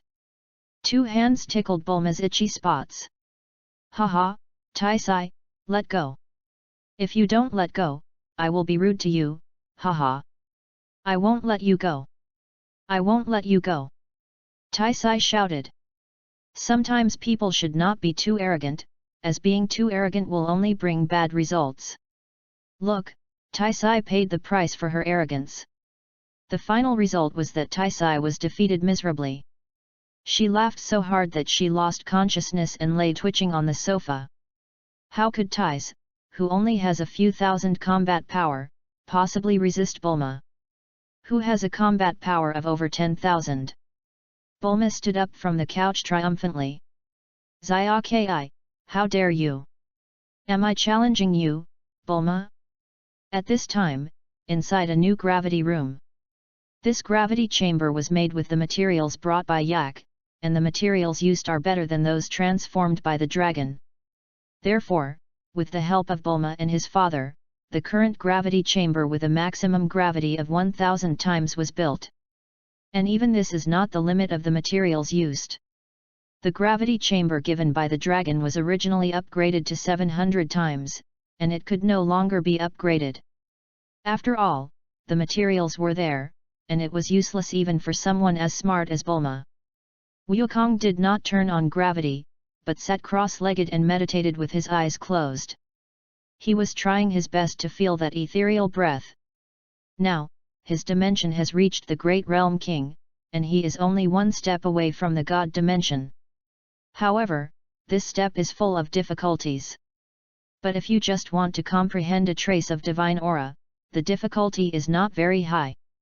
If he had a teacher like Weiss, then the difficulty would be greatly reduced again. Now he just wants to comprehend a trace of God's aura, and use it as a basis to transform into a Super Saiyan God. Then, in this form, all of his energy will be transformed into divine breath, and he will be able to speed up his journey to the divine dimension by doing so. Half a day later. It seems that it will take some time to comprehend the aura of God. Sigh, this is the disadvantage of not having a master. Wukong woke up from his meditation, slowly stood up and sighed. Compared to myself, Goku and Vegeta in the original work were much luckier. Not to mention Goku in the original work, who possessed the aura of God through the ritual, and even Vegeta was taught by an angel-level person like Whis. As for me, I have to work hard to understand it, and it may take me 1 or 2 years to truly understand it. Take your time, and fully develop the Super Saiyan form while feeling the aura of God. After all, the Super Saiyan form only reaches level 2, which always feels a bit regrettable. After Goku came out of the gravity room and took a shower, he headed to the restaurant. It was now dark and time for dinner. Wukong came to the huge dining table, looked at the delicious food piled on it, and sat down naturally. At this time he found that Tais was missing, so he asked Bulma. Bulma, where's Tais? Doesn't she want to eat dinner? Hearing Goku's question, Bulma put down the chopsticks in her hand and looked at Goku with a fake smile. Why do you need to know so much? Can't you just eat yours? She went to call Vegeta. Okay. Goku lowered his head obediently and began to sweep up the food in front of him. He didn't know why, but Bulma's tone seemed particularly aggressive today. Kakarot. When Goku heard someone calling him Kakarot, he looked up. In fact, he didn't need to think because he knew it was Vegeta. Hey, Vegeta, you're here, eat quickly. As Wukong spoke, he did not forget to stuff food into his mouth. The two people's eyes met in the air, and it seemed that 2 lightning bolts were colliding in the air. Okay. Vegeta nodded in response, immediately sat down on the stool, and began to frantically raid the food. The hands of the 2 people on the table seemed to have turned into afterimages. And the food on the table was decreasing at a speed visible to the naked eye. Everyone looked at Goku and Vegeta and didn't know what to say. Do they have to fight over food? Scions really are a strange race. Half an hour later, everyone was full, even Gohan was full, only Vegeta and Son Goku were still eating like crazy. As expected, mixed blood scions can't eat as much as pure blood scions. At this time, both of them fixed their eyes on the last chicken leg. Page 37. Hey, Vegeta, let me tell you the trick to transforming into a Super Saiyan.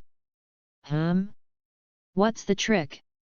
After hearing this, Vegeta immediately looked at Goku, but at this time Goku quickly took the chicken leg away and stuffed it into his mouth. Haha, that means eating more. After Goku swallowed the chicken, he said to Vegeta with a smile. Damn it, Kakarot. You're playing dirty tricks. Vegeta was so angry. He felt like he was about to become a Super Saiyan, but unfortunately, his basic combat power was not enough. Seems to be getting even angrier. What? Okay, don't be angry, Vegeta.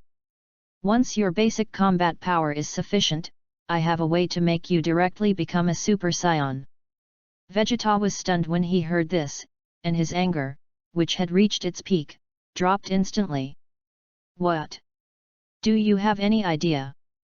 Wukong nodded seriously, he was not joking this time. Yes. I have it, so take it as payment for eating your food. Goku looked at Vegeta with a smile. He only said the reward for eating, but he didn't say how much to eat or how long to eat. Hee. Humph. Vegeta turned his head away proudly and snorted, then started eating again. Humph. Let Kakarot go this time. Wukong chuckled and lowered his head to eat again. In the end, after the two of them finished their meal, all the plates were empty and they were just full. After eating, Vegeta left first, and Goku came to Bulma and said something. Bulma, I'm going to train too, see you tonight. Afterwards, Goku walked out of the restaurant and headed towards the gravity room. Bulma, I think we may have to expand the size of our kitchen in the future. With 2 big eaters and 1 small eater, we will be exhausted if we don't expand the kitchen. Mrs. Brief stared blankly at the mountain of tableware on the table. I want to ask, can you accept the concept of laws? For example, the law of destruction, the law of time, if you can accept it, I will add it. I personally hope that you can accept it, so that I can unfold the plot later, such as going to other time and space. Chapter 51 Vegeta's Super Saiyan. That night, under Bulma's seduction, Goku experienced the joy brought by increased physical strength. He said, how could there be no change at all? The next morning, after another fierce battle over breakfast, Goku found Gohan. Gohan, do you want to train with Daddy from now on? Goku asked, ruffling Gohan's hair. If Gohan is willing to train, Goku would be happy to do so. After all, Gohan's talent in the original work was already terrifying, not to mention his talent now. It can also be regarded as finding an opponent for myself. I don't ask him to catch up with me in normal situation. I will be satisfied if he can fight against me after transforming into a super race. After all, Saiyan blood runs in Goku's veins, so how could he not crave a rival? Gohan was stunned when he heard Goku say this, and began to think carefully. After a year of training, Gohan clearly understood that he didn't really like training, he might just be interested in it. Besides, there was no way I could like the intensity of my father's training. Maybe I'm more interested in science. Gohan, who inherited Bulma's excellent genes, has been extremely intelligent since he was a child. He is very interested in some science and even likes to invent some gadgets. Gohan was silent for a long time. And Goku beside him also noticed that even though he was not the Gohan in the original story, he was not interested in training. Perhaps this is the difference between mixed blood scions and pure blood scions. Without pressure, I prefer to live a normal life like an ordinary person on Earth. Of all the mixed blood scions in the original work, only future Trunks would train so hard. Because the whole world can only rely on him, he alone has taken on the responsibility of protecting the Earth, and he cannot take a step back, because behind him are the lights of thousands of homes. If you don't like practicing, then do what you like. Goku didn't want to force Gohan to do something he didn't like. With him around, he can protect Gohan for the rest of his life, and Gohan can just do what he likes.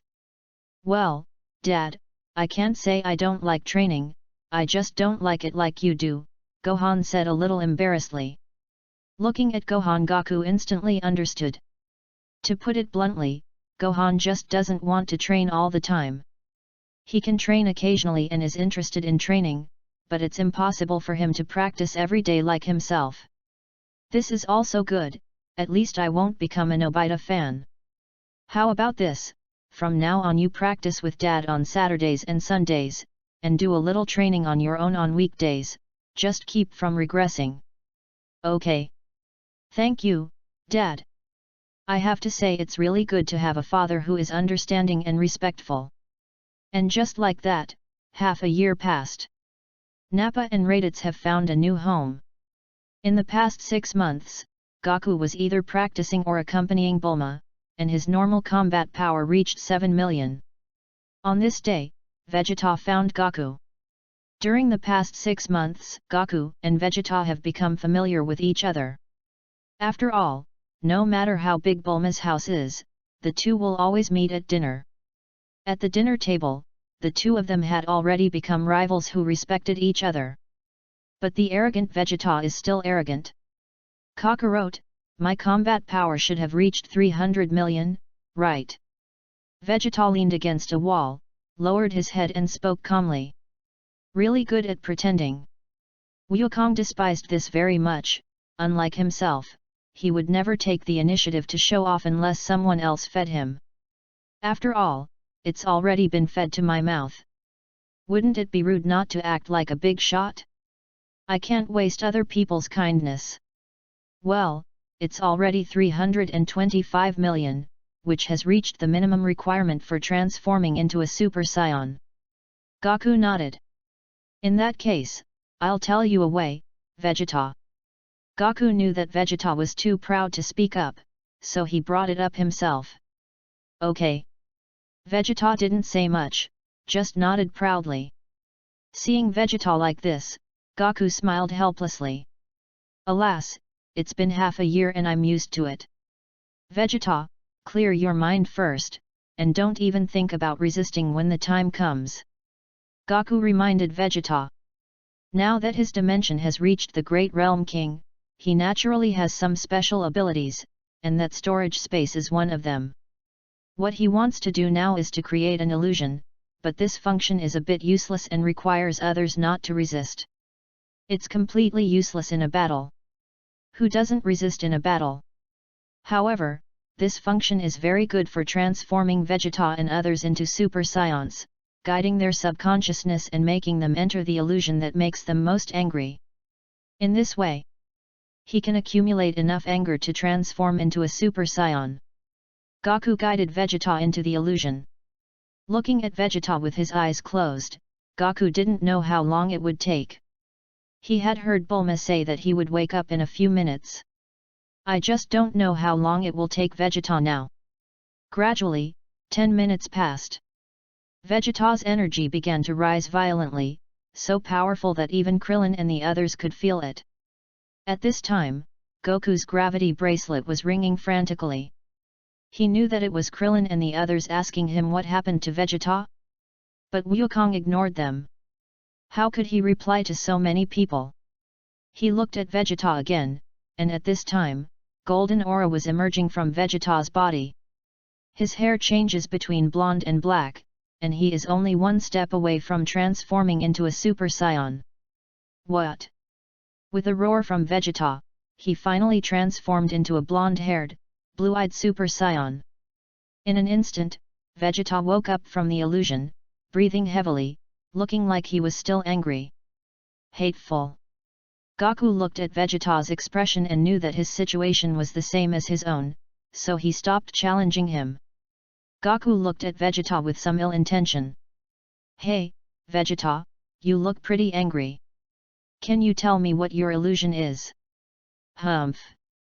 When Vegeta heard what Goku said, he came to his senses and his anger subsided a little. He crossed his arms and did not answer Goku. Can he tell his illusion? If he tells it, will he still have the dignity of a Scion Prince? Hey, don't be stingy, Vegeta. No road. Kakarot, fight with me. Let me know the difference between you and me. What? Goku wanted to say something, but Vegeta punched him directly. Boom! Wukong quickly caught it with his hands, and the huge air wave blew the green belt behind the two people into pieces. Hey, hey, hey, Vegeta, if you want to fight us, let's go to the sky. Don't be impatient, or Bulma will kill me. Wukong felt like crying but had no tears. What was going on? Ugh! Well, since I can't escape, I'll just take it out on Vegeta. Goku led Vegeta into the air and looked at him with a sly smile. I'm sorry, Vegeta, who told you to trick me? You can't let me be the only one to suffer, right? Chapter 52 2.5 years - 1 year later, Super Saiyan God. Boom! Boom! Boom boom! There were constant collision sounds in the sky. After another collision, Vegeta hurriedly stepped back, his expression slightly ferocious, staring at Goku. He could sense that Kakarot seemed to be playing with him all the time. He didn't even use his full strength. The facts are exactly as he thought. Now, Goku's normal combat power has reached 1.6 million, while Vegeta's is only million even after transforming into a Super Saiyan. With a gap of nearly 5 times, Goku only needs to make a slight move to know Vegeta's limit. Kakarot. I don't need your pity. Show me your true strength. You're just making me feel like you're kidding me. Vegeta clenched his fists tightly and roared angrily. Page 38. At this, Goku's body stiffened in mid-air, and then he smiled. Yes, as the Saiyan Prince, how could Vegeta accept himself like this? Watch out, Vegeta! Goku rushed towards Vegeta in an instant and punched Vegeta in the abdomen before Vegeta could react. What? In an instant, the intense pain made Vegeta lose the ability to resist and at the same time cancelled the Super Saiyan transformation. If Vegeta had mastered the Super Saiyan to a high level, he would not have been knocked out by Goku's punch. After Vegeta returned to normal, he slowly fell from the sky, knelt on the ground, covering his abdomen, and it took him several minutes to recover. Thank you, Kakarot.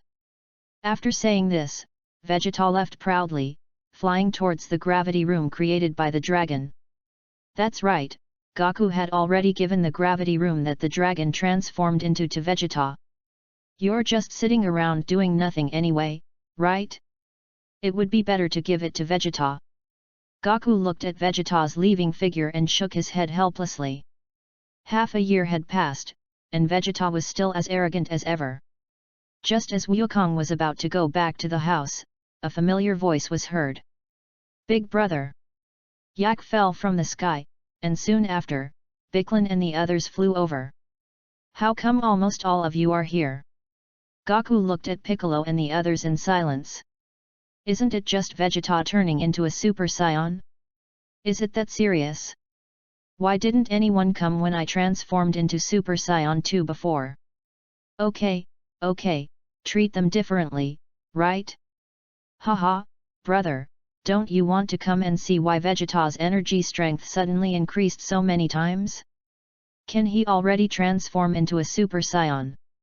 Yak said with a smile. He was actually a little unwilling to accept this.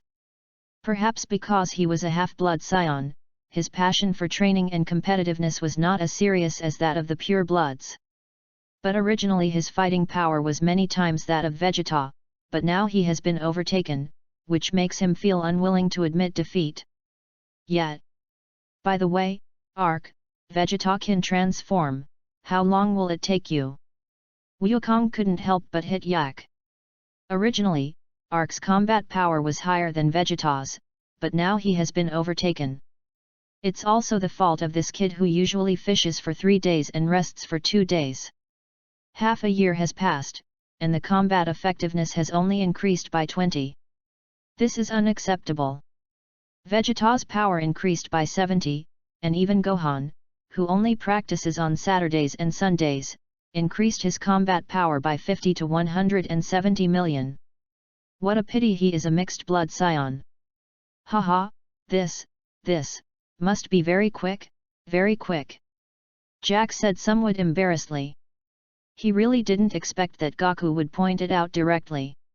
He has already decided that this time he will go on a roll like crazy and will not stop until he has made 300 million. No, not just 300 million, but surpassing Vegeta. He doesn't expect to surpass his eldest brother, but Vegeta is still possible. Raditz, who was standing next to him, watched all this silently. With his wealth only increasing by 30, he didn't dare to say a word. Even Raditz didn't dare to speak, let alone Nappa. His relationship with Kakarot could only be considered familiarity, and they could be considered ordinary friends. No, maybe it was because they were not familiar enough that he was more able to speak. In the end, everyone got together for a meal. After all, they hadn't been together for a while. Goku still invited Vegeta halfway through, but as he expected, Vegeta refused. What else could he do? He could only obey His Royal Highness. And so, a year and a half later. On this day, Wukong sat cross-legged in the gravity room, meditating with his eyes closed. Suddenly, a sacred aura appeared from Wukong's body. A fiery red flame-like aura slowly appeared. His entire hair turned red, and he seemed to become ethereal. At this moment, Wukong's energy seemed to have disappeared from the world, and no one could sense it anymore. From the perspective of others, Wukong seemed to have lost a lot of weight.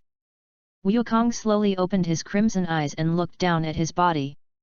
The sacred breath of God was floating around his body, and there seemed to be stars scattered in the fiery red flames. I have to say, this aura is quite beautiful. Finally succeeded.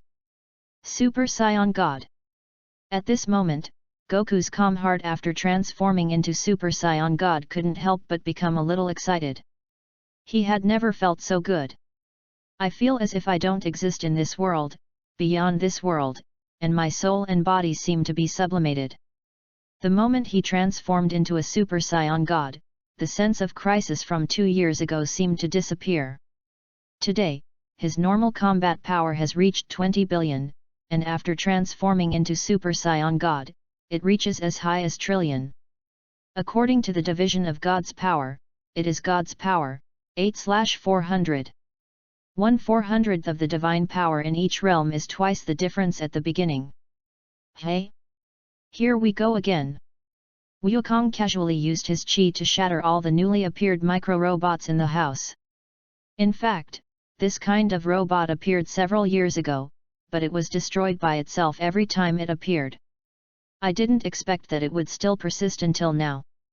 In fact, Goku knew that these were robots sent by Dr. Gero to collect his genes, but he didn't care and just destroyed the robots that approached his home. After all, he couldn't collect the genes of himself and his family, and he couldn't control other people. We can only remind them to pay more attention to their surroundings, but after all, they are not ourselves, and their genes will always be collected. Well, isn't it all for his brother Klin? Is it easy for him? Klin, you must remember my kindness. Goku quit the Super Saiyan God transformation, and he had a hunch that after mastering this transformation, he should be able to dimensionally reach the God dimension in a few years. All that was left for him to do was to comprehend the transformation to Super Saiyan 4 and fuse Super Saiyan God and Super Saiyan 4 together. The perfect evolution of bloodline, coupled with the evolution of realm, is exciting to think about. I wonder how many times the combat power can be increased? Wukong walked out of the gravity room, when he suddenly felt 2 familiar auras flying towards his home. If nothing unexpected happens, it's Raditz and Nappa. Why are they both here together? Is it about transforming into a Super Saiyan? Goku asked with some certainty in his doubt. I think it's about the same. The combat power of the two of them has always been almost the same, so it is not impossible for them to reach 300 million at the same time. If they transform into Super Saions, they both have similar energy, maybe they can find an opponent for themselves? Let me ask a question here. Regarding how to deal with Bulma in the future, let me first say that Bulma's husband in the future world is also Goku, but the time and space of the future world and the protagonist are still different. The biggest difference is that there is no fusion. The protagonist will go to the future world later, so how should the relationship between Goku and future Bulma be handled? Let Bulma cheat on herself? Or just have some normal interactions? Chapter 53 Natais. Kakarot. After landing, Raditz greeted Goku, and Nappa nodded beside him. Brother, you guys came here this time because you want to transform into a Super Saiyan, right? Goku was sure of that, because he had seen both of their fighting strengths, which was almost exactly 300 million. Haha, yes. Raditz felt a little embarrassed, after all, he needed Kakarot's help again. I always feel a little weird because I have been causing trouble for Kakarot but I can't help him in any way. You can finally transform. I've been waiting for you for a long time. Wukong said half-jokingly. A year and a half later, Gohan and Ark were both able to transform into Super Saions. During this year and a half, Jack discovered sadly that he couldn't roll anymore. Vegeta, the king of rolls, was too terrifying. The system of 2 days off a week has resulted in Vegeta's normal combat power reaching 1,200 million, while Ark is only 1,000 million, the same as Gohan. Now, all he could ensure was that he would not be surpassed by Gohan. In fact, this cannot be blamed on Vegeta. Think about the gap between him and Goku, plus there are Ark and Gohan chasing after him. Especially Gohan, this kid with terrifying talent, who only practices 2 days a week and is almost catching up with him. He wishes he could stay in the gravity room every day. Raditz and Nappa didn't answer because they were too embarrassed to answer. What else could they do? Just keep rolling. Just don't be the last one. The two looked at each other, 4 flames burning in their eyes. Okay, relax, I will take you into the illusion. Wukong looked at the two of them, feeling a little amused. Well, it's not necessary to work so hard just to be the last one. Ah! Raditz and the other man responded before closing their eyes and relaxing their minds. After a few minutes, both of them successfully transformed into blonde hair and blue-eyed Super Saions. Ha ha ha! Raditz could no longer contain his joy. He had never dared to imagine that one day he would be able to transform into a Super Saiyan. All thanks to Kakarot. There is an old saying on Earth that an elder brother is like a father, but it is the opposite in his case. Raditz is also helpless. While Raditz and Nappa were still happy, Goku looked at the two of them from the side. Our strengths are about the same, so maybe we can use that method? That's right, it's fusion. Before Anyadrit, Goku was wondering why they also knew the fusion technique. Later, after listening to Batra's explanation, he learned that it was acquired through communication with metamorphosis. After all, 2 planets famous for their magical skills will always communicate with each other, and communication can promote progress. This fusion technique has also been modified by the planet Yadrit. If the fusion fails, you will not become fat or thin, it will just fail, and you can start over immediately. Wukong found this very nice. Brother, Nappa. I will teach you a method to quickly improve your strength, how about it? Goku tempted from the side. There is no other way. He wants to find an opponent too much. Now, his normal state has reached 20 billion. Even the strongest Vegeta only has million after becoming a Super Saiyan. This made him feel very boring. After all, he was a pure-blooded Saiyan and he was eager to fight. The kind of battle where you don't have to worry about anything and fight with all your heart. In fact, he also asked Vegeta and Ark didn't care, but Vegeta was unwilling to do it. Now let's ask Raditz and Nappa, what if they succeed? What? A way to improve quickly. Raditz was obviously tempted. Yes.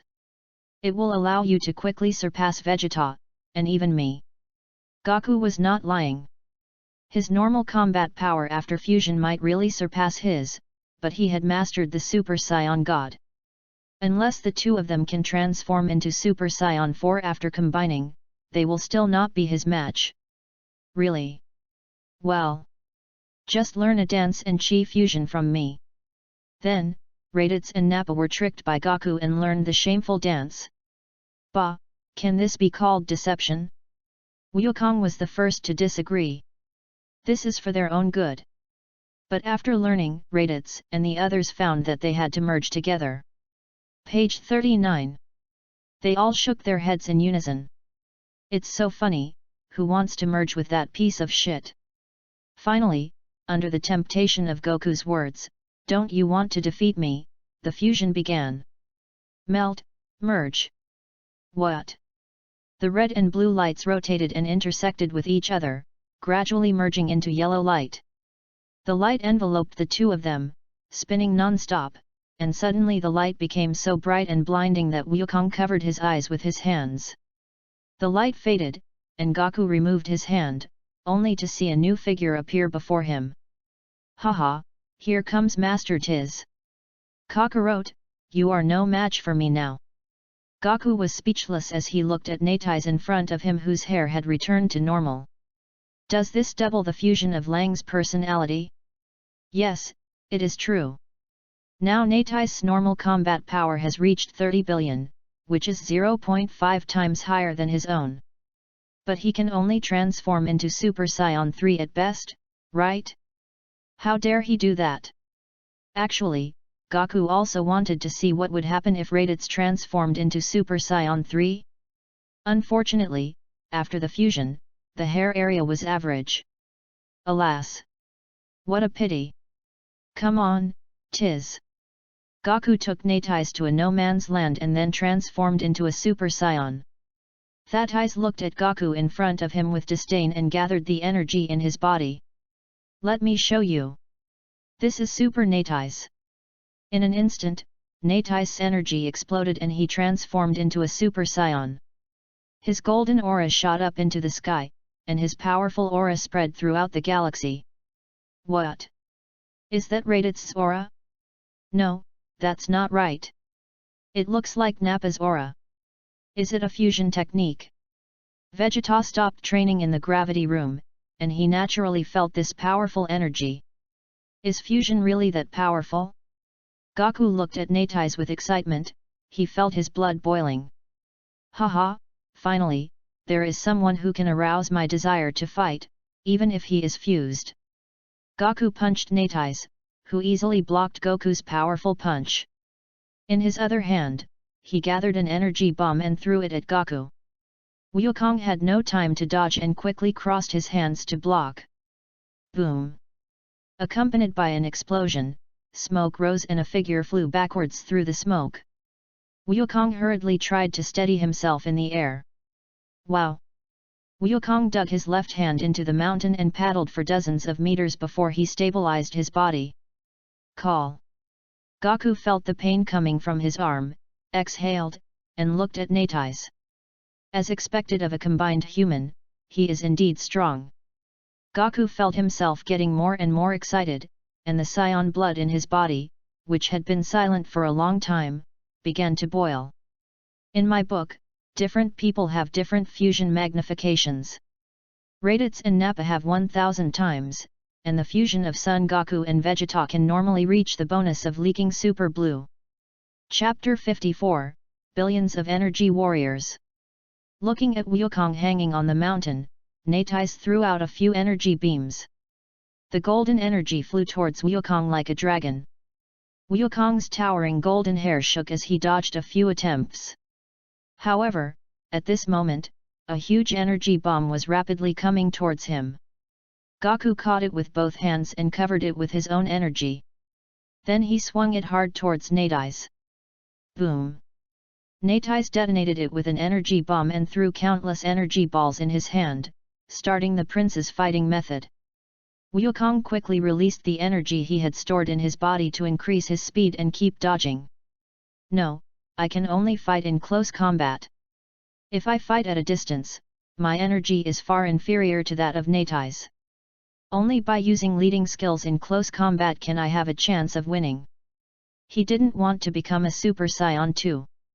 Neitais had just mastered the Super Saiyan and was unable to unleash the full power of a Super Saiyan. It was entirely possible for him to win with his superb martial arts skills. Goku chose the right moment, teleported to Neitais' side through a gap, and kicked him in the waist. Instantly, Tiz was kicked away and crashed into a mountain. Goku quickly followed him with a burst of energy. He threw a punch at Neitais' face, but Neitais caught it. But who would have thought that this was just a feint? Goku's other hand condensed a ball of energy and exploded in Neitais' abdomen. Boom! As the explosion sounded, Neitais flew out again. When Goku wanted to follow him again, Neitais released a super powerful Qigong wave regardless of the consumption of physical strength and chi. Goku dodged quickly, giving Neitais a chance to catch his breath. The two soon began to fight in the air again, from the sky to the ground, from the ground to the ocean, turning into several afterimages, as if there were several of them fighting at the same time. Neitais threw a punch at Goku, but Goku dodged it easily and then kicked Neitais in the chin. That Tiz flew backwards dozens of meters before he could steady himself. He is very unhappy now. It is obvious that he has stronger fighting ability, but he was beaten after close combat with Kakarot. Kakarot seemed to be able to predict every attack and dodge it, or even defend and counterattack. He had launched very few effective attacks on Kakarot, and instead he himself was covered in wounds. And Goku was very satisfied with this battle. This is the difference in martial arts skills. As long as he is not half as strong as me, anyone with Tiz's skills can be defeated. What? Then Tiz couldn't hold it in any longer, and with another roar, his energy rapidly grew again, and lightning began to appear on his aura, while his hair stood up even more. Haha, Kakarot, this is Super Neitais too. After saying that, Neitais exploded with anger again and rushed towards Goku. Turtle-style Qigong wave. Goku quickly used Kamehameha to block Neitais, and then fled away. Now, the difference in combat power between the two of them could no longer be made up by martial arts skills. After blocking the Kamehameha, Neitais looked in the direction where Goku was flying and smiled disdainfully. After fleeing for several kilometers, Goku retracted his outward aura, stopped where he was, and looked in the direction where Neitais was flying. He already knew that Neitais had mastered Super Saiyan 2, so he had been on guard against him. Haha, Kakarot, don't run. That Tiz had already caught up and started to mock. Goku was looking at the arrogant Neitais across from him. Could it be that he really forgot that he could also transform into a Super Saiyan 2? Hey, Neitais, after the fusion, did you really forget that I can also transform into a Super Saiyan 2? What? As Goku shouted, his energy instantly doubled and he transformed into the form of a Super Saiyan 2. Come on! A new battle begins. Goku looked at Neitais with a smile. The two quickly started fighting again. Neitais kept trying to distance himself from Goku, but how could Goku let him go? After dodging Neitais' punch, Goku supported himself with one hand and kicked Neitais in the face. The tights once again turned into a shadow and flew backwards. After transforming into Super Saiyan 2, Neitais' chance of winning became even lower, as he had not yet fully mastered Super Saiyan 1. Now that Super Saiyan 70 consumes even more energy and physical strength, he may only be able to utilize 60% or even % of the strength in his body. The result was just as Goku had expected. In the battle between the two Super Saiyan 2 forms, Tiz suffered even more. He was beaten to pieces by Wukong. Although the damage done by Wukong is very severe, if you scrape it enough, it can also lead to bone scraping. After Wukong finished his transformation, he kicked his calf, and the two peaceful people each fed a magic bean. After eating the senzu beans, the two of them instantly became lively and energetic. The combat effectiveness improved after recovering from a serious injury can be almost ignored. After transforming into a Super Saiyan, the racial talent of this Saiyan seems to have become much weaker. Raditz and Nappa looked at Gaku awkwardly. Of course they remembered what they said when they fused. They didn't feel awkward when they were together, but once they broke up, they were extremely embarrassed. However, they also truly understood Kakarot's strength. After the two of them merged, they were no match for him in the same form. Kakarot, you didn't use your full strength, did you? Raditz asked from the side. This is what his intuition told him.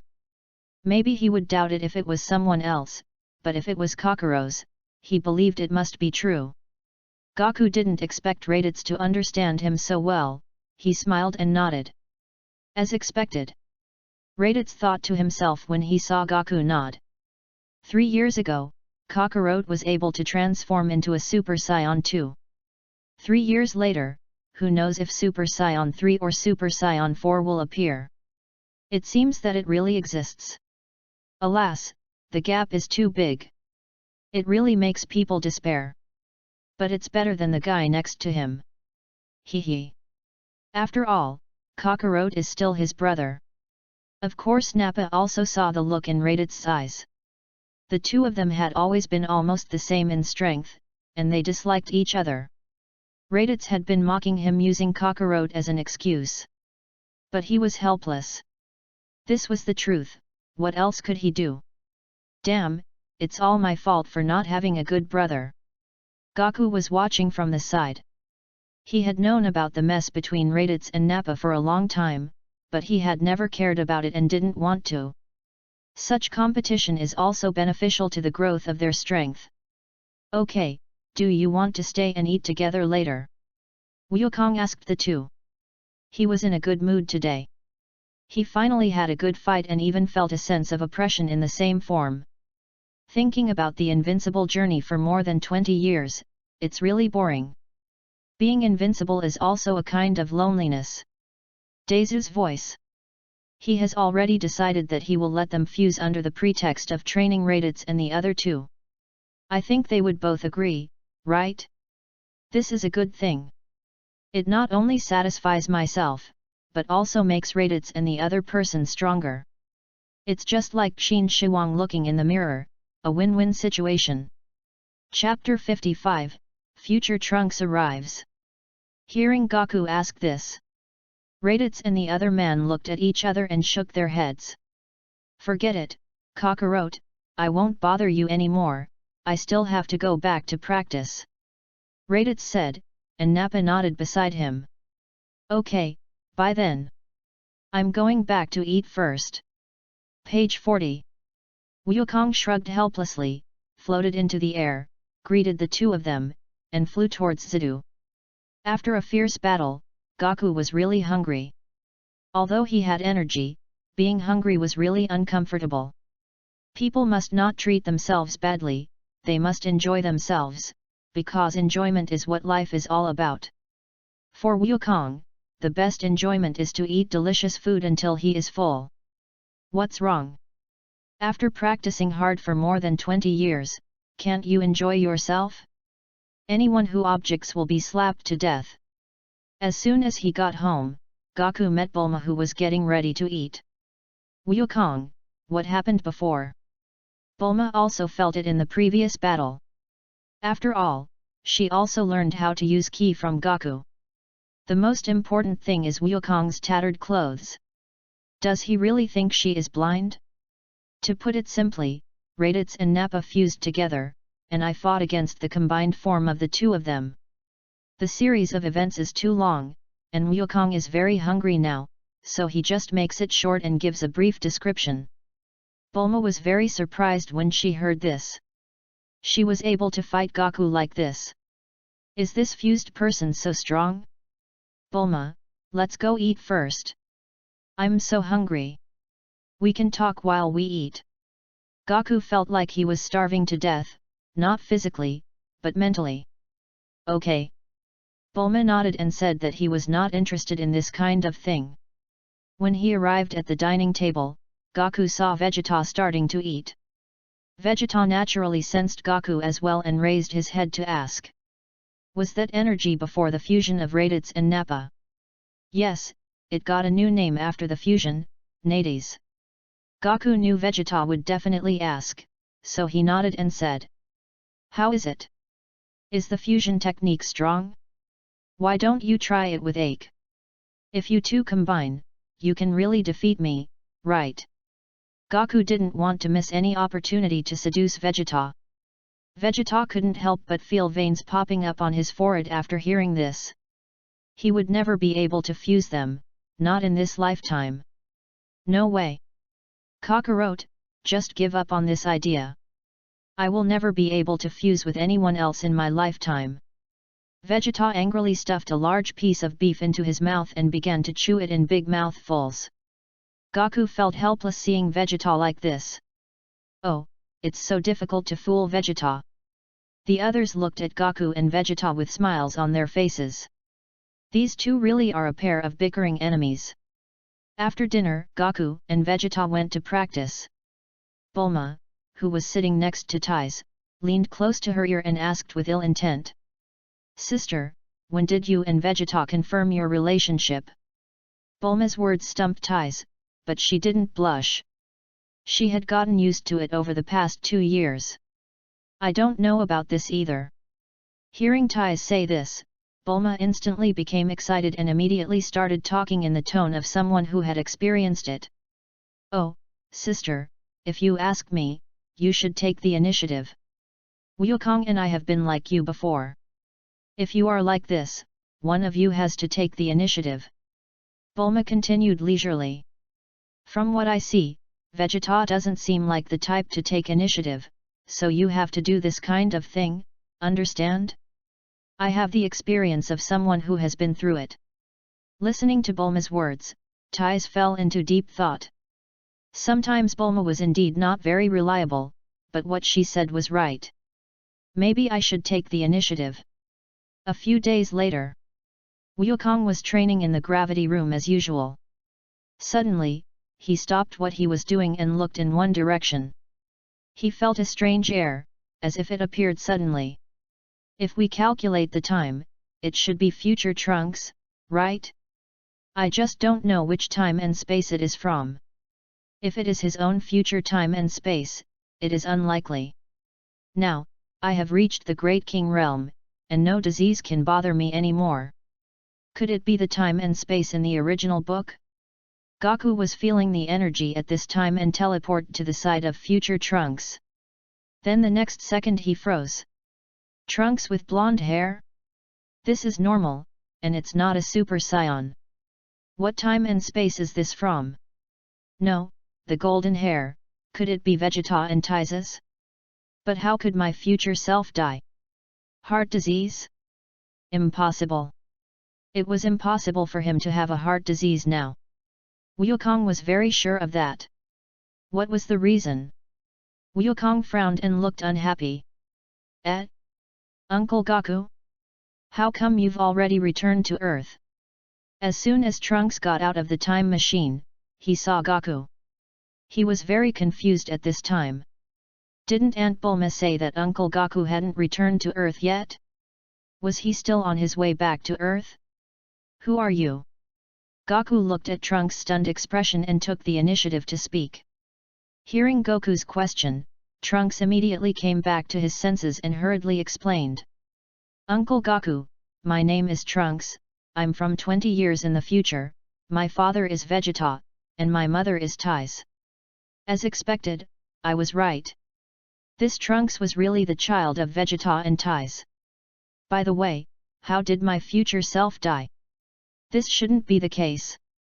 At this time, several streams of air were heard from the sky, and Goku knew through perception that Vegeta and the others had arrived.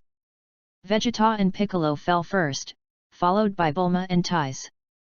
Trunks naturally felt it as well, and then looked at Bulma and Tais in shock. Is this my imagination? Mom and Aunt Bulma can actually do air dance? Goku silently observed Trunks' expression from the side. It seemed that this was another parallel time and space, not the future of his own world. Goku, who is this boy? Bulma fell from the sky and looked at Trunks with some confusion. He is the child of Vegeta and Tais. Goku said casually. What? Bulma's eyes widened in shock. Vegeta and her sister's child is so old now, how come she has never heard of it? Hey! Kakarot, what are you talking about? How could I have a child this big? Vegeta quickly retorted to Goku with a blushing face. Yes, Dad, I'm from 20 years later. Trunks nodded and said. Trunks didn't think there was anything wrong with this, he had heard from his mother that she and his father were already together at this time. After hearing this, everyone looked at Vegeta and Tais with a smirk on their faces. Vegeta and Taisai were speechless.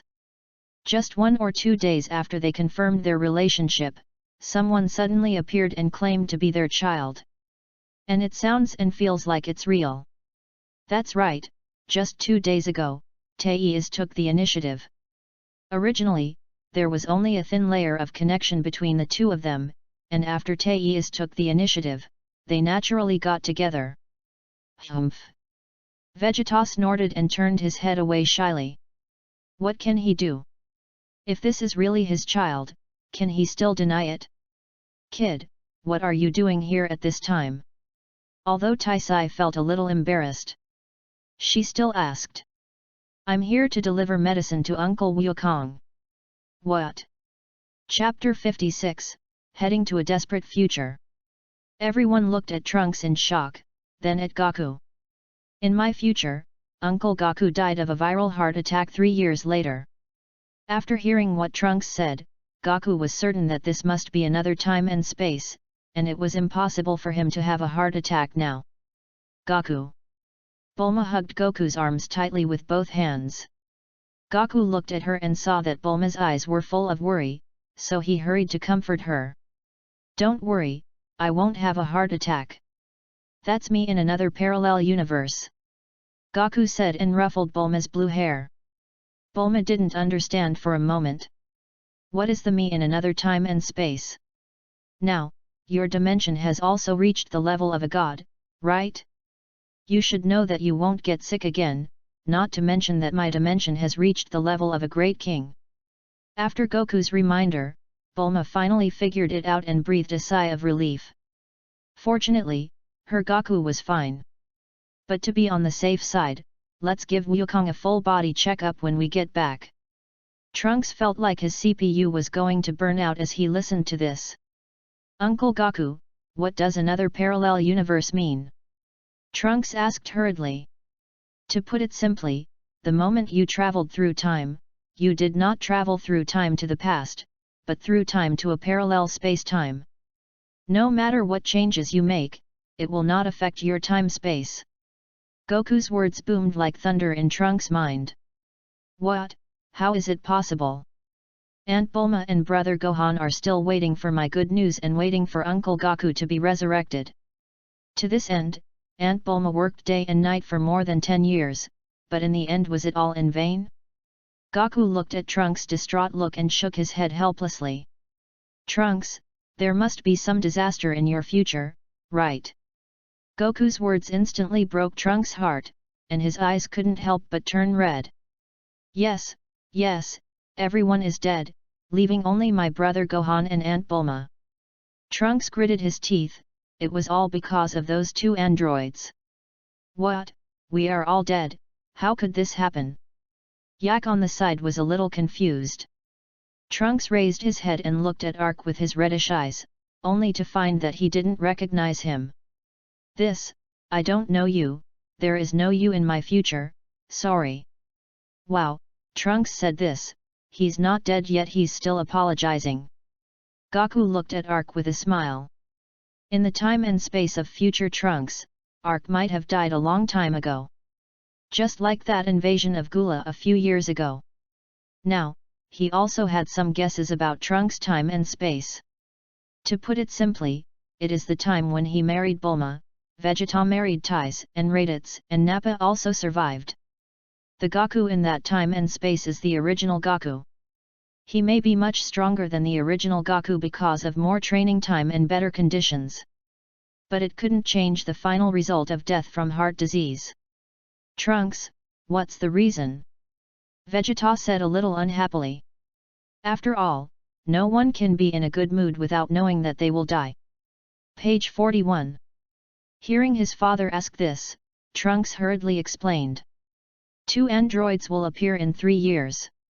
They were created by Dr. Gero from the Red Ribbon Army that Uncle Goku destroyed before. They are very powerful. Even you, father, are no match for them. Everyone was killed by them. Now, only Brother Gohan and I can barely resist in the future. I came back this time to save Uncle Goku, because Aunt Bulma and Brother Gohan both believe that as long as Uncle Goku is alive, the future will not be like this. Vegeta was very unhappy listening to this, but it was true, Kakarot was indeed stronger than him. Goku was stunned when he heard Trunks' introduction. Wasn't future Gohan still alive? Goku asked Trunks immediately. Trunks, are you saying that only you and Gohan are left resisting? Yes, Uncle Goku, but Brother Gohan lost an arm. Trunks nodded after hearing this. After hearing this, Wukong fell silent. Did he lose an arm? It's better to lose your life after all. Trunks, are you ready to go back after delivering the medicine? Goku asked Trunks. Well, Brother Gohan and Aunt Bulma are still waiting for news from me in the future. Although the news we got now is bad, it is better than no news. Trunks couldn't help but look a little depressed. It seems like you've made a wasted trip.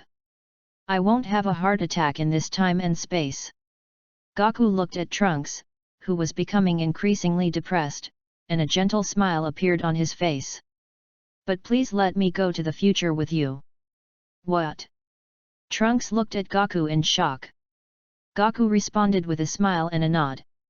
Wait a moment, let me say goodbye. Goku turned his head and looked at Bulma beside him. Bulma, I want to go to the future and I'll be back soon. Bulma smiled and reached out to straighten Goku's messy collar. Well, be careful and say hello to my future self for me. Bulma said she wasn't worried, that was a lie. How could she not worry about Goku?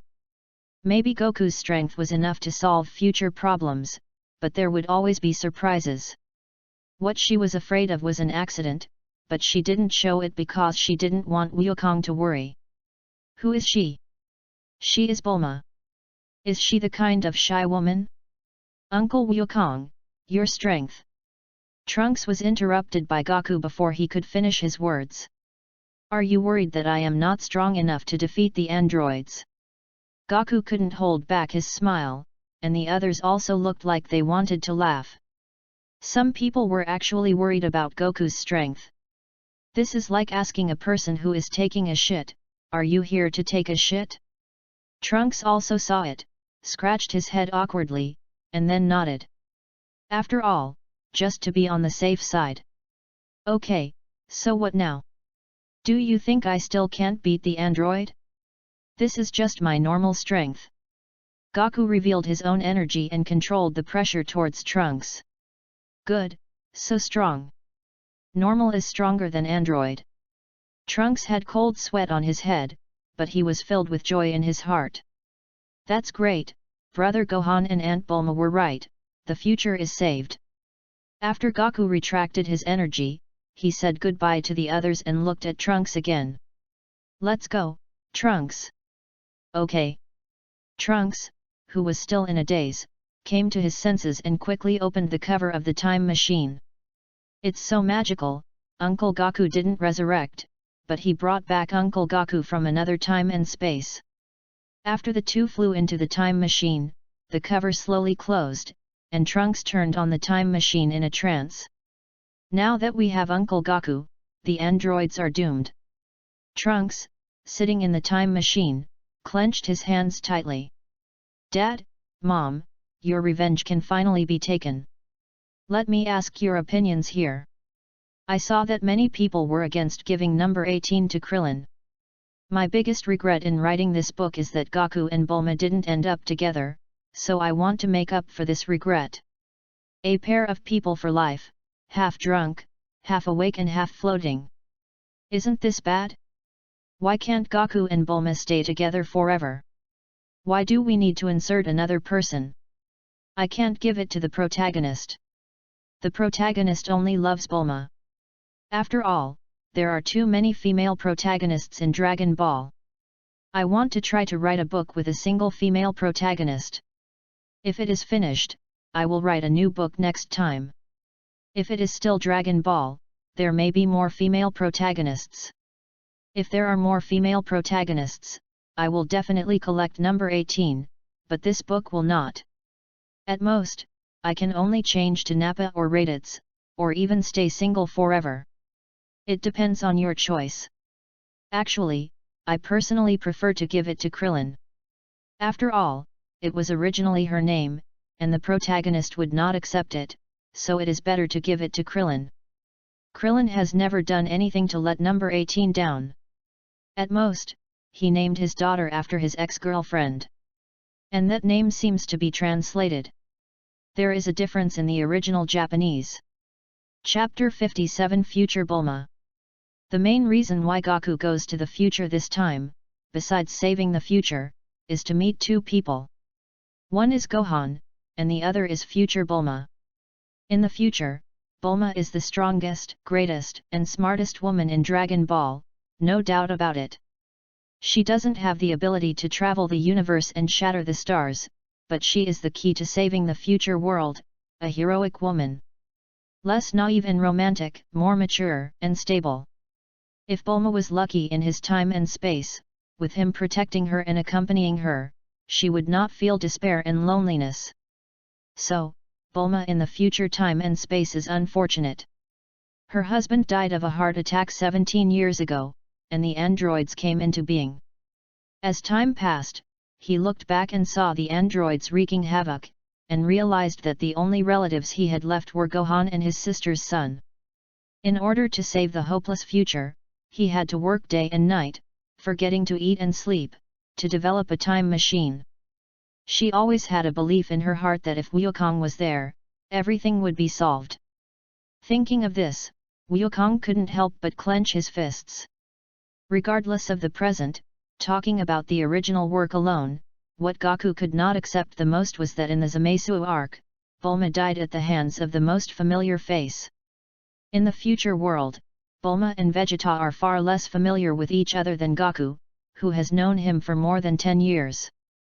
You can imagine how desperate it was to die at the hands of the person whose face you were most familiar with. Goku swore that he would never let Bulma of this time and space go through that again.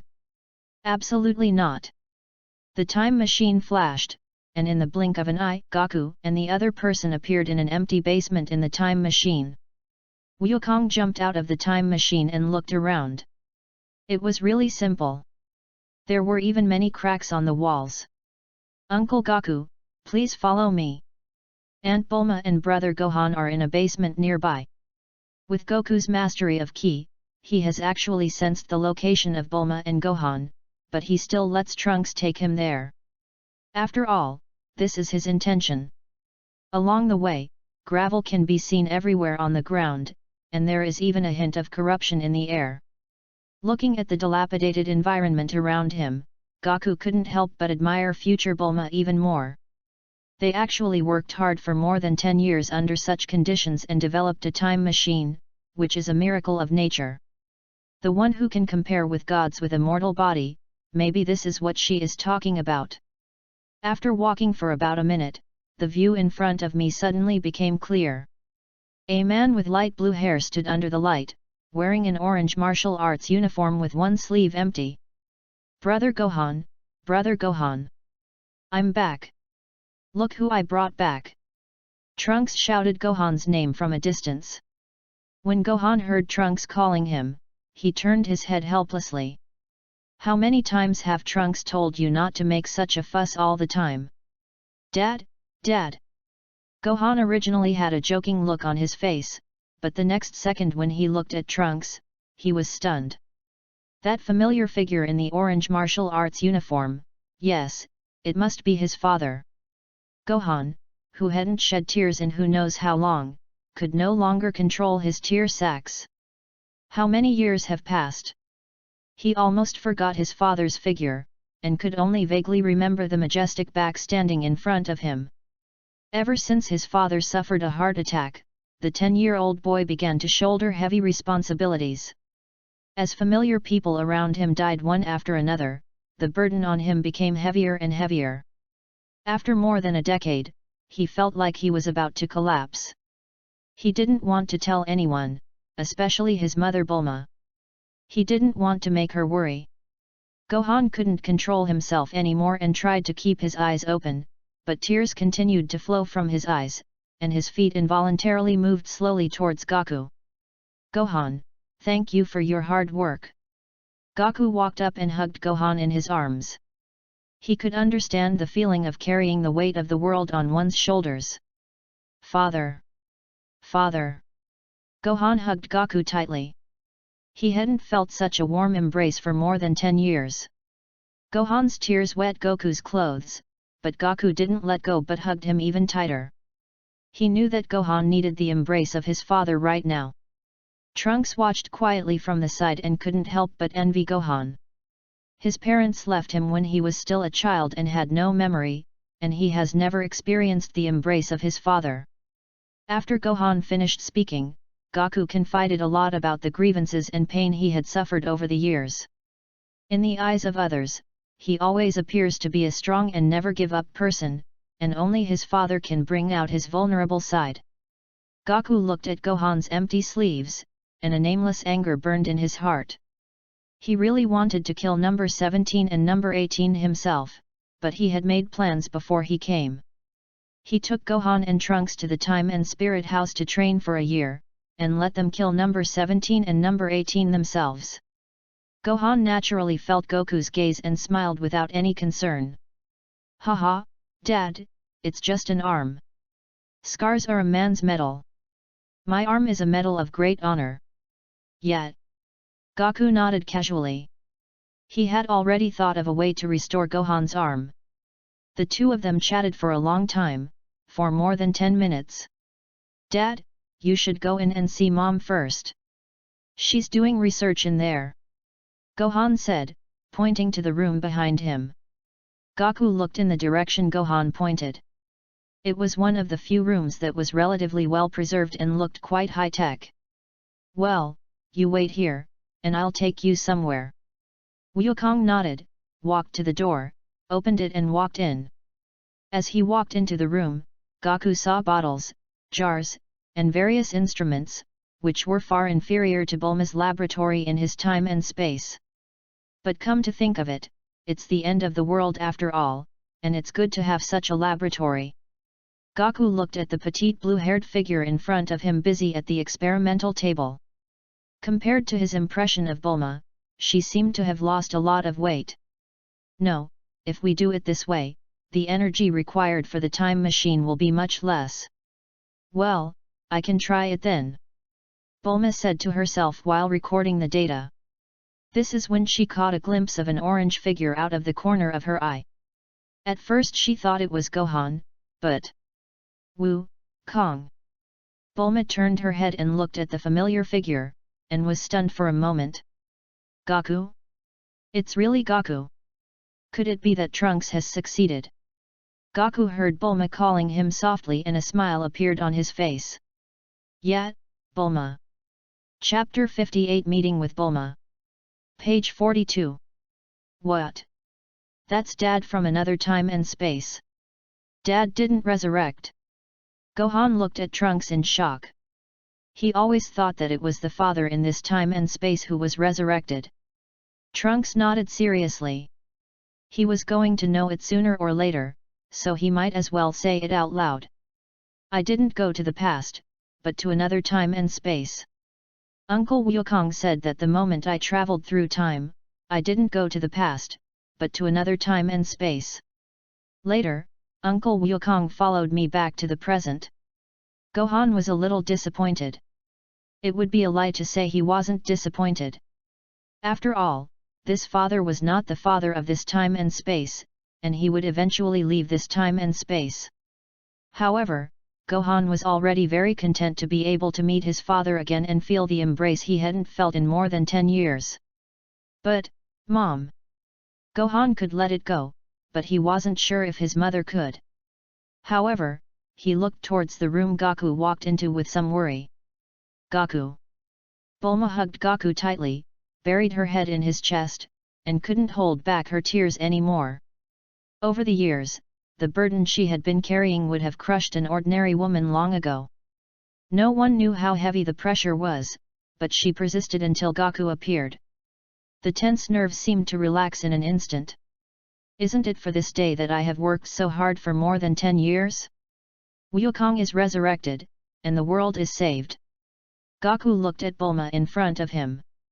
At this time, Bulma had long hair tied with a rubber band behind her back, and her skin looked very pale due to lack of exposure to the sun for a long time. The look in his eyes and on his face revealed the hard work and fatigue of more than 10 years. Time leaves no traces, but hard work does. Goku's hands were originally hanging in the air, not knowing what to do. After all, this is Bulma from another time and space. But when I saw Bulma's long eyelashes covered with tears, she looked as beautiful as a lotus flower emerging from the water. The tears seemed to be lingering on her fair skin, and were reluctant to fall, and my heart gradually softened. He held Bulma in his arms, feeling her slightly trembling body. He knew that Bulma needed someone to talk to now, so he let him be that person. Yet, Bulma, here I come. Wukong, I'm really tired, so tired. The two chatted for a long time, and Bulma actually discovered that there was something different about Goku. Although the two have been separated by more than 10 years, Sun Wukong's personality and speaking habits are still deeply engraved in her mind. Although the Goku in front of her looked very similar, there was still a slight difference, and she keenly captured this slight difference. Goku, you are not from my time and space, you are from another time and space, right? Bulma looked at Goku with a forced smile. How she wished that Wukong would give her the answer of yes, but she already had the answer in her heart. After hearing Bulma's words, Goku was silent for a few seconds, then nodded. As expected, Bulma is smart enough to guess it. Well, can you tell me what the difference is between your time and space and mine? Bulma still wants to hear about Goku's time and space. She thinks she must be very happy in that time and space. Differences? Actually, there are many differences. For example, I am much stronger than I was at that time in this time and space. Similarly, my dimension. Bulma was surprised to hear so many things she had never heard of before, such as dimension, Super Saiyan 2, and Super Saiyan God. It's great that there was such a powerful Goku in that time and space. I really envy myself in that time and space. Bulma's eyes couldn't help but dim a little. Wukong, are you coming to the future to destroy the androids this time? After hearing this, Wukong nodded, then shook his head. Well, yes and no. Eliminating the androids is only part of the reason. Another reason is that I want to come and see you and Gohan in the future. Hearing Goku say this, Bulma couldn't help but feel happy, but her excited heart calmed down after a few seconds. What's the point of being happy? Wukong will eventually return to that time and space. I plan to take Gohan and Trunks to the spirit time chamber of the temple for a year of training, and let them deal with the androids themselves. Temple? Bulma hadn't heard of this name for a long time. The temple had been destroyed. Goku, I'm afraid you can't go to the temple. The temple has been destroyed by the androids. Of course Wukong knew that with the Earth already in this state, how could the temple remain intact? Well, I know that the temple is destroyed, but the spirit time room is still there, and I have a way to get in and out. As long as you find the location of the spirit time chamber, you can use your powerful energy to shake the space open. Even the original Bu and Super Saiyan 3 Gotenks can shake it open. Now, his highest combat power has reached 80,000 billion, and he doesn't believe that he can't break through. Okay, take them both with you. Goku was a little surprised to hear Bulma say this, and looked at Bulma with a puzzled expression. Seeing Goku's expression, Bulma burst out laughing. Just take care of your own business. I still need to continue making energy for the time machine. Don't you want to go back to your time and space? In fact, Bulma also hopes that Goku will stay in her time and space, but this Goku is not her Goku after all, he belongs to her in another time and space. It is good. After a moment of silence, Goku nodded and disappeared in front of Bulma in an instant. At this time, Gohan and Trunks were chatting outside the room, and Goku suddenly appeared in front of them. Hey, Dad, why did you come out suddenly? Gohan looked at Goku with some confusion. He thought they would chat for a long time. Your mother is also preparing the energy for the time machine, and I'm taking you for special training as well. Special training? Gohan and Trunks looked confused. Yes, I want you to take care of the androids yourself.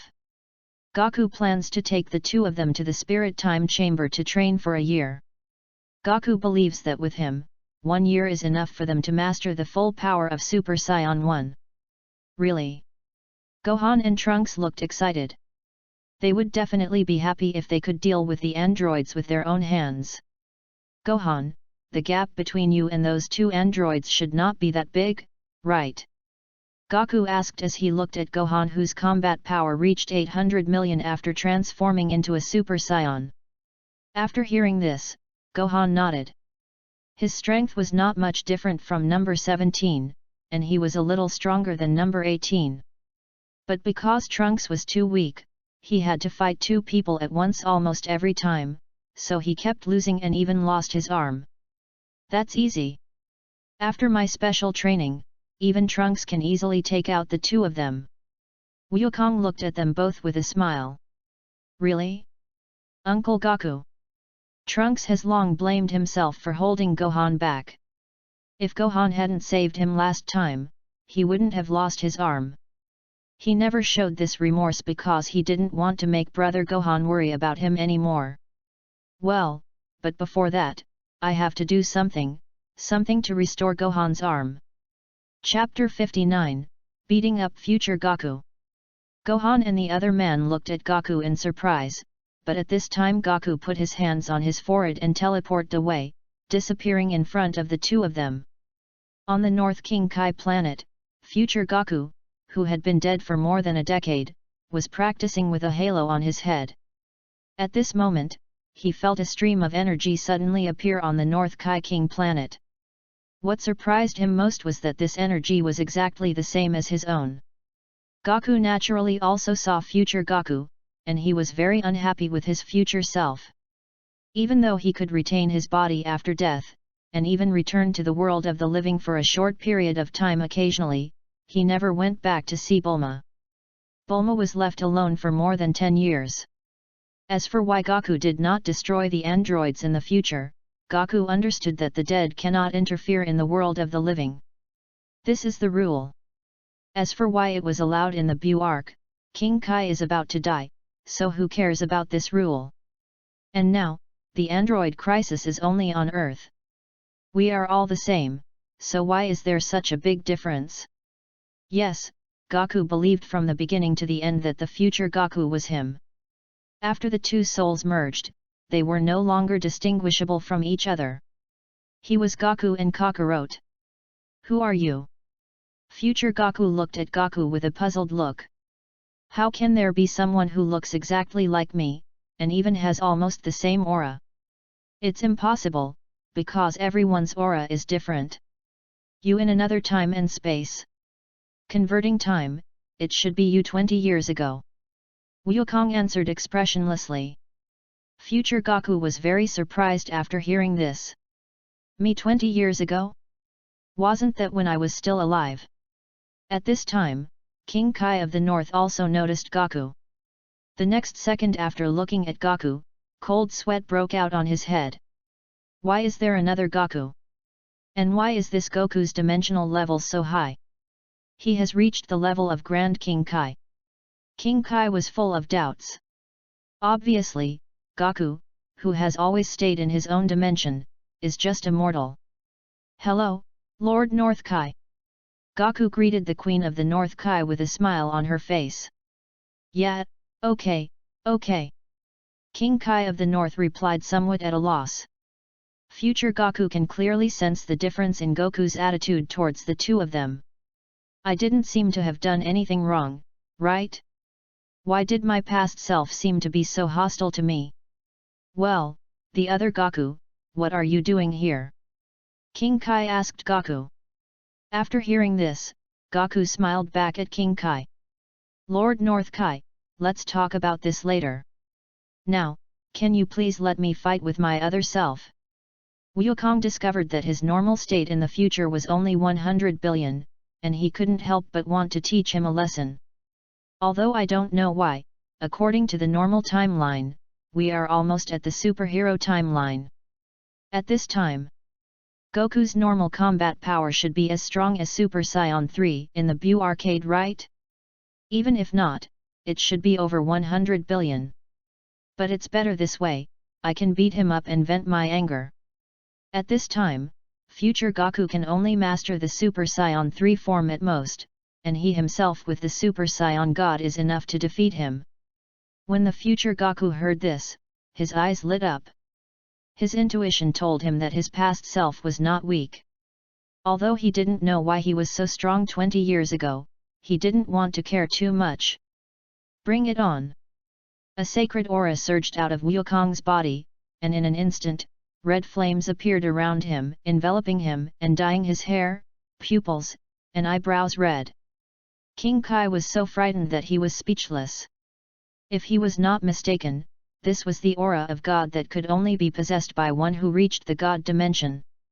Haha, although I don't know why I can't feel your energy, I can feel that you are very powerful. I have to use all my strength. In an instant, future Goku transformed into Super Saiyan 3, and his powerful aura made the entire North Kai planet seem to be crumbling. This is Super Saiyan 3. Future Goku, who transformed into a Super Saiyan 3, looked very ferocious and looked at Goku with some pride.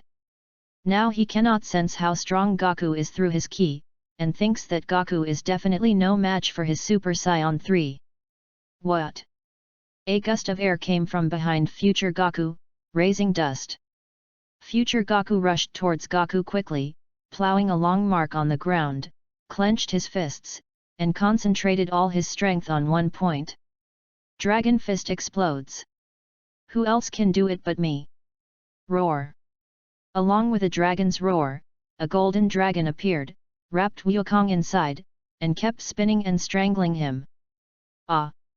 Future Goku punched Goku hard in the face, but he didn't expect his past self to not even dodge. Page 43. Then something even more surprising happened to him. Goku's face was just slightly tilted, and there was no scar on his body. Future Goku could feel an irresistible force coming from his fist. Wukong slowly turned his head, looked at future Wukong with cold pupils, clenched his fist, and hit him in the abdomen. What? Future Goku instantly flew backwards. Goku leaned forward slightly, dodged and got behind future Goku, turned around and kicked him in the back again. Wukong exploded and followed him. The two of them turned into afterimages that kept intersecting in the air, but it was a one-sided fight. What? For a moment, screams of the future Goku were heard in the sky. Goku punched left and right, and the anger in his heart gradually subsided. Goku stopped what he was doing, and future Goku took the opportunity to stay in the air and catch his breath, then kicked Goku in the right face.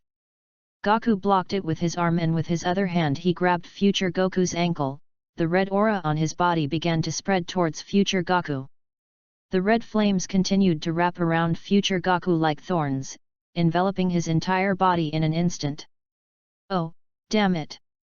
Future Goku struggled with his mission, but found that he could not get rid of the control of this aura no matter what. Let me ask you, why didn't you go to the living world for the past 10 years? Do you know how much suffering Bulma has been through in the past 10 years? Even if it's just to take a look. Wukong became more and more excited as he spoke, and the red energy on his body began to explode irregularly. I know you can return to the world of the living in a short period of time. This won't change anything in the world of the living. Goku grabbed future Goku's sleeve and threw him to the ground. Boom! Above the sky, future Goku turned into a residual shadow and crashed into the North King Kai's planet. A cloud of smoke rose up, and as the smoke dissipated, future Goku had returned to normal. Future Goku slowly stood up from the pit. He couldn't be said to be intact at this moment, but at least his face was bruised and swollen. He seemed to want to say something, but couldn't. Future Goku feels that he is a symbol of misfortune. He has been cursed by others before, and the curse has indeed happened. Because he attracted Frieza and his son, and because his own artificial humans appeared. Perhaps it would be much better if he didn't appear in the world of the living. He would not change this. I don't know what the original author was thinking.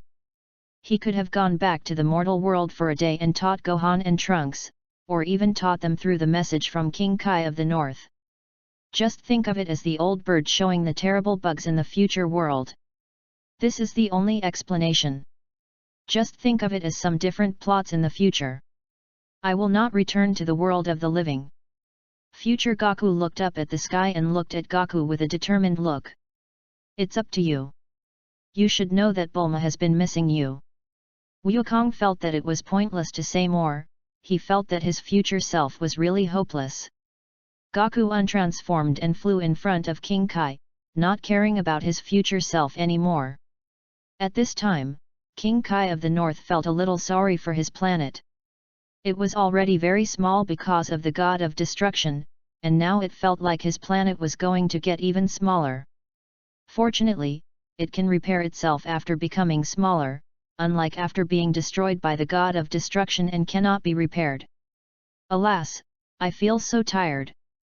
Chapter 60 Broken Arm Recovery. King Kai, do you have the location of New Namek? Goku's voice interrupted King Kai, who was still in sorrow, and King Kai quickly reacted and nodded. Yes, I'll send the coordinates to your mind. This kind of thing is a piece of cake for King Kai of the North. As King Kai of the North finished his words, the location of the new Namek appeared in Goku's mind. Goku immediately captured the aura of the Namekians on Namek through his position. He couldn't help but smile and quickly thanked King Kai of the North. Thank you, Lord North Kai. Sorry for disturbing you, I have to leave now. Goku placed his hands on his forehead and teleported away from the North Kai planet with a swish. King Kai watched Goku leave and couldn't help but sigh in his heart, this Goku was really a little different. King Kai turned his head to look at future Goku, who was slowly walking towards him. Goku, why don't you tell your past self the truth? After hearing this, Wukong scratched his crab head and an innocent smile appeared on his slightly swollen face. Haha, I can feel from him that he has never been cursed. Maybe that past is different from mine. If that's the case, there's no need to worry about it anymore. Hey, Goku, you. Doesn't it hurt when you get beaten? King Kai shook his head helplessly. It hurts, but it's worth it to be able to fight my past self. It's been a long time since Goku encountered an opponent who could beat him like this, and his past self seems to have mastered a new transformation. King Kai really couldn't understand Goku, a fighting maniac. Ha ha. Ha. Ha. Ha ha ha ha. At this time, Goku has arrived at New Namek. The environment of the New Namek is much better than before, with greenery everywhere, pure blue sky, and crystal clear lakes. Perhaps living a retirement life on this planet is a good choice. Looking at the surrounding environment, Wukong couldn't help but sigh. This planet is more beautiful than most places on Earth. Are you Mr. Son Goku? At this time, a somewhat old Namekian discovered Goku. Goku turned his head and looked at the old Namekian. If he remembered correctly, this was Munette who succeeded the Grand Elder. I was so lucky that I teleported to the side of the Great Elder. The Great Elder obviously knew him. After all, he had inherited the previous Great Elder's magical abilities. Yes. Wukong nodded. Mr. Son Goku, what brings you to Namek? We Namekians will definitely do our best to help you. The Great Elder said this sincerely. After all, they had never truly repaid Wukong, and this was a good opportunity. Goku didn't expect the Great Elder to be so easy to talk to, so he didn't hesitate to tell him the purpose of his visit to Namek. I want to borrow the Dragon Ball. Longju, no problem, let Dandy take you there. As the Great Elder finished speaking, a young Namekian walked out from the crowd behind him. Dandy greeted Wukong politely. Hello Mr. Son Goku, is Gohan okay now? After all, Dandy and Gohan have known each other since childhood, and even after so much time has passed, Dandy still remembers him. Wukong shook his head after hearing this. Not so good. I borrowed the Dragon Ball this time just for him. When Dandy heard this, he was shocked and asked Wukong anxiously. Hey? What happened to Gohan? He lost an arm. Now, he can only ask for help from the dragon. Ah! I remember there were dragons on Earth, too. Your memory is not wrong, but the gods are dead, and the dragons naturally disappeared as well. Ugh! The Namekians nearby felt a little regretful after hearing this. After all, they were also their own people. I'm really sorry, Mr. Goku, I'll take you to get the Dragon Balls, please follow me. After saying that, Dandy floated into the sky and waited for Wukong in mid-air. It is good. Wukong nodded and flew into the sky, the two of them bursting with white flames and flew towards the branch tribe. The two of them quickly collected all 7 Dragon Balls from various tribes. Dandy placed the 7 Dragon Balls in an open green area. With a spell, several lightning bolts flashed across the sky, and the sturdy Porunga appeared again. The moment Porunga appeared, he noticed Wukong and quickly lowered his posture. My lord, do you have any wishes? Porunga used the language of God, and Dandy on the side was confused. Isn't this the Namekian language? I didn't expect that Porunga would be like this. When Wukong heard what Porunga said, his eyebrows jumped. In his previous time and space, Porunga did not use the language of God, but since he learned the language of God, Porunga began to speak in the language of God. Interesting, this question is worth pondering. Shenlong, do you know my time and space? As Wukong was staring at him, a cold sweat appeared on Porunga's head. Damn! I accidentally exposed something. In this way, Wukong kept staring at Porunga, and Porunga finally couldn't bear the pressure and told it out. Yes, I am me in every time and space. Porunga's words shocked Wukong. The dragon was indeed not simple. It seemed that the dragon on Earth died before, but the dragon could not appear in his time and space. How powerful is the dragon god Salama? The power of the dragon should be given by him. Even the dragon can break through the limitations of time and space. You know, even the king of all cannot escape the limitations of time and space. With each additional time and space, a new Omni-King will appear. My lord, do you have any wishes? If not, I will leave first. Porunga looked at Wukong who was thinking and asked awkwardly. Every time we meet, something bad happens. Now he just wants to leave quickly. If he can't afford to provoke me, can't he just hide from me? Don't be in such a hurry to leave. Why are you so afraid of me? Wukong really didn't expect that the dragon was so afraid of him. It was the same as last time, and he would not harm it. It's like I'm a bad guy.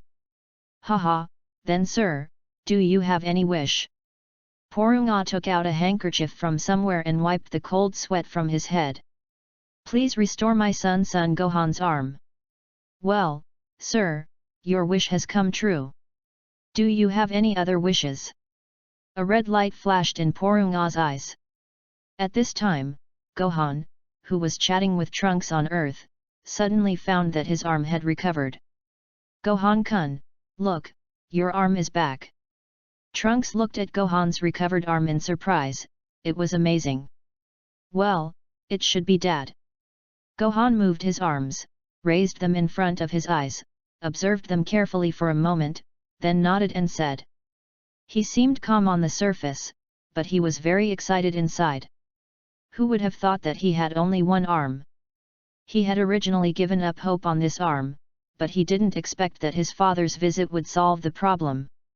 Brother Gohan, you and Aunt Bulma are right. With Uncle Goku here, everything will be fine. Okay. Page 44. Gohan nodded gently to Trunks, and at this moment, he could no longer suppress the smile on his face. Chapter 61 The King of Time. After hearing Porunga's question, Goku fell into deep thought. Now, the restrictions on the Shenlong both on Earth and Namek are too great. Please improve my recovery ability further. After thinking about it, Goku decided that this should be possible, as the Shenlong on Namek was slightly stronger than the Shenlong on Earth. His ability to recover was gained by making a wish to the Earth Dragon, and Porunga should be able to improve his ability to recover. The red light flashed in Porunga's eyes again. My lord, your wish has come true. Wukong only felt a burst of warmth in his body, and then he felt nothing else. He really wanted to know what level his self-healing ability had reached now. Forget it, there's no rush. It's not impossible to test it after I get back. Now the most important thing is, what is the last wish? Wukong thought for a long time, and suddenly thought of something, so he quickly asked Shenlong. Can it give me the ability to travel through time and space? Porunga was confused. Damn, what kind of wish is this? The ability to travel through time and space? Even gods won't allow it. Only people in the world of time can allow it. Maybe Lord Dragon God can do it, but I am just an ordinary dragon. It's not a question of whether or not one has the ability, but whether or not one is allowed. I'm sorry, sir, but I can't fulfill this wish. This time it was Goku's turn to be speechless. Why did it feel like none of his wishes could come true? Porunga also saw Wukong's expression. Could he be blamed? It was because Wukong's wish was too outrageous. Then can you let me have the blood of the legendary Super Saiyan? In fact, Goku is still quite envious. After all, the new Broly can suppress Super Saiyan Blue just by relying on the Super Saiyan form. I have now reached the Great Realm King level, and my mental strength is so strong that I should be able to control my reason. Sir, are you sure? I can fulfill this wish, but not completely. And if you transform into the legendary Super Saiyan bloodline, you will not be able to break through to the God dimension. That bloodline conflicts with the God dimension and the aura of God. This was the first time Goku had heard of such a situation. If he was asked to give up the divine dimension and the breath of God, forget it. Moreover, this bloodline was the youth version, which made it even more unnecessary. Forget it, you can develop my potential. Wukong didn't know what wish to make, so he decided to develop his potential and improve his strength. Well, sir, your wish has come true, and we'll never see each other again. A new energy appeared in Wukong's body. While Wukong was still comprehending it, Porunga slipped away without even looking back. Wait, what did the last sentence say? After Goku mastered his newfound energy, he opened his eyes. Now, his combat power has reached 30 billion. Goodbye, then, Dandy. Wukong placed his hand between his eyebrows and said goodbye to Dendi. Well, goodbye, Mr. Goku, please give my regards to Gohan. I will. After saying that, Wukong's figure disappeared from Dandy's sight. Goku teleported to Earth. Instead of looking for Gohan and Trunks first, he came to the old site of the temple. He decided to find the location of the Spirit Time House first. When we arrived at the old site of the temple, we saw broken walls everywhere. Even the entire temple was split into two halves and floated in the air. Walking slowly on the white tiles, Wukong was not in a good mood. After all, he had stayed in the temple for a year. Now, he saw the familiar place become like this. Ugh! Things and people have changed. Wukong soon arrived at the entrance of the spirit time room. Sure enough, the entrance had disappeared at this time, and now it could only be opened by brute force. As Goku's hair stood up, golden aura burst out from his body, and in an instant, he transformed into a Super Saiyan 2. Wukong controlled his energy and blasted towards the entrance. Boom! In an instant, a hole large enough for someone to pass through appeared at the entrance. Wukong controlled the situation very well and only opened the entrance without destroying anything else. Although the temple outside looked dilapidated, the interior of the spirit time house was intact. As expected, this space had been preserved. After Wukong walked in, he looked around. It's really uncomfortable in here, it's hot and stuffy. Moreover, it was white all around, and staying here alone would really make you crazy. I was wondering why in the original book, the author couldn't stand it after only staying there for 3 months. Son Wukong. At this time, a female voice came to Wukong's ears. Wukong hurriedly looked in the direction where the voice came from, frowning. He didn't even feel the aura of the owner of the voice. This appearance? A little girl? Isn't this the Kaishin of time? Why is she here? Goku was confused. The god of time had never appeared in the original history, and he was not sure if this person really existed. But now he was sure of it, and it was no wonder that he didn't feel the aura just now. Mortals could not feel the aura of God. If I transform into a Super Saiyan God, maybe I can feel it. Who are you? Goku asked the god of time, pretending not to know him. Hello, Goku. I am Chrono, the king of time. I am here to see you. Find me. Goku doesn't know why the great god of time would come to find him specifically. Yes, I have been paying attention to you since the last time Tova appeared in your time and space. The words of the god of time immediately awakened Goku. Could it be that Tawa was responsible for Frisia's previous mutation?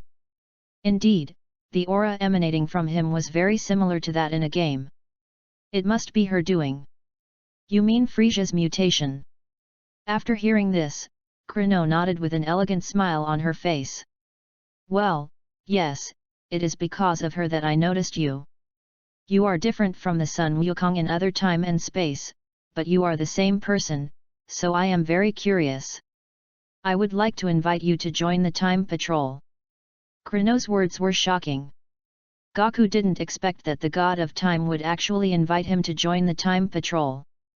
But Wukong still shook his head and refused. Don't you think about who you are fighting against? Can a rookie like you who just realized the Super Saiyan God provoke them? Just protect your own time and space, and protect the people related to you. Hey, don't be so quick to refuse. This ball of origin is for you. Don't resist. As Chrono spoke, a ball of energy appeared in her hand and floated towards Goku. The energy came in front of him in an instant. To be safe, Goku transformed into a Super Saiyan God and blocked the energy outside his body. What is this? Wukong's face looked a little unfriendly. Anyone would be unhappy if they were left alone. After all, a ball of energy from an unknown source wanted to enter his body, and no one would be happy if they were left alone. Don't worry, this is the origin of time and space. It can give you the ability to control time and space. How about it? Is this a good gift? Don't refuse it in a hurry. Just think of it as you owe me a favor. How about that? When I have something I can't solve, I will ask for your help. Chrono looked at Goku with a smile. She also felt a little distressed, this thing was so precious.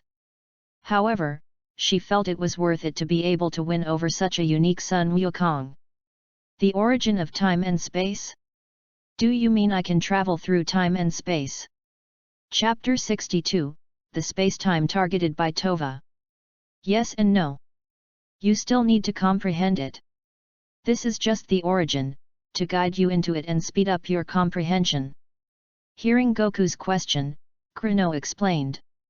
Not everyone can comprehend the power of time.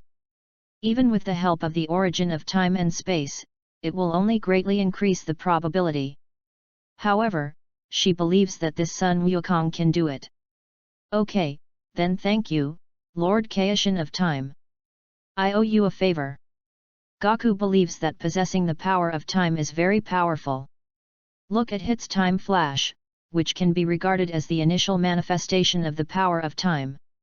It is simply a must-have for leapfrogging. It's just a favor, but it's well worth it. Goku stored the space-time energy into the storage space. Although the god of time did not seem to be deceiving him, he still had to be careful with this kind of outsider energy. It's not too late to absorb it after you are sure it is completely safe. Kuno was delighted to hear what Goku said. Since she already owed him a favor, how long would it take for her to get on the bus? This kind of thing has to be done step by step, and not rushed. Yeah, by the way, do you remember Tova? Kuno decided to reveal some information to Goku. Of course I remember, what's wrong? Goku touched his chin and looked at Kuno with some confusion. Don't tell me that Towa is going to come to my time and space to cause trouble? Then I will be in trouble.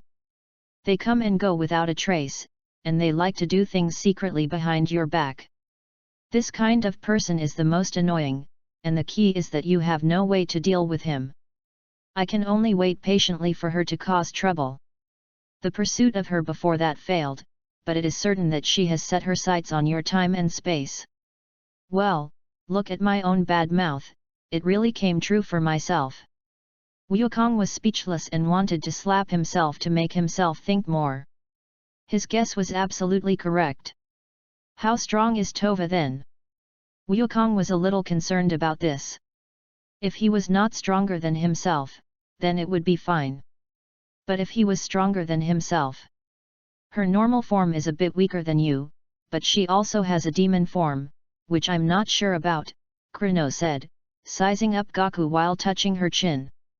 After all, it is not an official history, it is for games and promotional animation. In order to make my novel more reasonable, I will make some changes.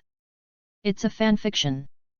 After these words were spoken, Goku couldn't help but feel a little nervous. The normal form was only slightly weaker than him, and there was also a demon form. But he was also a little confused as to why Kuno knew his strength. Don't worry, she won't attack head-on. After all, we are here for you. As long as she officially appears in your time and space, she can even ask the god of destruction in your time and space to take action. No matter how strong she is, she can't be stronger than the god of destruction. Kuno looked calm.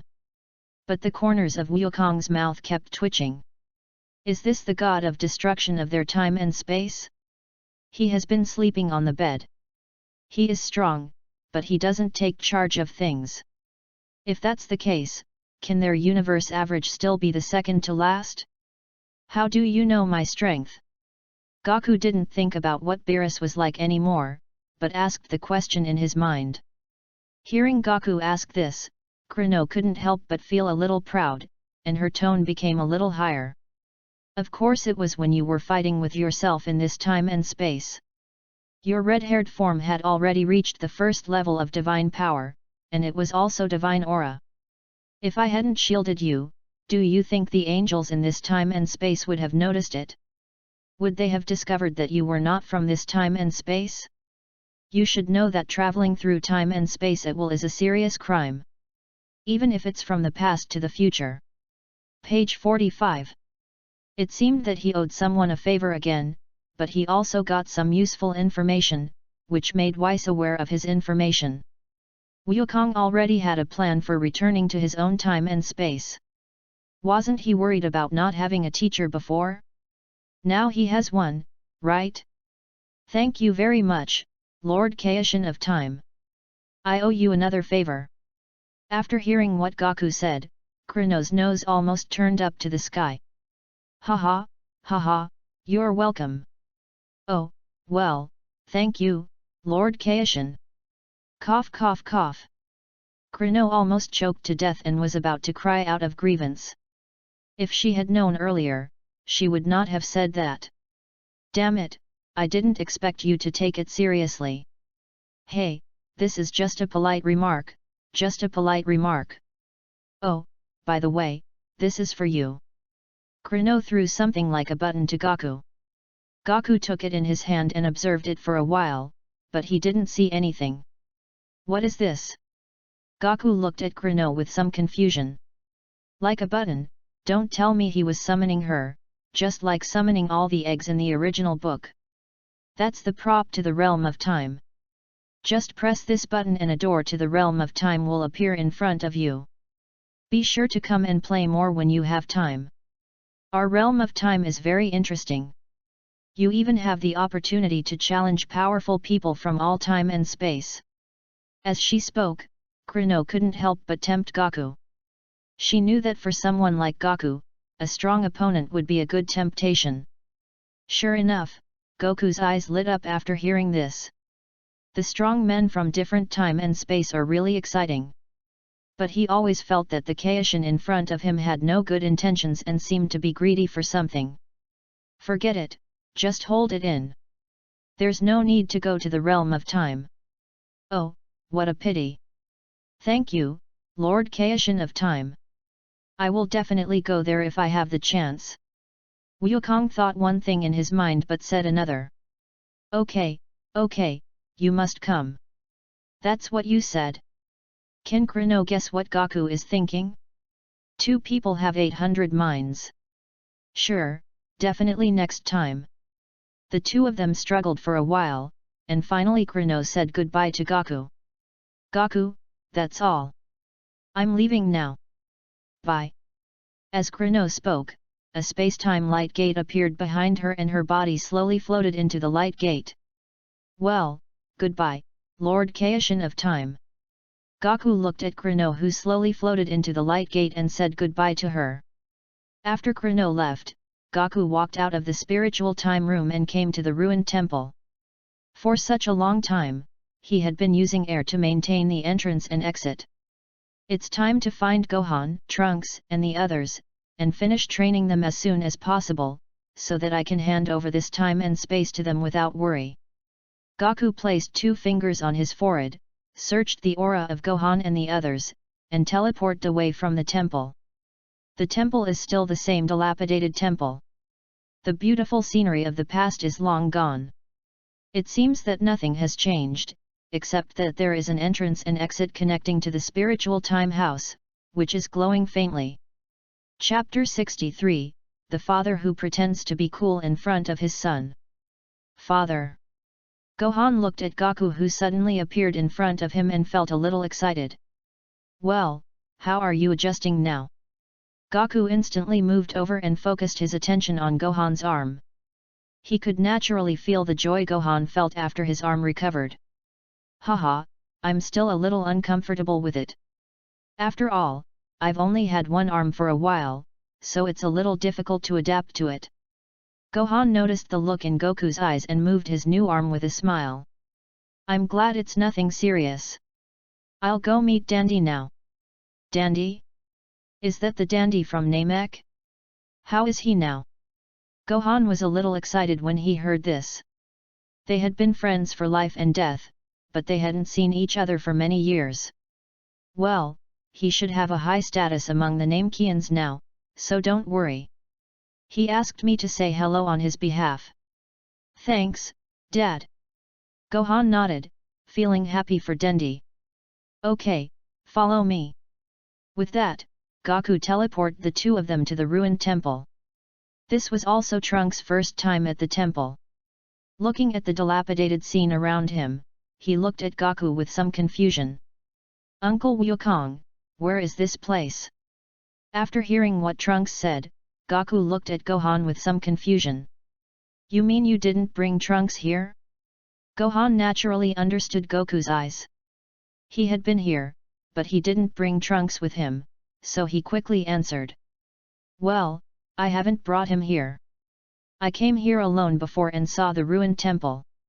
I only told him about it. At that time, he couldn't even transform into a Super Saiyan. It was too dangerous to bring him along. Well, it's a bit dangerous that you can't even transform into a Super Saiyan. It would be dangerous if I wasn't with you now. Goku looked at Trunks and saw that he only had a combat power of 600 million, and agreed with what Gohan said. Trunks lowered his head and scratched his golden hair awkwardly. Compared to brother Gohan and Uncle Goku, he was still too weak. Okay, don't bow your head. Come on, I'll take you to the spirit time room, where 1 day outside is equal to 1 year inside. That's where we train. Goku stood up and floated in the air, slowly flying towards the spirit time chamber, and Gohan and the others followed behind Goku. The three of them came to the entrance of the spiritual time house. At this time, the entrance had not disappeared yet, and the energy left by Goku was still maintaining the entrance. Dad, is this what you're angry about? Gohan looked at the energy at the entrance with some surprise. The remaining energy alone was enough to stop him from even thinking of resisting. How powerful are dads today? Yeah, are you surprised? Using the combat power you've heard of before, my normal combat power reaches 30 billion. Goku looked at Gohan with a smile. As a father, he was happy to be able to show off in front of his son. 30 billion. Do we have 30 billion after the two of us transform into super racers? Gohan had heard Trunks say before that his father's normal burst of energy was stronger than his own after he transformed into a Super Saiyan. No, you're talking about 800 million, but Trunks only has 300 million. Goku actually felt that the fighting power of the two of them was too low, but it was also because they in the future had not received proper training. All in all, future Gohan only received 1 year of proper training, and after that he fought against the androids every day. Not to mention Trunks, how strong can he be with a half-baked Gohan teaching him? In the original work, he trained with Vegeta in the Spirit Time Chamber for 2 years. And his Super Saiyan combat power was at least 20 to 30 billion. To put it bluntly, the two of them have never received proper training, so they don't even know how to train. But now that I'm here, everything has changed. Ah! So low. Trunks couldn't help but feel a little frustrated after hearing this. Haha, don't worry. After a year of training here, I guarantee that your combat power will be at least 20 billion after you transform into a super race. Come on, let's go in. After saying a few words of comfort, Wukong walked into the spiritual time room first. Dad, wait for us. Gohan quickly pulled the still somewhat depressed Trunks into the spiritual time chamber. As soon as they entered the spirit and time chamber, Gohan and Trunks felt uncomfortable. The temperature around them felt very hot and it was very difficult to breathe. Wukong immediately noticed the two people's reactions and explained with a smile. Do you feel uncomfortable, have trouble breathing, and feel a sense of pressure on your body? The air here is only 1/4 of that outside, and the gravity is 10 times that outside. It is 10 times. The Japanese version clearly states that it is 10 times. The reason why it is translated into Chinese is because of a translation error. Some versions say 4 times, and some versions say the correct 10 times. Gohan and Trunks both nodded, feeling that it was really uncomfortable to stay here, but such an environment seemed really suitable for special training.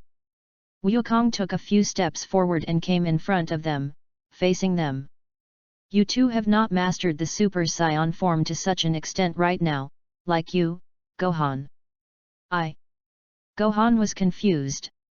Yes, now you can only be considered a Super Saiyan too, and you. Goku looked at Trunks on the side. Trunks was also surprised when he saw Goku's look. Why is it my turn again? You're only at the first stage of Super Saiyan. At this time, Wukong became a little mysterious. Do you know where the Super Saiyan ends? Goku looked at Gohan and the other man, who both shook their heads in confusion. How do they know the endpoint of Super Saiyan? Isn't the endpoint of Super Saiyan just Super Saiyan? Super Saiyan is just the beginning. Above this, there is a Super Saiyan that surpasses the Super Saiyan. I call this Super Saiyan 2. Above Super Saiyan 2, there is Super Saiyan 3, and after that there is even 4, and even Super Saiyan God. Goku did not mention Super Saiyan Blue and some of its extended forms. After all, they were too far away from them, and even he himself had not yet comprehended them. Gohan and the other boy were completely confused at this point, and were so surprised that they couldn't speak. This was the first time they had heard of such a thing.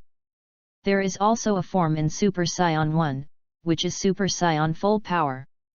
This form can greatly reduce the consumption of energy and physical strength. It can even increase the consumption of energy and physical strength in a short period of time, and can partially improve strength. With that, Goku transformed into a Super Saiyan 1 at full power, and to Gohan and the others' surprise, not a single golden aura emanated from him. And this is Super Saiyan 2. AA. With a slight roar from Wukong, the golden hair became even taller, and only 3 strands of bangs were left in front of the forehead. Even after transforming into Super Saiyan 2, Goku still didn't show any arrogance. Now, he has already fully mastered Super Saiyan 2, which is a bit like Super Saiyan 1 at full power, but the consumption is still slightly greater than Super Saiyan 1 at full power. Looking at Gohan's admiring eyes, Goku felt very proud. If it were someone else, he might not be so proud. Which father wouldn't be proud when his son admires him so much? After that, Goku did not transform into Super Saiyan 3 or Super Saiyan God again, because these were too far away for them. They could not aim too high, but had to keep their feet on the ground and take one step at a time. Within this year, I will let you master the full power of Super 1. Goku felt that it would not be difficult for them to master the full power of Super Saiyan in a year. After all, they were mixed blood Saiyans and their talents were extraordinary. Especially Gohan. The Gohan in this time and space may not have as high talent as the Gohan in his previous time and space, but he is definitely the best in this time and space. Over the years, they have accumulated a lot of potential in their bodies, and this year he wants to release all of this accumulated potential for them. Chapter 64. 1 year later, Super Saiyan. 1 year? Can we do it? Gohan and Trunks looked at each other and chose to believe Goku. The feeling that Wukong gave them was that he was strong and confident, and that he was someone who was trustworthy and worthy of dependence. Now that Wukong believes in them, they must put in twice the effort and not let Wukong down. The two nodded to each other, and understood the meaning in each other's eyes. First of all, the first step now is to improve your basic combat power. If your basic combat power is not enough, you will not be able to master the full power of Super Saiyan 1. Page 46. In fact, it is quite fast to improve basic abilities nowadays. After all, in this environment, even if you have adapted to 10 times the gravity, practicing in an environment of 10 times the gravity is always faster than practicing in normal gravity. Moreover, the fastest way for Saiyans to increase their strength is to fight. With me always accompanying them in battle, their strength improved quickly. In this way, a year passed in the time house, and a day passed outside. During the year, Gohan and Trunks had a really miserable life, sparring with Goku every day. But you have to know that Goku's normal state is several billion, and the result of sparring is that he gets beaten up and bruised every day, even if there are 2 of them together. But it's okay. Goku doesn't have much of anything except senzu beans. He eats senzu beans when he's hungry and when he's injured. Tens of thousands of them were produced as much as we wanted, but only a few hundred were used throughout the year. The main reason is that he found that the magic beans are almost useless to him. As for me, I have the ability to heal myself and I have very high physical strength, so there is almost no one who can beat me up without the need for senzu beans.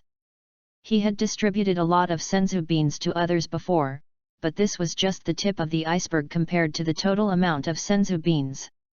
Even in his current dimension, he has mastered an ability similar to healing, consuming his own strength and chi to restore others.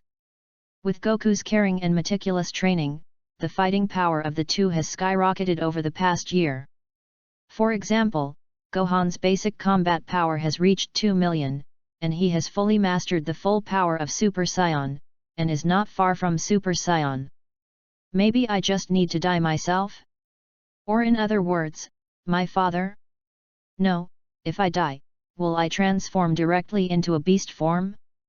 Ahem, we've gone off topic. Let's get back to the topic. As for Trunks, he also mastered full power, but his basic combat power was only 1 million, but that's not bad. For today's androids, these two are simply a dimensionality reduction attack. They are fully capable of dealing with the perfect form of Cell. Trunks may still be slightly inferior to him, but Gohan can definitely beat him. Of course, I did gain something from it. First, his normal combat power reached 60 billion, and second, he mastered the transformation to Super Saiyan. That's right, he went out once this year because it happened to be a full moon outside that day. The moon in this time and space was destroyed before, but was repaired by the dragon. Of course this happened more than 10 years ago. After transforming into Super Saiyan 4, everything seemed to be going so smoothly. Now, his dimensional level is high enough that he has maintained his sanity after transforming into the Golden Giant Ape, and has transformed into Super Saiyan 4 very easily. This time was half a year ago in the Spirit Time Chamber. In the remaining 6 months, he had been trying to combine Super Saiyan God and Super Saiyan 4. But it's a pity that he has not been successful yet, but there is no need to rush, as there is still a lot of time and he has plenty of time. On this day, 3 golden-haired people were fighting in the air in the Spirit Time House. After a separation, Goku stood in place and Gohan and Trunks surrounded Goku from the front and back. The two looked at each other and nodded, then bent down and condensed blue energy in their hands. Kamehameha, here it comes. Boom! 2 rough blue Kikong streams rushed towards Wukong, and a puff of smoke rose from the air. That's right. Because of the influence of Goku and Gohan, Trunks in this time and space did not master Vegeta's ultimate flash and Gallic cannon, but Kamehameha. Isn't this a kind of NTR? When the smoke cleared, there was no trace of Goku in the middle, and the two had already prepared for defense. Goku dodged the attack from both of them, then 2 consecutive hand strikes landed on the back of Gohan and the others' necks. In an instant, the two turned back to normal and fell to the ground. It's not that he wants to transform into a Super Saiyan, but he has to. After Gohan transforms into a Super Saiyan, his strength is more than 1.5 times his normal strength, plus the strength of Trunks. After a year of special training from him, the two of them have mastered martial arts skills and chi quite well, at least much better than Natai's before. If I don't become a Super Saiyan, I'm not training them, but training myself. Wukong was not dissatisfied with this, but was very pleased.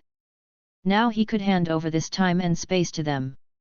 In fact, Wukong also asked them if they were willing to go to their own time and space, but they disagreed, thinking that since they were themselves in this time and space, they should protect their own time and space.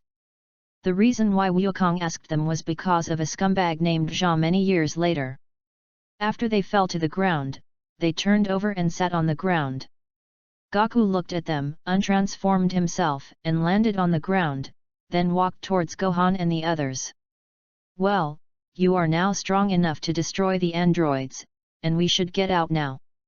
Goku said as he pulled Gohan and the other up and patted them on the back. After hearing this, Gohan and the other man nodded solemnly. It's time to make those 2 androids pay the price. The looks in their eyes gradually became firm. The 3 of them walked out of the Spirit Time Chamber. During this year, Goku's energy had been maintaining the entrance and exit. The consumption of this energy was too easy for him with his current strength. Not to mention that his ability to recover from chi has long been much more abnormal than that of normal people. After the 3 men came out, Wukong took the energy that maintained the entrance and exit back into his body. However, in order to retract it, he must have transformed into a Super Saiyan, otherwise he would not be able to retract such a large amount of energy at one time. As soon as the three of them appeared in the temple, they seemed to sense something. Wow, there are people who really like to give away their lives so much? Quick, very quick, just a sliding tackle. Gohan and the others immediately sensed the breath of the android. Just when they were thinking about how to find the android appeared. Yes, it is true that androids cannot sense it, but the question is, can't we sense it when they use Qigong? Some people have asked why Gohan was not given the ability to recover. The main reason was that I didn't think of it at the beginning. I was not thoughtful enough. When that chapter was released, many chapters had already been written. It was impossible to change it. So it was just that the protagonist was careless, right? In fact, it was me, X_X. Chapter 65, The End of the Hominids. Gohan and Trunks turned their heads, looked at each other, and then looked at Goku together. Go ahead, go ahead. There's nothing to ask me about this. Wukong was somewhat speechless when he said that in just 1 year, the two of them had become completely dependent on him and would seek his opinion on everything they did. Alas, this won't do. Okay, Dad/Uncle Goku, let's go. After the two greeted each other, they floated into the air, bursting out with all their energy, and headed straight for the place where the energy had just come from. They can't wait any longer, they want to avenge the innocent lives killed by the androids. Of course, there are also Vegeta, Tais and everyone. Wukong stood on the temple, looking at the two figures going away and stroking his chin. He had to think of a way to make them not rely on him. Number 18, who had just destroyed a survivor base, raised his head and looked at the distant sky. On the 17th, the two of them are here again. After number 17 used his energy to eliminate a hiding civilian, he slowly turned his head and looked at number 18. Oh? Really? I really don't understand them. They almost die every time, but they still come here. Should we destroy them completely this time? Number 17 asked number 18 in a positive tone. Well, of course. We've been tired of playing with them for so many years. They seem to be getting stronger and stronger. We should destroy them before they fall into the trap. Number 18 said while looking at her manicure. She had asked a survivor to do this manicure for her, and as for the reward, of course, it was to kill her. Goku had already arrived nearby early, but he was hiding and the two men didn't notice him. He looked at the boy in the black shirt and the girl in the vest and shook his head helplessly. If his time and space number 17 and 18 were not evil, there would still be hope for salvation. Then number 17 and 18 in this time and space can be said to be completely hopeless. After so many years of massacres, they have become extremely evil. Perhaps there is a difference in their essential characters in the two time and space. Coming. Goku looked at the two figures falling from the sky. He arrived earlier than Gohan and Trunks. However, he did not let Gohan and Trunks find out. He wanted to see what the final outcome would be. Haha, you guys are here again. We're not going to play anymore this time. Are you ready to die? Number 17 smiled evilly and looked at number 18 while speaking. Number 18 also cooperated and chuckled. Gohan looked at the two of them, his anger never stopped growing. These two androids had killed countless people over the years. Today, only 1 in 10 people are left alive on Earth. Who did it? Of course it was these two artificial humans. Of course we are here. Just like you said, we are here to settle things today. However, it is you who are going to die. You will have to pay for the deaths. The more Gohan spoke, the more he couldn't control his emotions. He had seen too many tragic things over the years. These two artificial humans are like demons, and killing seems to be their game. When number 18 heard what Gohan said, he couldn't help but raise his eyebrows and looked at the two of them in confusion. Number 17 standing by seemed to have heard a huge joke. Who gave you the courage? You actually said that we were the ones who died? Don't you know that you were still alive before? Are we kidding? No 18's tone became increasingly hostile. Gohan ignored number 17 and 18 and spoke to Trunks, who was standing beside him. Trunks, I'll deal with number 17 and you deal with number 18. You should know that number 18 killed your parents. Okay. Trunks clenched his fists and stared at number 18. He could no longer hold back the anger in his heart and instantly transformed into a Super Saiyan. Seeing this, Gohan on the side immediately transformed into a Super Saiyan. Hey? You ignored us? What? Number 17 originally had a gloomy expression on his face, but he suddenly felt the powerful energy erupting from them. Not good. Number 17, run. Number 18 didn't have time to think about it. After reminding number 17, he quickly flew away. Don't even think about running away. Trunks instantly came in front of number 18, and with a whistling gust of wind, he kicked No 18's beautiful face with all his strength. What? Number 18 instantly turned into a shadow and fell to the ground, splashing up pieces of gravel. Go to hell! Kamehameha is coming! A blue Kikong fell from the sky, and for a moment, the whole world was dyed blue. What? The blue energy instantly turned into a semicircle and wrapped around number 18. As the energy continued to expand, screams of pain came from inside. When the energy dissipated, a huge steaming pit appeared on the ground. At this time, where was number 18? It has long turned into ashes and disappeared from this world. Number 18. Number 17 shouted in some grief, but a powerful fist appeared in his abdomen. What? Gohan gathered all his strength at one point, punched number 17 in the abdomen with a gust of wind, and swung it into the sky. Page 47. A sonic boom suddenly sounded, and Ku Shui number 17 flew into the sky. In midair, Gohan placed his hands on his waist, gathering energy in his hands, moving parallel to the speed at which number 17 was knocked away. The blue light in Gohan's hand continued to grow in No 17's eyes, illuminating the two of them. Come on! A streak of blue energy with a long tail of flame streaked across the sky. The huge back seat even made Gohan retreat several meters. As time passed, Gohan retracted the energy in his hands and let out a breath as he watched number 17 disappear before his eyes. It's over, it's finally over. All the evil has finally disappeared. Gohan released his Super Saiyan and slowly landed on the ground. At this time, Trunks also flew over. Brother Gohan, let's go find Uncle Goku and tell him the good news. Trunks was obviously the most excited. He finally avenged his parents. Yet. Let's go. Gohan nodded in response, obviously agreeing with what Trunks said. Just then, Wukong's voice reached their ears. No, I saw everything that happened just now. You did a great job. At this moment, Wukong suddenly appeared in front of them, scaring the two of them. He was still very pleased. Such evil people must be killed without any mercy. Ah!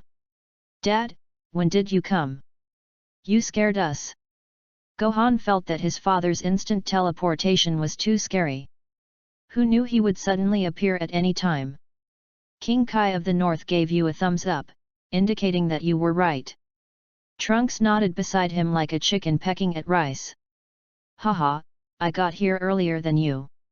Speaking of which, I should be leaving soon. You've dealt with the androids, and now this space and time will depend on you. Let's go find Bulma first.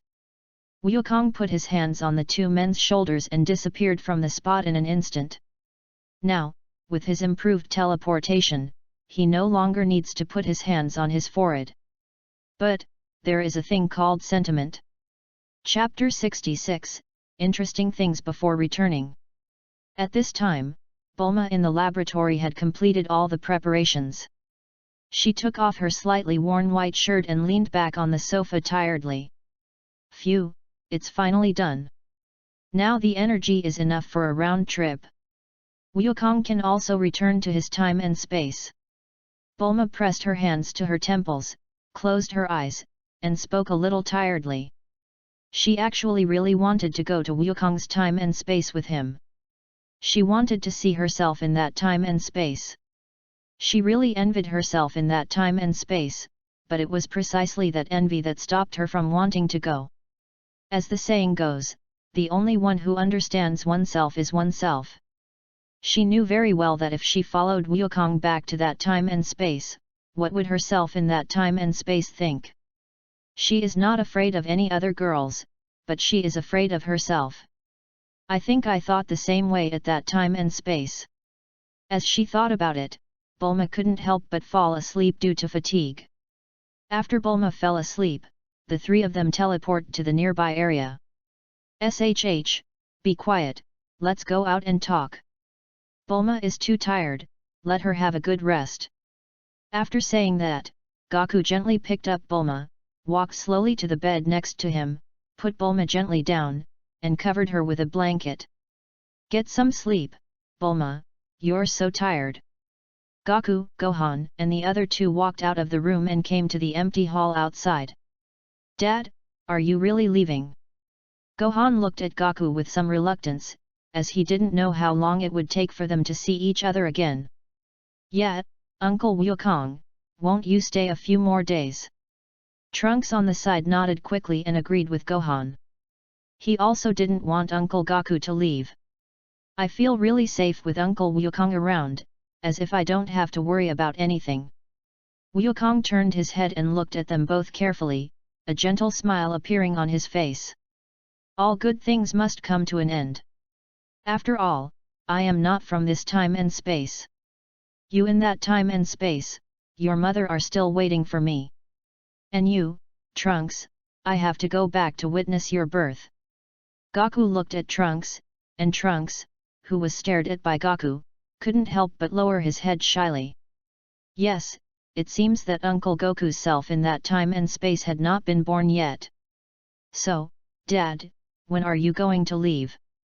Mom seems to have already refilled the energy of the time machine. Although Gohan felt a little regretful, he managed to get over it. After all, it was just as Goku said. "Don't worry, wait until your mother wakes up and say goodbye to her. I'm not like someone else." That's right, he was talking about himself in this time and space, and he didn't have a good attitude towards himself in this time and space. Speaking of which, it's also the fault of the Goku in this time and space not telling Goku the reason. After all, Goku hasn't experienced this curse, right? This also led to Goku being unfriendly to himself in this time and space. But Gohan and Trunks didn't know who this person was, so they looked at Goku in confusion. "Dad, who is that man?" Goku couldn't help but twitch his lips when he heard Gohan ask this.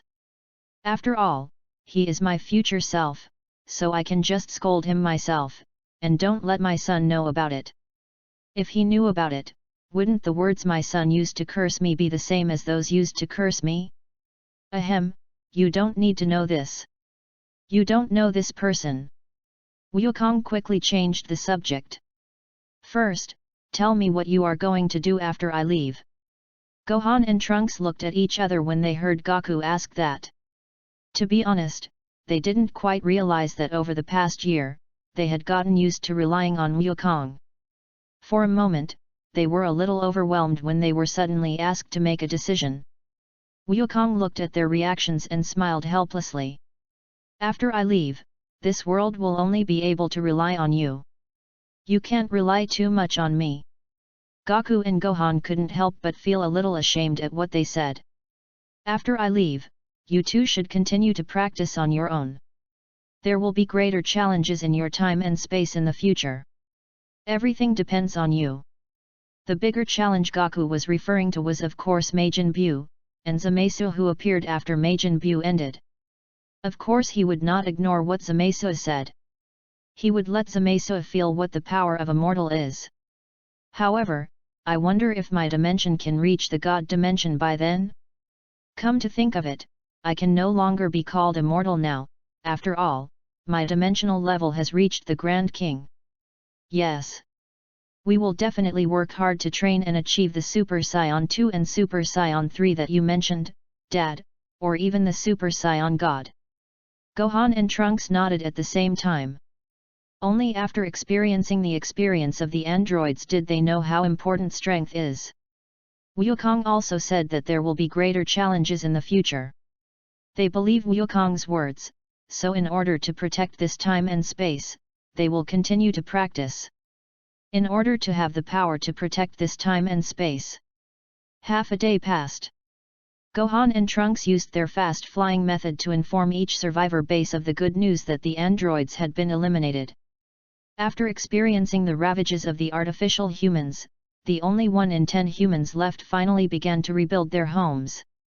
Of course Wukong went with them, and this time his time was not wasted because he saw Xiao Wu. In a survivor base, Goku and Gohan looked at Xiao Wu and Trunks standing together with smiles on their faces. It seems that Xiao Wu in this time and space became smaller because of the dragon, and fate made the two of them meet again. Uncle Goku, Brother Gohan, why are you looking at me like that? Trunks was so ashamed that he didn't dare to look up at the two of them, and the same was true for Xiao Wu beside him. Trunks, how did you and her know each other? Gohan was a little curious. He had never heard Trunks mention it before. It seemed that Trunks had a lot of little secrets. Well, I was missing for a few days before. I was being chased by the androids at that time, and she was the one who saved me. Her name is Xiao Wu. Trunks explained awkwardly. Xiao Wu on the side was a little afraid to look at Wukong, because she knew Wukong knew her. She had not yet confessed her age to Trunks, and she was afraid that Wukong would tell her. If I say this, I won't know how to face Trunks. An old cow is eating young grass. Wukong was smiling foolishly on the side. He certainly knew why Xiaohu didn't dare to look at him, so he wouldn't say it out loud. A girl who is 3 years older than her husband will bring her wealth. Now Bulma is 3 years older than me, isn't that good? That's right, we have to count the year I spent in the time house. Xiao Wu is more than 30 years older than Trunks, isn't that better? Haha, I didn't expect that the little Trunks has grown up. Gohan teased from the side. At this time, a female voice was heard from a distance. Son Gohan. Didn't you say you would teach me how to fly? A woman with twin ponytails came over and grabbed Gohan's sleeve and said. Looking at the scene in front of him, Wukong couldn't help but smile with the satisfaction of an old father. Some people have been asking in the comments why some people are not resurrected. Let me explain it here. In my book, it is assumed that if a person dies for more than a year, he will be reincarnated unless he has done a lot of bad things, a lot of good things, or for special reasons. Chapter 67 Farewell. When everyone returned to the laboratory base, Bulma had woken up. Bulma looked at the 3 figures that appeared, especially the one in the middle. She knew it was time to say goodbye, even though she was a little reluctant. Goku, you should be leaving, right? Bulma looked at Goku with her light blue eyes, her eyes filled with reluctance. Goku nodded. He could naturally feel Bulma's emotions, but he was not the Goku of this time and space after all. But the key is that Wukong in this time and space is unwilling to come back. I don't know what's wrong with him. Well, it's time. Okay, follow me. The energy of the time machine has been filled. Bulma led Goku away without looking back, and Gohan and Trunks wisely did not follow them. The two passed through the broken passage and came to the place where Trunks had parked the time machine before.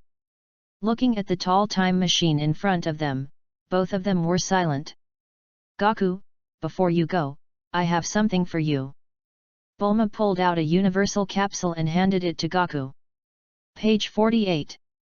Goku took it, held it in his palm and looked at it for a few seconds, feeling a little confused. Before he could ask, Bulma began to explain. This is a gift for my past self. You must give it to her. I'm sure she will like it. Bulma crossed her arms behind her back and leaned slightly to speak to Gaku. When Wukong saw her like this, he couldn't help but shake his head slightly. Although she is already 50 years old, she now moves like a young girl with full of energy, completely different from the tiredness she showed a few days ago. Gaku couldn't help but recall the time when he met Bulma as a teenager. She was just like she is now. Perhaps Bulma's personality has never changed, but she just suppressed it and didn't show it before. After all, Bulma's personality in his time and space is almost the same as before. Okay. Wukong put the universal capsule into his storage space and nodded seriously. Okay, let's go. The old me is still waiting for you to come back.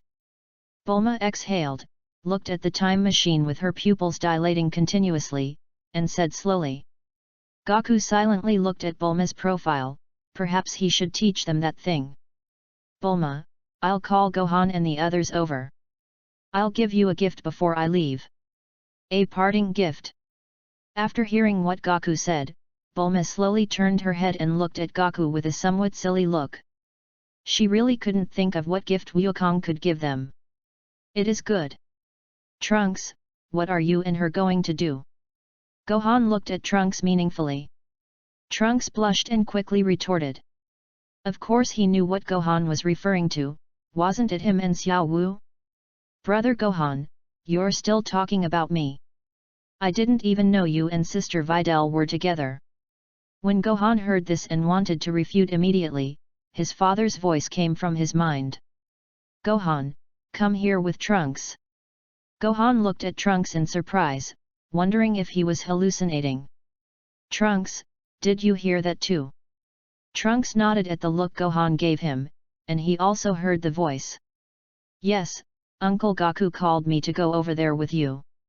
With Trunks' confirmation, Gohan was sure that he was not hallucinating. Gohan couldn't help but marvel at his father's many magical skills. Okay, let's go.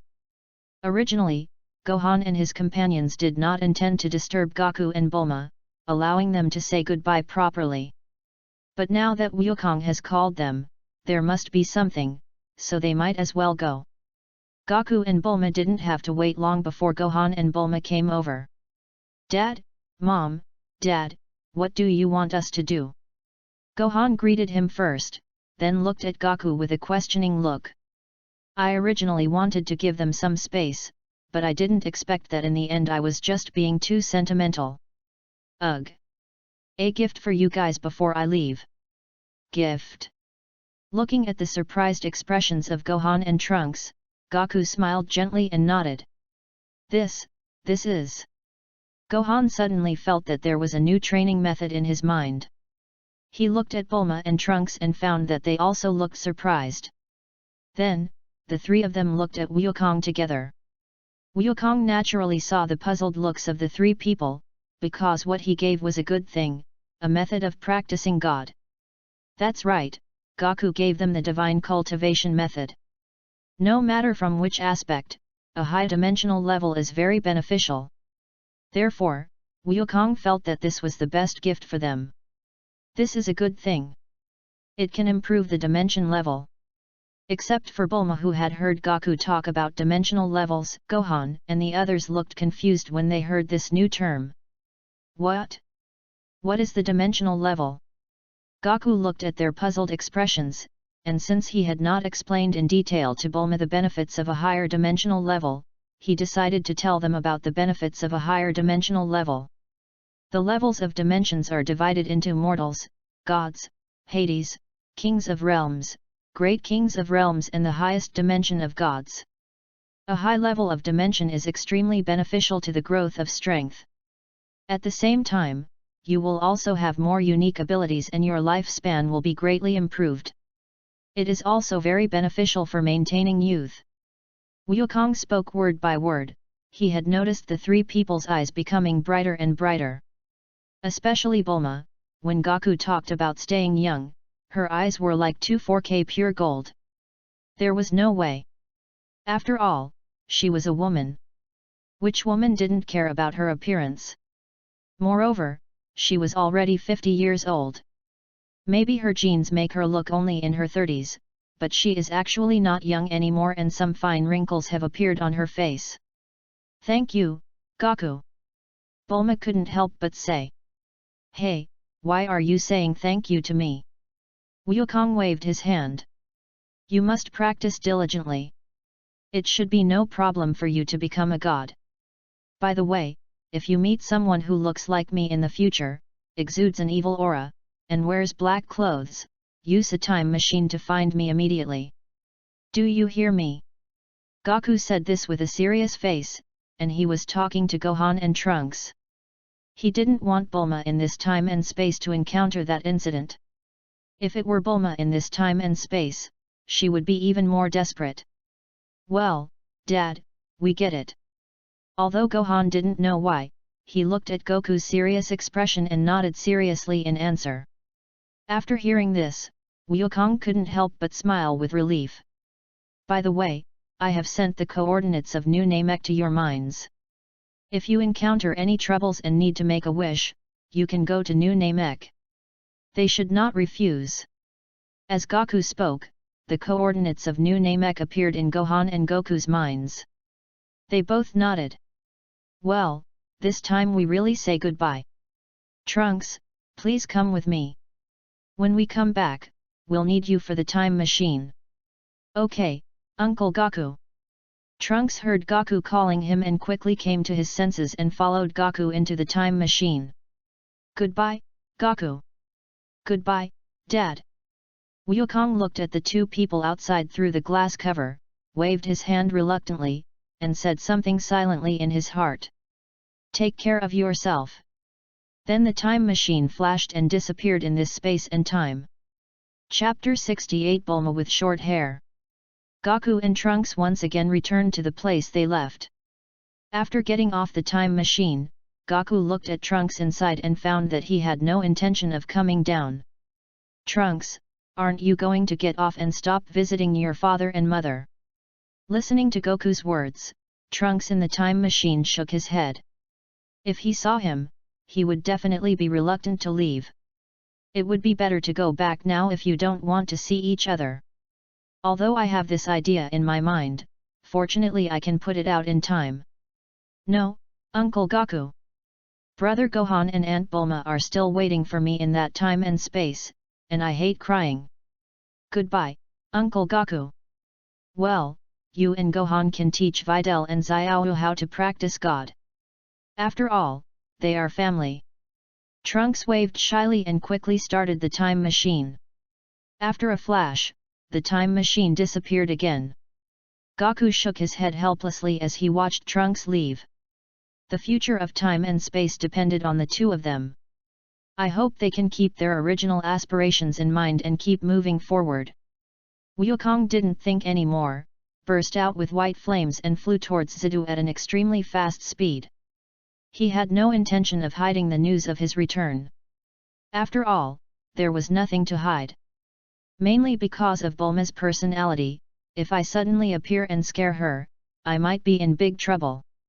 I seemed to be able to imagine Bulma's fake smile, the kind of smile that was clearly a smile but was actually full of ill intentions. Wukong landed at the door of his house and walked slowly inside. Bulma's house is quite big. From the front door to the house, you have to pass through a long road with huge green belts on both sides. But Gaku could still sense Bulma waiting for him in front of the house. When he got closer, Gaku saw Bulma at a glance. At this time, Bulma was wearing a white shirt and blue jeans, which showed her figure to the fullest. What surprised Gaku the most was that Bulma had cut her hair short. At first glance, she looked full of mature charm. Like this. To be honest, I think Bulma looks pretty good in this hairstyle, at least better than the previous hairstyles and hairstyles. Bulma, why did you cut your hair short? Gaku scratched his head and looked at Bulma with some confusion. Bulma rolled her eyes at Gaku after hearing this. Wasn't it because of him that she shaved her hair short? She disliked her previous hairstyle and thought she looked better with a short haircut. You know what, it really happens after shaving. Tisk, didn't you say that? Don't tell me you forgot. After being reminded by Bulma, Gaku suddenly remembered that he had proposed the design based on his memory. Unexpectedly, Bulma really listened to him and cut her hair short. Anyway, he really liked this look of Bulma. Haha, how could I forget? Of course I remembered.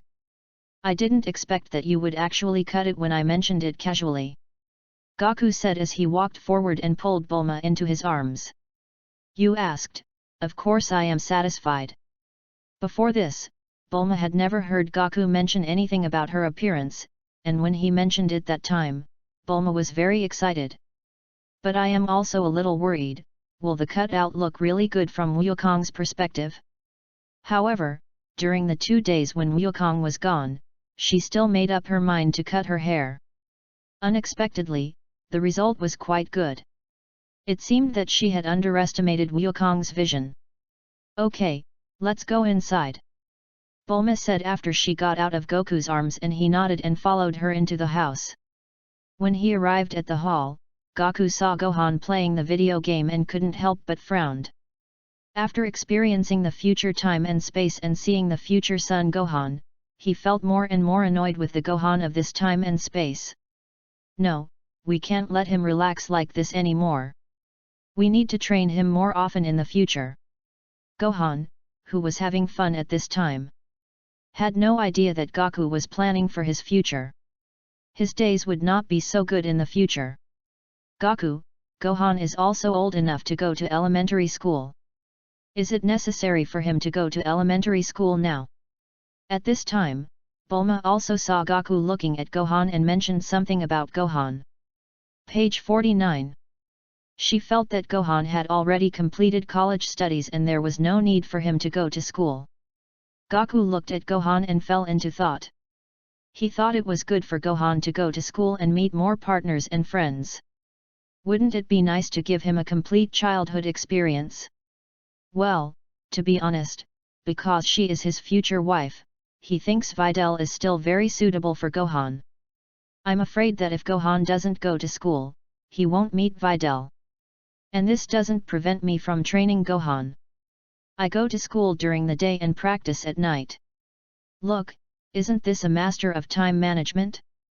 Let him go. He can get to know more friends of his own age. A childhood without friends is too monotonous. After listening to Goku's reasons, Bulma nodded. She quite agreed with this idea. Indeed, it is good to know more friends. Looking at Gohan who was playing the game, Gaku couldn't help but think. What kind of script will Gohan have when he enters the campus with his current identity? What is the daily life of the richest man's son on campus? Super race on campus? I am very strong and rich, but I am pretending to be a pig and eating the tiger in campus? The school beauty falls in love with me? To be honest, everything is possible. After all, Gohan is now rich, strong, and handsome. Wouldn't this be a perfect template for the protagonist in those novels about the invincible rich and the campus? Money? The richest man in the family. Strength? Enough to become a super race, okay? Handsome? Isn't Gohan handsome? At least I inherited my genes. Ahem, a bit narcissistic. It doesn't matter, let Gohan experience it, children and grandchildren will have their own blessings. Just consider it as the reward for training him. I believe Gohan will agree, right? I'll have to agree even if I don't agree, because I'm his father after all. Everything is for his own good. Then Gaku raised the corner of his mouth and looked at Gohan with a smile. Gohan. Hey, Dad, you're back, what's up? At this time, Gohan was so engrossed in the game that he didn't even notice Gaku coming back, and he turned his head to look at Gaku. When Wukong saw this scene, the veins on his forehead couldn't help but jump. Well, now he is more determined. Well, school is about to start in a few days. How about we discuss sending you to Zidab Primary School? Wukong said, trying hard to suppress a smile. Gohan couldn't help but feel a little surprised when he heard this. He had wanted to go to school for a long time. After going to school, they could play together better. Okay, Dad. Goku looked at Gohan's happy face and couldn't help but smile a little evilly. Good good. The happier you are now, the more painful you will feel in the future. I will train you seriously, son. The next day, Bulma called the mayor of West City directly. After casually mentioning it, the mayor immediately called the director of the Education Bureau. The director of the Education Bureau then called the principal of Zidu Primary School. The whole process took only a few minutes and Gohan's enrollment was completed. Don't say it, sometimes having money and power really comes in handy. Chapter 69 Gohan and Vidal's First Encounter. A few days later, Gohan, dressed in his school uniform, stood at the door of his house. Bulma and Goku were saying goodbye to him. Normally, parents would accompany their children when they go to elementary school for the first time. But you have to see, this is Gohan. He was much more mature than normal children of the same age, so Wukong and his wife decided to let him go by himself. As for what to worry about? Just kidding. With a normal combat capability of tens of millions of people, are you still afraid of danger? Gohan, when you get to school, don't show your strength too much, otherwise you will be in a lot of trouble. Just act like a normal person. Goku touched Gohan's hair and taught him. Although over the years, thanks to some of the guidance I have given, people on Earth have learned that there is a group of powerful martial artists in the world, but they rarely appear in people's field of vision. Gohan has shown extraordinary strength, so trouble will definitely come to him. Gohan, like him, is a person who is afraid of trouble. Yet. I get it, Dad. Gohan nodded obediently. He wasn't the type to show off, and what his father said must be good for him. Now little Gohan doesn't know what he will encounter every day when he comes home from school. But Bulma had already known it, and only Gohan was kept in the dark. She didn't object to Goku training with Gohan, but these days the look she gave Gohan was always full of pity. Okay, let's go. Gohan, I've given you a gravity bracelet with the location of the school. When the time comes, you can fly to an empty place in the school and then walk into the registration classroom. Yet. Goodbye, Mom and Dad. Hearing this, Gohan nodded and his body flew into the air, and after nodding, white energy gushed out of his body and flew towards the school. After arriving at the school, Gohan landed in an unnoticed place. He looked around and found that no one had walked out. Just as he was about to walk towards the teaching building, a voice called him. Hey, kid, are you lost? Where are your parents? A female teacher who was on duty on campus saw Gohan and discovered that there was no adult around him, so she couldn't help but walk over. She was afraid that Gohan and his family would get lost. It wouldn't be an occurrence every year, but it would happen eventually. Gohan looked at the female teacher's outfit and immediately understood who she was, so he gave a half-truthful explanation. No, teacher, I came in alone. My parents dropped me off at the school gate and then left. Hearing what Wuhan said, the female teacher couldn't help but frown. Why are there such parents every year? They think their children are far better than their peers. Zidu Primary School is the most famous primary school in the entire Zidu and the surrounding areas. Those who can come here to study are either rich or powerful, so there are such parents. Alas! What a misleading parent! However, the female teacher also found that the child in front of her looked much more mature than his peers. Little boy, what's your name? What's your class? Let the teacher take you there. My name is Son Gohan, and my class is grade 1A. Don't bother the teacher, I can find it myself. How can you do that? You're still so young, and school is just starting now, so there are so many people around. In the end, the female teacher followed Gohan to their class. After all, she was worried about such a young child. At this time, a father and daughter walked over to the school gate. The little girl crossed her arms over her chest, seeming to be a little angry with her father. Bidalai, don't be angry. You are only 7 years old and you are in elementary school. Of course your dad has to come with you. What if you are kidnapped? Satan hurriedly explained in a flattering manner. His daughter has been independent since she was young. This is her first time coming to the elementary school and she even wants to come alone. Can he agree to this? As a result, his daughter was angry with him.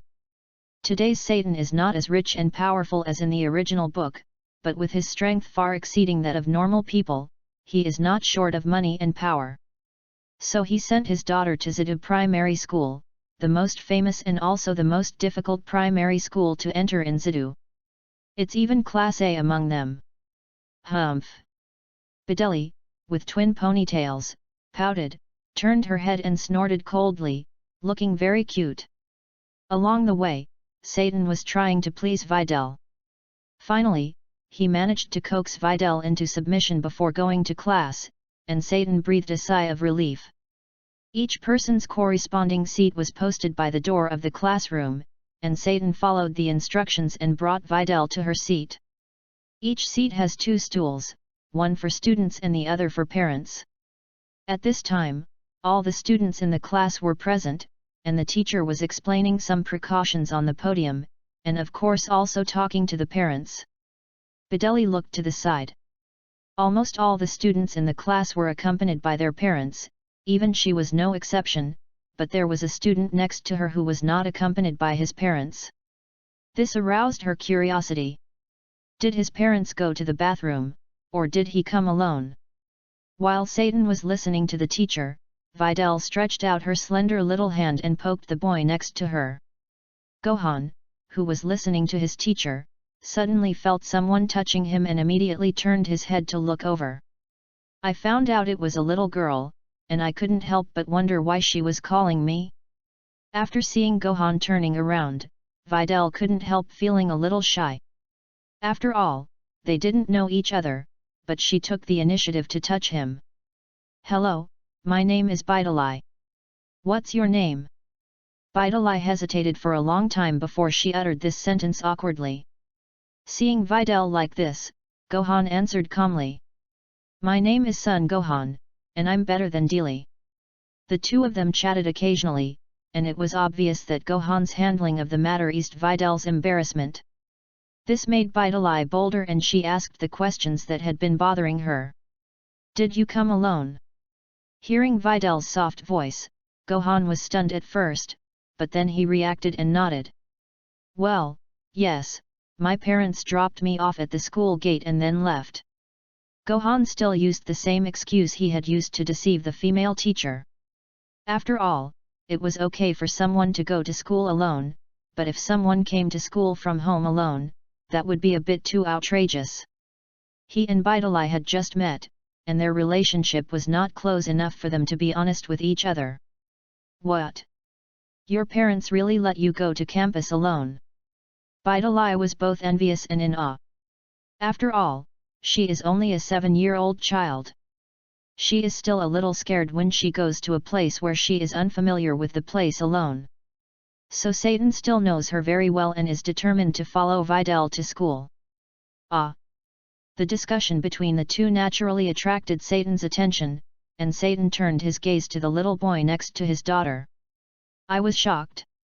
I didn't expect that the little boy's parents really didn't come with him. They were so careless. Satan looked at Gohan with some sympathy, but for some reason, he always felt a little annoyed with this kid. He felt an indescribable displeasure, but he did not stop his daughter from talking to the boy. After all, my daughter also needs to make some friends, and which family in this class is not rich and powerful? Page 50. It would be too uncomfortable for me to really do that. Chapter 70 King May Win Series. After school in the afternoon, Gohan said hello to Videl and walked to a place where no one noticed him. At the end of the day, Gohan felt that he and Videl still had a lot of common topics. This little girl was born with a rebellious character. She always spoke like a little adult and had a sense of independence. This is different from his independence. In a sense, he forced himself to be independent, but Vidalai was born to be this way. While Gohan was still thinking about Videl, Videl behind him looked at him leaving with confusion. It's after school, why doesn't Gohan go to the school gate? In this way, Vidalai came to the school gate with a lot of questions in her mind and followed Satan back home. In the sky, Gohan, who was about to reach home, felt that his father seemed to be waiting for him at the door. Without thinking too much, he adjusted his direction and moved his landing position in front of Wukong. Click! With the sound of landing, Gohan landed on the ground and looked at Goku. Dad, what's the matter with you waiting for me at the door?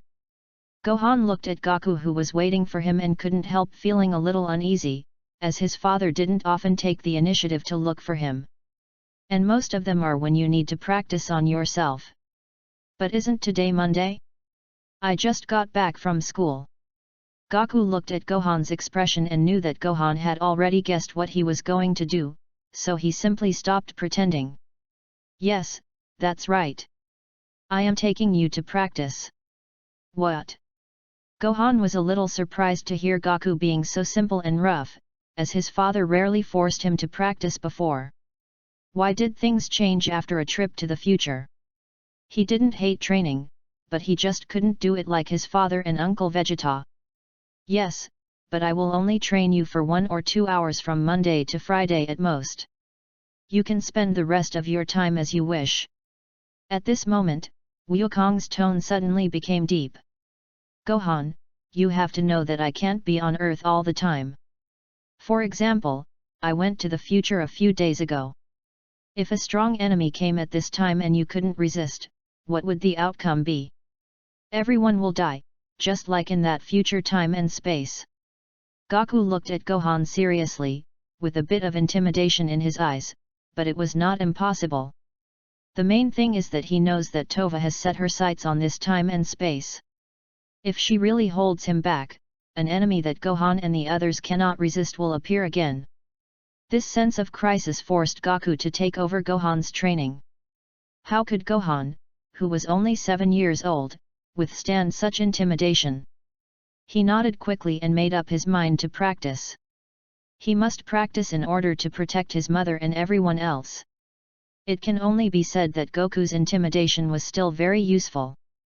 2 hours later, Goku ended the training of Gohan, but Gohan took the initiative to ask for more training. He even asked to stop going to school.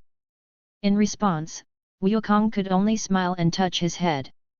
He said that there is no need to worry too much, as he is responsible for the safety of the Earth and just needs to train seriously in the future.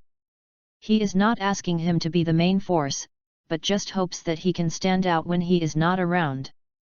In this way, Gohan also knew that Goku had been threatening him before. But even so, his attitude towards cultivation became much more serious. Goku looked at Gohan in front of him and couldn't help but smile. Beilauer, are you ready? No, that's not right. It won't be long before I become Beilao-san. At dinner, Vegeta looked at Gohan.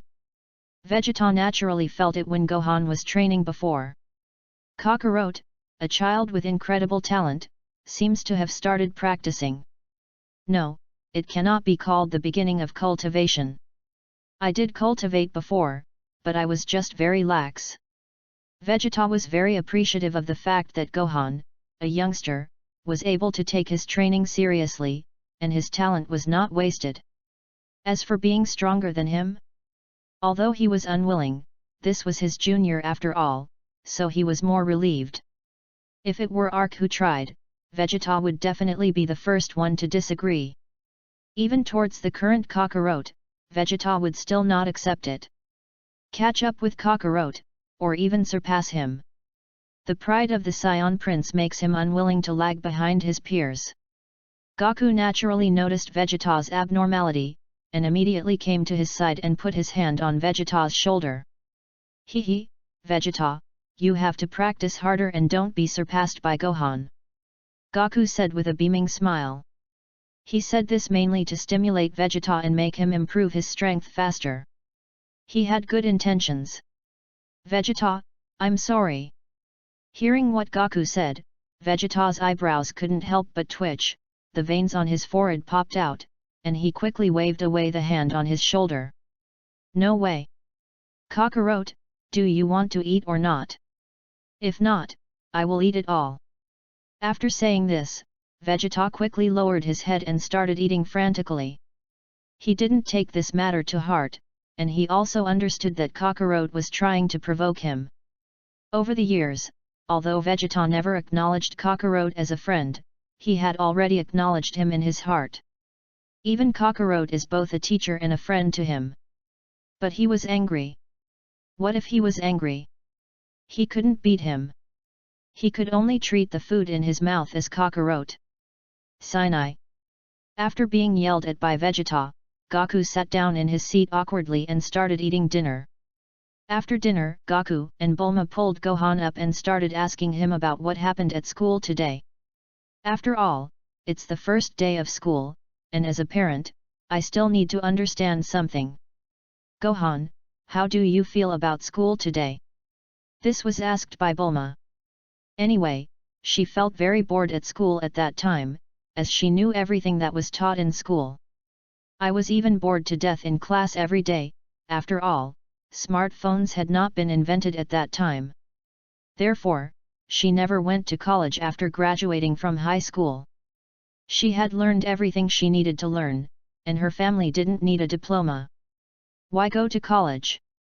To suffer? To be a college sacrifice? Oh, that's all right.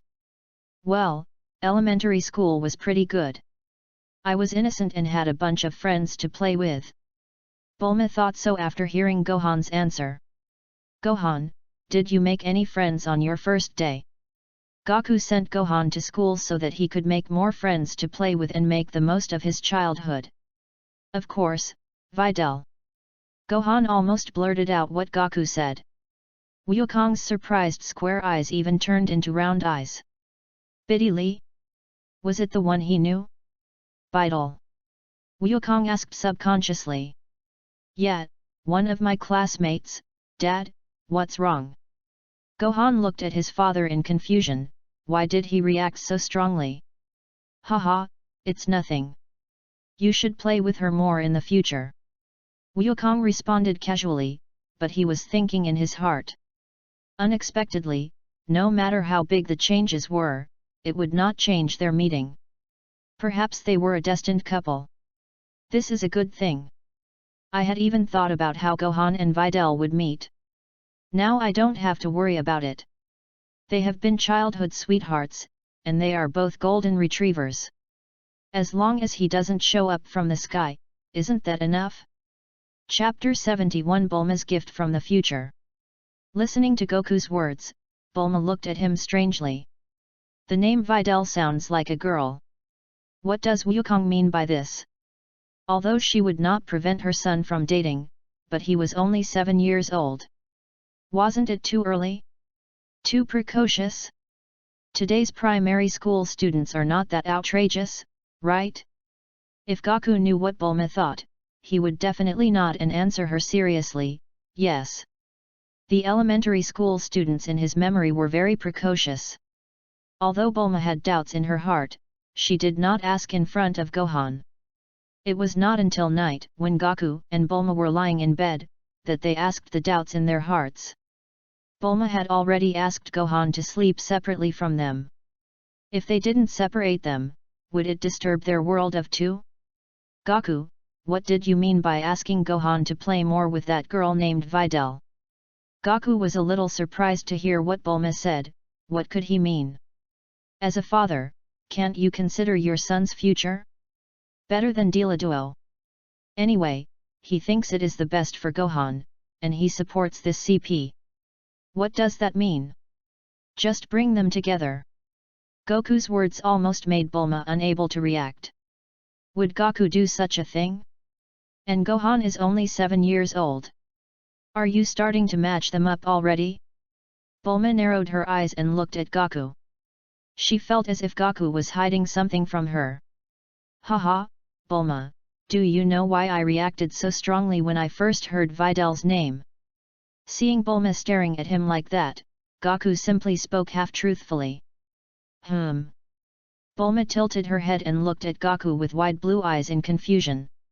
In the future time and space I went to, Gohan and Vidal were together. Vidal was a very good girl. That's all Gaku could say. Could he also be saying that in his memory after fusion, Gohan and Vidal were together? The matter of fusion was a secret in his heart, and he should just keep it to himself, and not tell it to others to avoid trouble. After hearing what Gaku said, Bulma finally understood that, if nothing unexpected happened, this girl named Vidal would be her daughter-in-law in the future. She thought she could go and see her someday and get to know this girl named Vidali. Oh right. I remember that your future self asked me to bring you a gift. Only then did Gaku remember the universal capsule that future Bulma gave him. He took out the universal capsule from the storage space and handed it to Bulma. A gift from my future self. Bulma took the universal capsule and looked at it with some confusion. The curiosity in her heart kept urging her to open it quickly. She glanced at Wukong who was looking at her beside her, and a smirk appeared at the corner of her mouth. Hey, Gaku, come with me to a more open area. Bulma got up and pulled Gaku off the bed. Gaku did not resist, but just asked Bulma with some confusion. Bulma, what's going on? Are you pulling me to an open area? They were both still in their pajamas. Oh, just think about it, what if my future self gives me a very big gift? I'm not afraid of 10,000, I'm just afraid of one. While Bulma was explaining, the two of them arrived at an open corridor. Page 51. Bulma threw the super glue to the ground, and with a bang, a book appeared on the ground. A book. Bulma walked forward puzzledly and picked up a thick, somewhat worn book. He casually flipped the book open and began to read its contents. Gaku waited on the side, and waited for several minutes, seeing that Bulma still looked immersed in the book. Gaku couldn't help but touch Bulma's shoulder. Gaku, stop messing around and let me watch carefully. Well, it's obvious that Bulma from the future gave Bulma something related to technology, and now Bulma is completely immersed in it. If he guessed correctly, it should be the notebook that recorded the principles of the time machine. However, Goku's touch also reminded Bulma that they were still standing in the hallway in their pajamas, so she closed the notebook briefly. Come on, Gaku, let's go back to the room. After saying that, Bulma ignored Gaku and went straight back to the room. When Gaku returned to the room, he found Bulma changing clothes. Originally she was only wearing pajamas, so the whole process of her changing clothes was of course seen by Gaku, but Bulma didn't think it was a big deal since they were already an old married couple. Bulma, it's so late, are you going to the lab? Gaku looked at Bulma changing into a white lab coat and asked with a hint of certainty in his confusion. Okay. Bulma replied before walking away from Gaku and out of the room, leaving a confused Gaku behind. Before Gaku could react, Bulma struck back. With his hands on the door, he leaned his body to reveal his upper body, and looked at Wukong with a smile on his face. Gaku, sleep well, don't worry about me, bye. This time Bulma never looked back. Gaku returned to his bed, feeling a bit amused and helpless. Bulma was just like this. She seemed to have not changed in more than 10 years. There's nothing he can do about it. Who told him to like Bulma's quirkiness? What Bulma said was indeed right, he didn't need to worry. Bulma's dimension was already that of a god now, so she could be fine for several days in a row, let alone not sleeping for a day. He is full of energy and still a normal person. However, he felt that with Bulma's intelligence, she would probably give him a surprise once he woke up. In that case, Wukong simply decided not to sleep. In fact, he slept very little and often replaced it with meditation. The next morning, Gaku arrived at Bulma's laboratory early. Walking into the laboratory, Gaku immediately saw Bulma staring at the glass window in front of her with a serious look on her face. Inside the glass window is a huge room where various robotic arms are assembling something that gives off a sci-fi feel. In fact, Gaku seldom comes to Bulma's laboratory, and he is always very shocked every time he comes. After all, no man can resist this damn sci-fi feeling. Bulma. SHH. Gaku was about to call Bulma, but Bulma turned her head, put a finger on her lips, and hushed Gaku. Gaku also calmed down and stood next to Bulma, watching the mechanical arm assembling things. About 10 seconds later, the robotic arm stopped operating and slowly rose through the glass window between the two rooms. A robotic arm handed over something that looked very similar to a gravity bracelet. Bulma took it from the robotic arm, and then the robotic arm returned to the original room and the glass window slowly fell. Bulma, what is this? Why does it look so much like a gravity bracelet? Gaku asked Bulma with a puzzled look on his face. Who made Bulma so mysterious before? It aroused Goku's curiosity. It's not wrong to say it's a gravity bracelet. Bulma paused, then looked at Gaku with a smile on her face.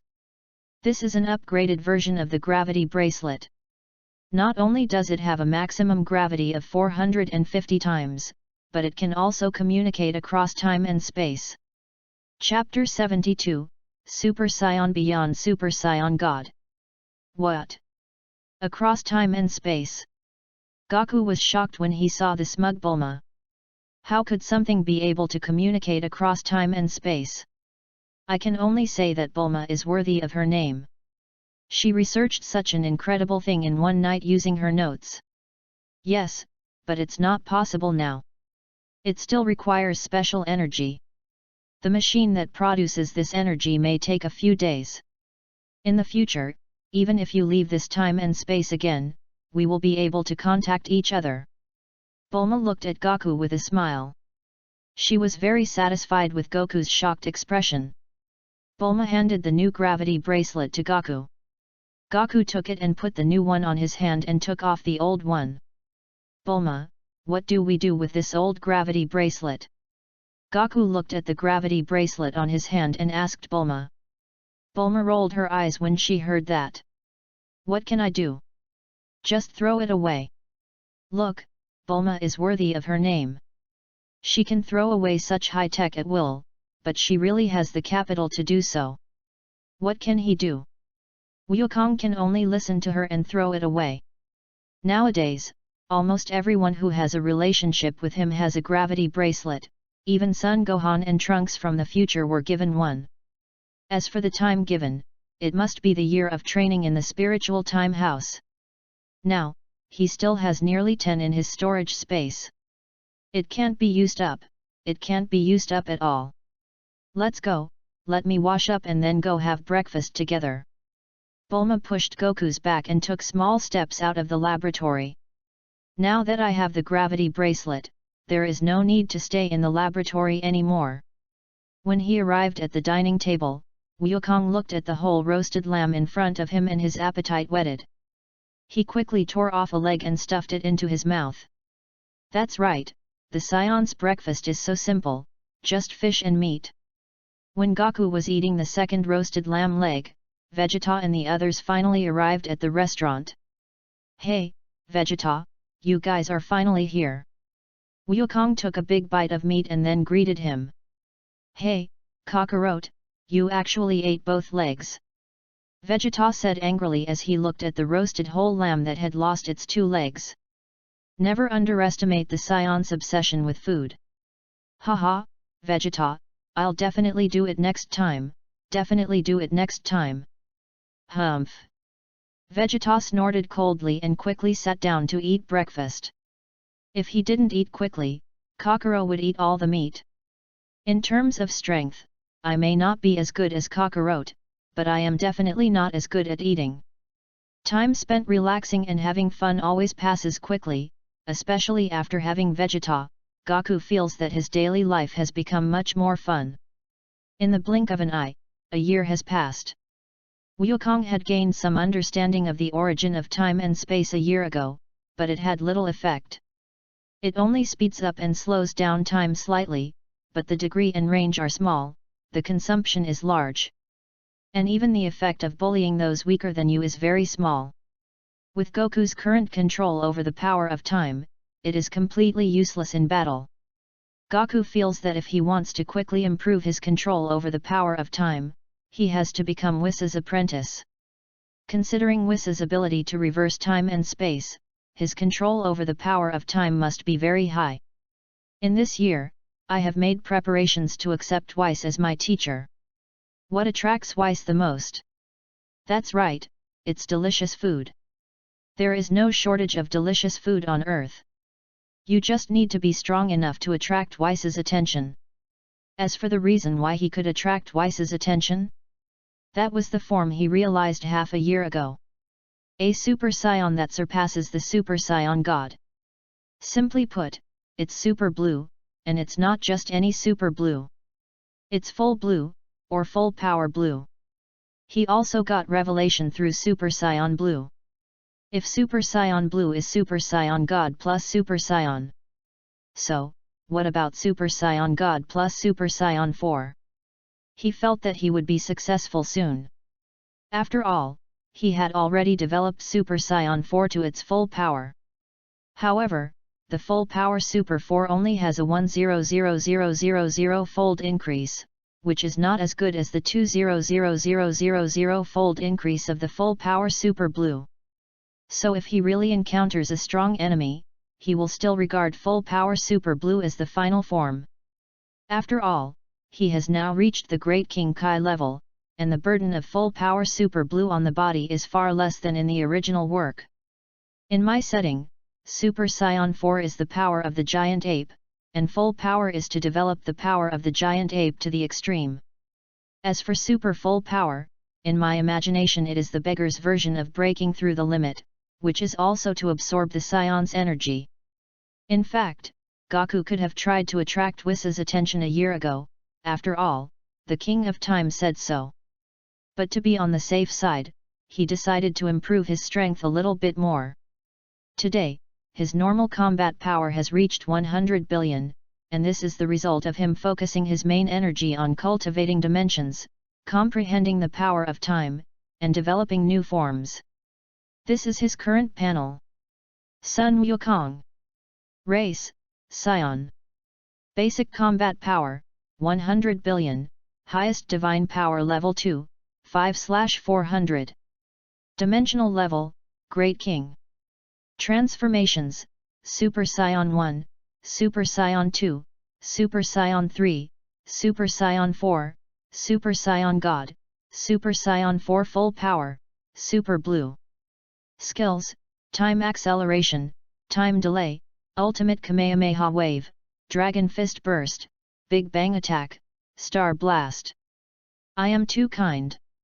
I originally wanted to have a panel to increase the word count, but after writing more than 70 chapters, it has only appeared a few times. Sigh. Looking at his own panel, Goku smiled with relief. It was almost time to attract Whis' attention. But before that, some preparations need to be made. Goku found Bulma.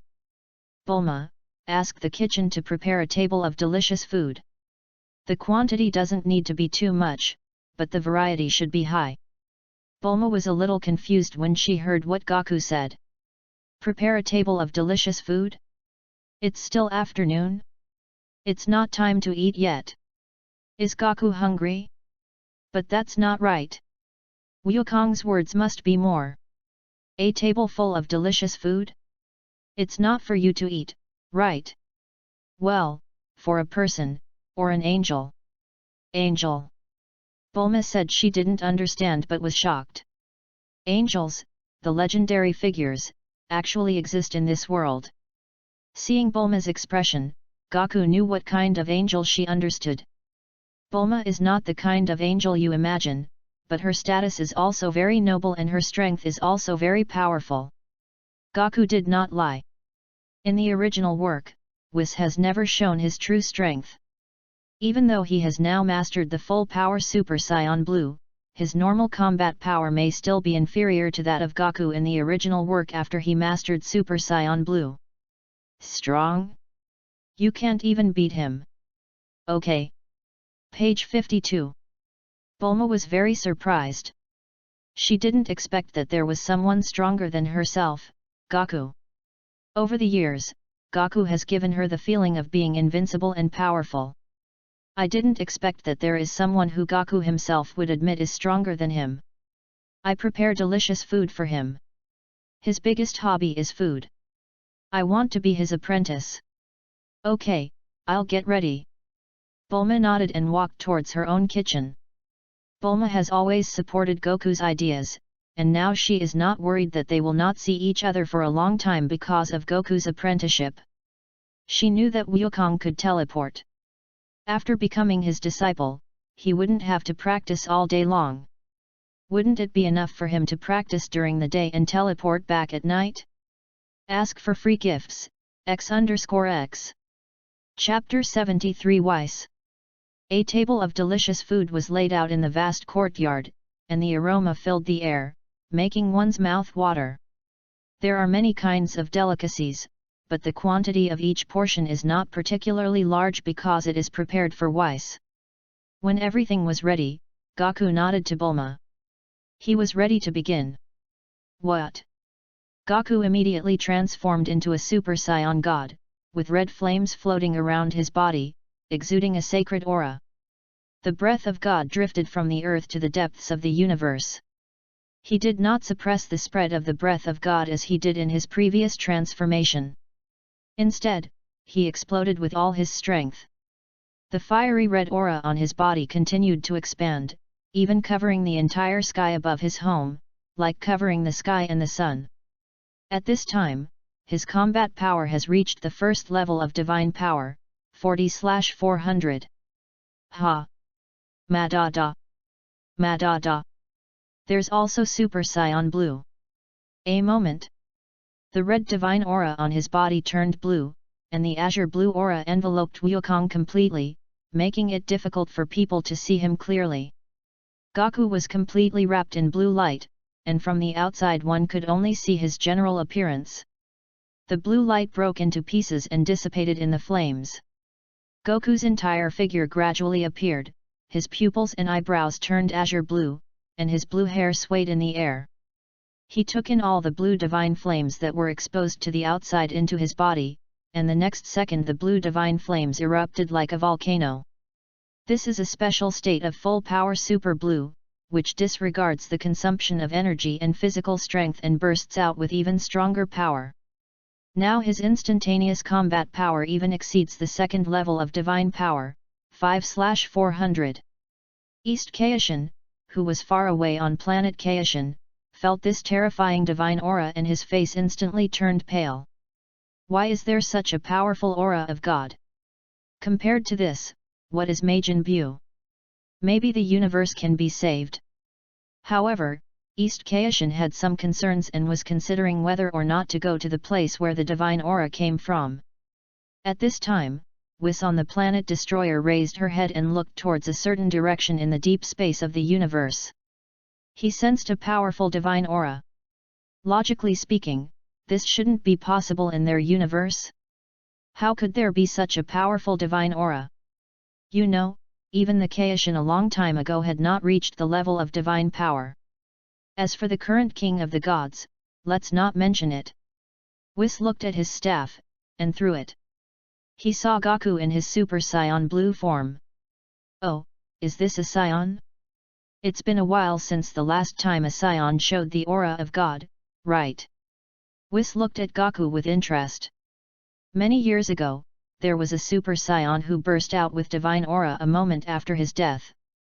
But it was only for a moment, and then it disappeared, but it was still captured by Weiss. Lord Beerus was sleeping at the time, and he would not tell anyone unless Lord Beerus asked. I wonder if this little guy wants to be a candidate god of destruction? If he wants to, he can go meet him. Lord Beerus is really too lazy. However, what Goku said next surprised Whis. Mr. Weiss, my name is Son Goku, and I'm a Saiyan. I know you're looking at me, can I meet you? I have a lot of delicious food here, I'm sure you'll like it. After saying this, Wukong pointed to the delicious food on the table next to him. Weiss turned the camera and immediately saw the delicious food on the table. His eyes couldn't help but light up. These foods look delicious. Funny little guy, I'll go meet you. Weiss put away his staff and turned into a colorful rainbow light and flew towards the earth. Gaku, will this really work? Bulma asked Gaku from the side. After hearing this, Wukong shook his head. He was not sure either. If Weiss noticed, he would know the result after waiting for 10 minutes. I don't know. I should know in 10 minutes. Okay. Bulma nodded helplessly. After waiting for about 10 minutes, a colorful stream of light poured down from the sky. When Gaku saw this scene, he immediately became alert. He knew that it was Whis coming. Oh, hello, Mr. Sun Wukong, I'm Weiss, how do you know me? Whis couldn't help but feel a little curious, as the current king of the Kai knew nothing. Perhaps some ancient King Kai knows something about the god of destruction. After all, Lord Beerus once destroyed a King Kai's planet. But those kings of the worlds only knew the god of destruction at most, and knew very little about this angel, let alone knowing his name. So he was curious how Gaku knew his name? Hello, Mr. Weiss. I learned your name from Lord Kaishin of Time. Gaku replied politely, telling a small lie. Oh, Chrono, the Lord of Time Kaishin. Whis didn't expect that the scion in front of him named Son Goku had actually had contact with the god of time. It's really not easy. Yes, Lord Time Kaishin invited me to join the Time Patrol, but I refused. I also learned some secrets of our universe from her, such as your name, Mr. Weiss. Haha, Mr. Sun Wukong, you don't need to use the word you when talking to me. Just communicate normally. Thank you for answering my questions. Whis had a very good first impression of Gaku, and he even rejected the invitation of the god of time, which is really rare and special. Mr. Weiss, why don't you try the delicacies of our earth first? I'm sure you'll like them. What Gaku said hit the nail on the head for Whis. He had already smelled the aroma of the food on the table nearby. He had long wanted to taste these delicacies. Ho ho, thank you so much, Mr. Gaku.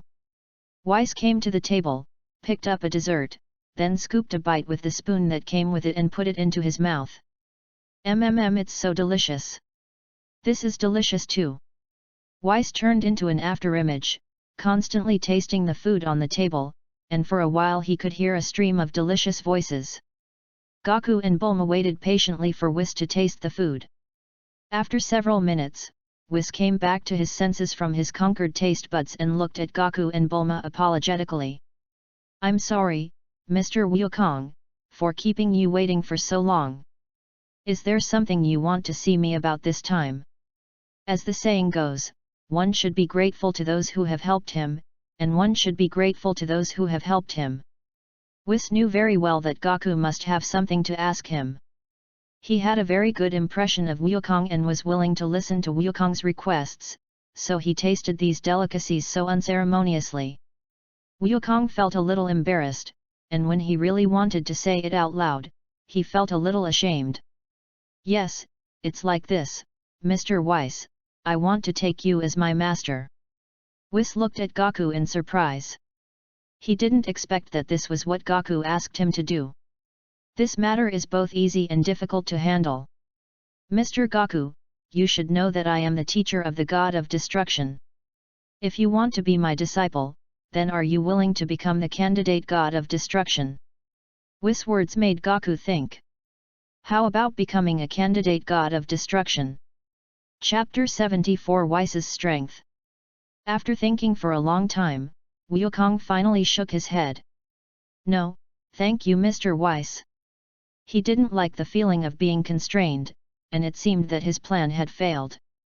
No, in the original work, Gaku and Vegeta didn't seem to become candidate gods of destruction, right?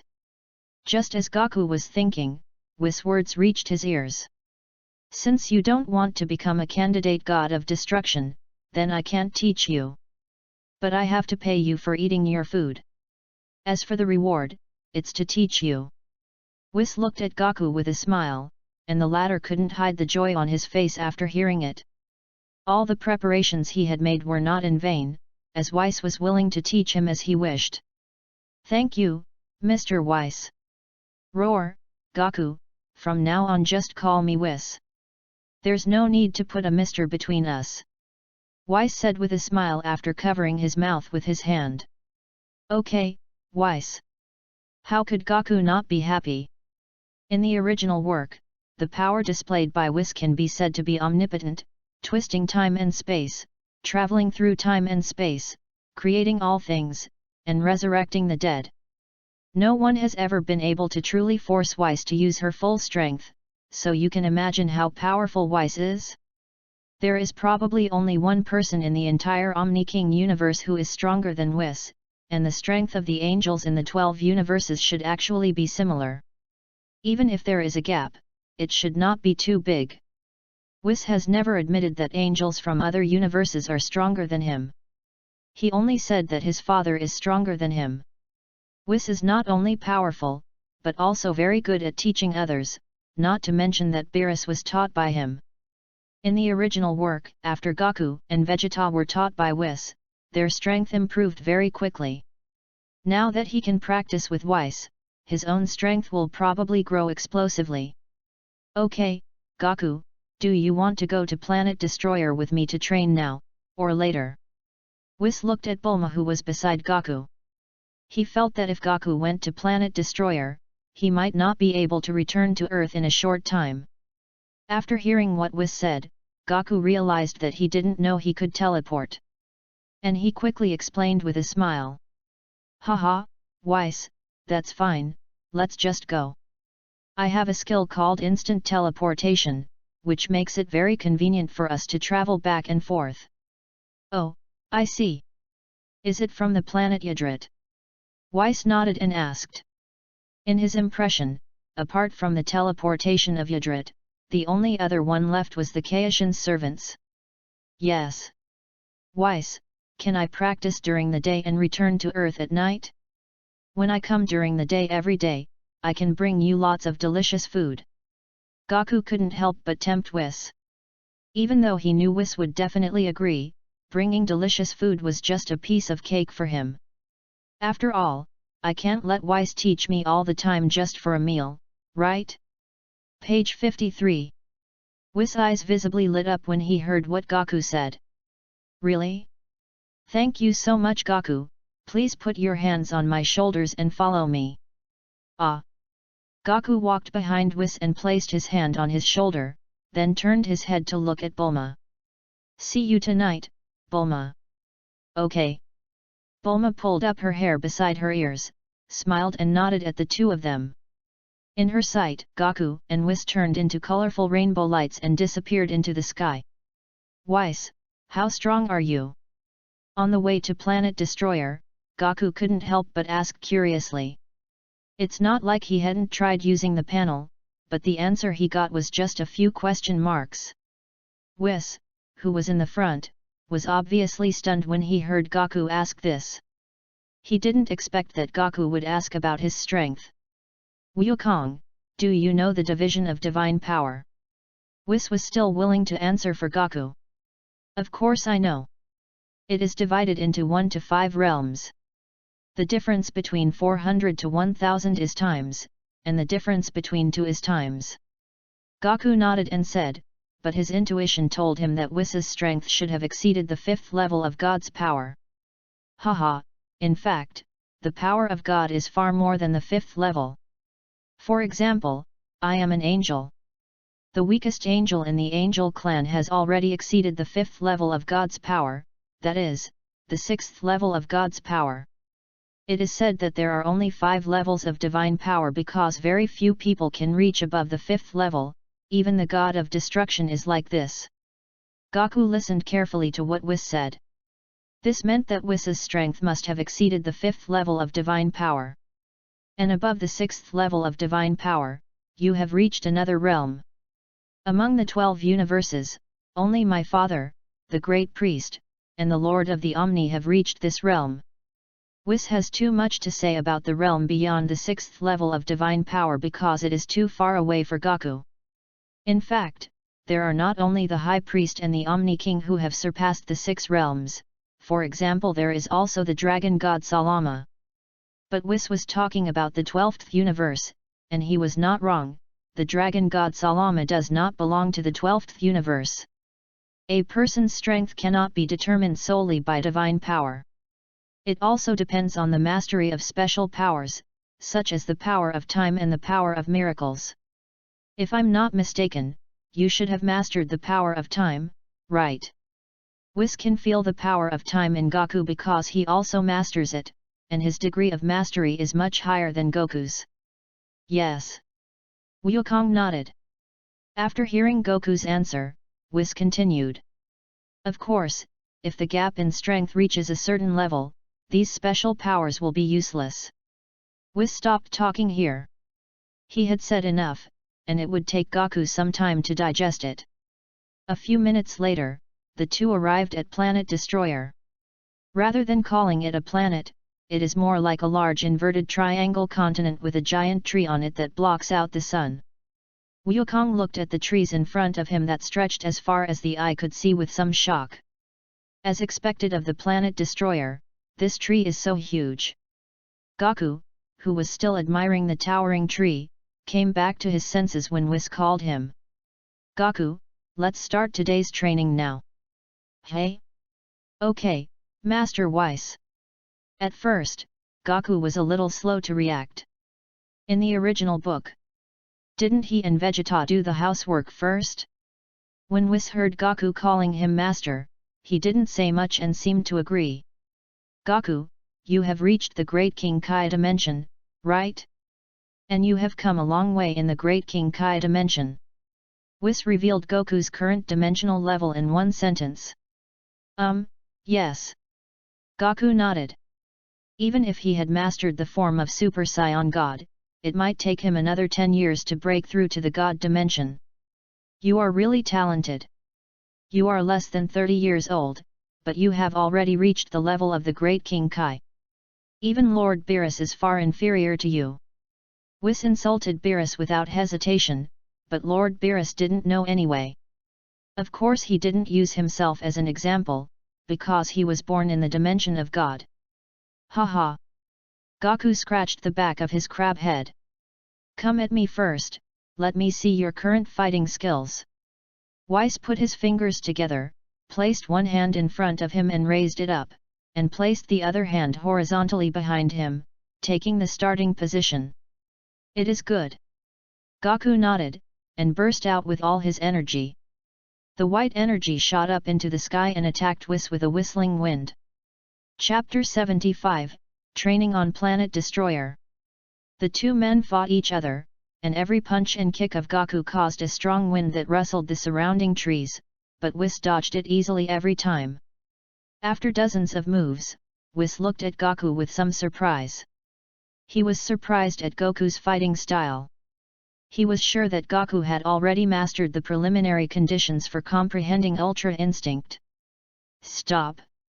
Suddenly, Whis stopped one hand in front of Gaku, stopping Gaku from continuing to fight.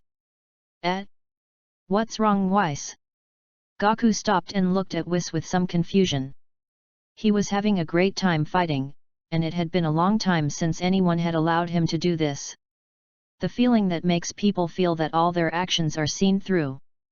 The last time I saw something like this was probably when I was training in Papana in the temple.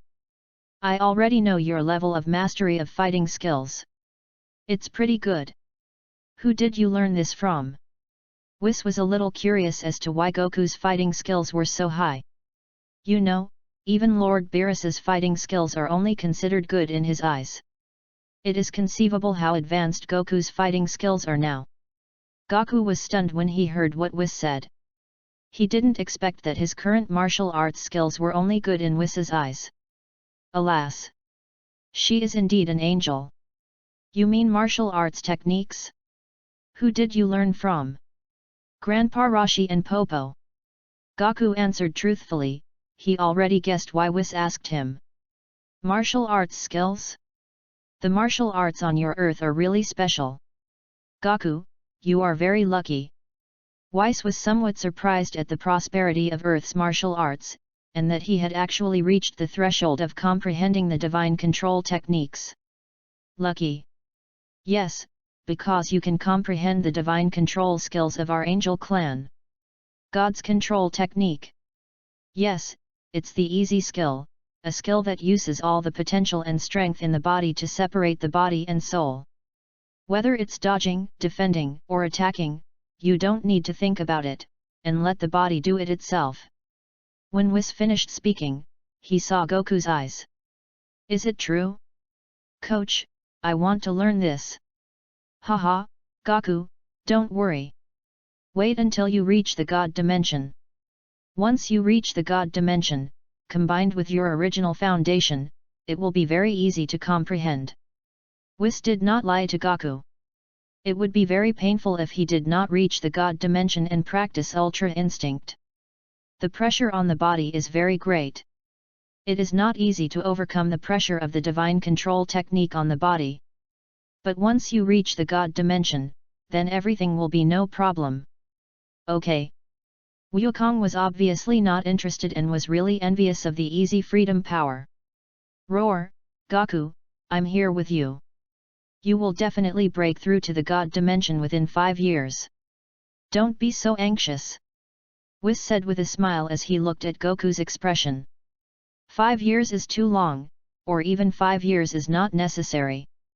From now on, your daily practice should focus on comprehending the power of time and the dimension. Training in combat skills will be the main focus after you break through the divine dimension. Wis's words determined the content of Goku's training for the next 2 years. Oh! Wukong felt full of energy. Time flies, the years pass by, the earth goes through spring and autumn, and the trees have changed their green leaves twice. On Planet Destroyer, Goku was holding a heavy object in both hands and walking forward slowly and with great effort. This thing was conjured by Whis. No matter how his strength changes, the oppressive feeling it brings to his hand has never changed. He has gained a lot in the past 2 years. Let's talk about normal combat power first. He has reached 600 billion, or it's because he mainly spends his time on other things. He successfully combined Super Saiyan 4 and Super Saiyan God a year ago. He calls the transformed red-haired form the Super Saiyan 4 Limit Breakthrough. Handsome, right? In fact, this form is based on Super Saiyan 4, but the aura is replaced with the aura of the Super Saiyan God. Or in other words, in the form of Super Saiyan God, transform into Super Saiyan 4. The hair is red, and the aura is also red, which is the aura of God, but there seems to be some violence in this aura of God. The amplification rate of the Super 4 Limit Breakthrough is very terrifying, even 3 times that of the full power Super Blue. When he transformed at the beginning, Whis was very shocked and said that the Saiyan race was really special. Obviously there is powerful strength in the body, but it is unable to be brought into play, and needs to be guided by form. But this also has an advantage, which is that you can quickly become stronger by relying on normal conditions. Think about it, the same increase in combat power will double to 60 in the form of Super Saiyan Breakthrough. Isn't this very perverted? 2 years have passed, and Goku's mastery of the power of time has greatly improved. The amplitude of acceleration and deceleration has become higher, the consumption has become less, and he can even stop time for a short period of time. As for the consumption, it's really terrifying. Fortunately, my physical strength limit is high and recovers quickly, so I can use it for a while longer. A normal person might collapse after pausing for 1 or 2 seconds. It's good to be young, just fall asleep.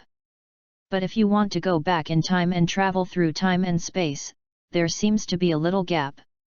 But it won't be far away. Now, he was only a little away from the God dimension, and seemed to be getting closer and closer to learning Ultra Instinct. This time should not exceed 1 year. This is the conclusion Whis came to, because he derived it based on Goku's training speed. Phew! It's finally over.